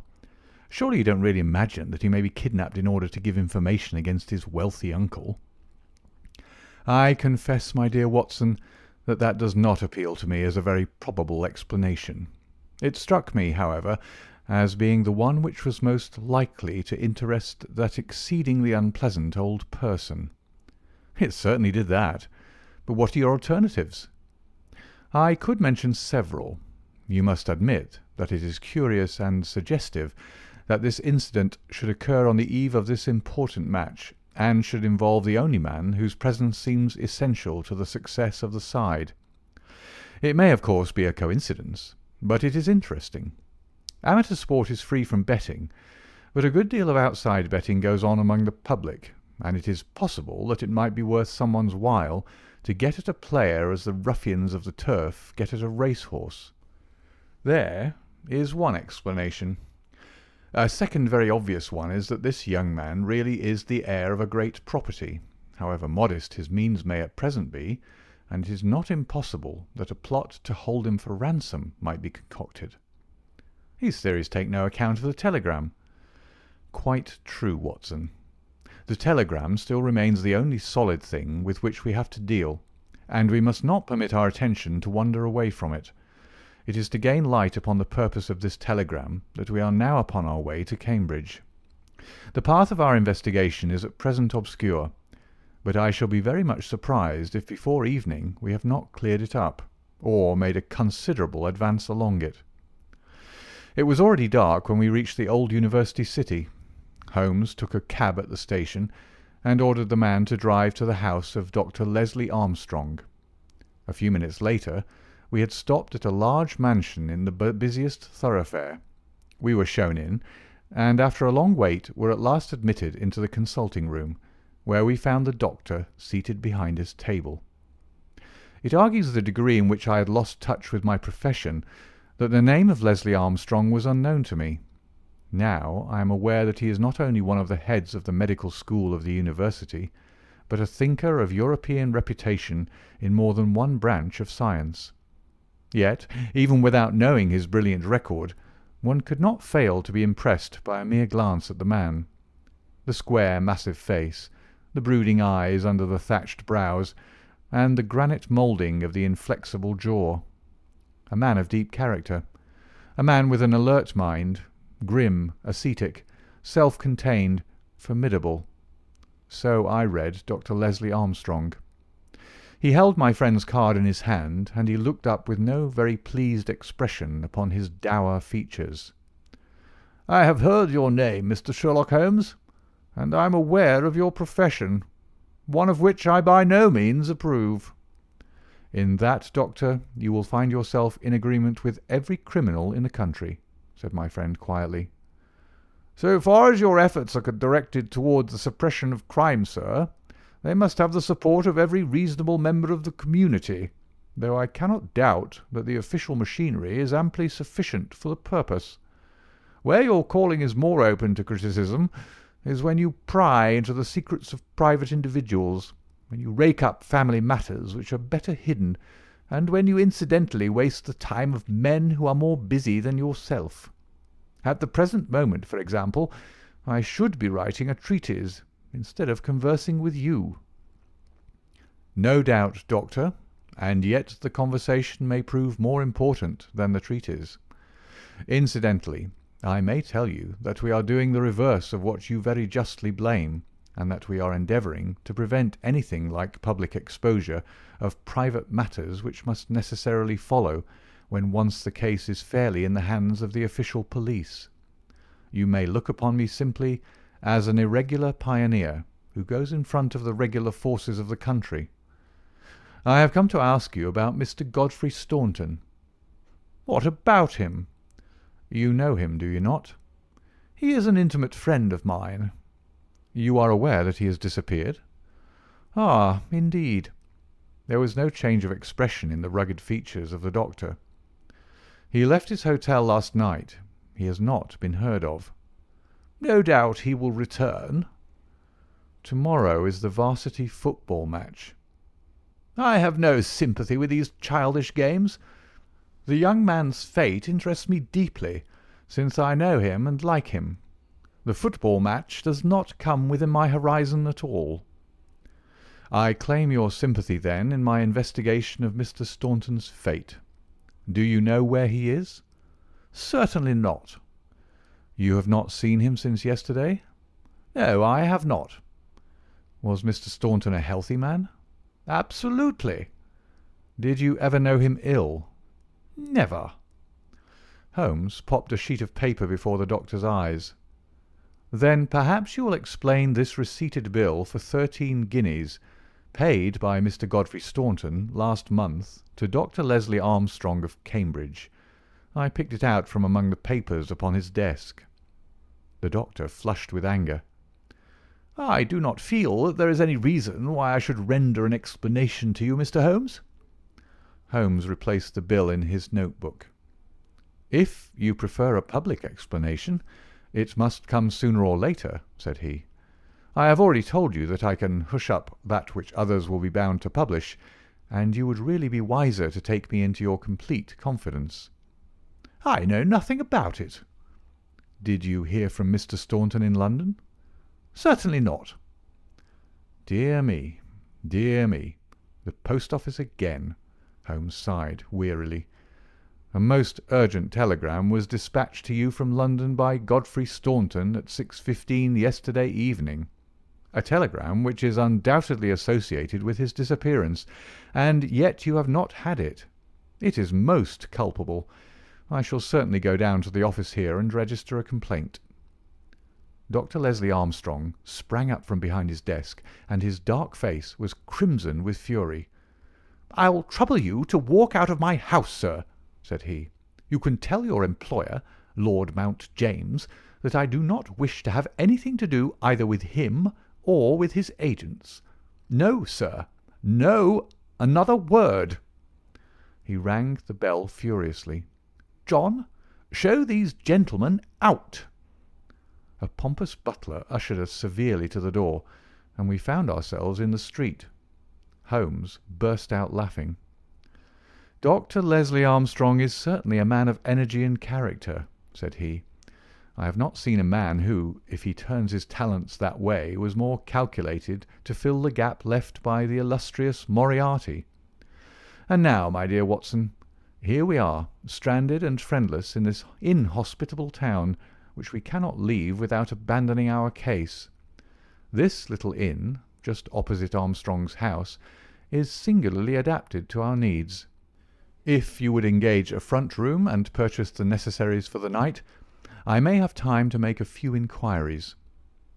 These few inquiries proved, however, to be a more lengthy proceeding than Holmes had imagined, for he did not return to the inn until nearly 9 o'clock. He was pale and dejected, stained with dust, and exhausted with hunger and fatigue.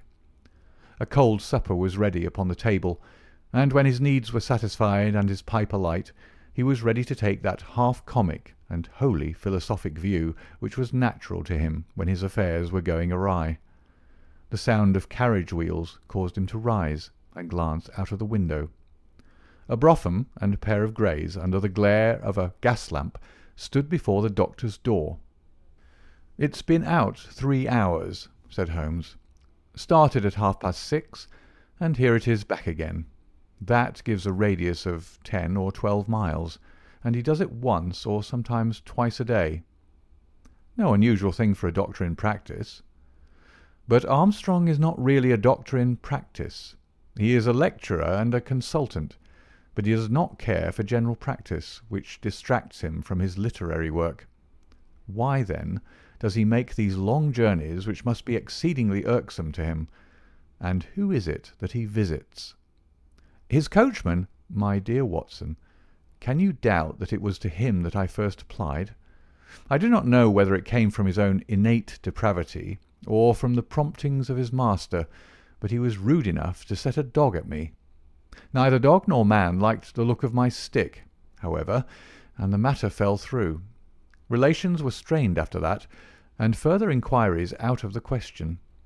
All that I have learned I got from a friendly native in the yard of our own inn. It was he who told me of the doctor's habits and of his daily journey. At that instant, to give point to his words, the carriage came round to the door. Could you not follow it? Excellent, Watson. You are scintillating this evening. The idea did cross my mind. There is, as you may have observed, a bicycle shop next to our inn. Into this I rushed, engaged a bicycle, and was able to get started before the carriage was quite out of sight. I rapidly overtook it, and then, keeping at a discreet distance of 100 yards or so, I followed its lights until we were clear of the town. We had got well out on the country road when a somewhat mortifying incident occurred. The carriage stopped, the doctor alighted, walked swiftly back to where I had also halted, and told me in an excellent sardonic fashion that he feared the road was narrow, and that he hoped his carriage did not impede the passage of my bicycle. Nothing could have been more admirable than his way of putting it. I at once rode past the carriage, and keeping to the main road, I went on for a few miles, and then halted in a convenient place to see if the carriage passed. There was no sign of it, however, and so it became evident that it had turned down one of several side roads which I had observed. I rode back, but again saw nothing of the carriage, and now, as you perceive, it has returned after me. Of course, I had at the outset no particular reason to connect these journeys with the disappearance of Godfrey Staunton, and was only inclined to investigate them on the general grounds that everything which concerns Dr. Armstrong is at present of interest to us. But now that I find he keeps so keen a look-out upon anyone who may follow him on these excursions, the affair appears more important, and I shall not be satisfied until I have made the matter clear. We can follow him tomorrow. Can we? It is not so easy as you seem to think. You are not familiar with Cambridgeshire scenery, are you? It does not lend itself to concealment. All this country that I passed over tonight is as flat and clean as the palm of your hand, and the man we are following is no fool, as he has very clearly showed tonight. I have wired to Overton to let us know any fresh London developments at this address, and in the meantime we can only concentrate our attention upon Dr. Armstrong, whose name the obliging young lady at the office allowed me to read upon the counterfoil of Staunton's urgent message. He knows where the young man is, to that I'll swear, and if he knows, then it must be our own fault if we cannot manage to know also. At present it must be admitted that the odd trick is in his possession, and as you are aware, Watson, it is not my habit to leave the game in that condition. And yet the next day brought us no nearer to the solution of the mystery. A note was handed in after breakfast, which Holmes passed across to me with a smile. "Sir," it ran, "I can assure you that you are wasting your time in dogging my movements. I have, as you discovered last night, a window at the back of my brougham, and if you desire a 20-mile ride which will lead you to the spot from which you started, you have only to follow me. Meanwhile, I can inform you that no spying upon me can in any way help Mr. Godfrey Staunton, and I am convinced that the best service you can do to that gentleman is to return at once to London and to report to your employer that you are unable to trace him. Your time in Cambridge will certainly be wasted. Yours faithfully, Leslie Armstrong." "An outspoken, honest antagonist is the doctor," said Holmes. "Well, well, he excites my curiosity, and I must really know before I leave him." "His carriage is at his door now," said I. "There he is stepping into it. I saw him glance up at our window as he did so. Suppose I try my luck upon the bicycle?" "No, no, my dear Watson. With all respect for your natural acumen, I do not think that you are quite a match for the worthy doctor. I think that possibly I can attain our end by some independent explorations of my own. I am afraid that I must leave you to your own devices, as the appearance of two inquiring strangers upon a sleepy countryside might excite more gossip than I care for. No doubt you will find some sights to amuse you in this venerable city, and I hope to bring back a more favourable report to you before evening." Once more, however, my friend was destined to be disappointed. He came back at night, weary and unsuccessful. "I have had a blank day, Watson. Having got the doctor's general direction, I spent the day in visiting all the villages upon that side of Cambridge, and comparing notes with publicans and other local news agencies. I have covered some ground. Chesterton, Histon, Waterbeach, and Oakington have each been explored, and have each proved disappointing. The daily appearance of a brougham and pair could hardly have been overlooked in such sleepy hollows. The doctor has scored once more. Is there a telegram for me? Yes, I opened it. Here it is. Ask for Pompey from Jeremy Dixon, Trinity College. I don't understand it. Oh, it is clear enough.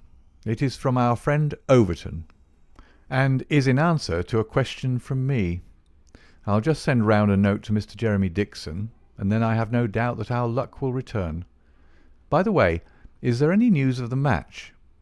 Yes, the local evening paper has an excellent account in its last edition. Oxford won by a goal and 2 tries. The last sentences of the description say, "The defeat of the Light Blues may be entirely attributed to the unfortunate absence of the crack international Godfrey Staunton, whose want was felt at every instant of the game. The lack of combination in the three-quarter line, and their weakness both in attack and defence, more than neutralised the efforts of a heavy and hard-working pack." "Then our friend Overton's forebodings have been justified," said Holmes. "Personally, I am in agreement with Dr. Armstrong, and football does not come within my horizon. Early to bed tonight, Watson, for I foresee that tomorrow may be an eventful day." I was horrified by my first glimpse of Holmes next morning, for he sat by the fire holding his tiny hypodermic syringe. I associated that instrument with the single weakness of his nature, and I feared the worst when I saw it glittering in his hand. He laughed at my expression of dismay and laid it upon the table. "No, no, my dear fellow, there is no cause for alarm. It is not upon this occasion the instrument of evil, but it will rather prove to be the key which will unlock our mystery. On this syringe I base all my hopes. I have just returned from a small scouting expedition, and everything is favourable. Eat a good breakfast, Watson, for I propose to get upon Dr. Armstrong's trail to-day, and once on it, I will not stop for rest or food until I run him to his burrow." "In that case," said I, "we had best carry our breakfast with us, for he's making an early start. His carriage is at the door." "Never mind. Let him go. He will be clever if he can drive where I cannot follow him. When you have finished, come downstairs with me, and I will introduce you to a detective who is a very eminent specialist in the work that lies before us." When we descended, I followed Holmes into the stable yard, where he opened the door of a loose box and led out a squat, lop-eared, white and tan dog, something between a beagle and a foxhound. "Let me introduce you to Pompey," said he. "Pompey is the pride of the local drag-hounds. No very great flyer, as his build will show, but a staunch hound on a scent. Well, Pompey, you may not be fast, but I expect you won't be too fast for a couple of middle-aged London gentlemen, so I will take the liberty of fastening this leather leash to your collar. Now, boy, come along and show what you can do." He led him across to the doctor's door. The dog sniffed round for an instant, and then, with a shrill whine of excitement, started off down the street, tugging at his leash in his efforts to go faster. In half an hour we were clear of the town and hastening down a country road. "What have you done, Holmes?" I asked. "A threadbare and venerable device, but useful upon occasion. I walked into the doctor's yard this morning and shot my syringe full of aniseed over the hind wheel. A draghound will follow aniseed from here to John O'Groats, and our friend Armstrong would have to drive through the Cam before he would shake Pompey off his trail. Oh, the cunning rascal! This is how he gave me the slip the other night." The dog had suddenly turned out of the main road into a grass-grown lane. Half a mile farther, this opened into another broad road, and the trail turned hard to the right in the direction of the town, which we had just quitted. The road took a sweep to the south of the town, and continued in the opposite direction to that in which we started. "This detour has been entirely for our benefit, then," said Holmes. "No wonder that my inquiries among those villagers led to nothing. The doctor has certainly played the game for all it is worth, and one would like to know the reason for such elaborate deception. This should be the village of Trumpington to the right of us, and by Jove, here is the brougham coming round the corner. Quick, Watson, quick, or we are done." He sprang through a gate into a field, dragging the reluctant Pompey after him. We'd hardly got under the shelter of the hedge when the carriage rattled past. I caught a glimpse of Dr. Armstrong within, his shoulders bowed, his head sunk on his hands, the very image of distress. I could tell by my companion's graver face that he also had seen. "I fear there is some dark ending to our quest," said he. "It cannot be long before we know it. Come, Pompey. Ah, it is the cottage in the field." There could be no doubt that we had reached the end of our journey. Pompey ran about and whined eagerly outside the gate, where the marks of the brougham wheels were still to be seen. A footpath led across to the lonely cottage. Holmes tied the dog to the hedge, and we hastened onward. My friend knocked at the little rustic door, and knocked again without response. And yet the cottage was not deserted, for a low sound came to our ears, a kind of drone of misery and despair which was indescribably melancholy. Holmes paused irresolute, and then he glanced back at the road which he had just traversed. A brougham was coming down it, and there could be no mistaking those grey horses. "By Jove, the doctor is coming back," cried Holmes. "That settles it. We are bound to see what it means before he comes." He opened the door, and we stepped into the hall. The droning sound swelled louder upon our ears until it became one long, deep wail of distress. It came from upstairs. Holmes darted up, and I followed him. He pushed open a half-closed door, and we both stood appalled at the sight before us. A woman, young and beautiful, was lying dead upon the bed. Her calm, pale face, with dim, wide-opened blue eyes, looked upward from amid a great tangle of golden hair. At the foot of the bed, half sitting, half kneeling, his face buried in the clothes, was a young man whose frame was racked by his sobs. So absorbed was he by his bitter grief that he never looked up until Holmes's hand was on his shoulder. "Are you Mr. Godfrey Staunton?" Yes, I am. But you're too late. She's dead." The man was so dazed that he could not make to understand that we were anything but doctors who had been sent to his assistance. Holmes was endeavouring to utter a few words of consolation, and to explain the alarm which had been caused to his friends by his sudden disappearance, when there was a step upon the stairs, and there was the heavy, stern, questioning face of Dr. Armstrong at the door. "So, gentlemen," said he, "you have attained your end, and have certainly chosen a particularly delicate moment for your intrusion. I would not brawl in the presence of death, but I can assure you that if I were a younger man your monstrous conduct would not pass with impunity." "Excuse me, Dr. Armstrong, I think we are a little at cross purposes," said my friend with dignity. "If you could step downstairs with us, we may each be able to give some light to the other upon this miserable affair." A minute later the grim doctor and ourselves were in the sitting-room below.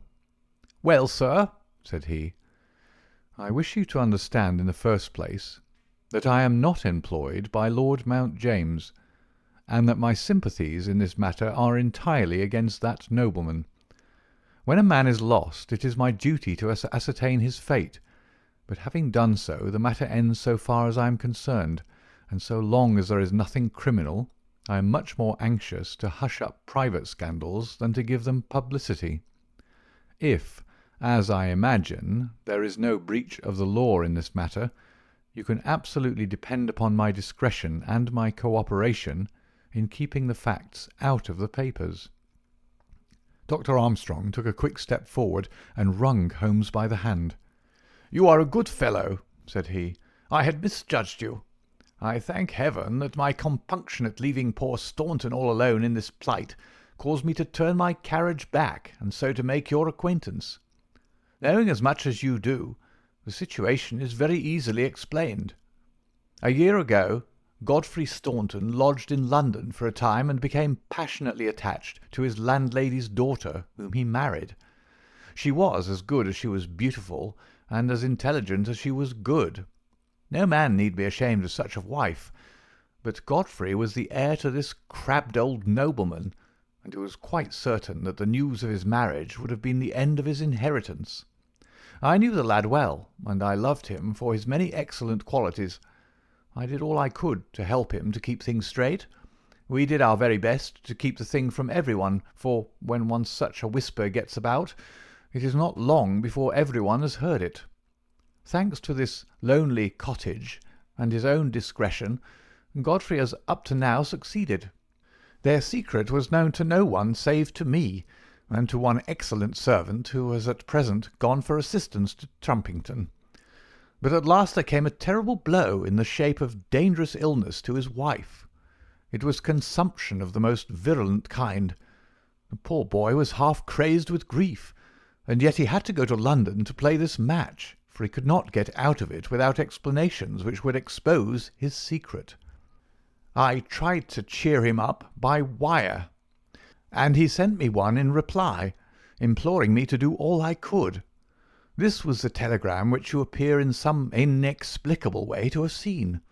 I did not tell him how urgent the danger was, for I knew that he could do no good here, but I sent the truth to the girl's father, and he very injudiciously communicated it to Godfrey.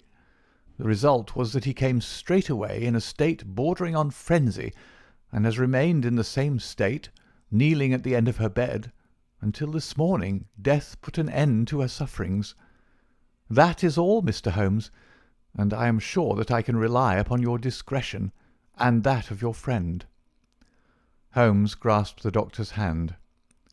"Come, Watson," said he, and we passed from that house of grief into the pale sunlight of the winter day. End of the adventure of the missing three-quarter. Adventure 12. The Adventure of the Abbey Grange. It was on a bitterly cold and frosty morning towards the end of the winter of '97 that I was awakened by a tugging at my shoulder. It was Holmes. The candle in his hand shone upon his eager, stooping face, and told me at a glance that something was amiss. "Come, Watson, come," he cried. "The game is afoot. Not a word. Into your clothes and come." 10 minutes later we were both in a cab and rattling through the silent streets on our way to Charing Cross Station. The first faint winter's dawn was beginning to appear, and we could dimly see the occasional figure of an early workman as he passed us, blurred and indistinct in the opalescent London reek. Holmes nestled in silence into his heavy coat, and I was glad to do the same, for the air was most bitter, and neither of us had broken our fast. It was not until we had consumed some hot tea at the station and taken our places in the Kentish train that we were sufficiently thawed, he to speak and I to listen. Holmes drew a note from his pocket and read aloud. "Abbey Grange, Marsham, Kent, 3:30 a.m. My dear Mr. Holmes, I shall be very glad of your immediate assistance in what promises to be a most remarkable case. It is something quite in your line. Except for releasing the lady, I will see that everything is kept exactly as I have found it. But I beg you not to lose an instant, as it is difficult to leave Sir Eustace here. Yours faithfully, Stanley Hopkins." "Hopkins has called me in 7 times, and on each occasion his summons has been entirely justified," said Holmes. "I fancy that every one of his cases has found its way into your collection, and I must admit, Watson, that you have some power of selection which atones for much of which I deplore in your narratives. Your fatal habit of looking at everything from the point of view of a story instead of as a scientific exercise has ruined what might have been an instructive and even classical series of demonstrations. You slur over work of the utmost finesse and delicacy in order to dwell upon sensational details which may excite but cannot possibly instruct the reader." "Why do you not write them yourself?" I said with some bitterness. "I will, my dear Watson, I will. At present I am, as you know, fairly busy, but I propose to devote my declining years to the composition of a textbook which shall focus the whole art of detection into one volume. Our present research appears to be a case of murder." "You think this Sir Eustace is dead, then?" "I should say so. Hopkins's writing shows considerable agitation, and he is not an emotional man. Yes, I gather there has been some violence, and that the body is left for our inspection. A mere suicide would not have caused him to send for me. As to the release of the lady, it would appear that she has been locked in her room during the tragedy. We are moving in high life, Watson. Crackling paper, E.B., monogram, coat of arms, picturesque address. I think that friend Hopkins will live up to his reputation, and that we shall have an interesting morning. The crime was committed before 12 last night." "How can you possibly tell?" "By an inspection of the trains, and by reckoning the time. The local police had to be called in. They had to communicate with Scotland Yard. Hopkins had to go out, and he in turn had to send for me.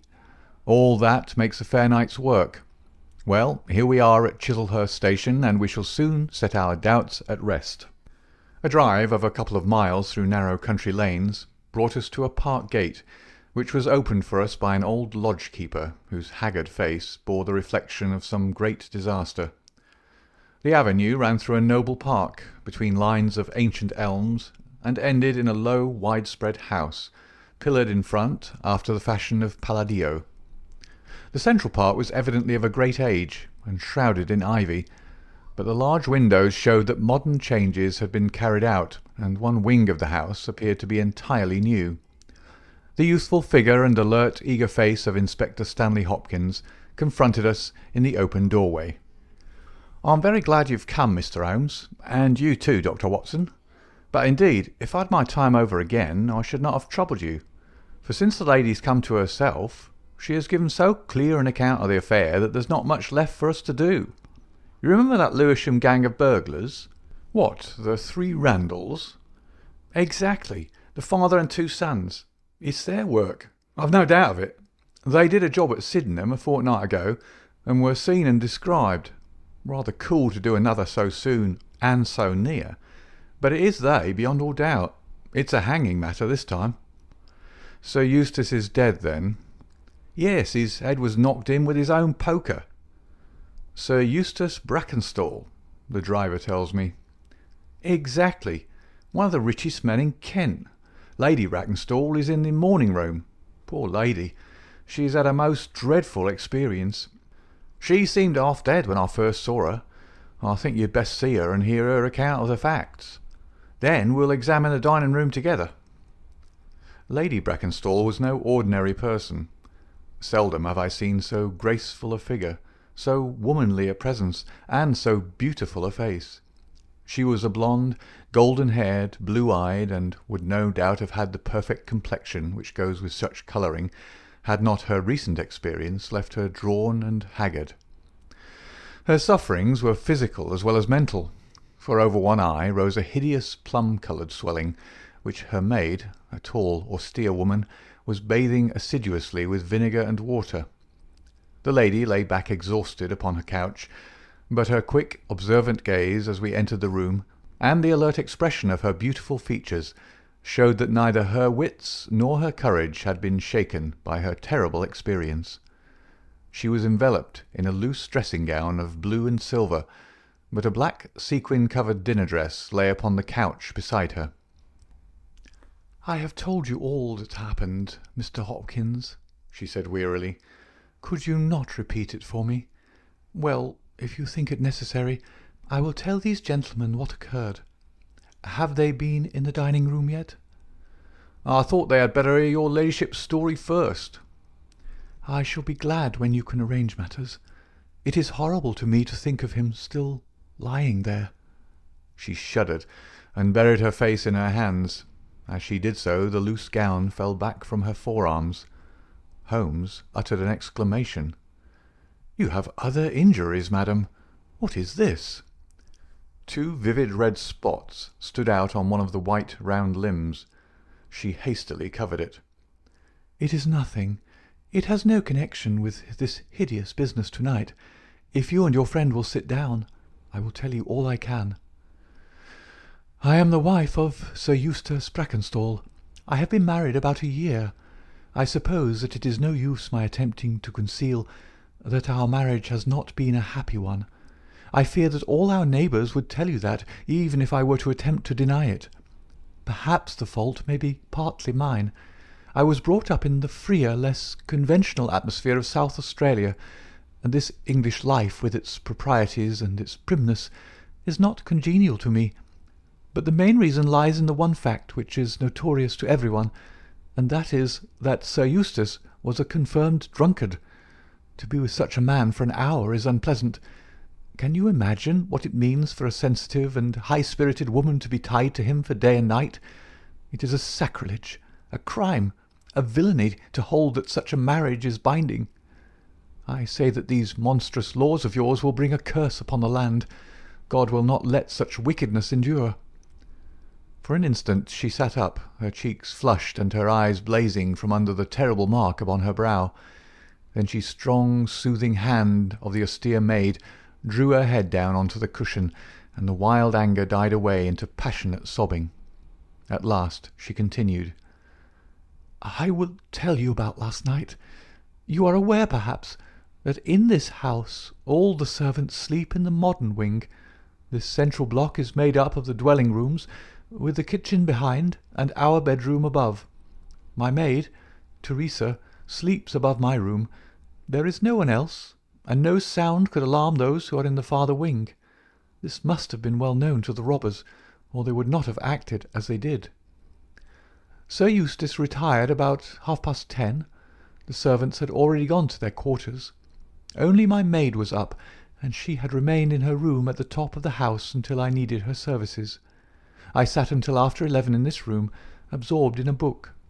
Then I walked round to see that all was right before I went upstairs. It was my custom to do this myself, for, as I have explained, Sir Eustace was not always to be trusted. I went into the kitchen, the butler's pantry, the gun-room, the billiard-room, the drawing-room, and finally the dining-room. As I approached the window, which is covered with thick curtains, I suddenly felt the wind blow upon my face, and realized that it was open. I flung the curtain aside, and found myself face to face with a broad-shouldered elderly man who had just stepped into the room. The window is a long French one, which really forms a door leading to the lawn. I held my bedroom candle lit in my hand, and by its light, behind the first man, I saw 2 others who were in the act of entering. I stepped back, but the fellow was on me in an instant. He caught me first by the wrist and then by the throat. I opened my mouth to scream, but he struck me a savage blow with his fist over the eye and felled me to the ground. I must have been unconscious for a few minutes, for when I came to myself I found that they had torn down the bell rope and had secured me tightly to the oaken chair which stands at the head of the dining-room table. I was so firmly bound that I could not move, and a handkerchief round my mouth prevented me from uttering a sound. It was at this instant that my unfortunate husband entered the room. He had evidently heard some suspicious sounds, and he came prepared for such a scene as he found. He was dressed in nightshirt and trousers, with his favourite blackthorn cudgel in his hand. He rushed at the burglars, but another, it was an elderly man, stooped, picked the poker out of the grate, and struck him a horrible blow as he passed. He fell with a groan, and never moved again. I fainted once more, but again it could only have been for a very few minutes, during which I was insensible. When I opened my eyes, I found that they had collected the silver from the sideboard, and they had drawn a bottle of wine which stood there. Each of them had a glass in his hand. I have already told you, have I not, that one was elderly, with a beard, and the others young, hairless lads. They might have been a father with his 2 sons. They talked together in whispers. Then they came over and made sure that I was securely bound. Finally they withdrew, closing the window after them. It was quite a quarter of an hour before I got my mouth free. When I did so, my screams brought the maid to my assistance.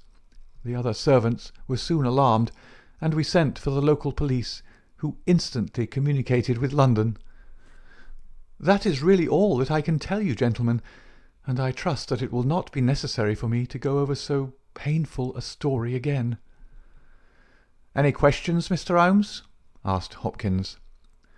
"I will not impose any further tax upon Lady Brackenstall's patience and time," said Holmes. "Before I go into the dining-room, I should like to hear your experience." He looked at the maid. "I saw the man before ever they came into the house," said she. "As I sat by my bedroom window, I saw 3 men in the moonlight down by the lodge gate yonder, but I thought nothing of it at the time. It was more than an hour after that I heard my mistress scream, and down I ran to find her, poor lamb, just as she says, and him on the floor with his blood and brains over the room. It was enough to drive a woman out of her wits, tied there, and her very dress spotted with him. But she never wanted courage, did Miss Mary Fraser of Adelaide, and Lady Brackenstall of Abbey Grange hasn't learned new ways. You've questioned her long enough, you gentlemen, and now she's coming to her own room, just with her old Teresa, to get the rest that she badly needs." With a motherly tenderness, the gaunt woman put her arm round her mistress and led her from the room. "She's been with her all her life," said Hopkins. "Nursed her as a baby, and came with her to England when they first left Australia 18 months ago. Teresa Wright is her name, and the kind of maid you don't pick up nowadays. This way, Mr. Holmes, if you please." The keen interest had passed out of Holmes's expressive face, and I knew that with the mystery all the charm of the case had departed. There still remained an arrest to be effected, but what were these commonplace rogues that he should soil his hands with them? An abstruse and learned specialist, who finds that he has been called in for a case of measles, would experience something of the annoyance which I read in my friend's eyes. Yet the scene in the dining-room of the Abbey Grange was sufficiently strange to arrest his attention and to recall his waning interest. It was a very large and high chamber, with carved oak ceiling, oaken panelling, and a fine array of deer's heads and ancient weapons around the walls. At the further end from the door was the high French window of which we had heard. 3 smaller windows on the right-hand side filled the apartment with cold winter sunshine. On the left was a large, deep fireplace, with a massive overhanging oak mantelpiece. Beside the fireplace was a heavy oaken chair with arms and crossbars at the bottom. In and out through the open woodwork was woven a crimson cord, which was secured at each side to the crosspiece below. In releasing the lady, the cord had been slipped off her, but the knots with which it had been secured still remained. These details only struck our attention afterwards, for our thoughts were entirely absorbed by the terrible object which lay upon the tiger-skin hearthrug in front of the fire. It was the body of a tall, well-made man about 40 years of age. He lay upon his back, his face upturned, with his white teeth grinning through his short black beard. His 2 clenched hands were raised above his head, and a heavy blackthorn stick lay across them. His dark, handsome, aquiline features were convulsed into a spasm of vindictive hatred, which had set his dead face in a terribly fiendish expression. He had evidently been in his bed when the alarm had broken out, for he wore a foppish embroidered nightshirt, and his bare feet projected from his trousers. His head was horribly injured, and the whole room bore witness to the savage ferocity of the blow which had struck him down. Beside him lay the heavy poker, bent into a curve by the concussion. Holmes examined both it and the indescribable wreck which it had wrought. "He must be a powerful man, this elder Randall," he remarked. "Yes," said Hopkins. "I have some record of the fellow, and he's a rough customer. You should have no difficulty in getting him."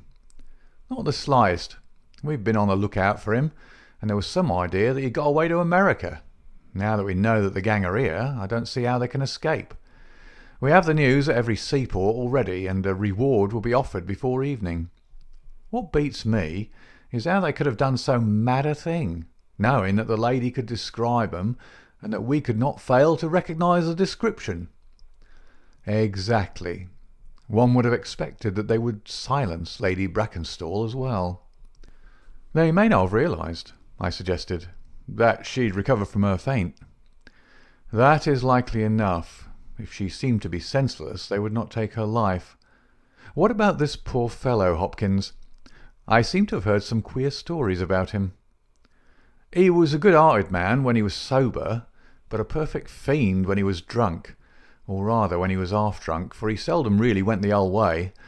The devil seemed to be in him at such times, and he was capable of anything. From what I hear, in spite of all his wealth and his title, he very nearly came our way once or twice. There was a scandal about his drenching a dog with petroleum and setting it on fire, her ladyship's dog, to make the matter worse, and that was only hushed up with difficulty. Then he threw a decanter at the maid, Teresa Wright. There was trouble about that. On the whole, and between ourselves, it would be a brighter house without him. What are you looking at now?" Holmes was down on his knees, examining with great attention the knots upon the red cord with which the lady had been secured. Then he carefully scrutinized the broken and frayed end where it had snapped off when the burglar had dragged it down. "When this was pulled down, the bell in the kitchen must have rung loudly," he remarked. "No one could hear it. The kitchen stands right at the back of the house." How did the burglar know no one would hear it? How dared he pull at a bell rope in that reckless fashion? "Exactly, Mr. Holmes, exactly. You put the very question which I've asked myself again and again. There can be no doubt that this fellow must have known the house and its habits. He must have perfectly understood that the servants would all be in bed at that comparatively early hour, and that no one could possibly hear a bell ring in the kitchen. Therefore, he must have been in close league with one of the servants. Surely that is evident. But there are 8 servants, and all of them good character. Other things being equal, said Holmes, one would expect the one at whose head the master threw a decanter, and yet that would involve treachery towards the mistress to whom the woman seems devoted. Well, well, the point is a minor one, and when you have Randall you will probably find no difficulty in securing his accomplice. The lady's story certainly seems to be corroborated, if it needed corroboration, by every detail which we see before us. He walked to the French window and threw it open. There are no signs here, but the ground is iron hard, and one would not expect them. I see that these candles in the mantelpiece have been lighted. Yes, it was by their light and that of the lady's bedroom candle that the burglars saw their way about. And what did they take? Well, they didn't take much, only 6 articles of plate off the sideboard. Lady Brackenstall thinks that they were themselves so disturbed by the death of Sir Eustace they didn't ransack the house as they would otherwise have done. No doubt that is true, and yet they drank some wine, I understand. To steady their nerves. Exactly. These 3 glasses upon the sideboard have been untouched, I suppose. Yes, and the bottle stands as I left it. Let us look at it. Hello? Hello? What is this? The 3 glasses were grouped together, all of them tinged with wine, and one of them containing some dregs of beeswing. The bottle stood near them, 2/3 full, and beside it lay a long, deeply stained cork. Its appearance and the dust upon the bottle showed that it was no common vintage which the murderers had enjoyed. A change had come over Holmes's manner. He had lost his listless expression, and again I saw an alert light of interest in his keen, deep-set eyes. He raised the cork and examined it minutely. "How did they draw it?" he asked. Hopkins pointed to a half-opened drawer. In it lay some table linen and a large corkscrew. "Did Lady Brackenstall say that screw was used?" "No. You remember that she was senseless at the moment when the bottle was opened?" "Quite so. As a matter of fact, that screw was not used. This bottle was opened by a pocket screw, probably contained in a knife and not more than 1.5 inches long. If you'll examine the top of the cork, you will observe that the screw was driven in 3 times before the cork was extracted. It has never been transfixed. This long screw would have transfixed it and drawn it up with a single pull. When you catch this fellow, you will find that he has one of these multiplex knives in his possession." "Excellent," said Hopkins. "But these glasses do puzzle me, I confess. Lady Brackenstall actually saw the 3 men drinking, did she not?" "Yes, she was clear about that." "Then there is an end of it. What more is to be said? And yet you must admit that the 3 glasses are very remarkable, Hopkins." "What? You see nothing remarkable?" "Well, well, let it pass.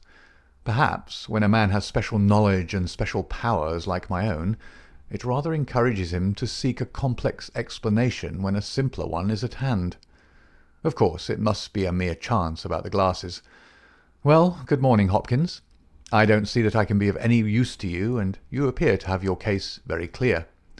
You'll let me know when Randall is arrested, and any further developments which may occur. I trust that I shall soon have to congratulate you upon a successful conclusion. Come, Watson, I fancy that we may employ ourselves more profitably at home." During our return journey, I could see by Holmes's face that he was much puzzled by something which he had observed. Every now and then, by an effort, he would throw off the impression and talk as if the matter were clear, but then his doubts would settle down upon him again, and his knitted brows and abstracted eyes would show that his thoughts had gone back once more to the great dining-room of the Abbey Grange, in which this midnight tragedy had been enacted. At last, by a sudden impulse, just as our train was crawling out of a suburban station, he sprang on to the platform and pulled me out after him. "Excuse me, my dear fellow," said he, as we watched the rear carriages of our train disappearing round a curve.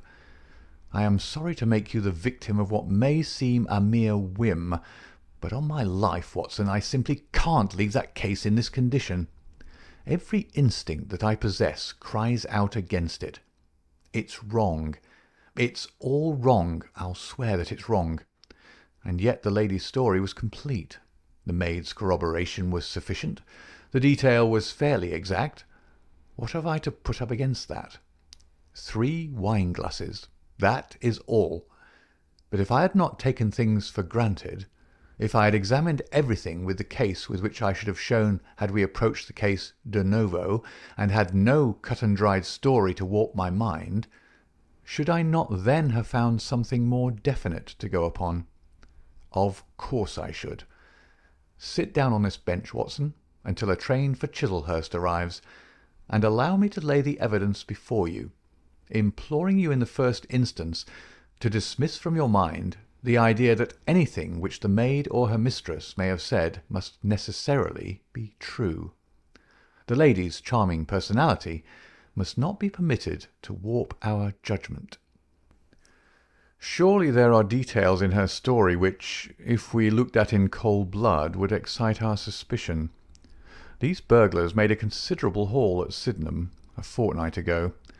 Some account of them and of their appearance was in the papers, and would naturally occur to anyone who wished to invent a story in which imaginary robbers should play a part. As a matter of fact, burglars who have done a good stroke of business are, as a rule, only too glad to enjoy the proceeds in peace and quiet, without embarking on another perilous undertaking. Again, it is unusual for burglars to operate at so early an hour. It is unusual for burglars to strike a lady to prevent her screaming, since one would imagine that was the sure way to make her scream. It is unusual for them to commit murder when their numbers are sufficient to overpower one man. It is unusual for them to be content with a limited plunder when there was much more within their reach. And finally, I should say that it was very unusual for such men to leave a bottle half empty. How do all these unusuals strike you, Watson? Their cumulative effect is certainly considerable, and yet each of them is quite possible in itself. The most unusual thing of all, as it seems to me, is that the lady should be tied to the chair. Well, I am not so clear about that, Watson, for it is evident that they must either kill her or else secure her in such a way that she could not give immediate notice of their escape. But at any rate I have shown, have I not, that there is a certain element of improbability about the lady's story. And now, on the top of this, comes the incident of the wine-glasses. What about the wine-glasses? Can you see them in your mind's eye? I see them clearly. We are told that 3 men drank from them. Does that strike you as likely? Why not? There was wine in each glass. Exactly. But there was beeswing only in 1 glass. You must have noticed that fact. What does that suggest to your mind? The last glass filled will be most likely to contain beeswing? Not at all. The bottle was full of it, and it is inconceivable that the first 2 glasses were clear and the third heavily charged with it. There are 2 possible explanations, and only 2. One is that after the second glass was filled, the bottle was violently agitated, and so the third glass received the beeswing. That does not appear probable. No, I am sure that I am right. What then do you suppose? That only 2 glasses were used, and that the dregs of both were poured into a third glass, so as to give the false impression that 3 people had been here. In that way all the beeswing would be in the last glass, would it not? Yes, I am convinced that this is so. But if I have hit upon the true explanation of this one small phenomenon, then in an instant the case rises from the commonplace to the exceedingly remarkable, for it can only mean that Lady Brackenstall and her maid have deliberately lied to us, that not one word of their story is to be believed, that they have some very strong reason for covering the real criminal, and that we must construct our case for ourselves without any help from them. That is the mission which now lies before us. And here, Watson, is the Sydenham train." The household at the Abbey Grange were much surprised at our return, but Sherlock Holmes, finding that Stanley Hopkins had gone off to report to headquarters, took possession of the dining-room, locked the door upon the inside, and devoted himself for 2 hours to one of those minute and laborious investigations which formed the solid basis on which his brilliant edifices of deduction were reared. Seated in a corner like an interested student who observes the demonstration of his professor, I followed every step of that remarkable research. The window, the curtains, the carpet, the chair, the rope, each in turn was minutely examined and duly pondered. The body of the unfortunate baronet had been removed, and all else remained as we had seen it in the morning. Finally, to my astonishment, Holmes climbed up onto the massive mantelpiece. Far above his head hung the few inches of red cord which were still attached to the wire. For a long time he gazed upward at it, and then in an attempt to get nearer to it he rested his knee upon a wooden bracket on the wall.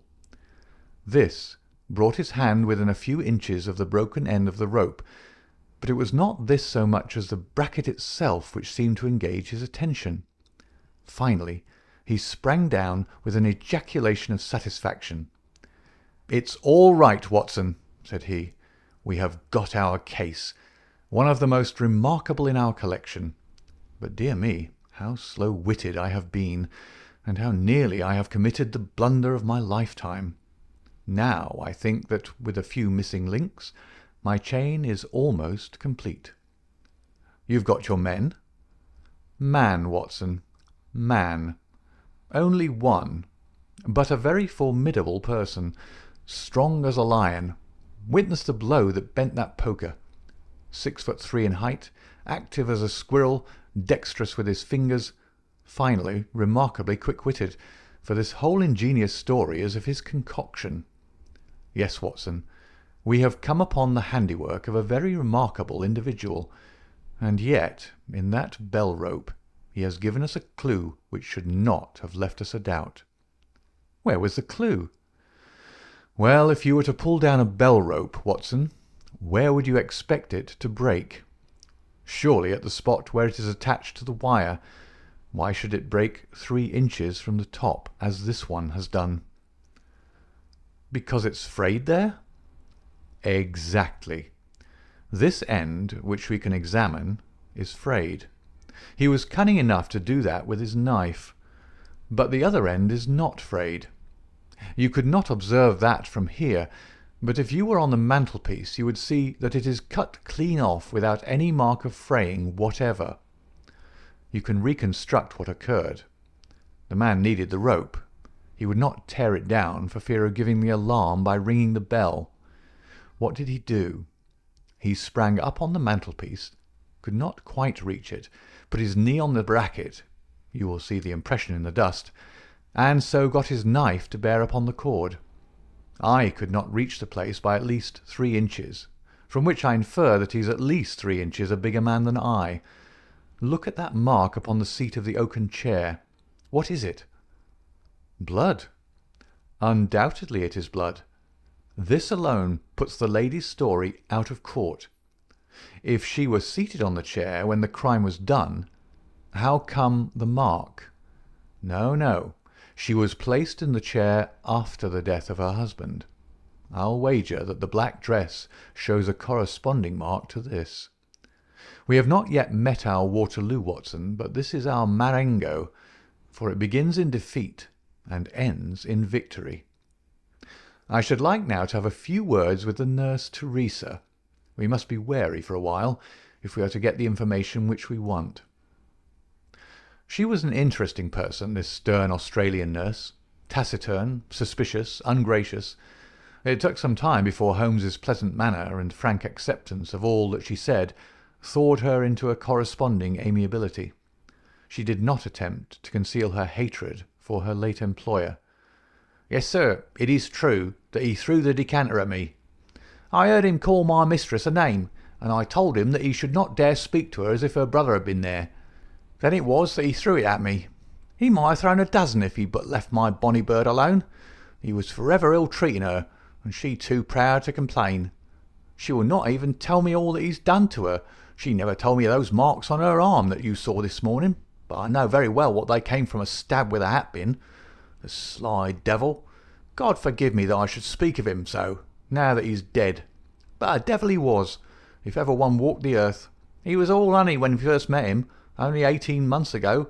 We both feel as if it were 18 years. She'd only just arrived in London. Yes, it was her first voyage. She'd never been from home before. He won her with his title and his money and his false London ways. If she made a mistake, she's paid for it, if ever a woman did. What month did we meet him? Well, I tell you, it was just after we arrived. We arrived in June and it was July. We were married in January last year. Yes, she's down in the morning room again, and I have no doubt she'll see you. But you must not ask too much of her, for she's gone through all that flesh and blood will stand. Lady Brackenstall was reclining on the same couch, but looked brighter than before. The maid had entered with us, and began once more to foment the bruise upon her mistress's brow. "I hope," said the lady, "that you have not come to cross-examine me again." "No," Holmes answered in his gentlest voice. "I will not cause you any unnecessary trouble, Lady Brackenstall, and my whole desire is to make things easy for you, for I am convinced that you are a much-tried woman. If you will treat me as a friend and trust me, you may find that I will justify your trust." "What do you want me to do?" "To tell me the truth." "Mr. Holmes." "No, no, Lady Brackenstall. It is no use. You may have heard of any little reputation which I possess. I will stake it all on the fact that your story is an absolute fabrication." Mistress and maid were both staring at Holmes with pale faces and frightened eyes. "You are an impudent fellow," cried Teresa. "Do you mean to say that my mistress has told a lie?" Holmes rose from his chair. "Have you nothing to tell me?" "I have told you everything." "Think once more, Lady Brackenstall. Would it not be better to be frank?" For an instant there was hesitation in her beautiful face. Then some new strong thought caused it to set like a mask. "I have told you all I know." Holmes took his hat and shrugged his shoulders. "I am very sorry," he said, and without another word we left the room and the house. There was a pond in the park, and to this my friend led the way. It was frozen over, but a single hole was left for the convenience of a solitary swan. Holmes gazed at it, and then passed on to the lodge gate. There he scribbled a short note for Stanley Hopkins, and left it with the lodge keeper. It may be a hit or it may be a miss, but we are bound to do something for friend Hopkins, just to justify this second visit, said he. I will not quite take him into my confidence yet. I think our next scene of operations must be the shipping office of the Adelaide-Southampton line, which stands at the end of Pall Mall, if I remember right. There is a second line of steamers which connect South Australia with England, but we will draw the larger cover first. Holmes's card sent in to the manager ensured instant attention, and he was not long in acquiring all the information he needed. In June of '95, only one of their line had reached a home port. It was the Rock of Gibraltar, their largest and best boat. A reference to the passenger list showed that Miss Fraser of Adelaide, with her maid, had made the voyage in her. The boat was now somewhere south of the Suez Canal on her way to Australia. Her officers were the same as in '95, with one exception. The first officer, Mr. Jack Crocker, had been made a captain and was to take charge of their new ship, the Bass Rock, sailing in 2 days' time from Southampton. He lived at Sydenham, but he was likely to be in that morning for instructions if we cared to wait for him. No, Mr. Holmes had no desire to see him, but would be glad to know more about his record and character. His record was magnificent. There was not an officer in the fleet to touch him. As to his character, he was reliable on duty, but a wild, desperate fellow off the deck of his ship, hot-headed, excitable, but loyal, honest, and kind-hearted. That was the pith of the information with which Holmes left the office of the Adelaide Southampton Company. Thence he drove to Scotland Yard, but instead of entering, he sat in his cab with his brows drawn down, lost in profound thought. Finally, he drove round to the Charing Cross telegraph office, sent off a message, and then, at last, we made for Baker Street once more. "No, I couldn't do it, Watson," said he, as we re-entered our room. "Once that warrant was made out, nothing on earth would save him. Once or twice in my career I feel that I have done more real harm by my discovery of the criminal than ever he had done by his crime. I have learned caution now, and I had rather play tricks with the law of England than with my own conscience. Let us know a little more before we act." Before evening we had a visit from Inspector Stanley Hopkins. Things were not going very well with him. "I believe you are a wizard, Mr. Holmes. I really do sometimes think that you have powers that are not human. Now, how on earth could you know that the stolen silver was at the bottom of that pond?" "I didn't know." "But you told me to examine it." "You got it, then?" "Yeah, I got it." "I am very glad if I have helped you." "But you haven't helped me. You've made the affair more difficult. What sort of burglars are they who steal silver and then throw it in the nearest pond?" "It was certainly rather eccentric behaviour. I was merely going on the idea that if the silver had been taken by persons who did not want it, who merely took it for a blind, as it were, then they would naturally be anxious to get rid of it." "But why should such an idea cross your mind?" "Well, I thought it was possible, when they came out through the French window, there was the pond with one tempting little hole in the ice right in front of their noses. Could there be a better hiding-place?" "Ah, a hiding-place. That's better," cried Stanley Hopkins. Yeah, I see it all now. It was early. There were folk upon the roads. They were afraid of being seen with the silver, so they sank it in the pond, intending to return for it when the coast was clear. Excellent, Mr. Holmes. That's better than your idea of a blind." "Quite so. You have got an admirable theory. I have no doubt that my own ideas were quite wild, but you must admit that they have ended in discovering the silver." "Yes, sir, yes. It was all your doing. But I've had a bad setback." "A setback?" "Yes, Mr. Holmes. The Randall gang were arrested in New York this morning." "Dear me, Hopkins, that is certainly rather against your theory that they committed a murder in Kent last night." "It is fatal, Mr. Holmes. Absolutely fatal. Still, there are other gangs of three besides the Randalls, or it may be some new gang of which the police have never heard." "Quite so. It is perfectly possible. What, are you off?" "Yes, Mr. Holmes. There's no rest for me until I've got to the bottom of the business. I suppose you have no hint to give me?" "I have given you one." "Which?" "Well, I suggested a blind." "But why, Mr. Holmes, why?" That's the question, of course. But I commend the idea to your mind. You might possibly find that there was something in it. You won't stop for dinner? Well, good-bye, and let us know how you get on." Dinner was over, and the table cleared before Holmes alluded to the matter again. He had lit his pipe, and held his slippered feet to the cheerful blaze of the fire. Suddenly he looked at his watch. "I expect developments, Watson." "When?" "Now. Within a few minutes. I dare say you thought I acted rather badly to Stanley Hopkins just now." "I trust your judgment." "A very sensible reply, Watson. You must look at it this way. What I know is unofficial. What he knows is official. I have the right to private judgment, but he has none. He must disclose all, or he is a traitor to his service. In a doubtful case I would not put him in so painful a position, and so I reserve my information until my own mind is clear upon the matter."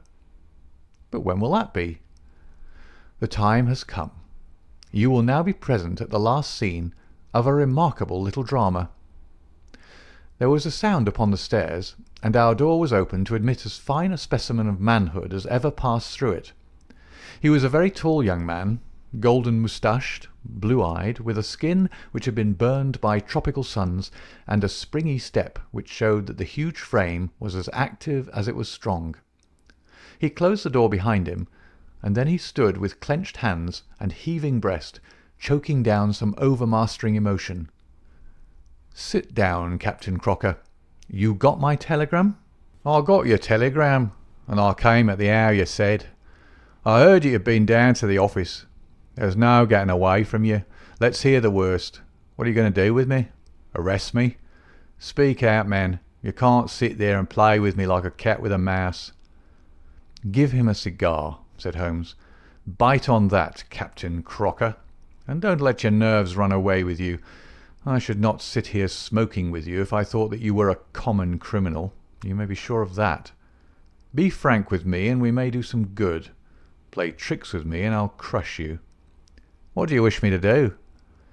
"To give me a true account of all that happened at the Abbey Grange last night. A true account, mind you, with nothing added and nothing taken off. I know so much already that if you go 1 inch off the straight, I'll blow this police whistle from my window, and the affair goes out of my hands for ever." The sailor thought for a little. Then he struck his leg with his great sunburned hand.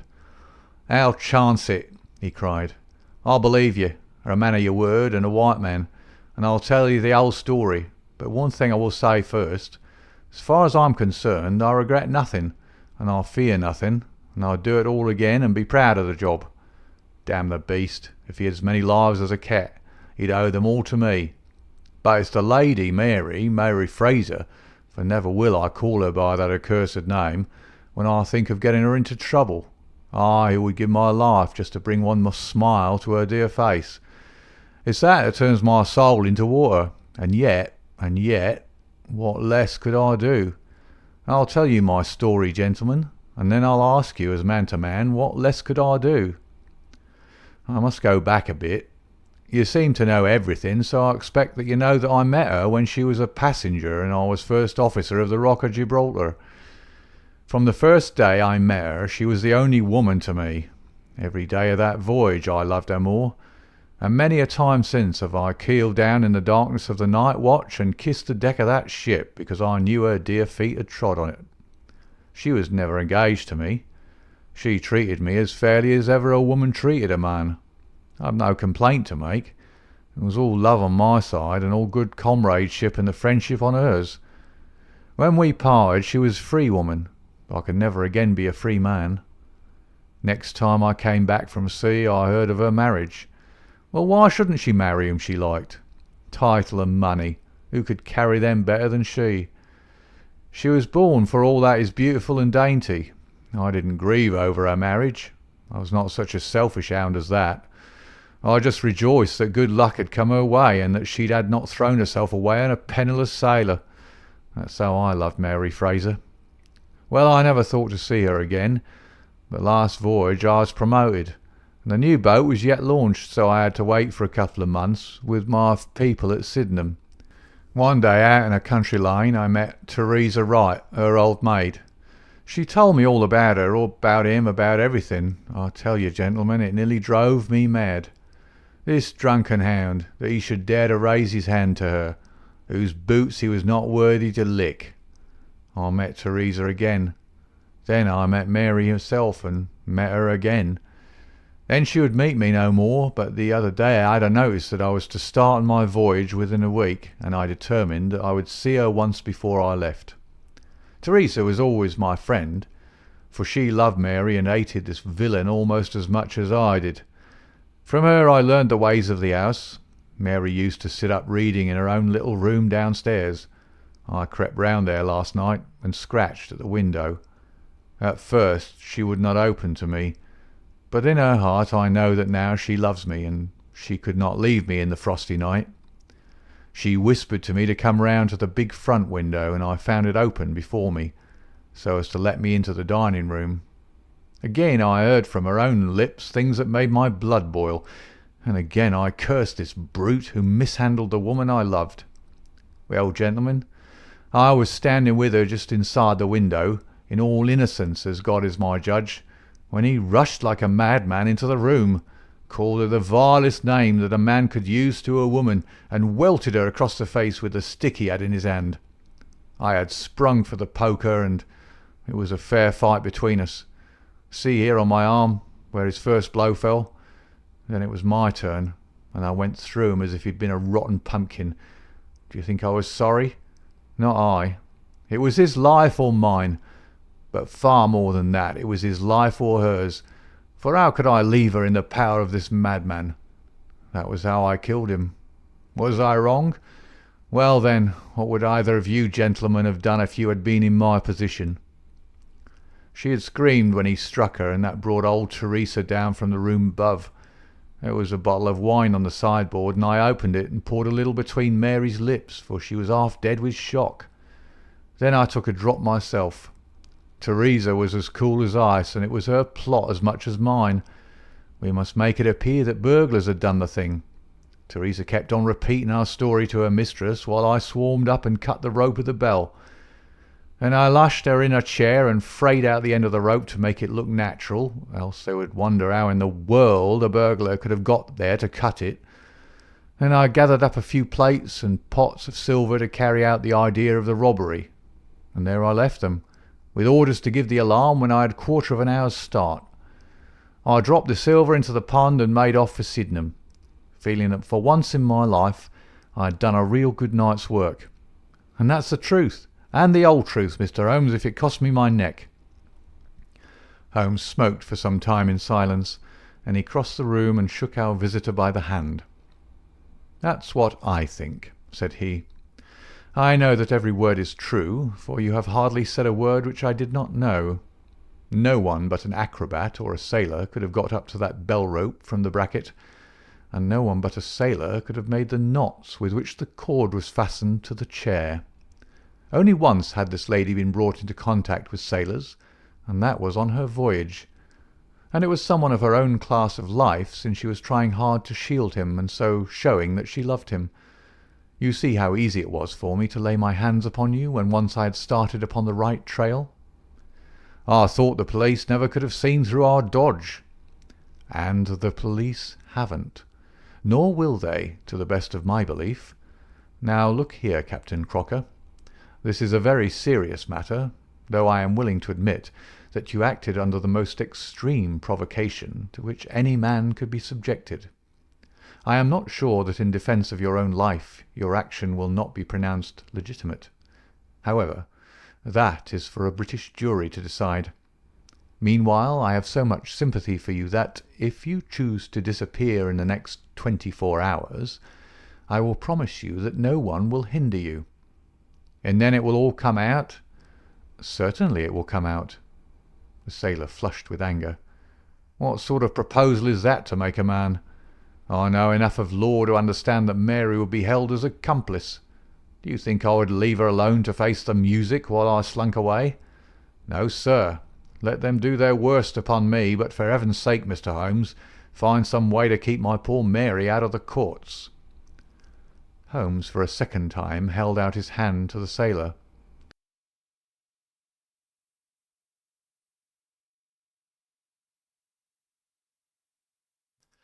I was only testing you, and you ring true every time.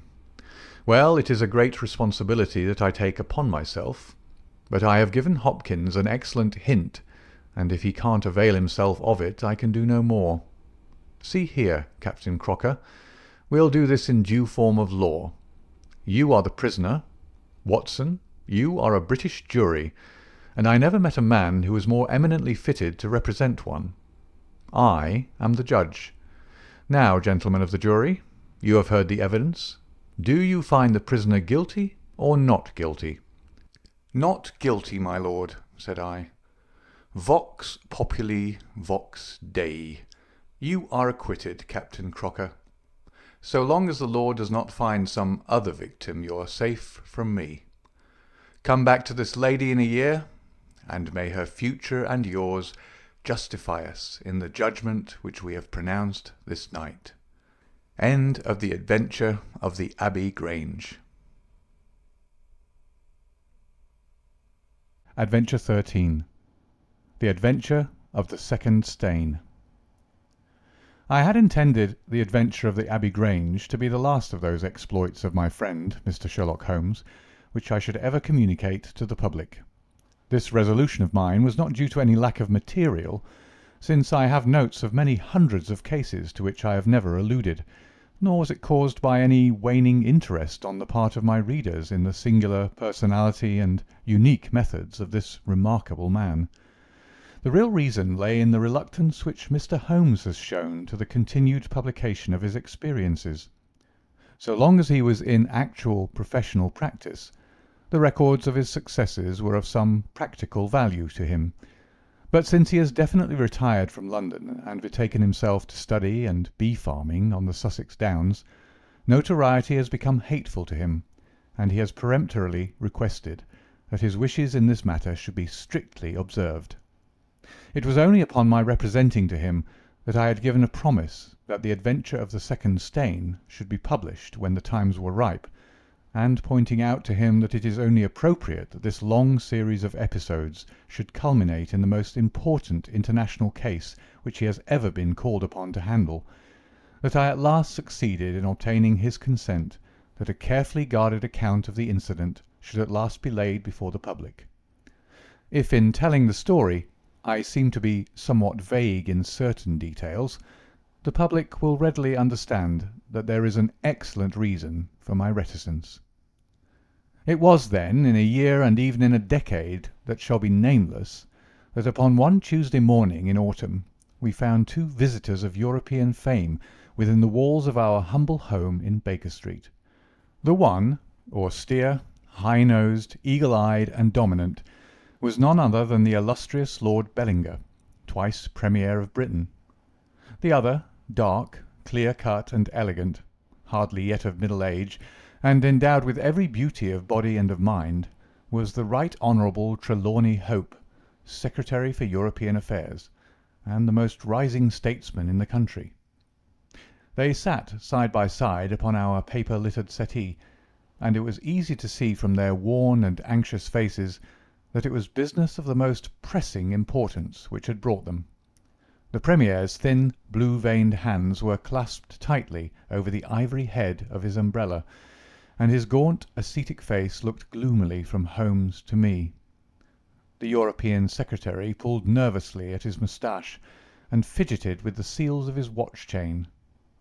"When I discovered my loss, Mr. Holmes, which was at 8 o'clock this morning, I at once informed the Prime Minister. It was at his suggestion that we have both come to you."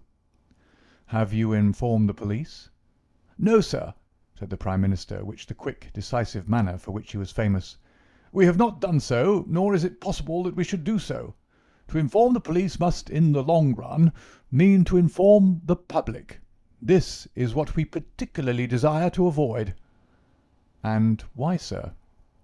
"Because the document in question is of such immense importance that its publication might very easily, I might almost say probably, lead to European complications of the utmost moment. It is not too much to say that peace or war may hang upon the issue. Unless its recovery can be attended with the utmost secrecy, then it may as well not be recovered at all, for all that is aimed at by those who have taken it is that its contents should be generally known."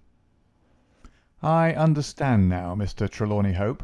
I should be much obliged if you would tell me exactly the circumstances under which this document disappeared." "That can be done in a very few words, Mr. Holmes. The letter, for it was a letter from a foreign potentate, was received 6 days ago. It was of such importance that I have never left it in my safe, but have taken it across each evening to my house in Whitehall Terrace, and kept it in my bedroom in a locked dispatch box. It was there last night. Of that I am certain. I actually opened the box while I was dressing for dinner, and saw the document inside. This morning it was gone. The dispatch box had stood beside the glass upon my dressing-table all night. I'm a light sleeper, and so is my wife. We're both prepared to swear that no one could have entered the room during the night, and yet I repeat that the paper is gone." "What time did you dine?" 7:30. "How long was it before you went to bed?" My wife had gone to the theatre. I waited up for her. It was 11:30 before we went to our room." Then for 4 hours the dispatch-box had lain unguarded. "No one is ever permitted to enter that room save the housemaid in the morning and my valet or my wife's maid during the rest of the day. They are both trusty servants who have been with us for some time. Besides, neither of them could possibly have known that there was anything more valuable than the ordinary departmental papers in my dispatch-box." Who did know of the existence of that letter? "No one in the house." Surely your wife knew? "No, sir. I had said nothing to my wife until I missed the paper this morning." The Premier nodded approvingly. "I have long known, sir, how high is your sense of public duty," said he. "I am convinced that in the case of a secret of this importance it would rise superior to the most intimate domestic ties." The European secretary bowed. "You do me no more injustice, sir. Until this morning I have never breathed one word to my wife upon this matter." Could she have guessed? "No, Mr. Holmes, she could not have guessed, nor could anyone have guessed." "Have you lost any documents before?" "No, sir." "Who is there in England who did know of the existence of this letter?" "Each member of the Cabinet was informed of it yesterday, but the pledge of secrecy which attends every Cabinet meeting was increased by the solemn warning which was given by the Prime Minister. Good heavens! To think that within a few hours I should myself have lost it!" His handsome face was distorted with a spasm of despair, and his hands tore at his hair. For a moment we caught a glimpse of the natural man, impulsive, ardent, keenly sensitive. The next, the aristocratic mask was replaced, and the gentle voice had returned. "Besides, the members of the Cabinet there are 2 or possibly 3 departmental officials who know of the letter. No one else in England, Mr. Holmes, I assure you." "But abroad?" "I believe that no one abroad has seen it, save the man who wrote it. I am well convinced that his ministers, that the usual official channels have not been employed." Holmes considered for some little time. "Now, sir, I must ask you more particularly what this document is, and why its disappearance should have such momentous consequences." The two statesmen exchanged a quick glance, and the Premier's shaggy eyebrows gathered in a frown. "Mr. Holmes, the envelope is a long, thin one of pale blue colour. There is a seal of red wax stamped with a crouching lion. It is addressed in large, bold handwriting to—" "I fear, sir," said Holmes, "that interesting and indeed essential as these details are, my inquiries must go more to the root of things. What was the letter?" "That is a state secret of the utmost importance, and I fear that I cannot tell you, nor do I see that it is necessary. If by the aid of the powers which you are said to possess you can find such an envelope as I describe with its enclosure, you will have deserved well of your country, and earned any reward which it lies in our power to bestow." Sherlock Holmes rose with a smile. "You are 2 of the most busy men in the country," said he, "and in my own small way I have also a good many calls upon me. I regret exceedingly that I cannot help you in this matter, and any continuation of this interview would be a waste of time." The Premier sprang to his feet with that quick, fierce gleam of his deep-set eyes before which a cabinet has cowered. "I am not accustomed, sir," he began, but mastered his anger and resumed his seat. For a minute or more we all sat in silence. Then the old statesman shrugged his shoulders. "We must accept your terms, Mr. Holmes. No doubt you are right, and it is unreasonable for us to expect you to act unless we give you your entire confidence." "I agree with you," said the younger statesman. "Then I will tell you, relying entirely upon your honour and that of your colleague, Dr. Watson. I may appeal to your patriotism also, for I could not imagine a greater misfortune for the country than that this affair should come out." "You may safely trust us." "The letter, then, is from a certain foreign potentate, who has been ruffled by some recent colonial developments of this country. It has been written hurriedly and upon his own responsibility entirely. Inquiries have shown that his ministers know nothing of the matter. At the same time, it is couched in so unfortunate a manner, and certain phrases in it are of so provocative a character, that its publication would undoubtedly lead to a most dangerous state of feeling in this country. There would be such a ferment, sir, that I do not hesitate to say that within a week of the publication of that letter this country would be involved in a great war." Holmes wrote a name upon a slip of paper and handed it to the Premier. "Exactly. It was he, and it is this letter which may well mean the expenditure of 1,000 millions and the lives of 100,000 men, which has become lost in this unaccountable fashion." "Have you informed the sender?" "Yes, sir. A cipher telegram has been dispatched." "Perhaps he desires the publication of the letter." "No, sir. We have strong reason to believe that he already understands that he has acted in an indiscreet and hot-headed manner. It would be a greater blow to him and to his country than to us if this letter were to come out." "If this is so, whose interest is it that the letter should come out? Why should anyone desire to steal it or to publish it?" "There, Mr. Holmes, you take me into regions of high international politics. But if you consider the European situation, you will have no difficulty in perceiving the motive. The whole of Europe is an armed camp. There is a double league which makes a fair balance of military power. Great Britain holds the scales. If Britain were driven into war with one confederacy, it would assure the supremacy of the other confederacy, whether they joined in the war or not. Do you follow?" "Very clearly. It is then the interest of the enemies of this potentate to secure and publish this letter, so as to make a breach between his country and ours."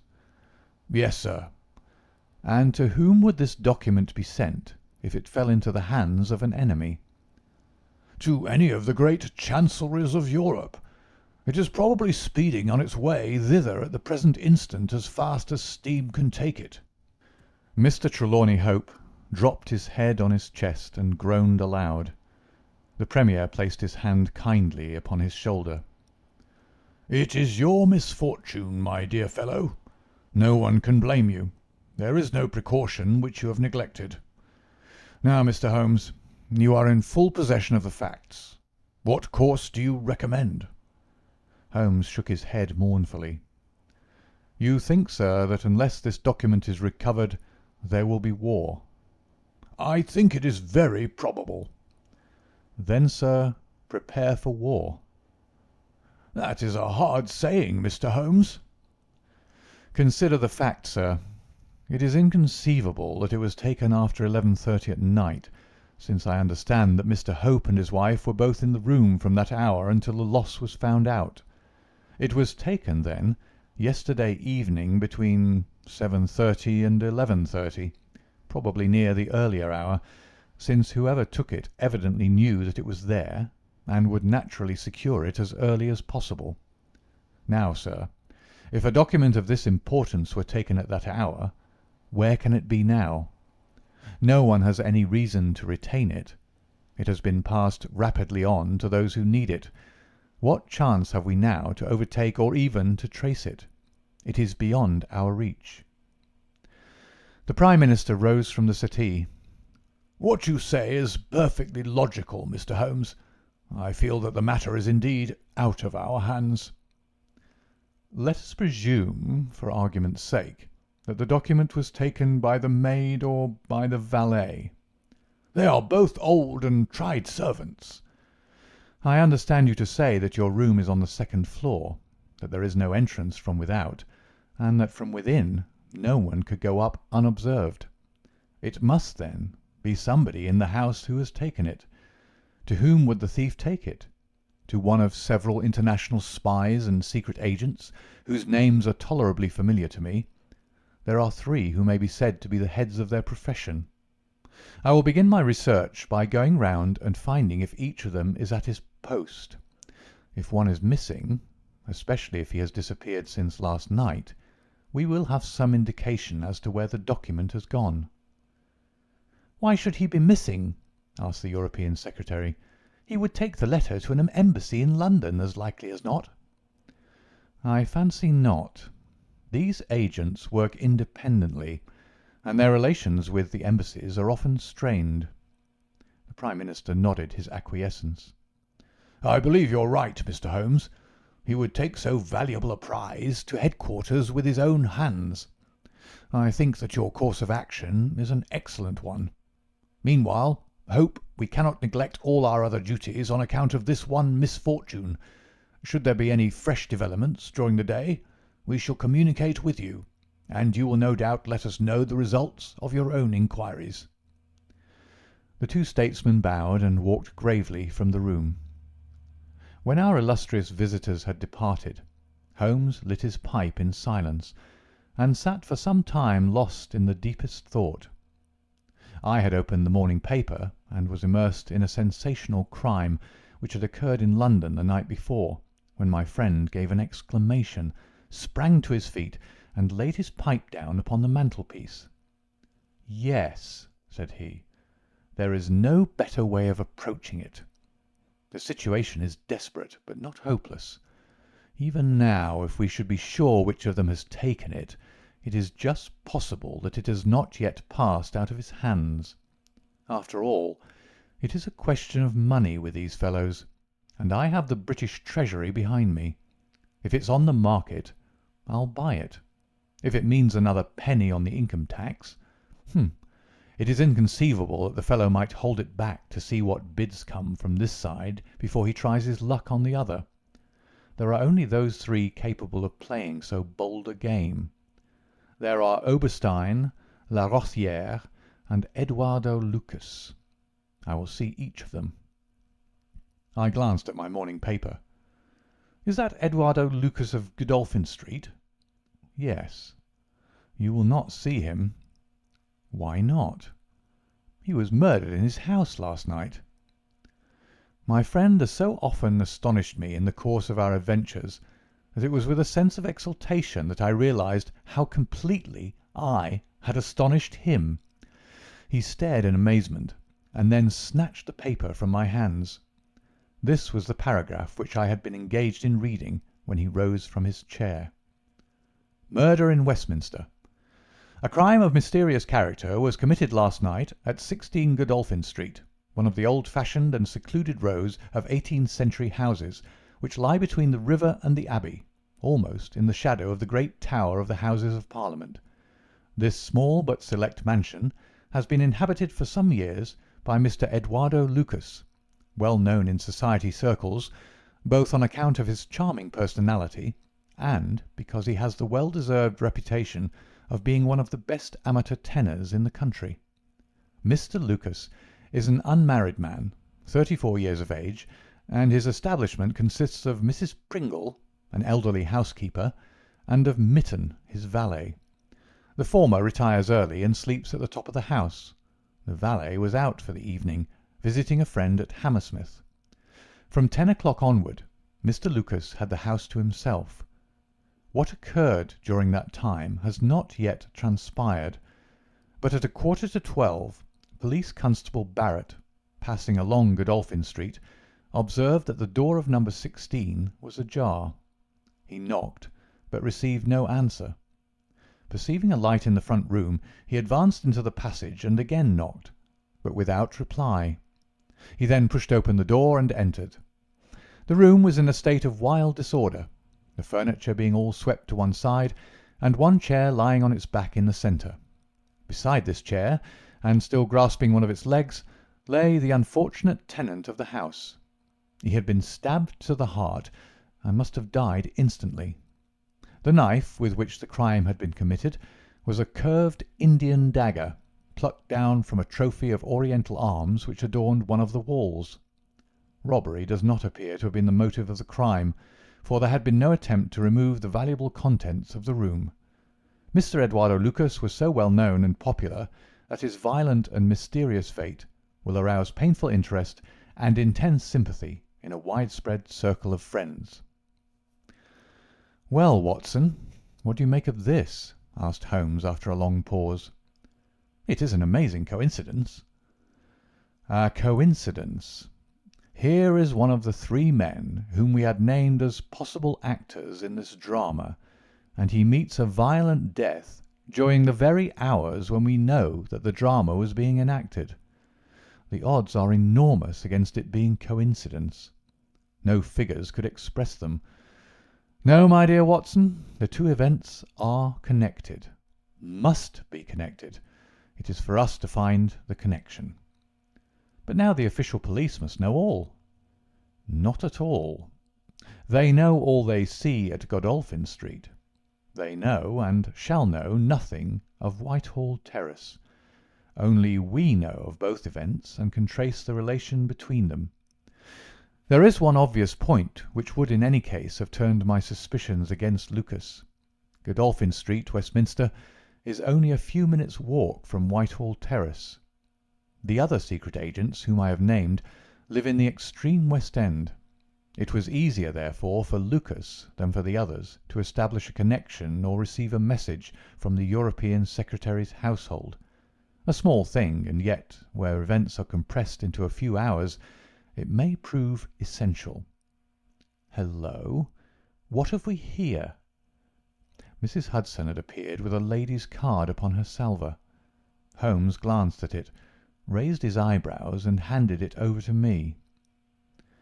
"Ask Lady Hilda Trelawney Hope if she will be kind enough to step up," said he. A moment later, our modest apartment, already so distinguished that morning, was further honoured by the entrance of the most lovely woman in London. I had often heard of the beauty of the youngest daughter of the Duke of Belminster, but no description of it, and no contemplation of colourless photographs, had prepared me for the subtle, delicate charm and the beautiful colouring of that exquisite head. And yet, as we saw it that autumn morning, it was not its beauty which would be the first thing to impress the observer. The cheek was lovely, but it was paled with emotion. The eyes were bright, but it was the brightness of fever. The sensitive mouth was tight and drawn in an effort after self-command. Terror, not beauty, was what sprang first to the eye, as our fair visitor stood framed for an instant in the open door. "Has my husband been here, Mr. Holmes?" "Yes, madam, he has been here." "Mr. Holmes, I implore you not to tell him that I came here." Holmes bowed coldly and motioned the lady to a chair. "Your ladyship places me in a very delicate position. I beg that you will sit down and tell me what you desire, but I fear that I cannot make any unconditional promise." She swept across the room and seated herself with her back to the window. It was a queenly presence, tall, graceful, and intensely womanly. "Mr. Holmes," she said, and her white-gloved hands clasped and unclasped as she spoke, "I will speak frankly to you, in the hopes that it may induce you to speak frankly in return. There is complete confidence between my husband and me on all matters, save one. That one is politics. On this his lips are sealed. He tells me nothing. Now, I am aware that there was a most deplorable occurrence in our house last night. I know that a paper has disappeared, but because the matter is political, my husband refuses to take me into his complete confidence. Now it is essential, I say, that I should thoroughly understand it. You are the only other person, save only these politicians, who knows the true facts.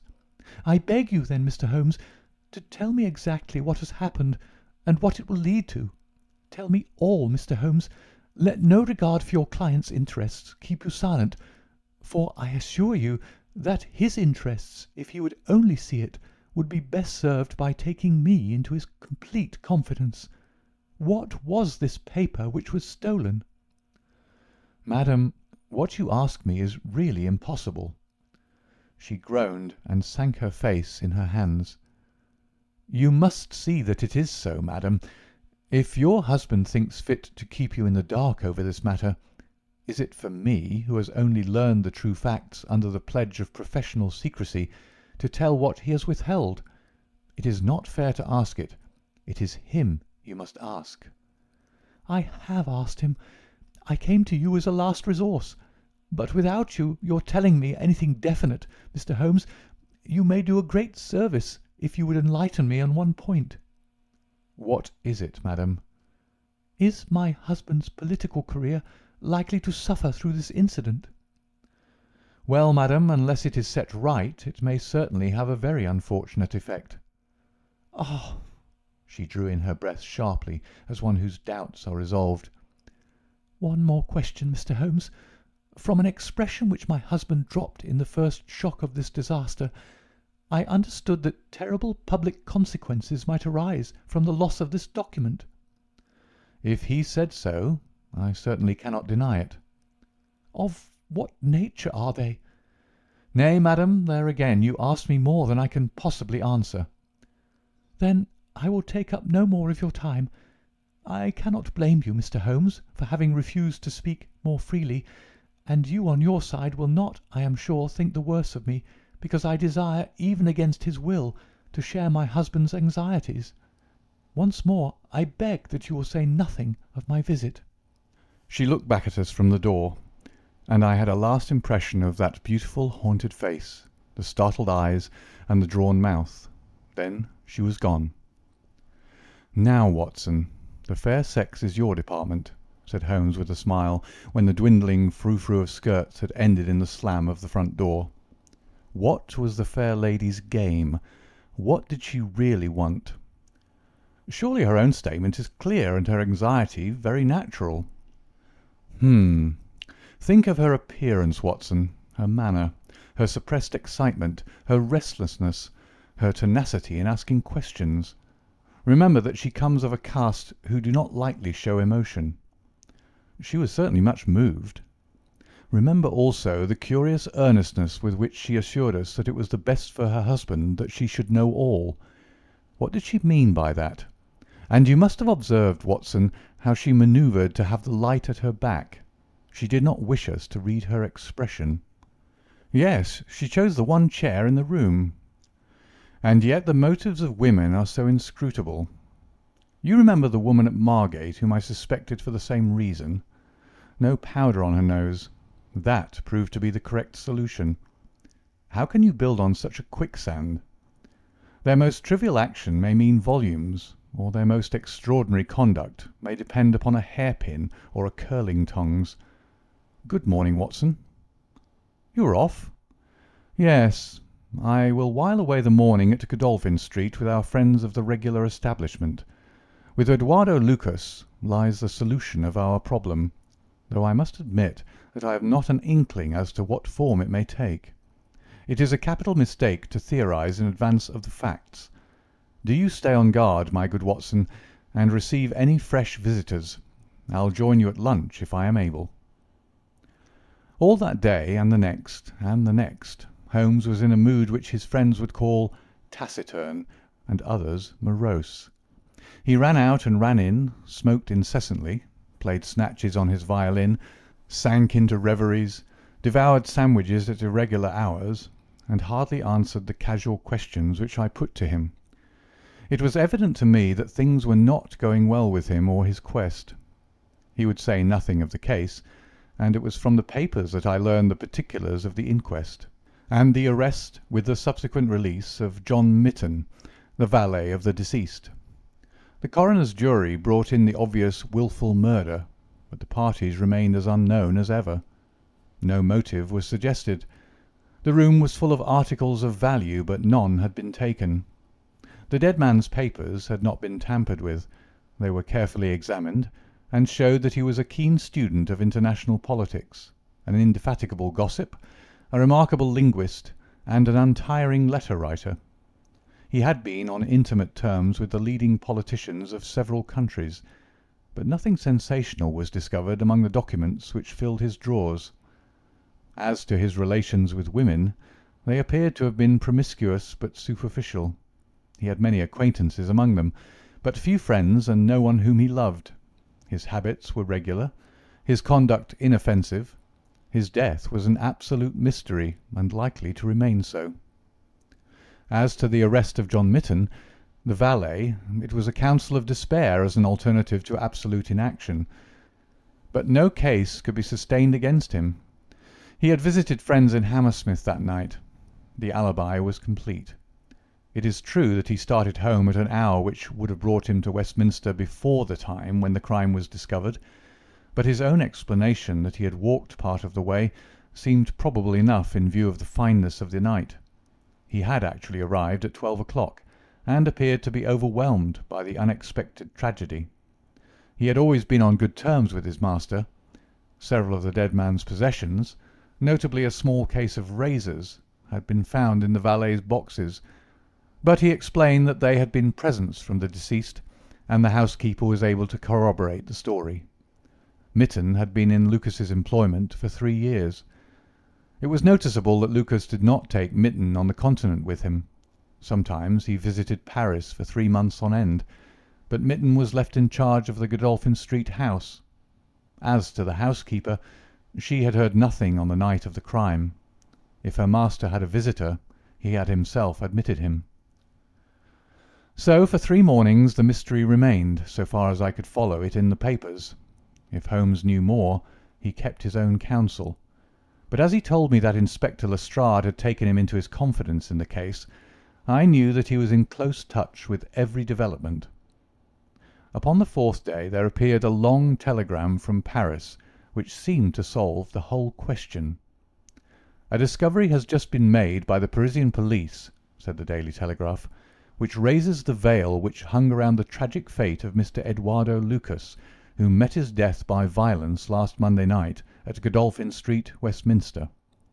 Our readers will remember that the deceased gentleman was found stabbed in his room, and that some suspicion attached to his valet, but that the case broke down on an alibi.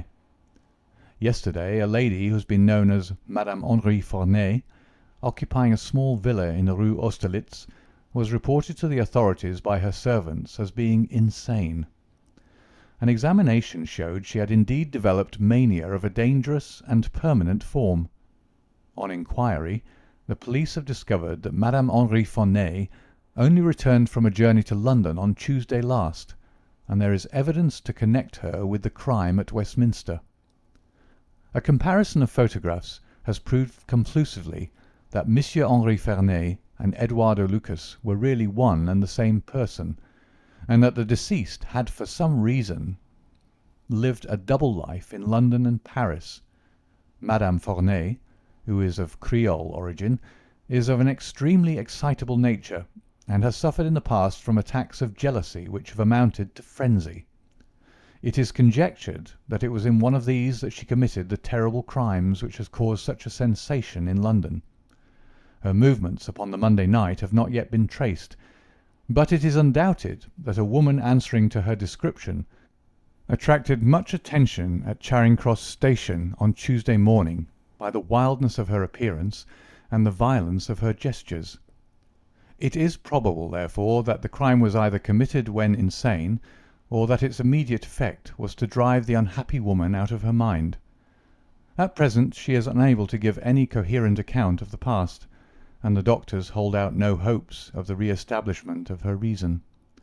There is evidence that a woman who might have been Madame Forney was seen for some hours upon Monday night, watching the house in Godolphin Street.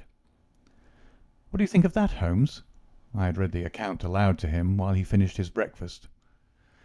"My dear Watson," said he, as he rose from the table and paced up and down the room, "you are most long-suffering, but if I have told you nothing in the last 3 days, it is because there is nothing to tell. Even now this report from Paris does not help us much. Surely it is final as regards the man's death." "The man's death is a mere incident, a trivial episode, in comparison with our real task, which is to trace this document and save a European catastrophe. Only one important thing has happened in the last 3 days, and that is that nothing has happened. I get reports almost hourly from the government, and it is certain that nowhere in Europe is there any sign of trouble. Now, if this letter were loose, No, it can't be loose. But if it isn't loose, where can it be? Who has it? Why is it held back? That's the question that beats in my brain like a hammer. Was it indeed a coincidence that Lucas should meet his death on the night when the letter disappeared? Did the letter ever reach him? If so, why is it not among his papers? Did this mad wife of his carry it off with her? If so, is it in her house in Paris? How could I search for it without the French police having their suspicions aroused? It is a case, my dear Watson, where the law is as dangerous to us as the criminals are. Every man's hand is against us, and yet the interests at stake are colossal. Should I bring it to a successful conclusion, it will certainly represent the crowning glory of my career. Ah, here is my latest from the front." He glanced hurriedly at the note which had been handed in. "Hullo! Lestrade seems to have observed something of interest. Put on your hat, Watson, and we will stroll down together to Westminster." It was my first visit to the scene of the crime, a high, dingy, narrow-chested house, prim, formal, and solid, like the century which gave it birth. Lestrade's bulldog features gazed out at us from the front window, and he greeted us warmly when a big constable had opened the door and let us in. The room into which we were shown was that in which the crime had been committed, but no trace of it now remained save an ugly, irregular stain upon the carpet. This carpet was a small square drugget in the centre of the room, surrounded by a broad expanse of beautiful old-fashioned wood flooring in square blocks, highly polished. Over the fireplace was a magnificent trophy of weapons, one of which had been used on that tragic night. In the window was a sumptuous writing-desk, and every detail of the apartment, the pictures, the rugs, and the hangings, all pointed to a taste which was luxurious to the verge of effeminacy. "Seen the Paris news?" asked Lestrade. Holmes nodded. "Our French friends seem to have touched the spot this time. No doubt it's just as they say. She knocked at the door. Surprise visit, I guess, for he kept his life in watertight compartments. He let her in, couldn't keep her in the street. She told him how she had traced him, reproached him. One thing led to another, and then with that dagger so handy, the end soon came. It wasn't all done in an instant, though, for these chairs were all swept over yonder, and he had one in his hand as if he'd tried to hold her off with it. We've got it all clear as if we can see it." Holmes raised his eyebrows. "And yet you have sent for me." "Oh, yes, that's another matter. A mere trifle, but the sort of thing you take an interest in. Queer, you know, and what you might call freakish. There's nothing to do with the main fact. Can't have on the face of it." "What is it, then?" "Well, you know, after a crime of this sort, we're very careful to keep things in their position. Nothing's been moved. Officer in charge here day and night. This morning, as the man was buried and the investigation over, as far as this room is concerned, we thought we could tidy up a bit. This carpet, you see, it's not fastened down, only just laid there. We'd occasion to raise it. We found—" "Yes, you found—" Holmes's face grew tense with anxiety. "Well, I'm sure you'd never guess in 100 years what we did find. You see that stain on that carpet? Well, a great deal must have soaked through, must it not?" "Undoubtedly it must." "Well, you'll be surprised to hear that there's no stain on the white woodwork to correspond." "No stain? But there must—" "Yeah, so you'd say, but the fact remains that there isn't." He took the corner of the carpet in his hand, and turning it over, he showed that it was indeed as he said. "But the underside is as stained as the upper. It must have left a mark." Lestrade chuckled with delight at having puzzled the famous expert. "Now, I'll show you the explanation. There is a second stain, but it does not correspond with the other. See for yourself." As he spoke, he turned over another portion of the carpet, and there, sure enough, was a great crimson spill upon the square white facing of the old-fashioned floor. "What do you make of that, Mr. Holmes?" "Why, it is simple enough. The two stains did correspond, but the carpet has been turned round. As it was square and unfastened, it was easily done. "The official police don't need you, Mr. Holmes, to tell them that the carpet must have been turned round. That's clear enough, for the stains lie above each other, if you lay it over this way. But what I want to know is, who shifted the carpet, and why?" I could see from Holmes's rigid face that he was vibrating with inward excitement. "Look here, Lestrade," said he. "Has that constable in the passage been in the charge of the place all the time?" "Yes, he has." "Well, take my advice. Examine him carefully. Don't do it before us. We'll wait here. You take him into the back room. You'll be more likely to get a confession out of him alone. Ask him how he dared to admit people and leave them alone in this room. Don't ask him if he's done it. Take it for granted. Tell him you know someone has been here. Press him. Tell him that a full confession is his only chance of forgiveness. Do exactly what I tell you."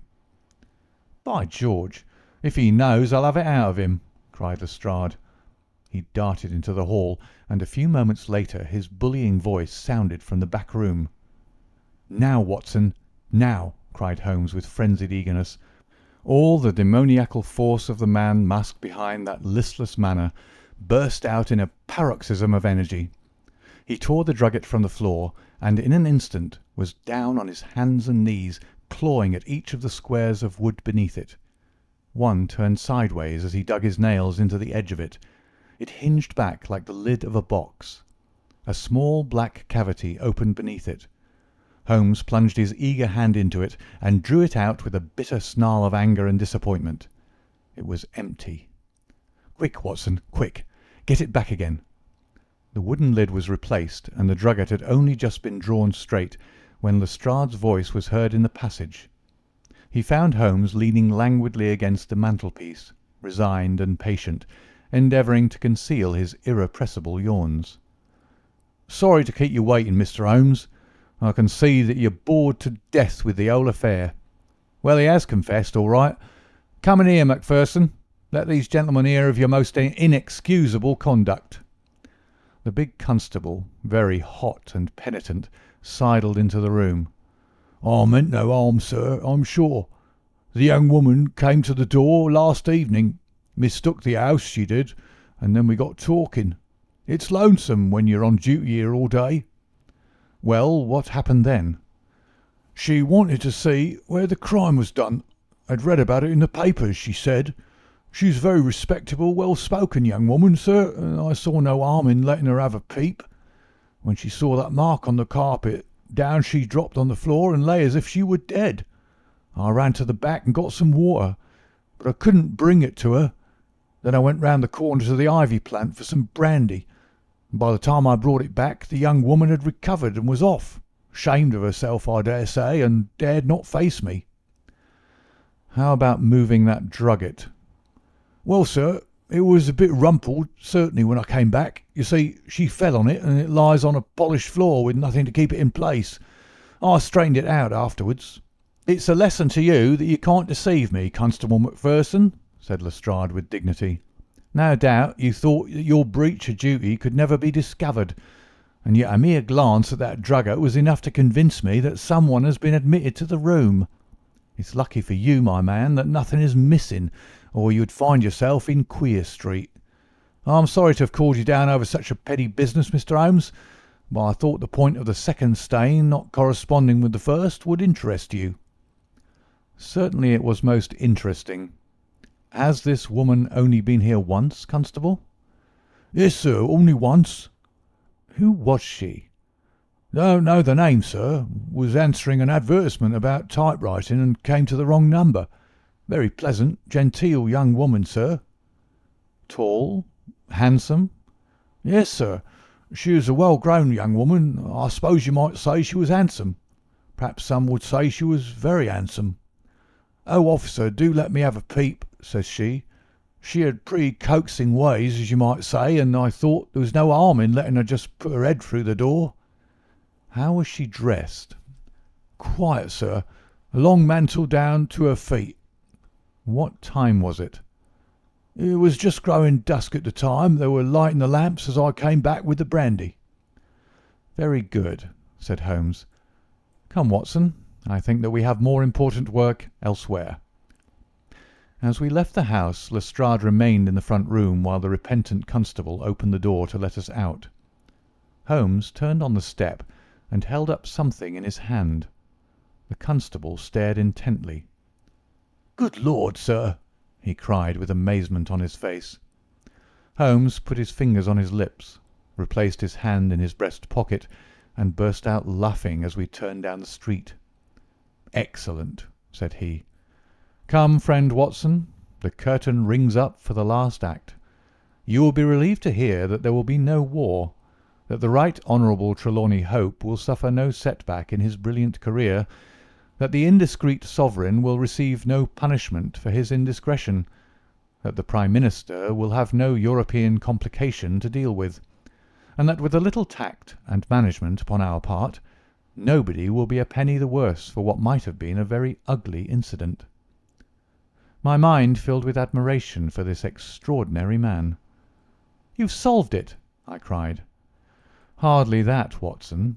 There are some points which are as dark as ever, but we have so much that it will be our own fault if we cannot get the rest. We will go straight to Whitehall Terrace and bring the matter to a head." When we arrived at the residence of the European Secretary, it was for Lady Hilda Trelawney Hope that Sherlock Holmes inquired. We were shown into the morning-room. "Mr. Holmes," said the lady, and her face was pink with her indignation, "this is surely most unfair and ungenerous upon your part. I desired, as I have explained, to keep my visit to you a secret, lest my husband should think that I was intruding into his affairs, and yet you compromise me by coming here and so showing that there are business relations between us." "Unfortunately, madam, I had no possible alternative. I have been commissioned to recover this immensely important paper. I must therefore ask you, madam, to be kind enough to place it in my hands." The lady sprang to her feet, with the colour all dashed in an instant from her beautiful face. Her eyes glazed. She tottered. I thought that she would faint. Then with a grand effort she rallied from the shock, and a supreme astonishment and indignation chased every other expression from her features. You insult me, Mr. Holmes." Come, come, madam, it is useless. Give up the letter." She darted to the bell. "The butler shall show you out." "Do not ring, Lady Hilda. If you do, then all my earnest efforts to avoid a scandal will be frustrated.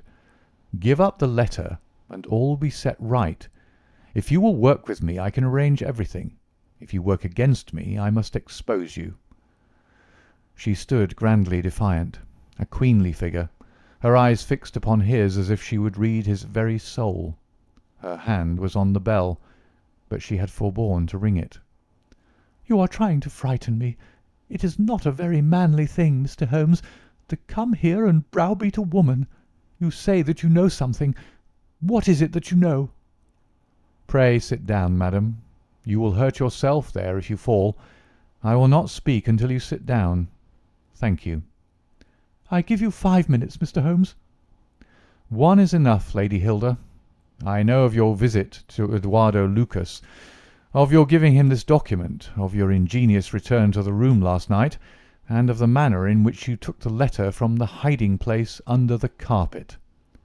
She stared at him with an ashen face, and gulped twice before she could speak. "You are mad, Mr. Holmes.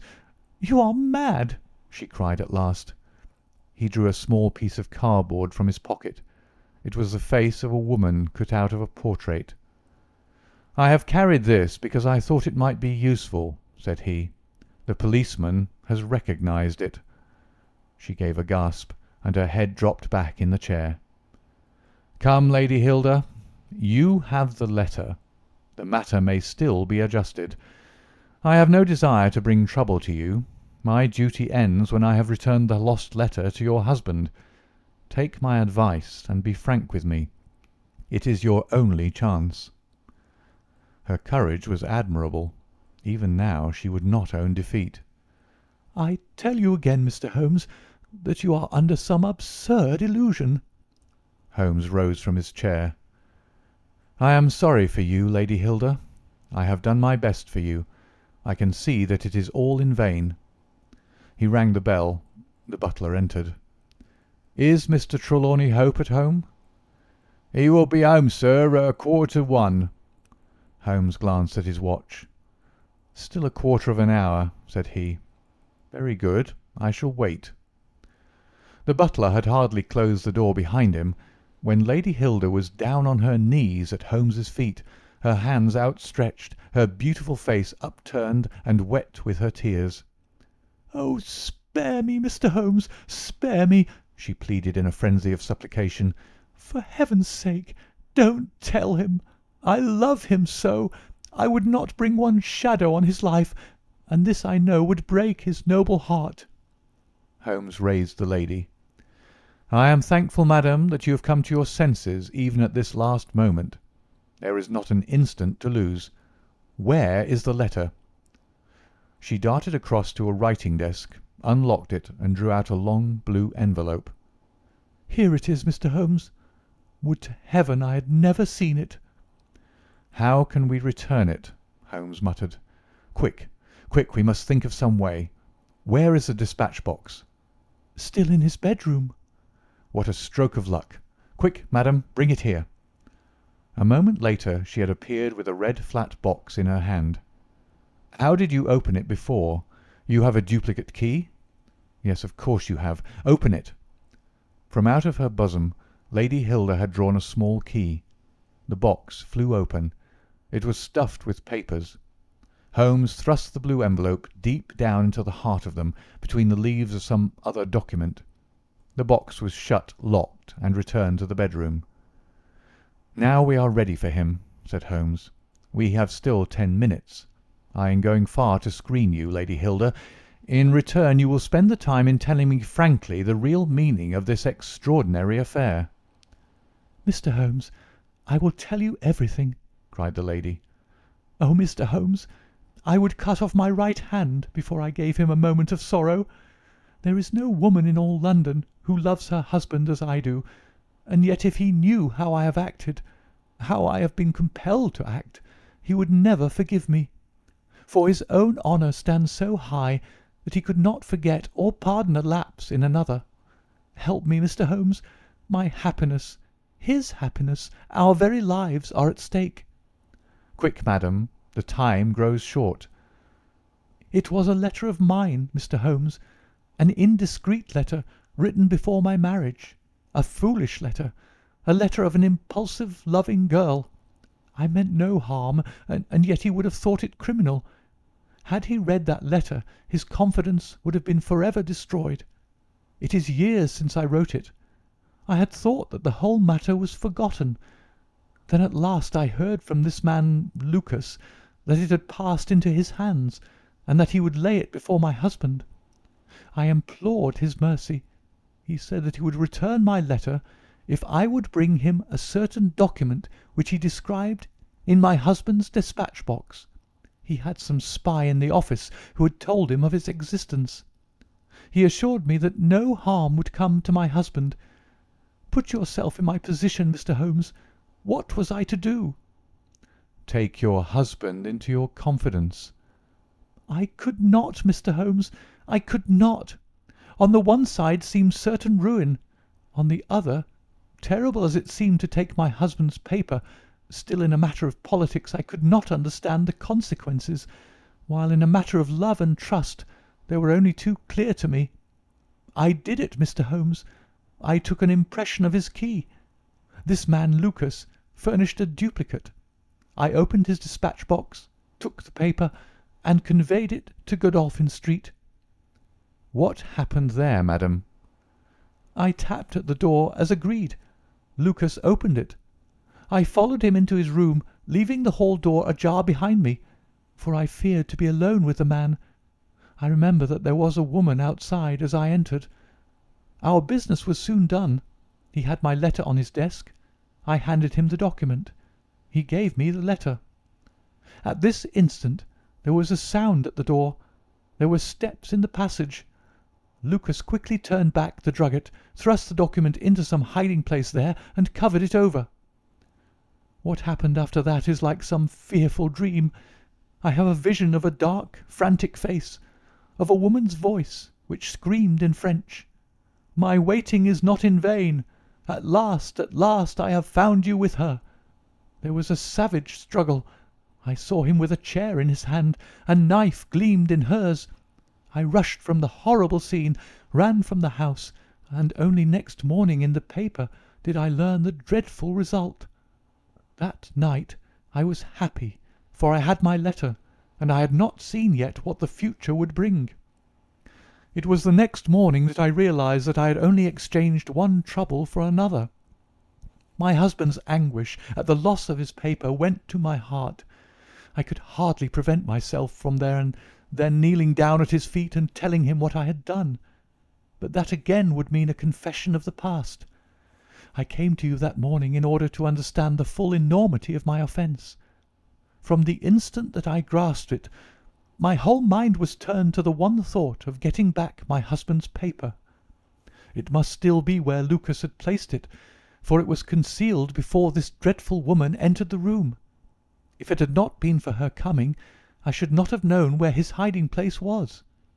How was I to get into the room? For 2 days I watched the place, but the door was never left open. Last night I made a last attempt. What I did and how I succeeded you have already learned. I brought the paper back with me and thought of destroying it, since I could see no way of returning it without confessing my guilt to my husband. Heavens, I hear his step upon the stair. The European secretary burst excitedly into the room. "Any news, Mr. Holmes? Any news?" he cried. "I have some hopes." "Oh, thank heaven!" His face became radiant. "The Prime Minister is lunching with me. May he share your hopes? He has nerves of steel, and yet I know that he has hardly slept since this terrible event. Jacobs, will you ask the Prime Minister to come up? As to you, dear, I fear that this is a matter of politics. We will join you in a few minutes in the dining-room." The Prime Minister's manner was subdued, but I could see by the gleam of his eyes and the twitchings of his bony hands that he shared the excitement of his young colleague. "I understand that you have something to report, Mr. Holmes." "Purely negative as yet," my friend answered. "I have inquired at every point where it might be, and I am sure that there is no danger to be apprehended."